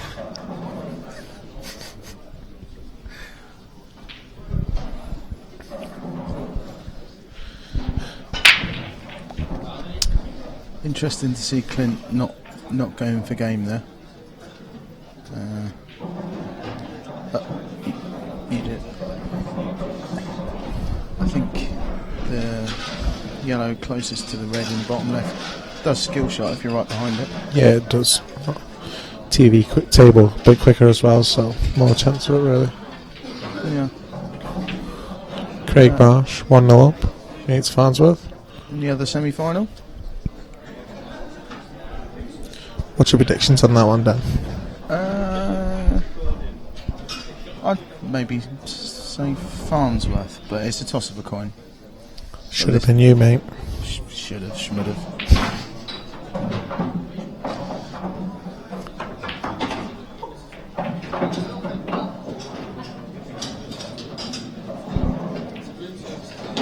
Alright, here we go then.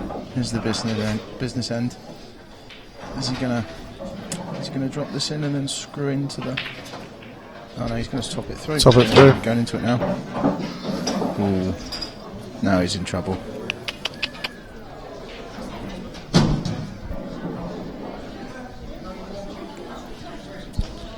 How old's Luke? 19. Is he? Yeah, he plays in the under-23s for Wales with me. Won the under-18s World Championships in October. When he was 18. Believe it or not. On the under-18s? Yeah. When he was 18? When he was 18. Alright, yeah. You can be 18 and under to play in that event. Alright, 18 and under. Just call it the 18 and unders then. Don't call it the under. I don't make the rules, mate. I just... Huh? No. I don't make the rules. Well, if you did, you'd be wrong. Blame Ross McGuinness, he's over there. He's a fan of you already, isn't he? Who? Ross McGuinness, he made the comp. Oh, did he? Yeah, he won the Worlds. Yeah. Flaming frames off you too. He did. He did me earlier. He tucked me right up. Moved the cue.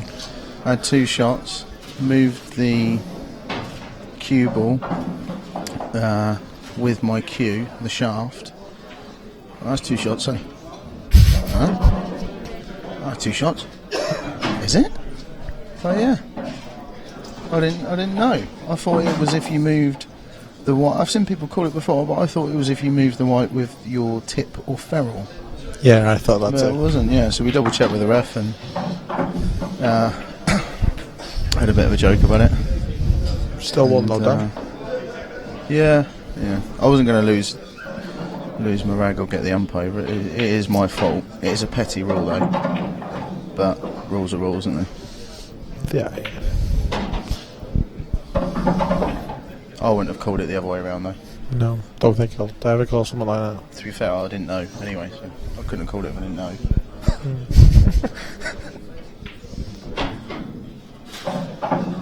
I was saying before, the Dunster has been famous for claiming frames like that, hasn't he? Big one against Lakin, and he was 6-2 up in his game this morning. The guy pots the black, white, fizzing around the table, and as the white's still moving, he racks up. Oh no. And then Liam looks at me, smiles, and just waves it off, and then go beat 7-6. Did he really? Yeah. Oh, and he could have claimed it. Yeah, he was going to claim it at 6-2, but he just waved it off. With him, wasn't he? That's Yeah. Ross's protege. It was, yeah. He'd have been shaking his hand. Wow. Thing is, joking aside, you don't want to win like that, do you? No. I don't. I don't want to win by... I haven't got it in me. It's like winning a cricket match by Douglas Lewis. Worst rules ever. Well, it's a quick first frame. Yeah, Luke just taking his time here, isn't he? Yeah. Obviously got his problem ball. Needs to get to the left of the yellow that's near the middle pocket, really. But doesn't want to be on the cushion, because that makes all the difference if you're just an inch off the cushion compared to actually tight on it. Awkward hampered cueing. This is probably the most important shot now that he's going to play. Yeah, you get a nice good angle on it. To get this exactly where he wants it is going to be more difficult than the pot if he's on it.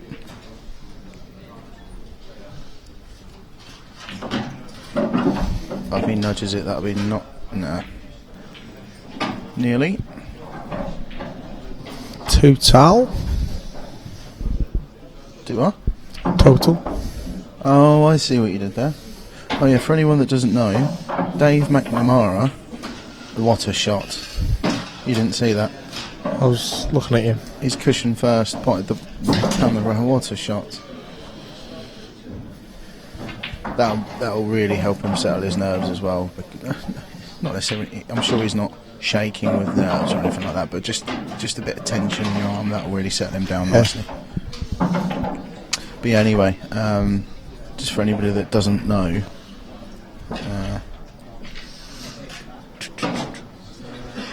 Dave McNamara thinks that the sports brand Adidas is, what was it? Adidas? No, it's not. Yeah, it is. Well, it's not, In my is it? area it is. In your area? My area it is. In your area it's wrong. Well, we say that about your area. No, you don't. Yes, we do. No, you're just wrong. We're not. So, are the Americans wrong for calling it Nike? No, that's an accent thing. No, it's not. Yes, it is. No, it's not. It's Nike or Nike. Clinton off the break. Good chance for 2-0 here. Yellows look really good. Yeah, Just should be easy figure this his far. order out. Or if you're American, you'd say... You'd say what? He's going to figure his road map out. They call it a road map, don't they? I think. Yeah. Have I got that wrong? Yeah, road map. They do say road map, don't they? Yeah. A little bit of a crowd getting here now for the semi-finals, Dan. Yeah. Good to see next to the bar as well. It's good. I think it's right that they have it on the Saturday night. Yeah, it is. Everyone's here. Everyone's here. Yeah, you actually get a good 30-40 people watching. Yeah, it's good. The other semi-finals just gone 1-1 between Mark Farnsworth and Craig Marsh.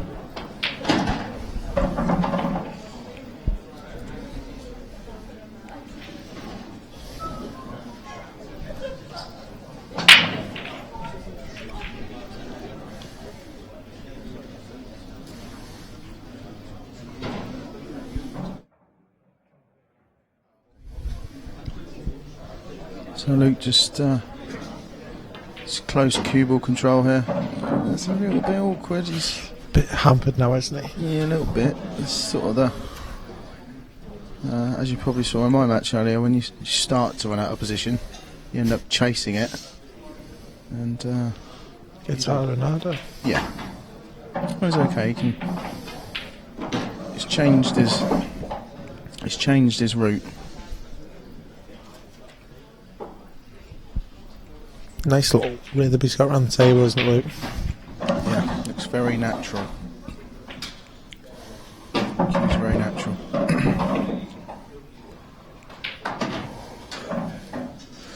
Should go 2-0.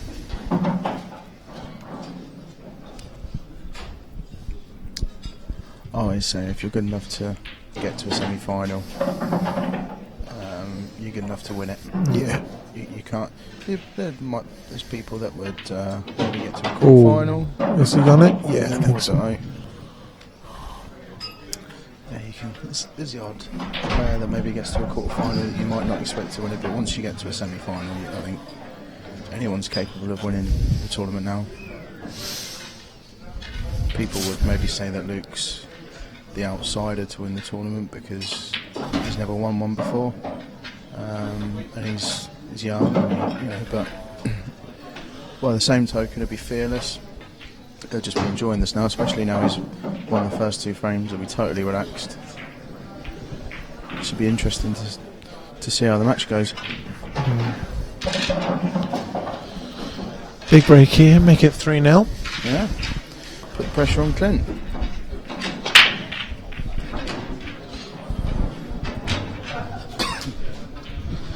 I mean, people say like Luke's a bit young, but he does know how to win comps. He's won a lot of big comps, Europeans, Worlds. Yeah. So he does know how to win. It's more for people that are watching the stream that probably haven't seen him at the business end of IPA events yet. But he's only just joined, isn't he? I think he played a couple last year, didn't he? He only played in a couple, yeah. He didn't play on the full 5, and he's still finished in top 32 of the tour. Yeah. He got to the semi-final last year as well. Yeah, I'm not surprised at all to see him in the semi-final.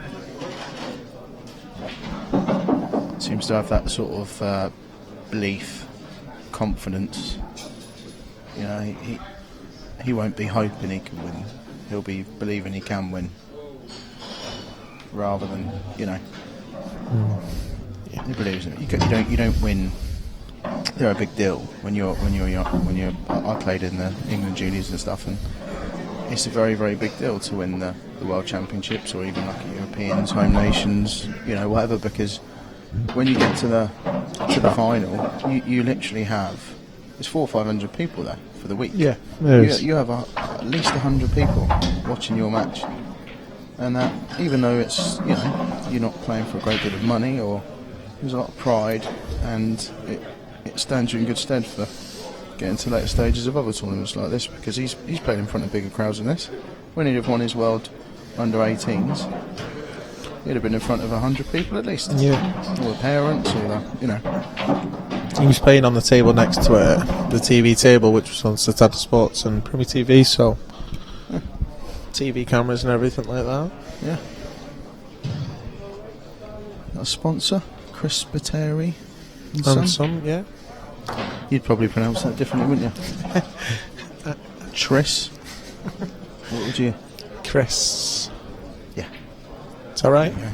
Is that okay? Yeah, well done. Me and Dave have fallen out. We've fallen out. It's a miracle we're in this commentary box together. He really, wound me up earlier. Adidas. Fool. Sorry, Dan. Well, sort of accepted. I need to calm down a little bit. But yeah. We'll make up over food in a bit. We will. We will.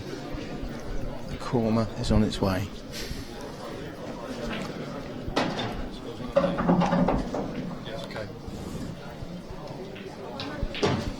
Good shot. It's a good shot, yeah. Wasn't a gimme. He's controlled the white well as well. Looking like 3-0. I think he'll take the one on the brown spot now, and then maybe the one in the middle. And then screw up the top and the black. Yeah, that's the. He could take the one over the corner and screw back as well, but I think there's a couple of ways. This is the thing. I find myself getting a bit bogged down sometimes because when you're looking here, I mean, look, he's gone a different way. You know, there's 3 or 4 ways you can clear them last 3 balls. Yeah. And they're all correct if you end up getting them. But it's getting the balance right between taking your time to figure out the most risk-free possible way, whilst not getting yourself bogged down and actually making sure you just get them. You know. Yeah. I think sometimes I spend too much time trying to figure out what the right thing to do is. It disrupts my rhythm. Yeah. Yeah, it's all what you feel comfortable with, isn't it? Yeah. This is he's played that really well. 3-0. On 9, Colin Downey, Kevin Malley. Colin Downey, Kevin Malley on 9.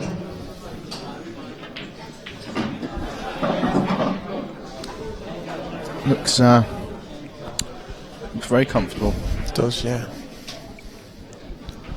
Looks in the zone. It does look in the zone. Well done.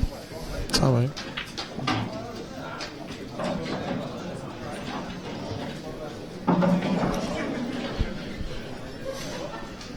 So, Dan, have you got the pro event tomorrow? I've got Andy McDonald. Yeah. You?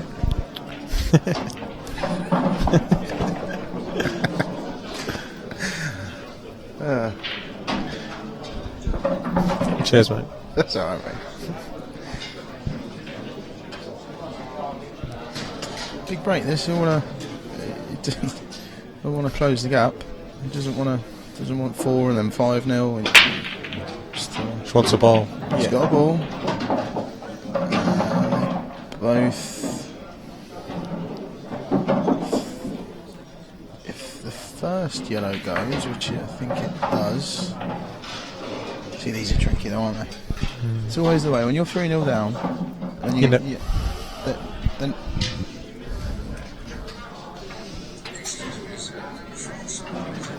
they never seem to come out nice.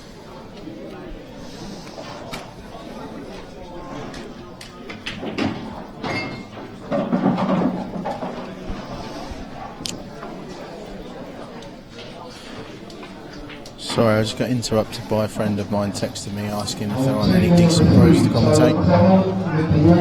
Cheers, mate. Dagger to the heart.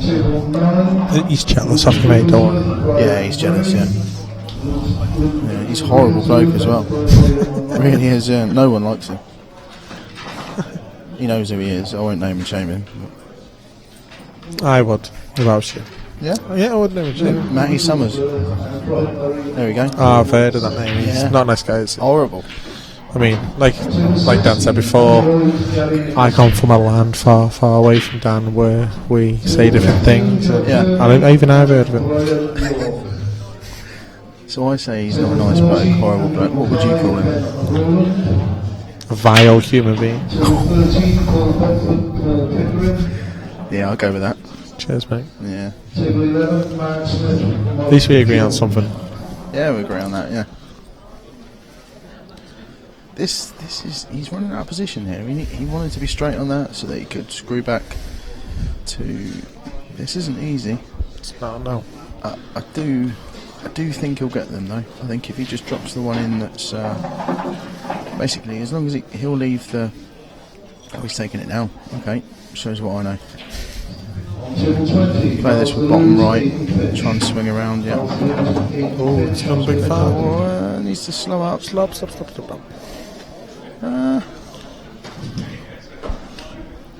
He's digging. Needs a big frame here, though. Needs to get these. He's a big frame, but the way he's been playing over the last couple of seasons, Taking the big double. Yeah, no, but you just, he seems to get them. Yep. Great shot. Great shot. Loads of stuff. Again, though, he just needs the right.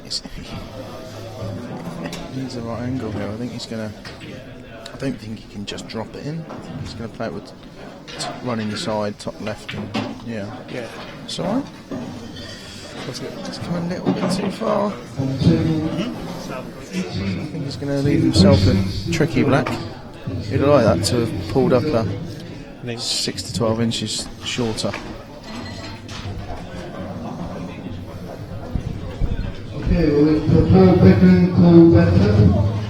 Pick up the sheet for table 13.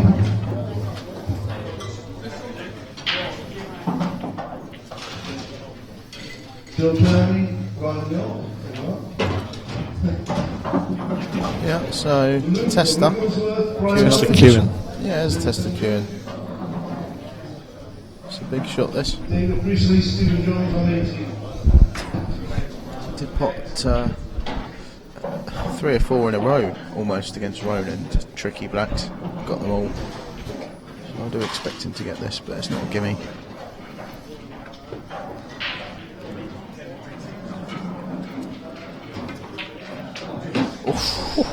Posting in. Yeah, posting in. Does cue very well under pressure, and he keeps himself still. Keeps himself solid. Next match on table number 13, Chris Gray. So, it's Clint Hansen versus John Shepherd next week. First leg. Next week, is it? I think so. I'm not sure where it is first. I know Shepherd plays in Doncaster at Murphy's Bar. Yeah. Do you know where Clint's venue is? Don't know. No, we didn't know before either. No. But yeah, what are your thoughts on that? First to 50? I think it's a coin toss. You'd maybe say on very current form, you'd edge towards Clint. But Sheppy's got a good record in money games. So, money games are funny things. It is, mate, yeah. I know that. Favourite place in the world, Derby, isn't it? Huh? Favourite place in the world, Derby. Let's concentrate on the game, shall we?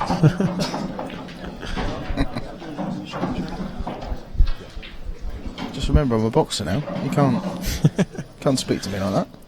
You came out to the same music, which was a bit.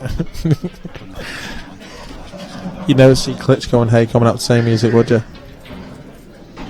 Cool. We're gonna love you and leave you and pass you over to James Hannay. The Hammer. The Hammer. Cheers, guys.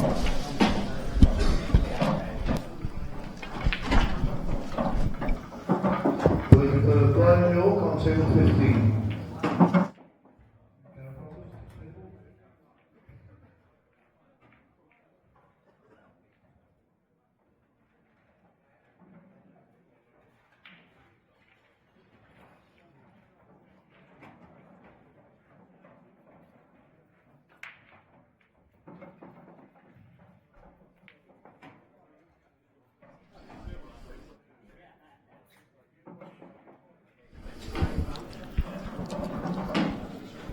Good evening, everyone.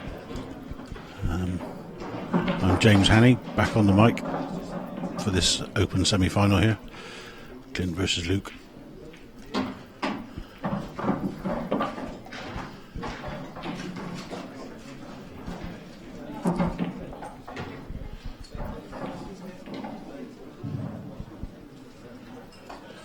So 3 more reds here for Clint, just to mop up here, try and get back to the 3-2. Bottom red passes the yellow into the corner, so it's just a case of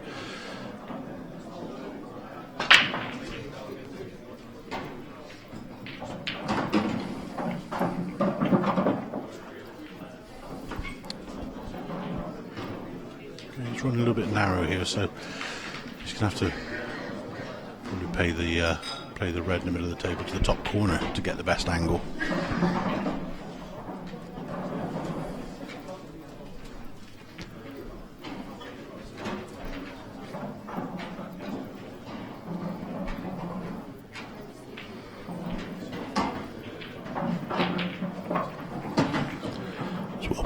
Well played there from Clint. So he'll be looking just to drag the white back a foot or so off this one and play the back into the bottom left.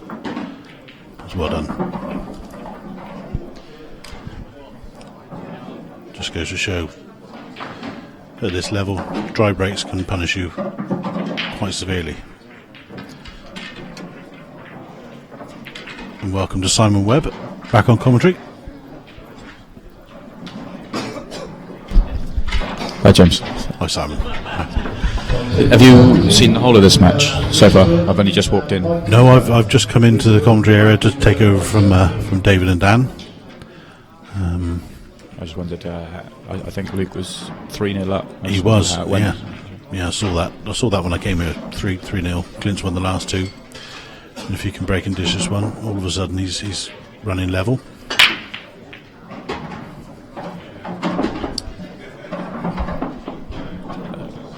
I've been out of the room for a while, but I believe it's Craig Marsh. Yeah, Craig Marsh versus Mark Farnsworth.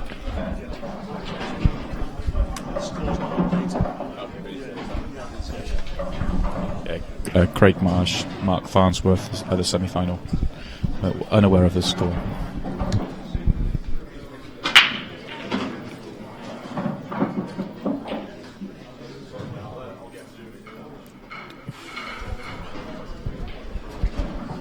Clint's made a ball. But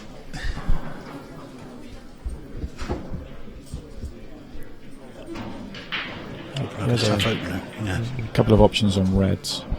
I think he'd probably prefer yellows, but I don't think there isn't really an obvious yellow to start.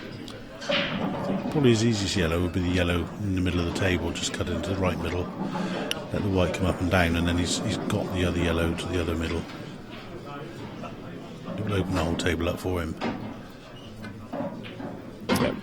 There we go. Yeah, friendly kiss there. He won't mind that kiss at all. I guess he'll look to clear these bottom four and then head up the table for the top two. Just start across there. I think the one by the left middle will probably squeeze in the gap, or if not, he can make it off the red, so it isn't too much of an issue. Sure, a little bit of insurance, he can push the far red up the side cushion.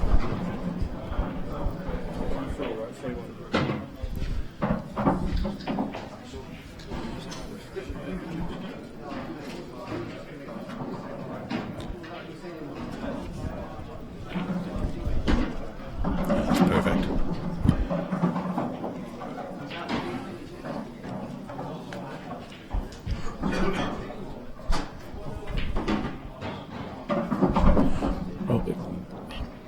He's not hit that one very well. I don't think he can see this.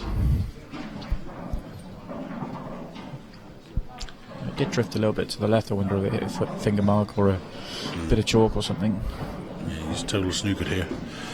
I think really his only option if he wants to try and continue this clearance is to play the swerve shot. I think he's looking at the bottom angle, so yeah, he is. He's got a wide pocket for this first one. He could play it off the cushion. The white will go out to the right, so he should. No, didn't get it swerving quickly enough. I think for a player of Clint's ability, it was probably a little bit careless not to finish there. He had choices. He could have drawn the white back off that last yellow to leave the white mid-table to give him a clear shot, or he could have stunned it with right off the cushion to bring it out, but he kind of got caught between the two. Yeah. I'd give him the benefit of the doubt. I think that did drift left off something, finger mark or something.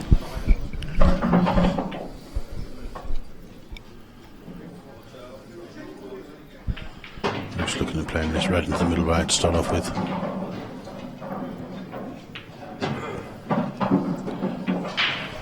He would have liked to have been on the one in the bottom left. It's a bit further down the table.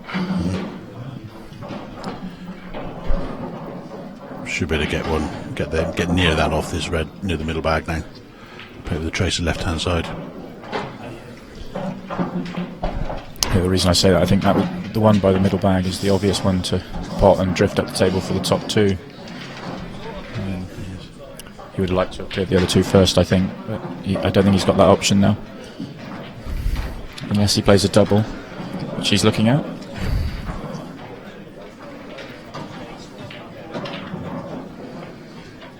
It's a good shot. Played that well.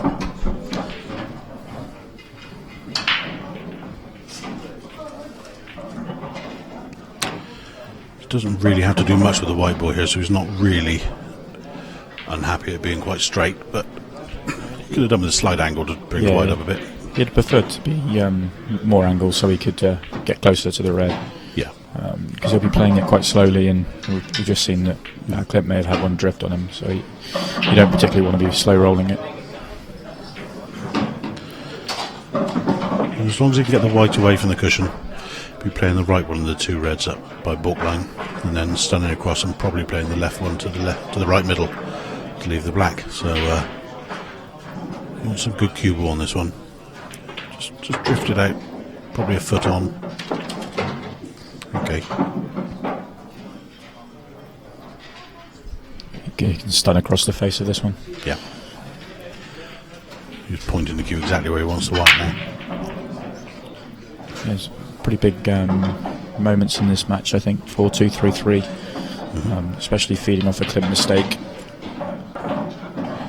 That's wrong a fraction, but no problem. You just run this in, leave him a relatively simple black.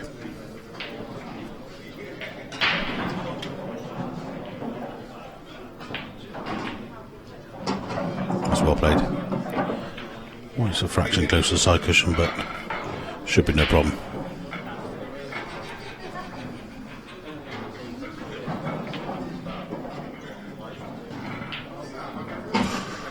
Wiped his feet. Used it all.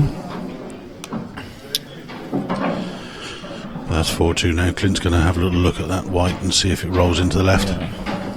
I don't think it will roll now. I think it just must have finger mark. It did look like it turned a fraction. Yeah, he just wanted to. He wiped the table down after he played the shot. I think it's gone over something, flicked it left.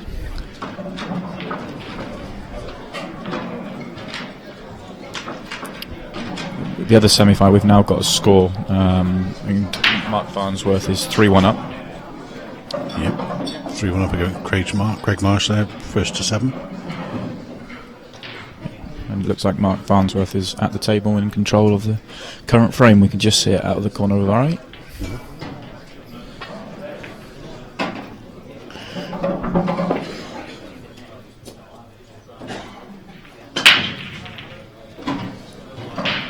Okay, there's a poor break from Luke. Screwed the white straight into the top bag. Got a beautiful split as well. So really important for Clint to take these out. Yeah, it's a shame. That was a good opportunity for Luke with the break there to push ahead, get a 3-frame gap on Clint. Absolutely, especially with that mistake from Clint. If he could have got a good break there and put him under more pressure. Yeah, I mean, against these players, I mean, Clint's world pairs partner and world champion Jack Whelan earlier on showed us the need when you're ahead to keep pushing, because he was playing Jason Twist and Jason was kind of running away with it, and at the blink of an eye, all of a sudden Jack's back level, and it went to a deciding frame in the end. And if it wasn't for a slightly errant position shot to get onto his last red for Jack, forcing him to screw up and down the table, and then unfortunately he flicked off the yellow into the middle bag, and he gave Jason a free run with stroke and visit to win the match. Yeah, great match. I think I watched the whole match. I think it was 2 mistakes each. Very high standard. I think they'll both be annoyed with themselves with the 2 mistakes, but if you're making 2 mistakes in a best of 7 or first to 7, you're playing pretty good. Exactly. I think the way Clint's mindset will be, if he takes these out, the mistake in the last frame will be gone, and the advantage that Luke would have had from that mentally will have gone really.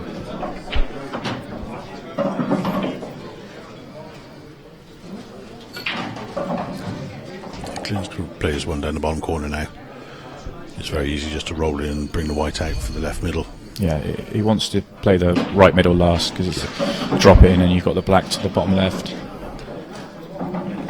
His movement around the table remains the same every single time you see him play. Yeah, very, very relaxed. He's got his own pace he plays at, which is constant.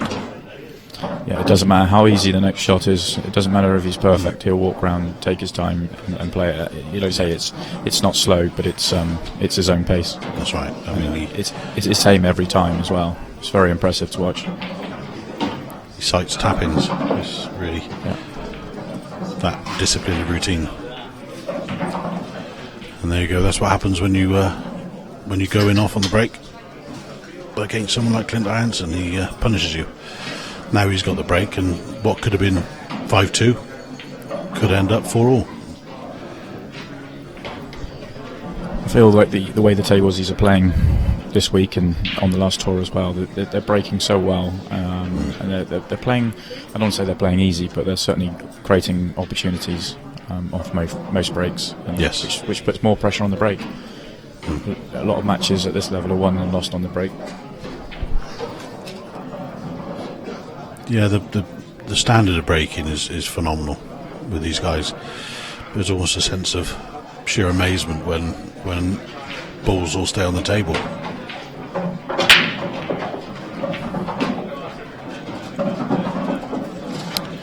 The yellow ball potted there from Clint. Yeah, if this yellow-red plants in the bottom left, then he'll probably look to take reds. Play the plant. Certainly does. And he's got a couple to work out around the black spot, but I mean, looking at that plant, he's got a hit slightly to the right of centre on the first yellow, so he's now looking at the angle. If he screws off of it, he's going to hit into the yellow and red just below the black, which will open up the other red. Yeah, so he had played it with some pace, hoping to get the white into. Yep. He wasn't playing on any particular ball there, just trying to get back out into open play, and it hasn't worked. He caught that other yellow on the screw shot, so I don't think he's got a pot on here. No. So with that plant shot, even though he potted the yellow off the break, he played the yellow onto red, so the red ball potted, so his red ball's in play.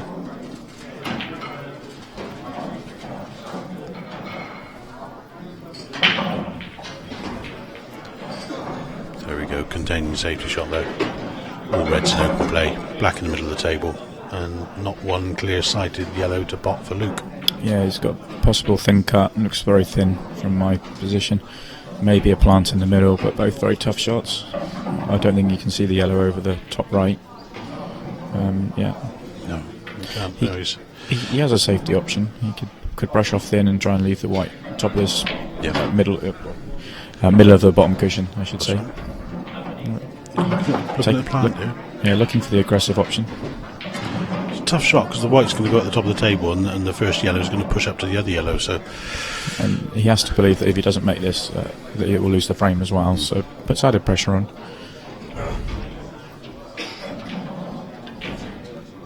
Yeah, played that very well. He did play it well. He did play that well.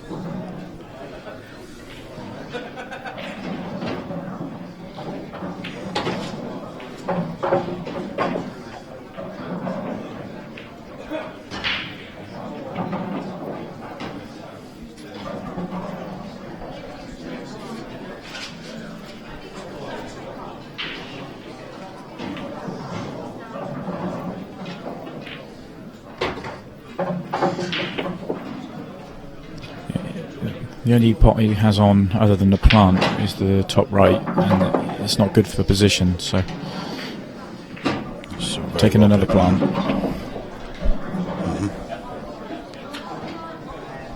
He'll be quite pleased if the angle on this is a natural cannon to the red just above it. That's the shot he's looking at. He'll stay on the left, the yellow on the bottom left, and then he can go up the table with the black in the middle. It's slightly more work if he has to go up top of the table first and then come back down. Not a problem, but Yeah, no. Perfect. And he's happy that's gone in as well. Just clears the path for everything a bit more. Gives another pocket for him to pop the black in should he run out of position on his final shot. But that was a great shot there. It was a natural. He didn't have to do anything with the white. It was natural angle to run and cannon full ball into the red, which would always leave him plumb on this yellow.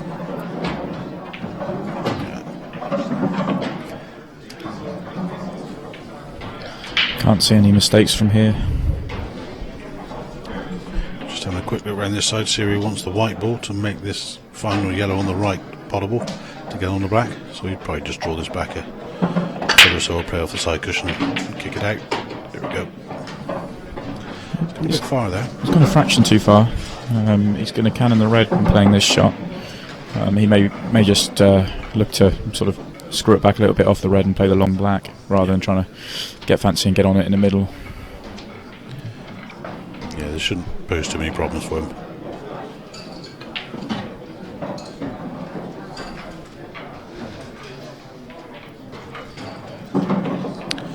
So Luke's taking his time, sighting the black now, chalking his cue, getting ready to play the shot, realising the full importance of this pot now. Difference between 5-3 and 4-all. Well played. So young Luke Sanges from South Wales takes a 2-frame lead against Clinton Hansen, 5 frames to 3. Luke's racking the balls. This is break at frame 9.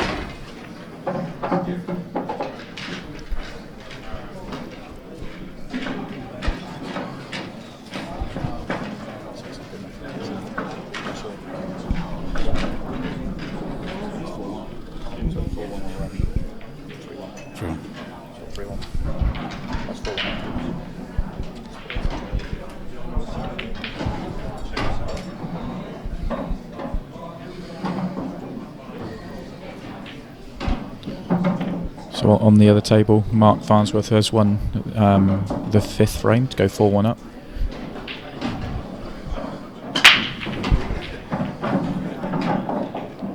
That's unlucky. On his last break, he screwed the white straight in off, which he'll be annoyed with. But that one got kicked in, and Count South unlucky for that one.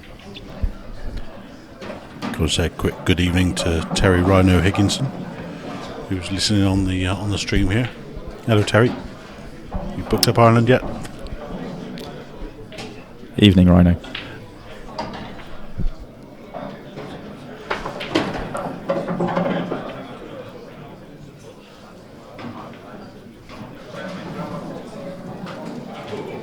You'll be pleased to know, Terry, that the weather has cooled down today. Yesterday it was very hot, as you recall last year. It was very hot here. We got here mid-afternoon on Thursday, and it was so hot. It was unbearable. The venue was really, really hot, and then yeah, I thought my flight might have gone to Spain rather than Scotland. I was had to check location. Yes. Made no difference. You couldn't understand anyone in the airport anyway, could you? No. Okay, so back to the pool. Clint's got cue on hand. You can go either way here, really. Probably prefer yellows, I think.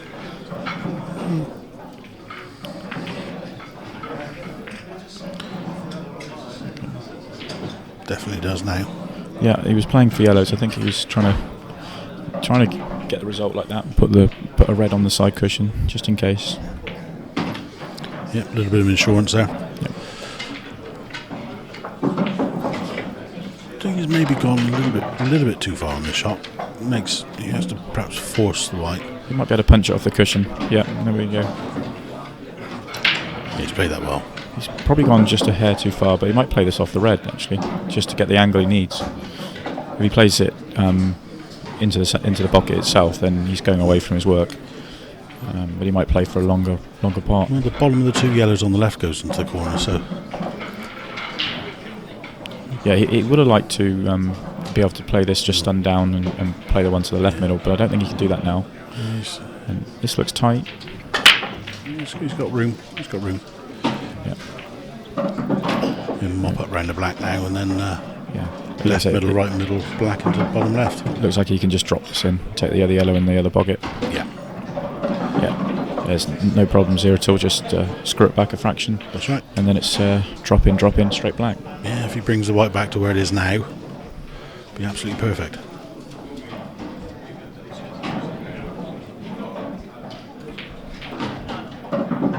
Perfect.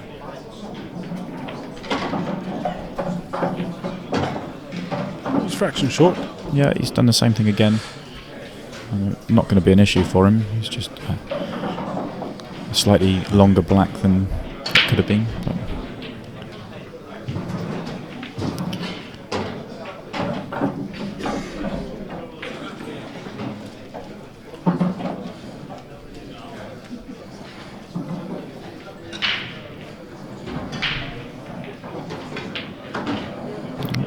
it's a good finish from Clint. Yep. The pattern of the match continues with Luke going 2 ahead and Clint getting back to 1 off Luke's break. We shall see how the break goes here. It's a pretty big shot in the match.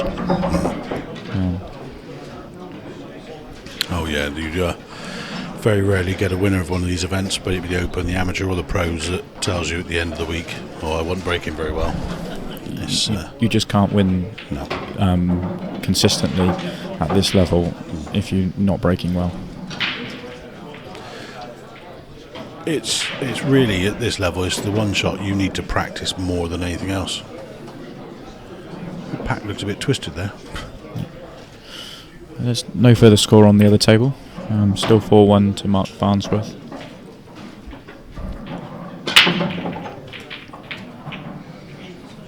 Okay. There you go. He's happy he's made a ball. It's not a great split. There's a lot of work both ways. But at least he's got the opportunity to take control. Yes.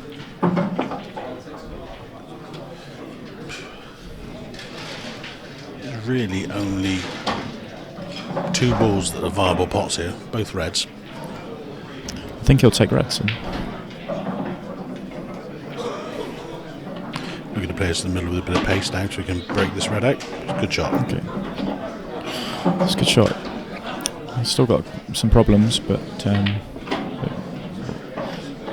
he's got a little bit of control.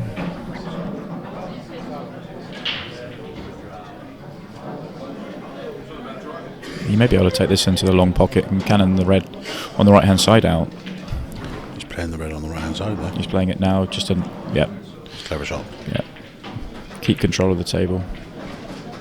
He's left Luke nothing there. Yeah. And he's only got 1 ball now to, that's semi-awkward. All the rest are an open play. A very tough shot for Luke to play. Yeah, the black does pass this red into the bottom corner, but he has to use all the pocket to get it. By the time he gets to the black, the red will be gone, if it's Clint. So. Yeah, I was talking about Luke there. Yeah. I'm not sure Luke was looking for a clearance. No, but yeah.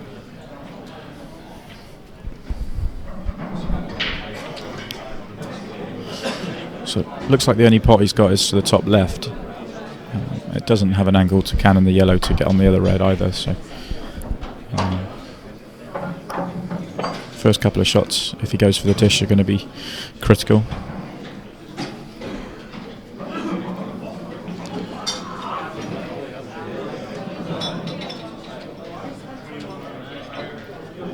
Yeah, no interest in going for the clearance there. No. Quite happy to leave Luke this yellow to the right centre.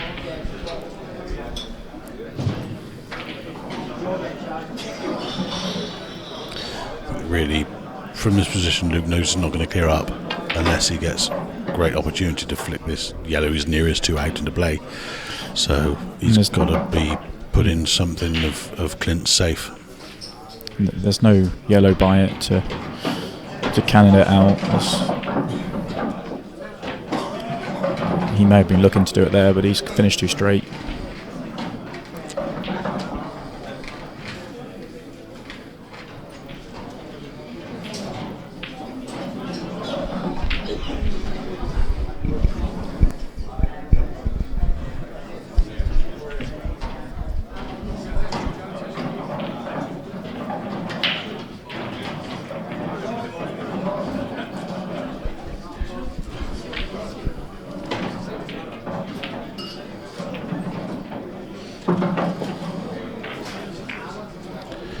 Okay, just puts a bit of traffic in the mix there for Clint to have to negotiate around. Yeah, I think he was trying to get a yellow in amongst those two reds on the top left. So trying to anything to make it awkward. He knows he's behind in this frame at the moment. Probably his best option there as well, that was.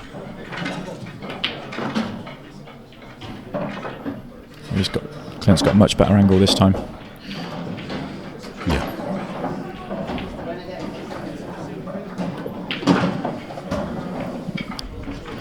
He'll be frustrated if that's straight, and it looks can't do much with this now. He's blocked his other red. This is a real worry. He could always play this red and screw across the table. I think he would have been not happy just to glance off the red as he was going by it and sort of bump it off the cushion a fraction. Yeah, he's just going to missed it completely. Push it to the pocket. There we go.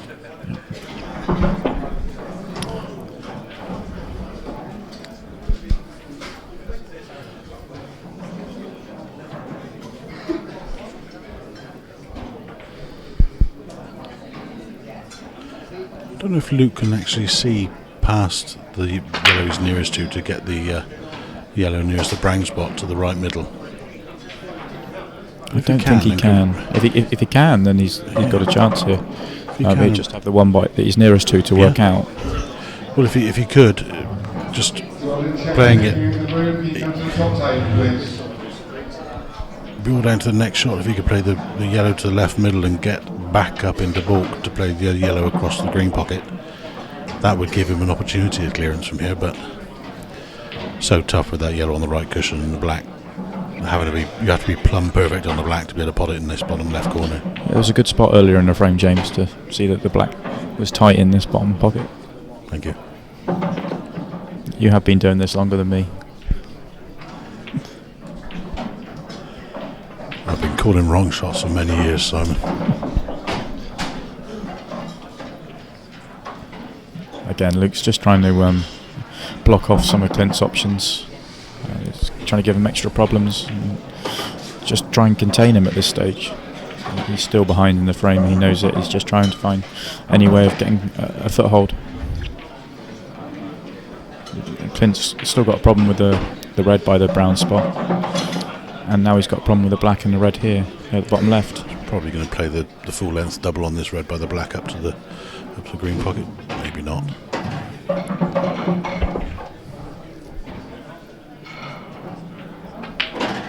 I think he would like the red just to come out just that fraction more. If it goes another half a foot, I think he would have been happier. But he hasn't left Luke too much. Bringing food in from outside, that's not a problem, but can you tidy up after yourselves, please, and not just leave it like a tip that certain people have in other parts of the hotel. If you're responsible for it, can you go and move your rubbish, please? If not, we'd look further action taken. Thank you. I assume there's no gap between the yellows for this red, because if there is, then he's left the frame wide open. But Clint's looking at it. I think the shot must be on. That was a little careless from Luke. He was in a tough spot. It was difficult to find a shot.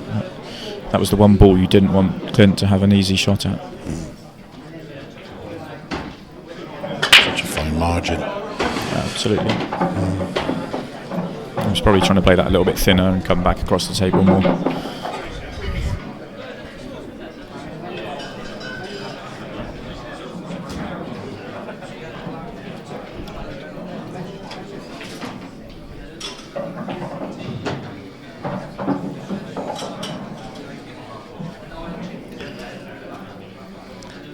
Mark Farnsworth currently 5-2 up against Craig Marsh. He's on the table now as we speak.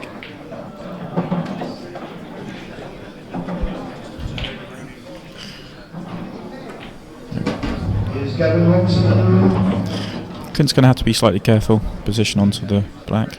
He's got a few options of pockets to play it in, but the obvious pocket he can't get it in. He's going to keep this white on the left hand side of the table down the rail. Yeah. it was the right way to play the shot. He looked at it. He's underhit it, but he made sure the black went past the yellows into the middle as well, just in case he overran the shot. But He made sure he had a shot at it. yeah. It's a tough black. There's a bit of pressure on this one.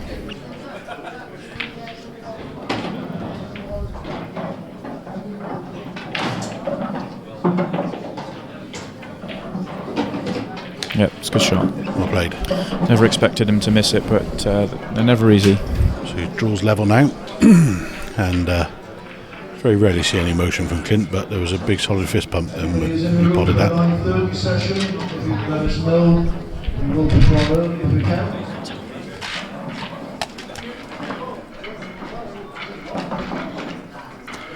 Simon's just left the commentary booth now because he's actually playing at 9:30, so we're just going to let them know at top table he's here in the room, available to be called to table as and when his opponent's ready.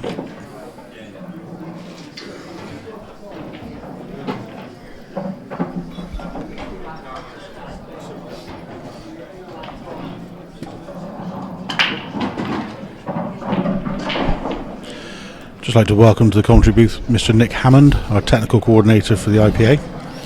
Good evening. Good evening, Nick. Great work. Well, give it a go. Yeah. The internet's been up and down like a yo-yo on the weekend. Yes. I've got 6 machines dotted around the place. Mhm. 2 here, 1 on this table, 1 on that table, 2 more out in the lobby and the top table. And the internet kicks them out every hour or so. It's a nightmare. Yes. It's Scottish for you. It's a bit harsh. They are hosting us very well here this weekend, I must hasten to add. Yeah. Yeah. The next match on table 7, Jason Owen, Mark Boyle. Jason Owen, Mark Boyle on 7. I'm watching a bit of the Farnsworth and Marsh match. It's a bit fudgy. Bit fudgy, yeah. Surprisingly. Craig likes fudge. Is that a bit? Yeah. Oh, yeah. Yes, two of the best potters of the game, Mark Farnsworth and Greg Marsh, and I think they're both fearful of each other's ability in that department. So, I think it's just the way they've been coming out, really, to be honest. They just sort of come out awkward and start to play around with them a little bit.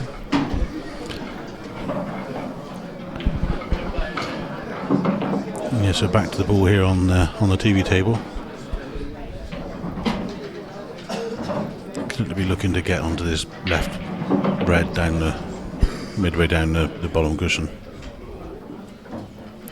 Just to land in plumb for the middle bag last. That's perfect. So we'll just drop this red in the side. And then middle bag red, black in the same corner pocket.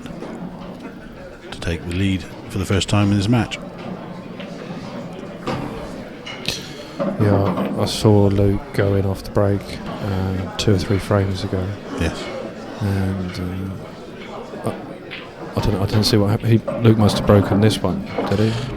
Luke's gone in off twice in the last 3 breaks. It's 3 frames from gifts, really. Been punished every time. Yeah, sorry, yeah.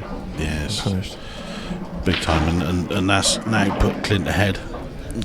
Needing just 1 frame to get into the final. Darren Smith, Scott Coventry. Darren Smith, Scott Coventry, table 13. The standard has been fantastic in this match. Yeah. Really good. And at the end of it, whoever loses will rightly say they've been very unlucky.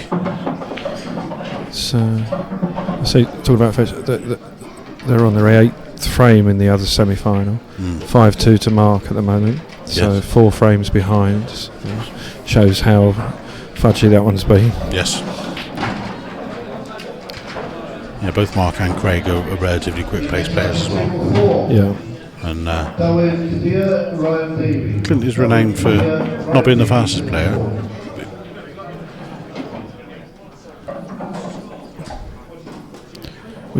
He's just careful. I mean, he's not slow, is he? He's just No, that's right. precise. He has routines, very methodical.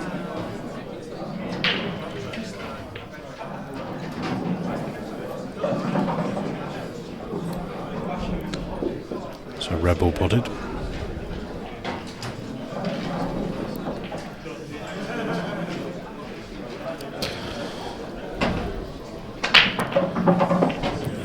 Yellows look a bit awkward, so he's having a think. Yeah, he's in two minds. Both sets of colours are problems.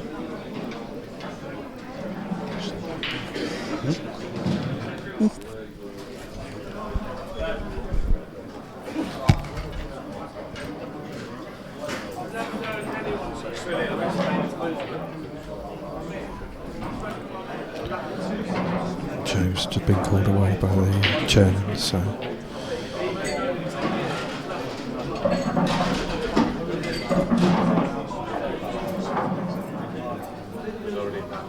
Next match on table number 9, Michael Howell, Jules Goodyear. Michael Howell, Jules Goodyear, table number 9. And we're waiting for number 9.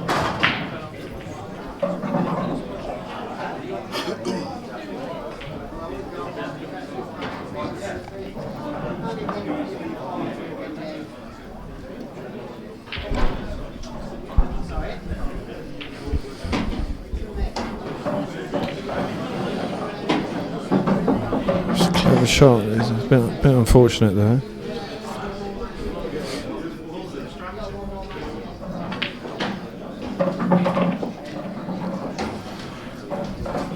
I'm not 100% sure he was trying to pop that. No, I just had the pop out for a second, so I didn't see. The two yellows on the top rail, where the red was in the way, he's potted one of them. I'm not sure he meant, given with the two awkward yellows on the right hand side, I'm not sure he meant to pot them. No, he's kind of opened things up for Luke there. Yeah.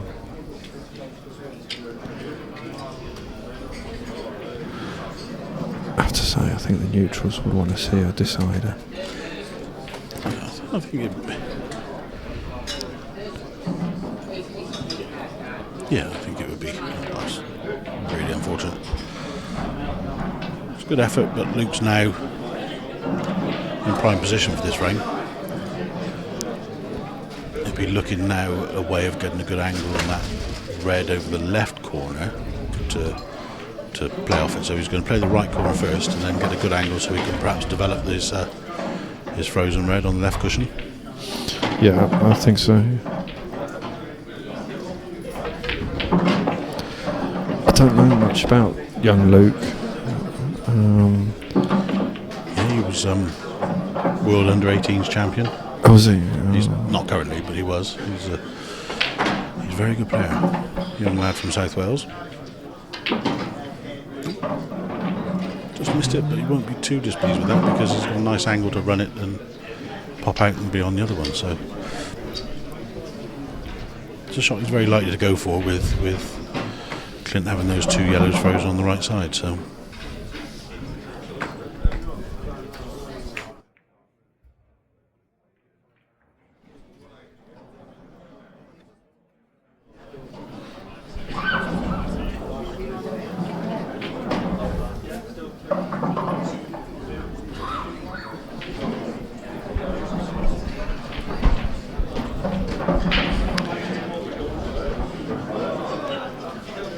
That's unlucky there from Luke, but Clint's now faced with the problem of those two yellows on the side. How's he going to get an angle to clear them? 20, Daniel Brooke, Ross McInnes. Daniel Brooke, Ross McInnes, table 20.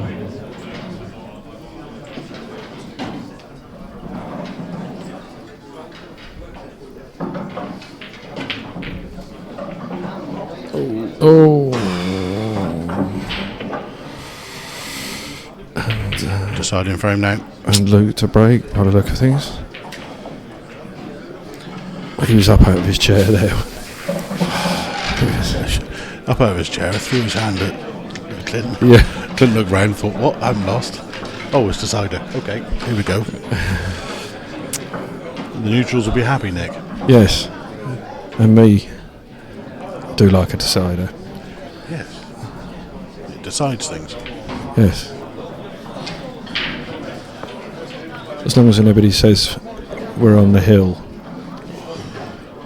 Jason Hill earlier was commentating on Jason Twist against Jack Whelan, and when Jason got to 6 frames and raced to 7, you could see his face lit up. He went, "Oh, and Jason's on the hill." I thought he's waited 11 frames to be able to say that. Blooming Americans.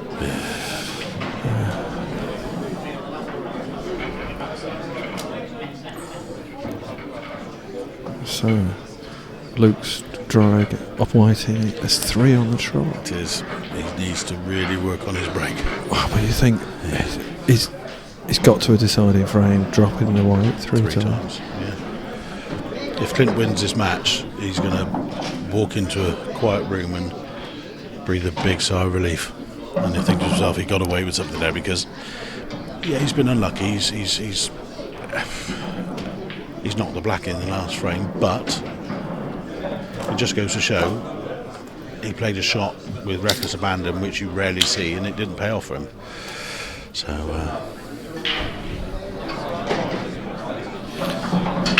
looks like Mark Farnes was 6-2 up in the other semi-final, and he's at the table as well. Can't see what position is, but yeah, we do have a pillar blocking our view.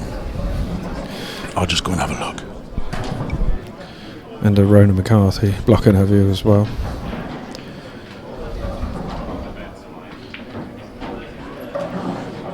Anyway, Clint's at the table. He's got cue ball in hand. It's Josh working out the best for him. Eddie Roberts and Richie Oliver. Eddie Roberts and Richie Oliver. 2-6.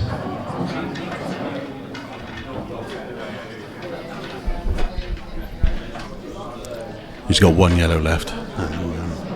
Just played a great yellow to get onto it, but he's not going to be able to hold the white for the black, so he could potentially be two shots away from the final of the Open here. Back-to-back finals. Yeah, oh no, first 2 events. He won the Pro at Bradford. I think he got beat in the semi-final. Yeah, he got beat in the semi-final at the Open. Yes. By Raybone, who beat Simon Ward in the final. Yes.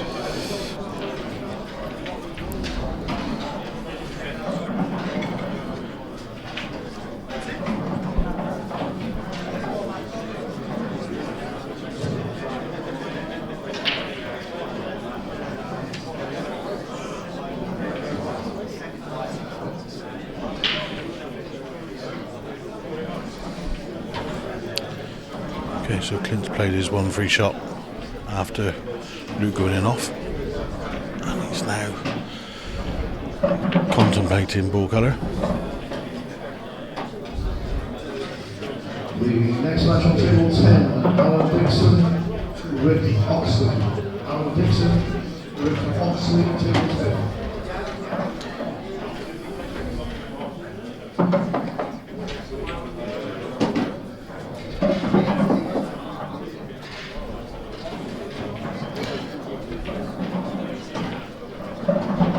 To go with the yellows, but he's now got a quite tough queuing over this red, which might make position a bit awkward.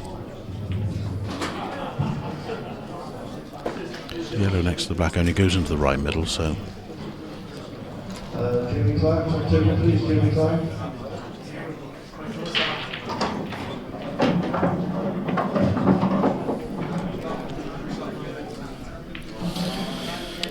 And Mark Farnsworth has won the other semi-final 7-2. So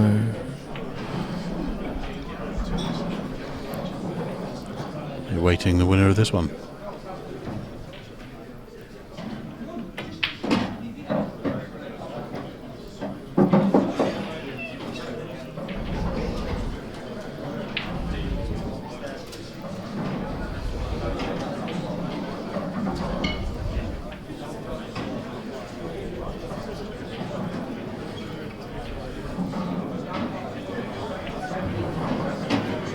The next match on table number 11, Jamie Clark, Josh Conley. Jamie Clark, Josh Conley on 11.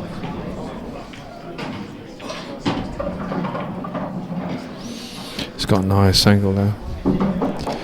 Very nice natural angle just to drop this into the middle bag and then put the white somewhere in that area. Just pointing his cue out to play the yellow, blue, black into the same middle.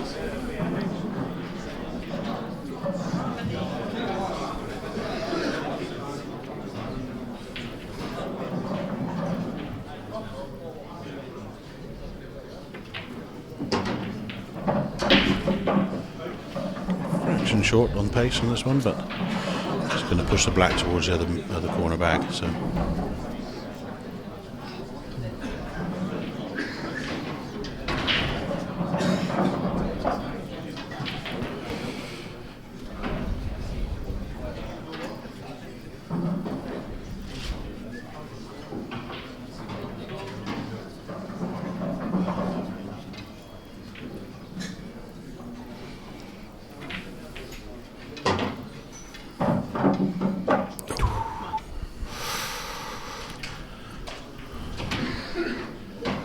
Shot he's got now, and that's black to middle.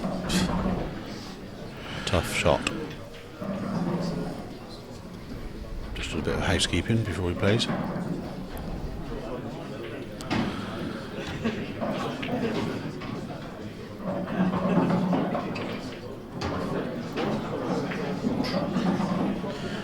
Don't see that very often. He's doing almost everything but picking the black up and dropping it in the bag. It's just showing us the path of the black. That's right. People used to do that in golf when they played on snowy days, just make little troughs between a ball and the hole on the green. Find your line. I'll tell you what, that's a big shot he's got. Yeah, I fancy it myself. But I'm in line with it, so. And he's playing it straight towards Luke Sandys as well, so Luke's going to get a good side of this black. If he's offline, he'll be out of his chair in a flash. It's in, great shot. Ooh, last second that went. That was in all the way. Oh, turned on us. The last 3 inches. The last 3 inches, it took a banana.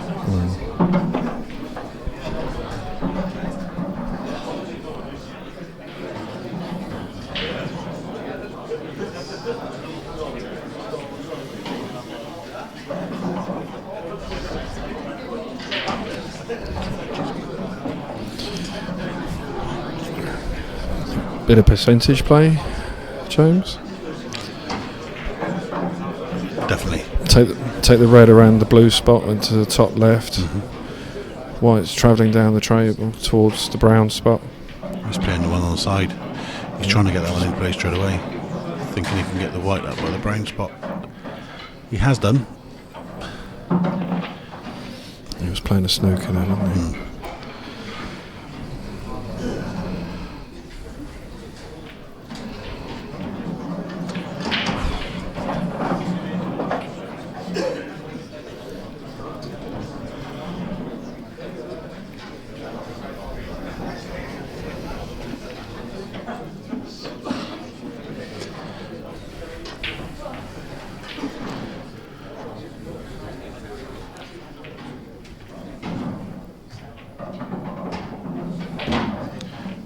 To sit down. Yeah, that's a good shot. He's forcing Luke now.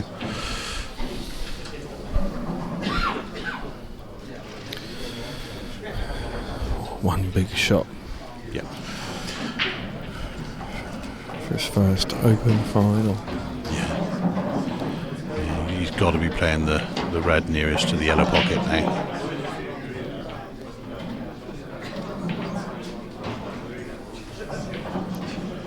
Doesn't have to do anything with the white ball. If you roll that in, he'll be on the red to the green pocket.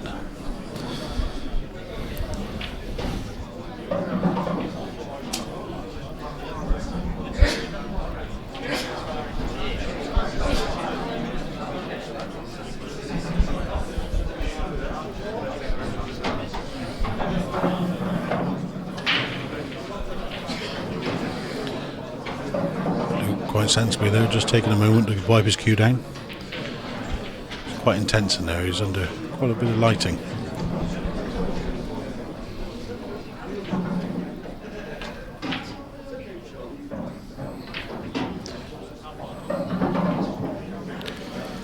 He's missed it. That's no gimme. Missed it by quite a way, in actual fact. He has, and I think the natural angle for the white is to go across towards the red by the bottom left, but it probably skirt past it. So what Clint will be looking to play is like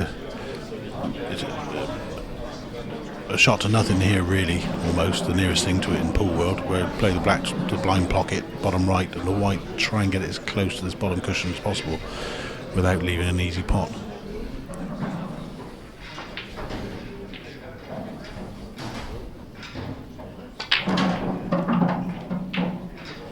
It's a great shot. Yeah. Great shot. And look where he's left Luke had no pot on there. That was a fantastic shot. That was unlucky to Luke. That was very unlucky. Yeah, I mean his day will come. Yeah. Was he 18? Did you say? 18, 19 years old. Yes. Do you know I keep playing players younger than my children.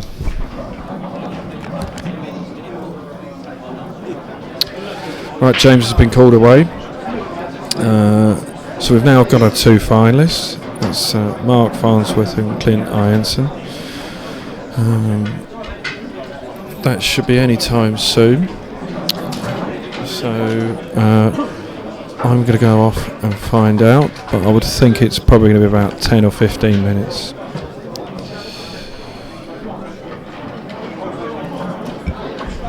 Wow. Hopefully you guys at home watching this are feeling excitement as much as we are. Yeah, Luke looks very disappointed there. Yeah, but his day's going to come. Wow, yeah. I remember dim and distant past when I was that age, and people tell you that and you think... I was 18 about 10, 15 years ago. Yeah. Plus VAT. No, I mean... And import tax. Capital gains tax. I keep drawing players that are younger than my children, which is really, really annoying. It's scary. I think we need to bring in a seniors tour. No, without doubt. Yeah, for those other people, I'll be 40 soon, so I need to, need to think of myself. I'll be 40 soon as well.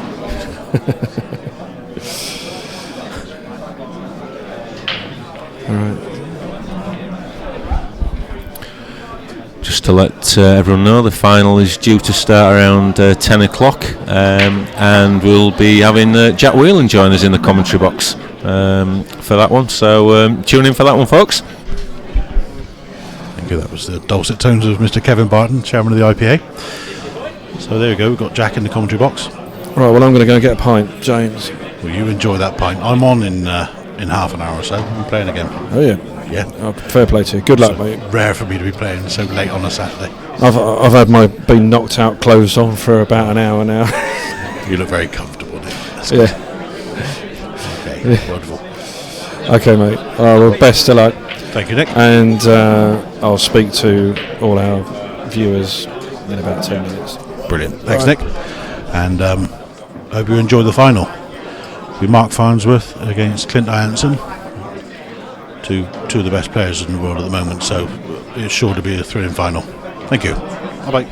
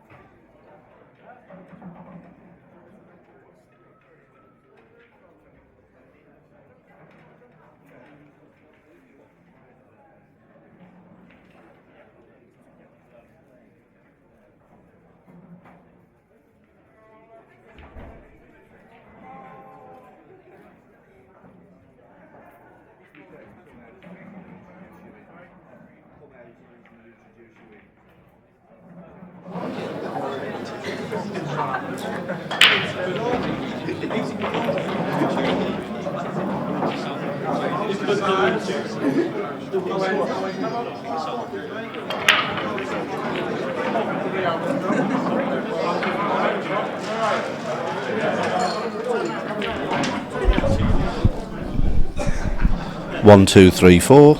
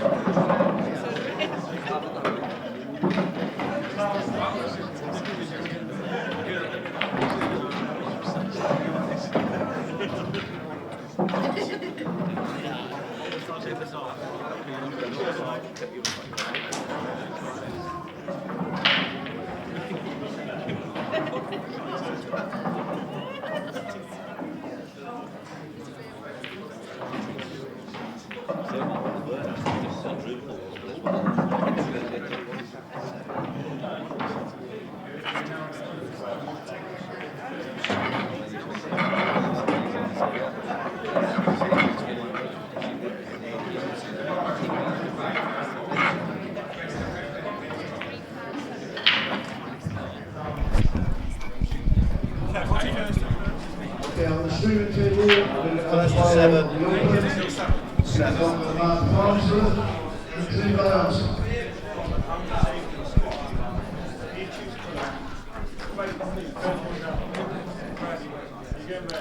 Do you need to test the volume? Okay. Cats. Good to go. After 2 days of intense competition here at the Erskine Bridge in Glasgow, we're down to the final, and what a final it promises to be. Our first finalist, whose IPA renaissance shows no sign of letting up, after victories over Dan Davey in the quarter-final and Craig Marsh in the semi-final, he's in his second final in consecutive events. He's the pride of Sunderland. It's Mark Farnsworth.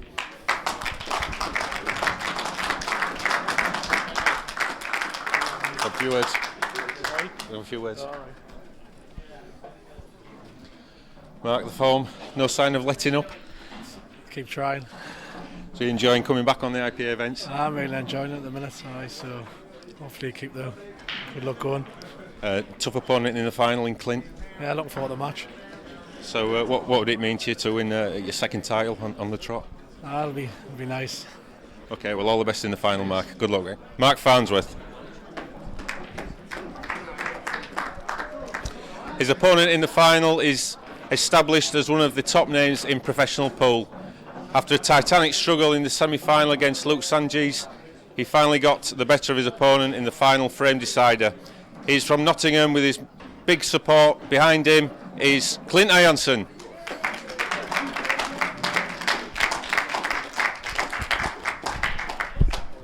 Clint, the form, it's pretty good at the moment? Yeah, I'm playing well at the minute. I'm practicing a lot, so I'm glad. It was a tough semi-final against Luke there. Was in the balance at one point? No, he's a very good player. I've played him once before and he beat me, so it was nice to get one back over him. So there's a lot of these young kids coming through that are causing established players like yourself some damage. I mean, it's great for the future. Yeah, there's loads. I've had that was my third deciding leg match of the weekend, so there's lots and lots and lots of good players. So is it making you feel old, matching up against all these teenagers? No, not really, no. I only look about 17 myself. So big following back home, they'll be tuning into the final? Yeah, they've been watching already, so I'm sure they'll be watching the final as well. Okay, well, all the best in the final, Clint. Clint Ianson, everyone. To introduce the referee for the final, it's the world-famous Mel Harley. So I'll hand you over to the commentary box. It's a best of 13 match. In the commentary box we've got Craig Marsh, top IPA pro, and Carl Fitzsimon. So over to you guys.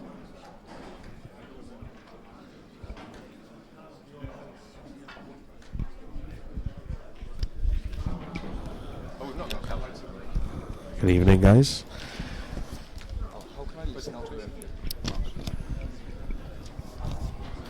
And we're off. I've got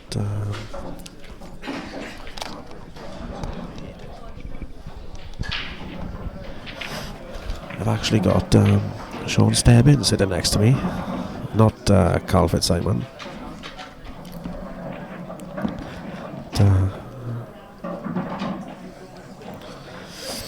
So, Sean, who do you fancy for the final then? I think I'm going to go for Clint. Ooh, big one that is. It's even money in for me, I think. I'm not quite sure who's going to get it, but Farnsworth was very steady against me, so I think I'll edge him just because he beat me. And I hope he wins it. But, I think like the way pool goes now, though, the way Clint got away with it in the semis against Luke, because he was very lucky to beat Luke, and you could just see him running away with it now, can't you? And just hammering him but soon see Farnsworth to break first frame.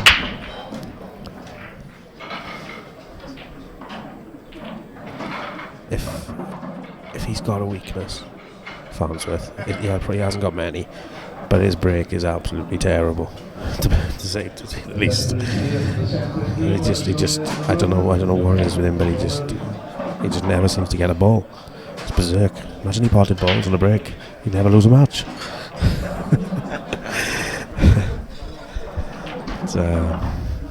We're off then.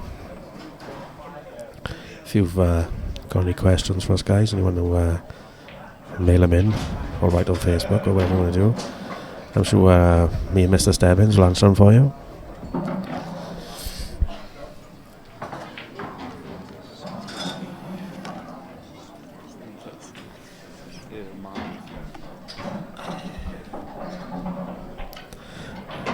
Hello to the Emery family. I know you're watching and listening. Good evening.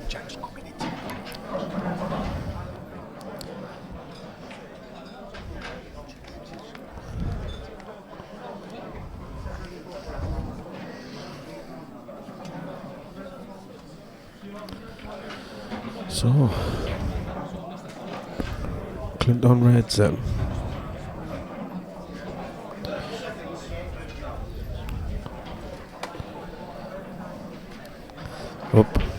Sean's been sacked from the com box, and I've now got the current IPA world champion sitting next to me, Jack Whelan. How's it going, mate? Alright? Alright, mate, very good. Still haven't forgiven you for beating me, but that's alright, no problem.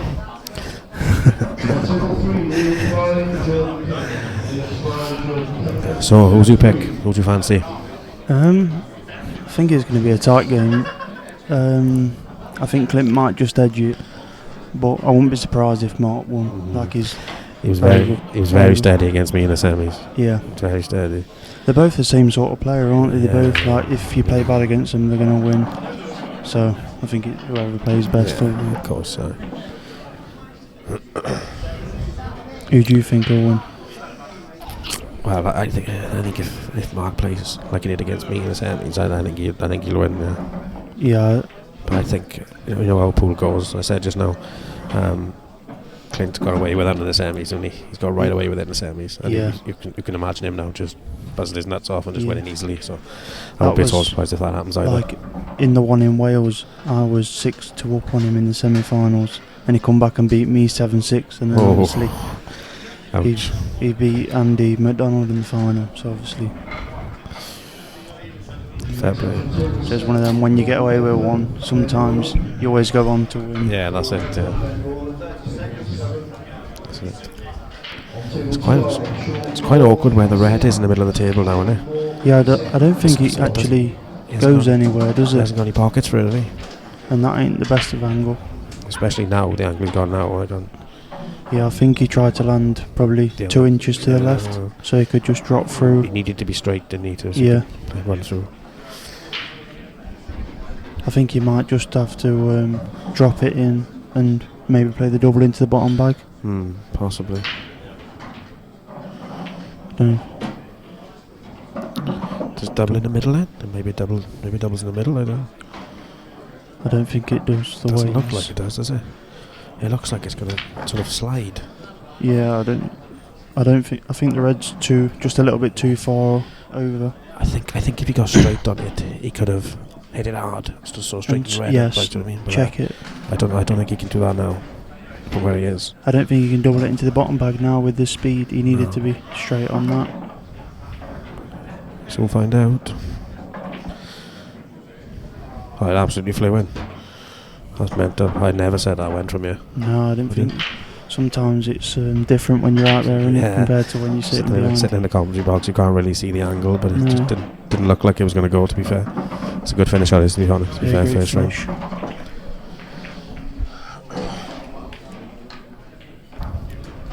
So you're still in the pro event? No. We'll leave it at that then. Absolutely stinker again. I'm still in the amateur one. Is it? I'm not surprised. Absolute bandit. No, I got away with one earlier as well. After I lost to Jason. So obviously I threw that away a little bit, and then I had to go straight back on in the amateur, and I was 5-3 down against a young lad. Was it? Yeah, and he helped me out a little bit. Name's a frame. Yeah.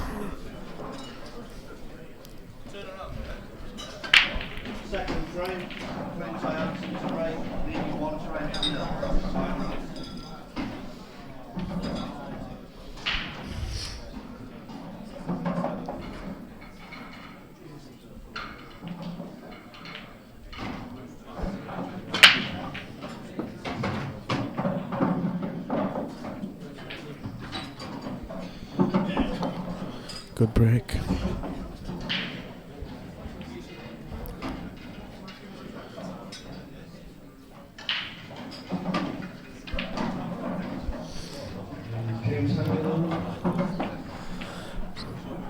Looks like the red goes up top of the table by the two yellows, but yeah, he's not the quickest to player anyway, Clint. no, So he's not, no. He likes to have a look around and he'll prance about, as they say. No, he's a very steady player. Yeah, he is. That's the way he plays, so you can't fault him. No, it's obviously working. He's getting the results, isn't he? Yeah, definitely, yeah. Even if the red doesn't go, he can take the red up. Yeah, up the line off the red. Well, I'm assuming it doesn't go now, because if it did go, he'd obviously play it, the last shot. But I think obviously the trouble ball is this one down here, and it's really tight past this yellow. So I think he needs to be fairly straightish on it, because it's any sort of angle it would be a tricky shot. Yeah, it doesn't look like it goes to me from one of the camera angles past the yellow, but.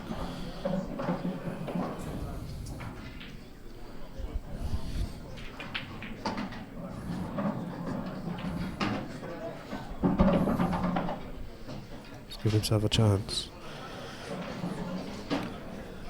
I think if he can screw back to the side cushion. Yeah, he can sort of just screw back to the middle bag somewhere and play the red corner. Play in bottom right. Yeah. This is a tricky shot though, because I think the red's on the cushion, so if you just catch. Needs to time it well, doesn't he? Good shot. Perfect. Yeah, he's perfect there, yeah. He can even screw away from the cushion a little bit, so he's going to have his hand on the table as well. Just put the red in the corner there and float into the yellow, I suppose, and leave the black in the middle. Yeah.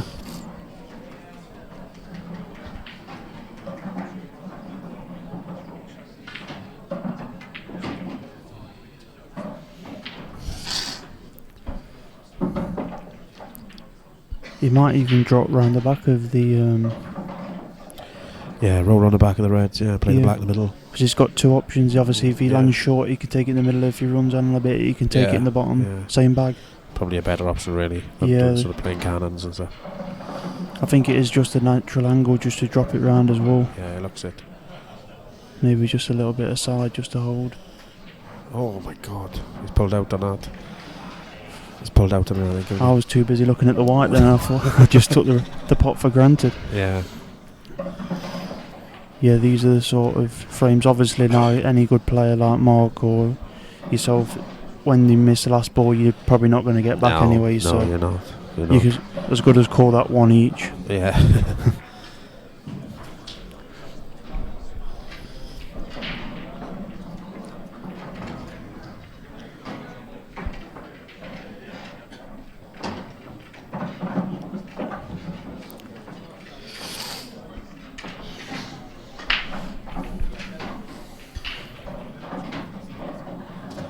On table 15, we have Chris Gray and Mike Leaper. Chris Gray and Mike Leaper, table 15.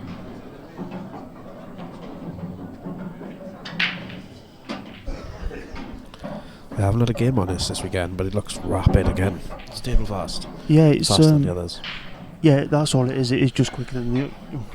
It is just quicker than the others. It's not particularly really fast, but it is a lot quicker than the others. It might have something to do with the lights, mind. Surely the lights and things around you must generate some serious heat. Yeah, it does play a lot. It So plays a it lot just better plays a lot out there. I'm faster. not sure if the lights make any difference, but it does play a lot better. It's one of them things where, do you know, when you go from the tables around the arena to this table as well, it's like, you know, you're playing on the match table. You think it's a little bit quicker as well, like, because obviously the surroundings are a lot better. You haven't got to wait for anybody. You can just do what you want. Obviously, all the top players prefer to play in the conditions like this because obviously, yeah, of course, all eyes are on them sort of thing. That's what the best players All bring have the to put a best. show on. Yeah. A bit far, is he? A bit far. I think he's perfect to just screw into the black. Yeah. It looks more angle on the camera than what it is, I think. I think he might just catch the left hand side of the black though, so the white might just drift towards the side cushion a little bit. He might even take. Can he? 30 seconds. I think he can screw up. I'm not sure. It looks like you're going to have to play a little cannon. He is playing the cannon, yeah. Knock it and so leave it in the other middle, is it? Yeah. Yeah, he's played a good shot there. I thought he could just screw out there, but like I say, if he just caught the left hand side of the block, he would have been in a little bit of trouble. So the percentage shot was probably the shot that he played.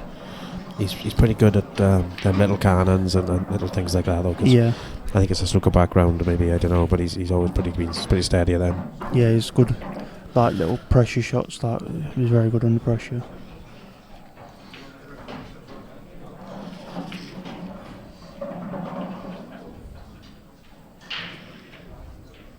One each. So a mistake there by Clint's cost him the frame. Yep. White watching. Did you watch any of the semi-final with Clint and Luke? No, I was playing myself, Oh, so right, sorry, yeah. I couldn't see any of it. But No. Luke was gutted because I spoke to him after. He said I played a match of my life. He said I've just gone in off on the break 5 times. Oh. He said I think I missed one ball in the whole game. Yeah. Made one mistake, but I've got in off 5 breaks. So Right, I was over there playing, and someone said to me that Clint missed the black at 6-all. I'm not sure Yeah, he if that did. was right. And Yeah. then obviously I heard someone shout, "Come on!" and I knew that was yeah, Clint. apparently he's been left a tough yellow, and he's gone for the tough yellow and sort of missed it and knocked the black towards the hole. Right. Or something along them lines. Apparently that's what someone said. It's a good break. It's better. Actually, hit him a bit harder this time. I was saying just now before you came, is if he got a weakness, his break is terrible. Yeah. I don't know why. He just doesn't seem to hit him hard enough. I think it's more like he tries to control the white more than hit him hard. Like when I think we break the same way, we just screw straight back. Whereas he tries to like leave the white in the middle of the table. Whereas I'd rather try and get the white out the way of the balls. Yeah, that's 'Cause exactly what I obviously do. You could get kicked on off in the middle, or obviously you can still go in off, but you sort of take away a lot of the risk. That risk of the balls kicking it.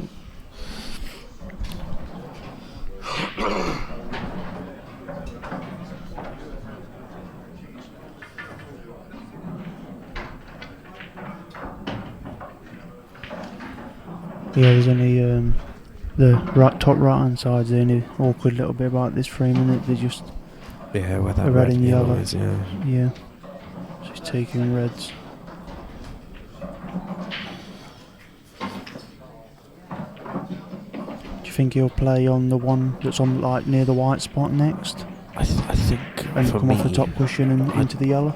Yeah, I'd be tempted to to now play this one in the corner and then play the one with the black bag. To go sort of go up that oh, way. Right, yeah, straight. Kick the red, but I think he's got the angle now to sort of screw up there now, but you're not really going to be moving anything drastic, so it's probably not the right shot. That red is right in the way, the one that's just off the cushion. Yeah, the one you need to get at, And I think that other one's just a little bit too close to the cushion to hit it with any speed to get the other one out as well. Always be lucky, I think. He's on that in the middle, isn't he? I don't actually know what he's played. Has he played to like go behind it and even in the middle or something? I think he must have played to go round the back to drop it in middle and then play the one on the white spot off the top cushion and cannon into the yellow. I don't know. Because the pace he played it at, if he missed the red, the white was sort of going towards the bottom cushion. Yeah.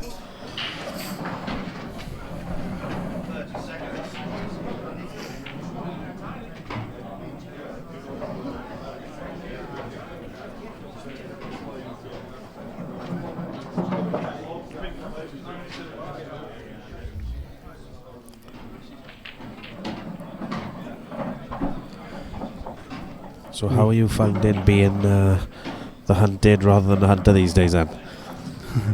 After the Worlds? Because it's obviously a different sort of pressure on things, do you know what I mean? It's a different outlook. And it's alright, it's not too bad. I'm finding it alright, to be fair. Like, I thought I'd struggle after I won it. I thought, you're never going to win a match, you know what I mean? Everyone's always... But I think I've done alright. Obviously, I won the first two amateur events, which, it's a good achievement, but I'm expected to win to an to a certain extent. If I don't win, you are now. Yeah, of course you are.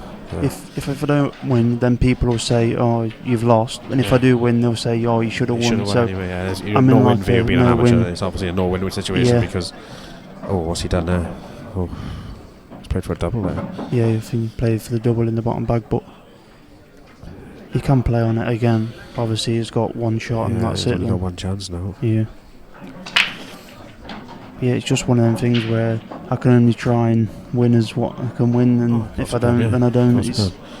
I'm pleased with the way it's gone so far, anyway. So you seem to have some good runs in the tours now as well. I don't take a lot of notice of results and stuff, but you seem to do alright. I lost 7-6 today to Jason. I went in off on my last ball at 6-hole. Oh, what to do? Yeah, I threw it away as well. He had the first chance at 6-hole and missed the ball, and I've played a good shot to have a chance. I played a slack shot and with 3 balls to go, and it left me a bit dodgy. Awkward. And then I ended up going off on my last ball. Ouch. But like all the players around the draw that you think I think the next name below me was like Simon Ward, obviously, so you're thinking, and then obviously when Simon gets beat, obviously the players I'm not sure if Luke beat Simon or Aidan Finch beat Simon. Aidan beat Simon, yeah, he did. And then obviously Luke beat Jason after me, so I'd have had Luke to get into the semis, and you're thinking, whoa, you've got a right good chance, you know what I mean?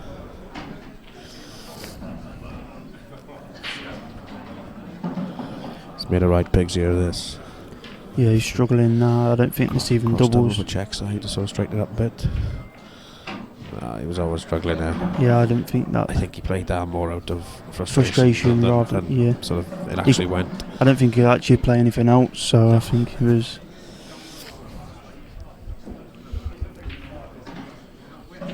This is where Clint is very good as well. He's very clever in these sorts of situations, like.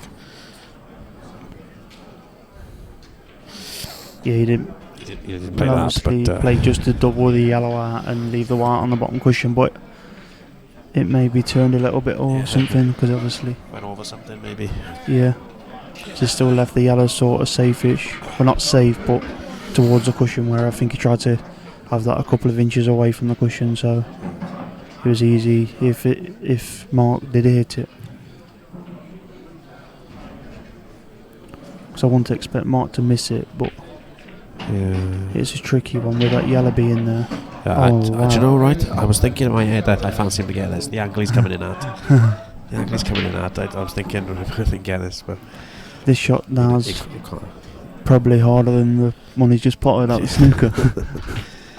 Because it is quite you low. have to just put your head down here and just pop the ball, didn't you? Yeah. And sort of go into the one of the yellows on the side, Yeah, and hope the white doesn't go anywhere. Don't move. Just don't miss the ball. Just make sure you pop the ball. It is a lot thinner as well than it looks on the camera. It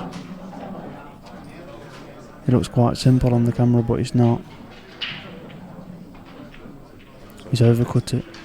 Wow. So Clint gets another touchy little frame, this one. Yeah. Couple of chances each.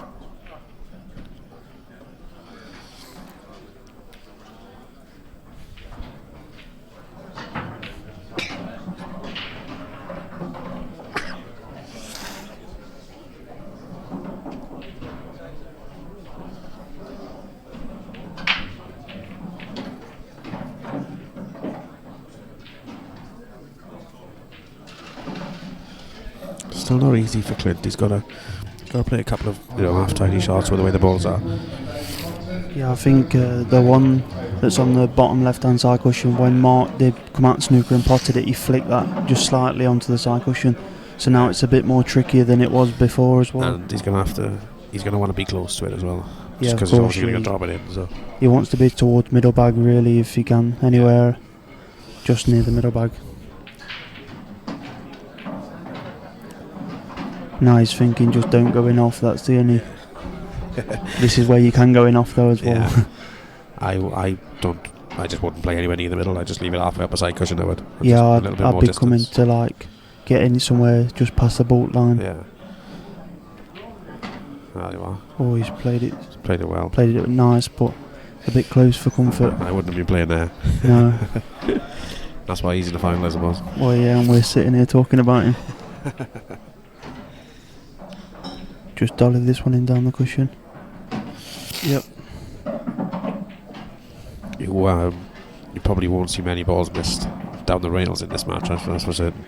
No, they I think play really big. Yeah, when you can float them in down the cushions. The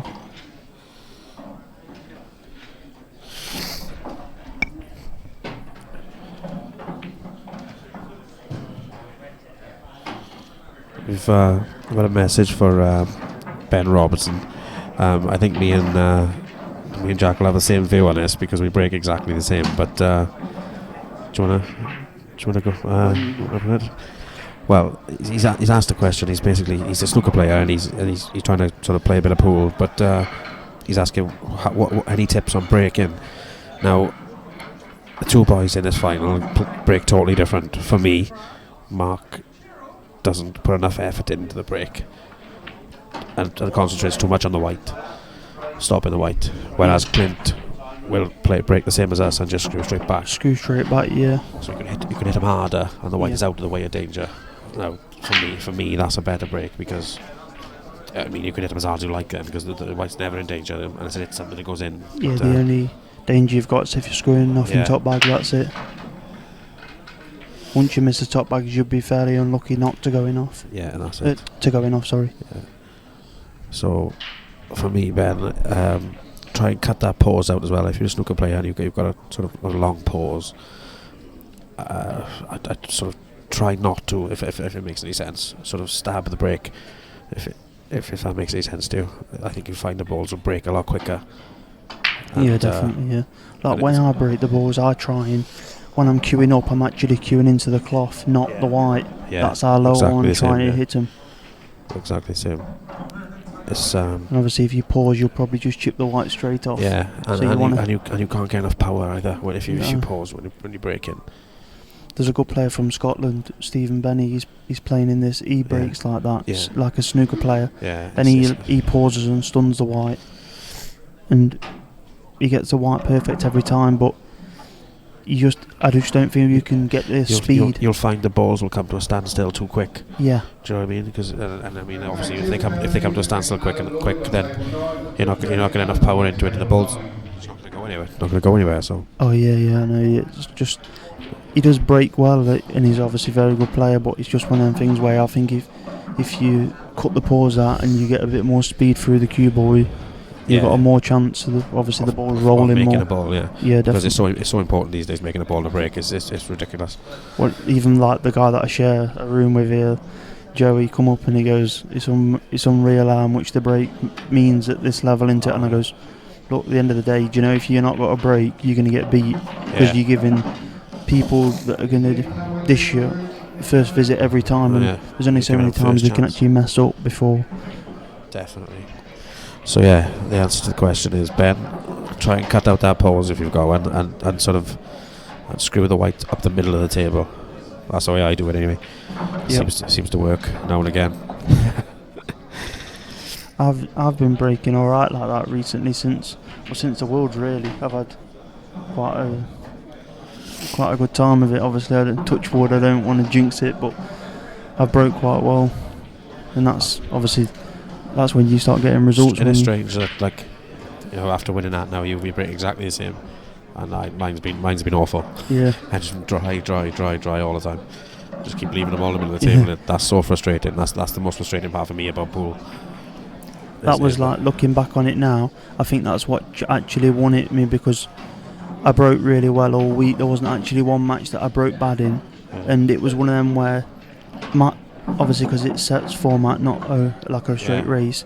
Every time it was my set to break, I didn't ever lose a set on my break, because I was getting like 2-3 breaking finishes out the first to 5, and the pressure's always on the other guy every single time. They chasing it, don't they? Yeah, and you find them chasing finishes as well, because they're always behind. Yeah, and when you put the pressure on, obviously, like, you know, you start trying to make things happen that don't, and that's when you start messing up.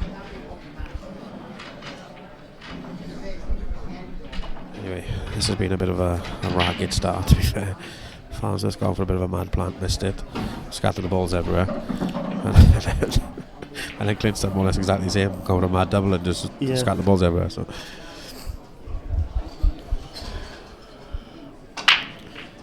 Mark and Oakham stand into the middle of the table, pot the yellow in the middle and kick the yellow off the rail. It's perfect.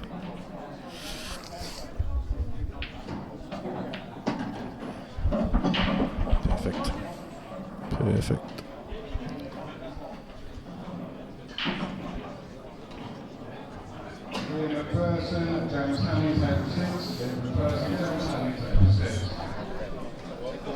I think he's perfect here just to catch the right hand side of the yellow. He'll just nudge it into the middle of the table. Well, that's what he'll be playing for anyway. Yeah, that's perfect.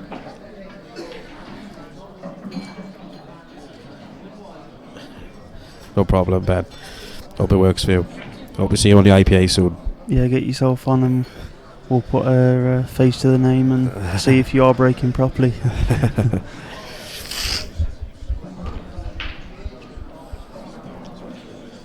Yeah, he played that well there, Mark. They just nudged it out, so I think he'll just try and slide past this. That's as we were saying at the start of the match. He's really good at that sort of thing. Like, do you know what I mean? Putting the white in the right places because at the end of the day, that's what makes the game so easy. If you put the white in the right places, I mean, everybody that plays on this talking pop balls. Yeah, of course. Every single person, yeah.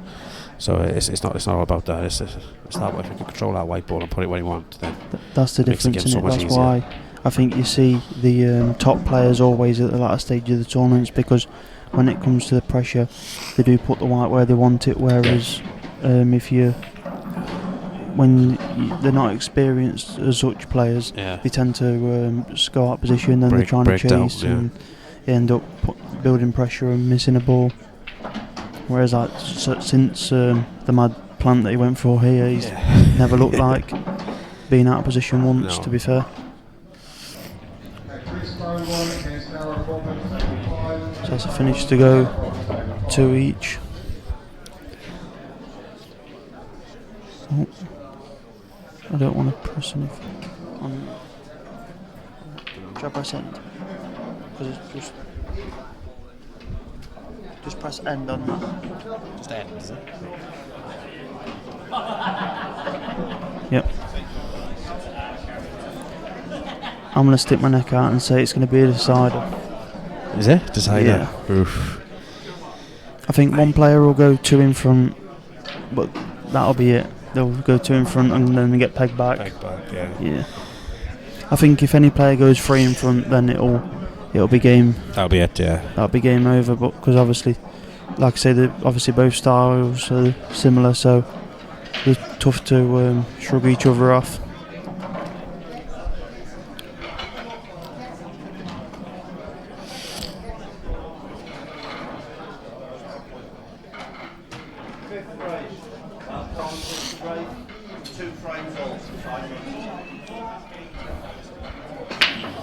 Oh, lost the white. And that's only down to because he never hits the break this hard. Now he's trying to give it a little bit extra to get a ball. That's not all his timing goes out the window then, and that's when all the accuracy goes. Then you lose it. That's why screwing up the middle of the table is always better for me, because I can hit them as hard as I like. Yeah, you know what I mean? that's the same as me. I don't even think about the going in off or anything. I just hit the balls as hard as I can, literally. Yeah.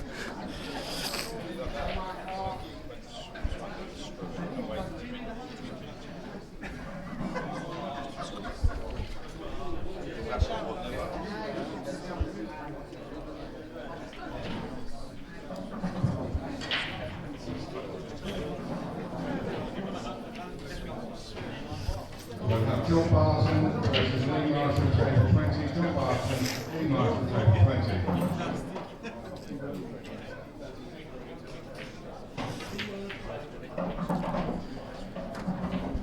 20. Oof, is it that? Yeah, terrible shot, wasn't it? Yeah. He played to. I think he played to move the red out of the way as well. Yeah, possibly. Because now he's got a tricky little one into middle bag. Actually, it's a lot easier than it looks on the stream as well. The yellow's quite far out into the table, to be fair. Oh, see, that could be a big point already, because obviously he's going off on the break and Clint's thinking, right here, come on, 3-2 up. 3-2 on my break, and all of a sudden he's missed an open table and he's giving Mark the chance to obviously go 3-2 up.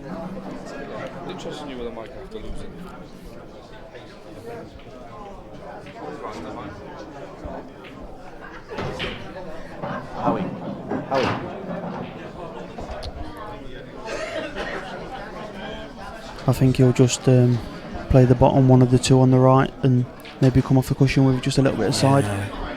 Like, I don't think he'll stun it. I think he'll just play it like with a lot of side and let it drift into the red. Do you think he's going to can't play the cannon? Actually, it goes easily in middle, doesn't it? So I wouldn't bother. It's one of them. It depends what he fancies. It's a free cannon because he's not going to be out of position even if he missed the cannon. But yeah, exactly. It's one of them. He don't need to touch any ball, so he probably won't. But I don't think he'll play on it now. Then I think he'll come back and play the one above it into the same bag. Then play the. Yeah. Obviously, he didn't want to leave himself hampered or anything. So. I mean, it's fairly basic here for me now, really. Yeah, pretty much. Yeah, can't see him making a mistake here. He plays the one in the corner. He plays the one in the middle. He plays the top one, lands low. Yeah, and just stuns through the gap. That's the only danger shot, isn't it? Really, the one going up for the last ball on the black. But obviously he's got half a table to play at, and as long as he gets past the blue spot, he'll be fine.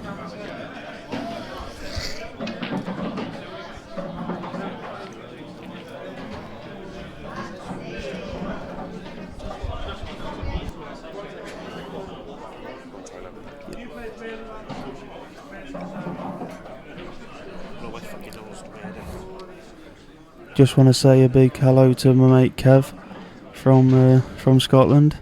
How you doing, mate? You alright? Just sent me a message on Twitter to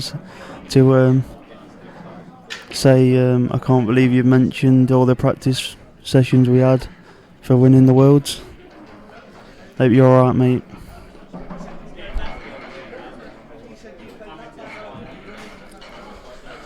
Yeah, so he took that ball into middle bag, so now he's just going to stun down, land low, and he'll be fine here just to drop into the always landed a bit straight. You could tell by his face there that he's not best pleased about that.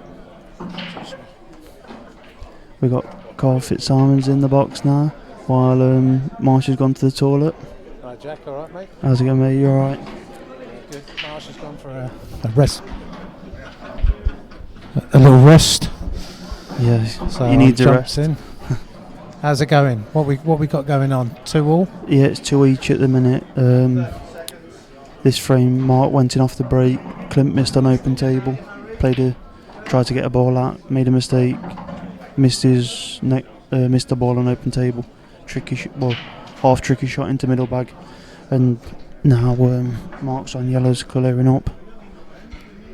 Mouth watering final, huh? Yeah. I wish I had that man myself rather than talking though. Go on, Jay. You're there all the time. Come on then, Mark. Let's see this little chop in the middle, straight up and down. 2 or 3 pockets for the black. Oh, he's just caught the knuckles at the top. It goes into bottom bag anyway, so it's not really. You happy with that, ain't you? Yeah, he's no problem. That ain't. Yeah. I'd be very surprised if he missed this. He's not missing this. No, he'll not miss this. I'll put your car on it.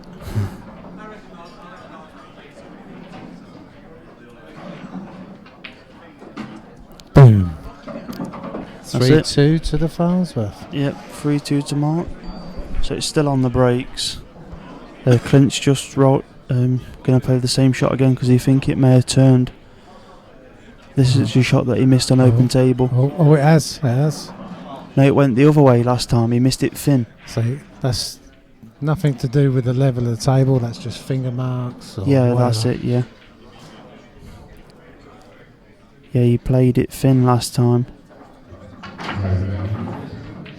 I just think he must have missed-sighted the ball. I think you're playing a shot that soft. Yeah. You're asking for maybe it to vary anyway, isn't it? Yeah, maybe it's. He played the shot. He played the shot a little bit quicker than that, but it's one of them where when the finger marks do Bang come on. into play, See, that was bang on. Yeah, bang on. That was you.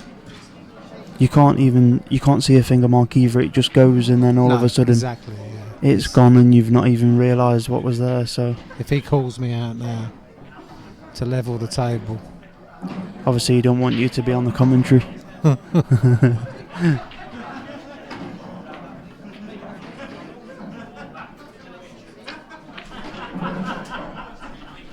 There you go, mate. That's your cue. I've got to go out and have a little look. At least see you in a minute. Got a little break as well now.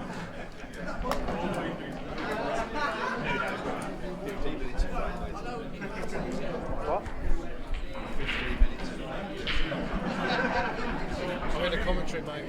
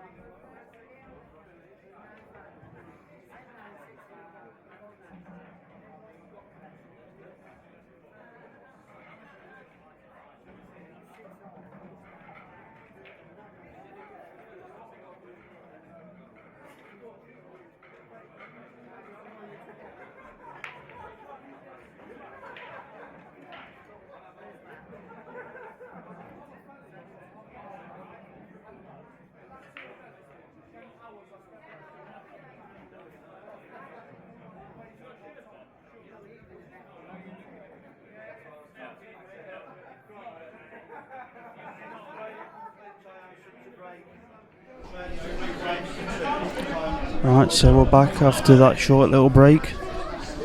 Did you see me level the table? Yeah, I seen you nudge it. Yeah. Scarlet Pimpernel.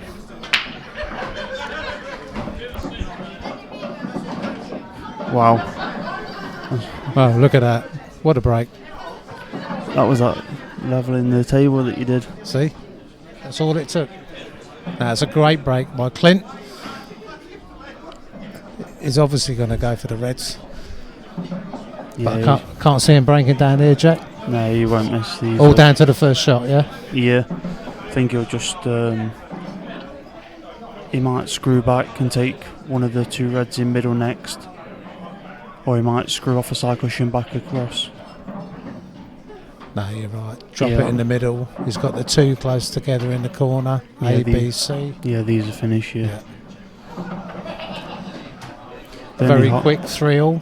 Yeah, it'd be 3-all, yeah, but the only half danger is the black, and obviously, well, I mean, getting on the black, because obviously the three yellows are in the middle of the table for a little bit of traffic, but that ain't going to be no problem.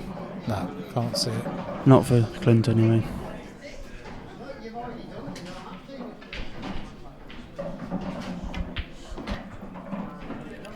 So all he'll do is just leave himself a little bit of angle on this one next. Just pull it back a couple of inches. Oh, that's yeah, perfect. Perfect.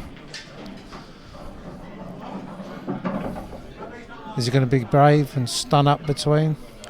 I'd play down the middle of the table, I'm yeah. sure, yeah. Because at the end of the day, you're not really going to... I think there's a gap on the right-hand side rail he'll screw. That's it. Yeah, that's the one.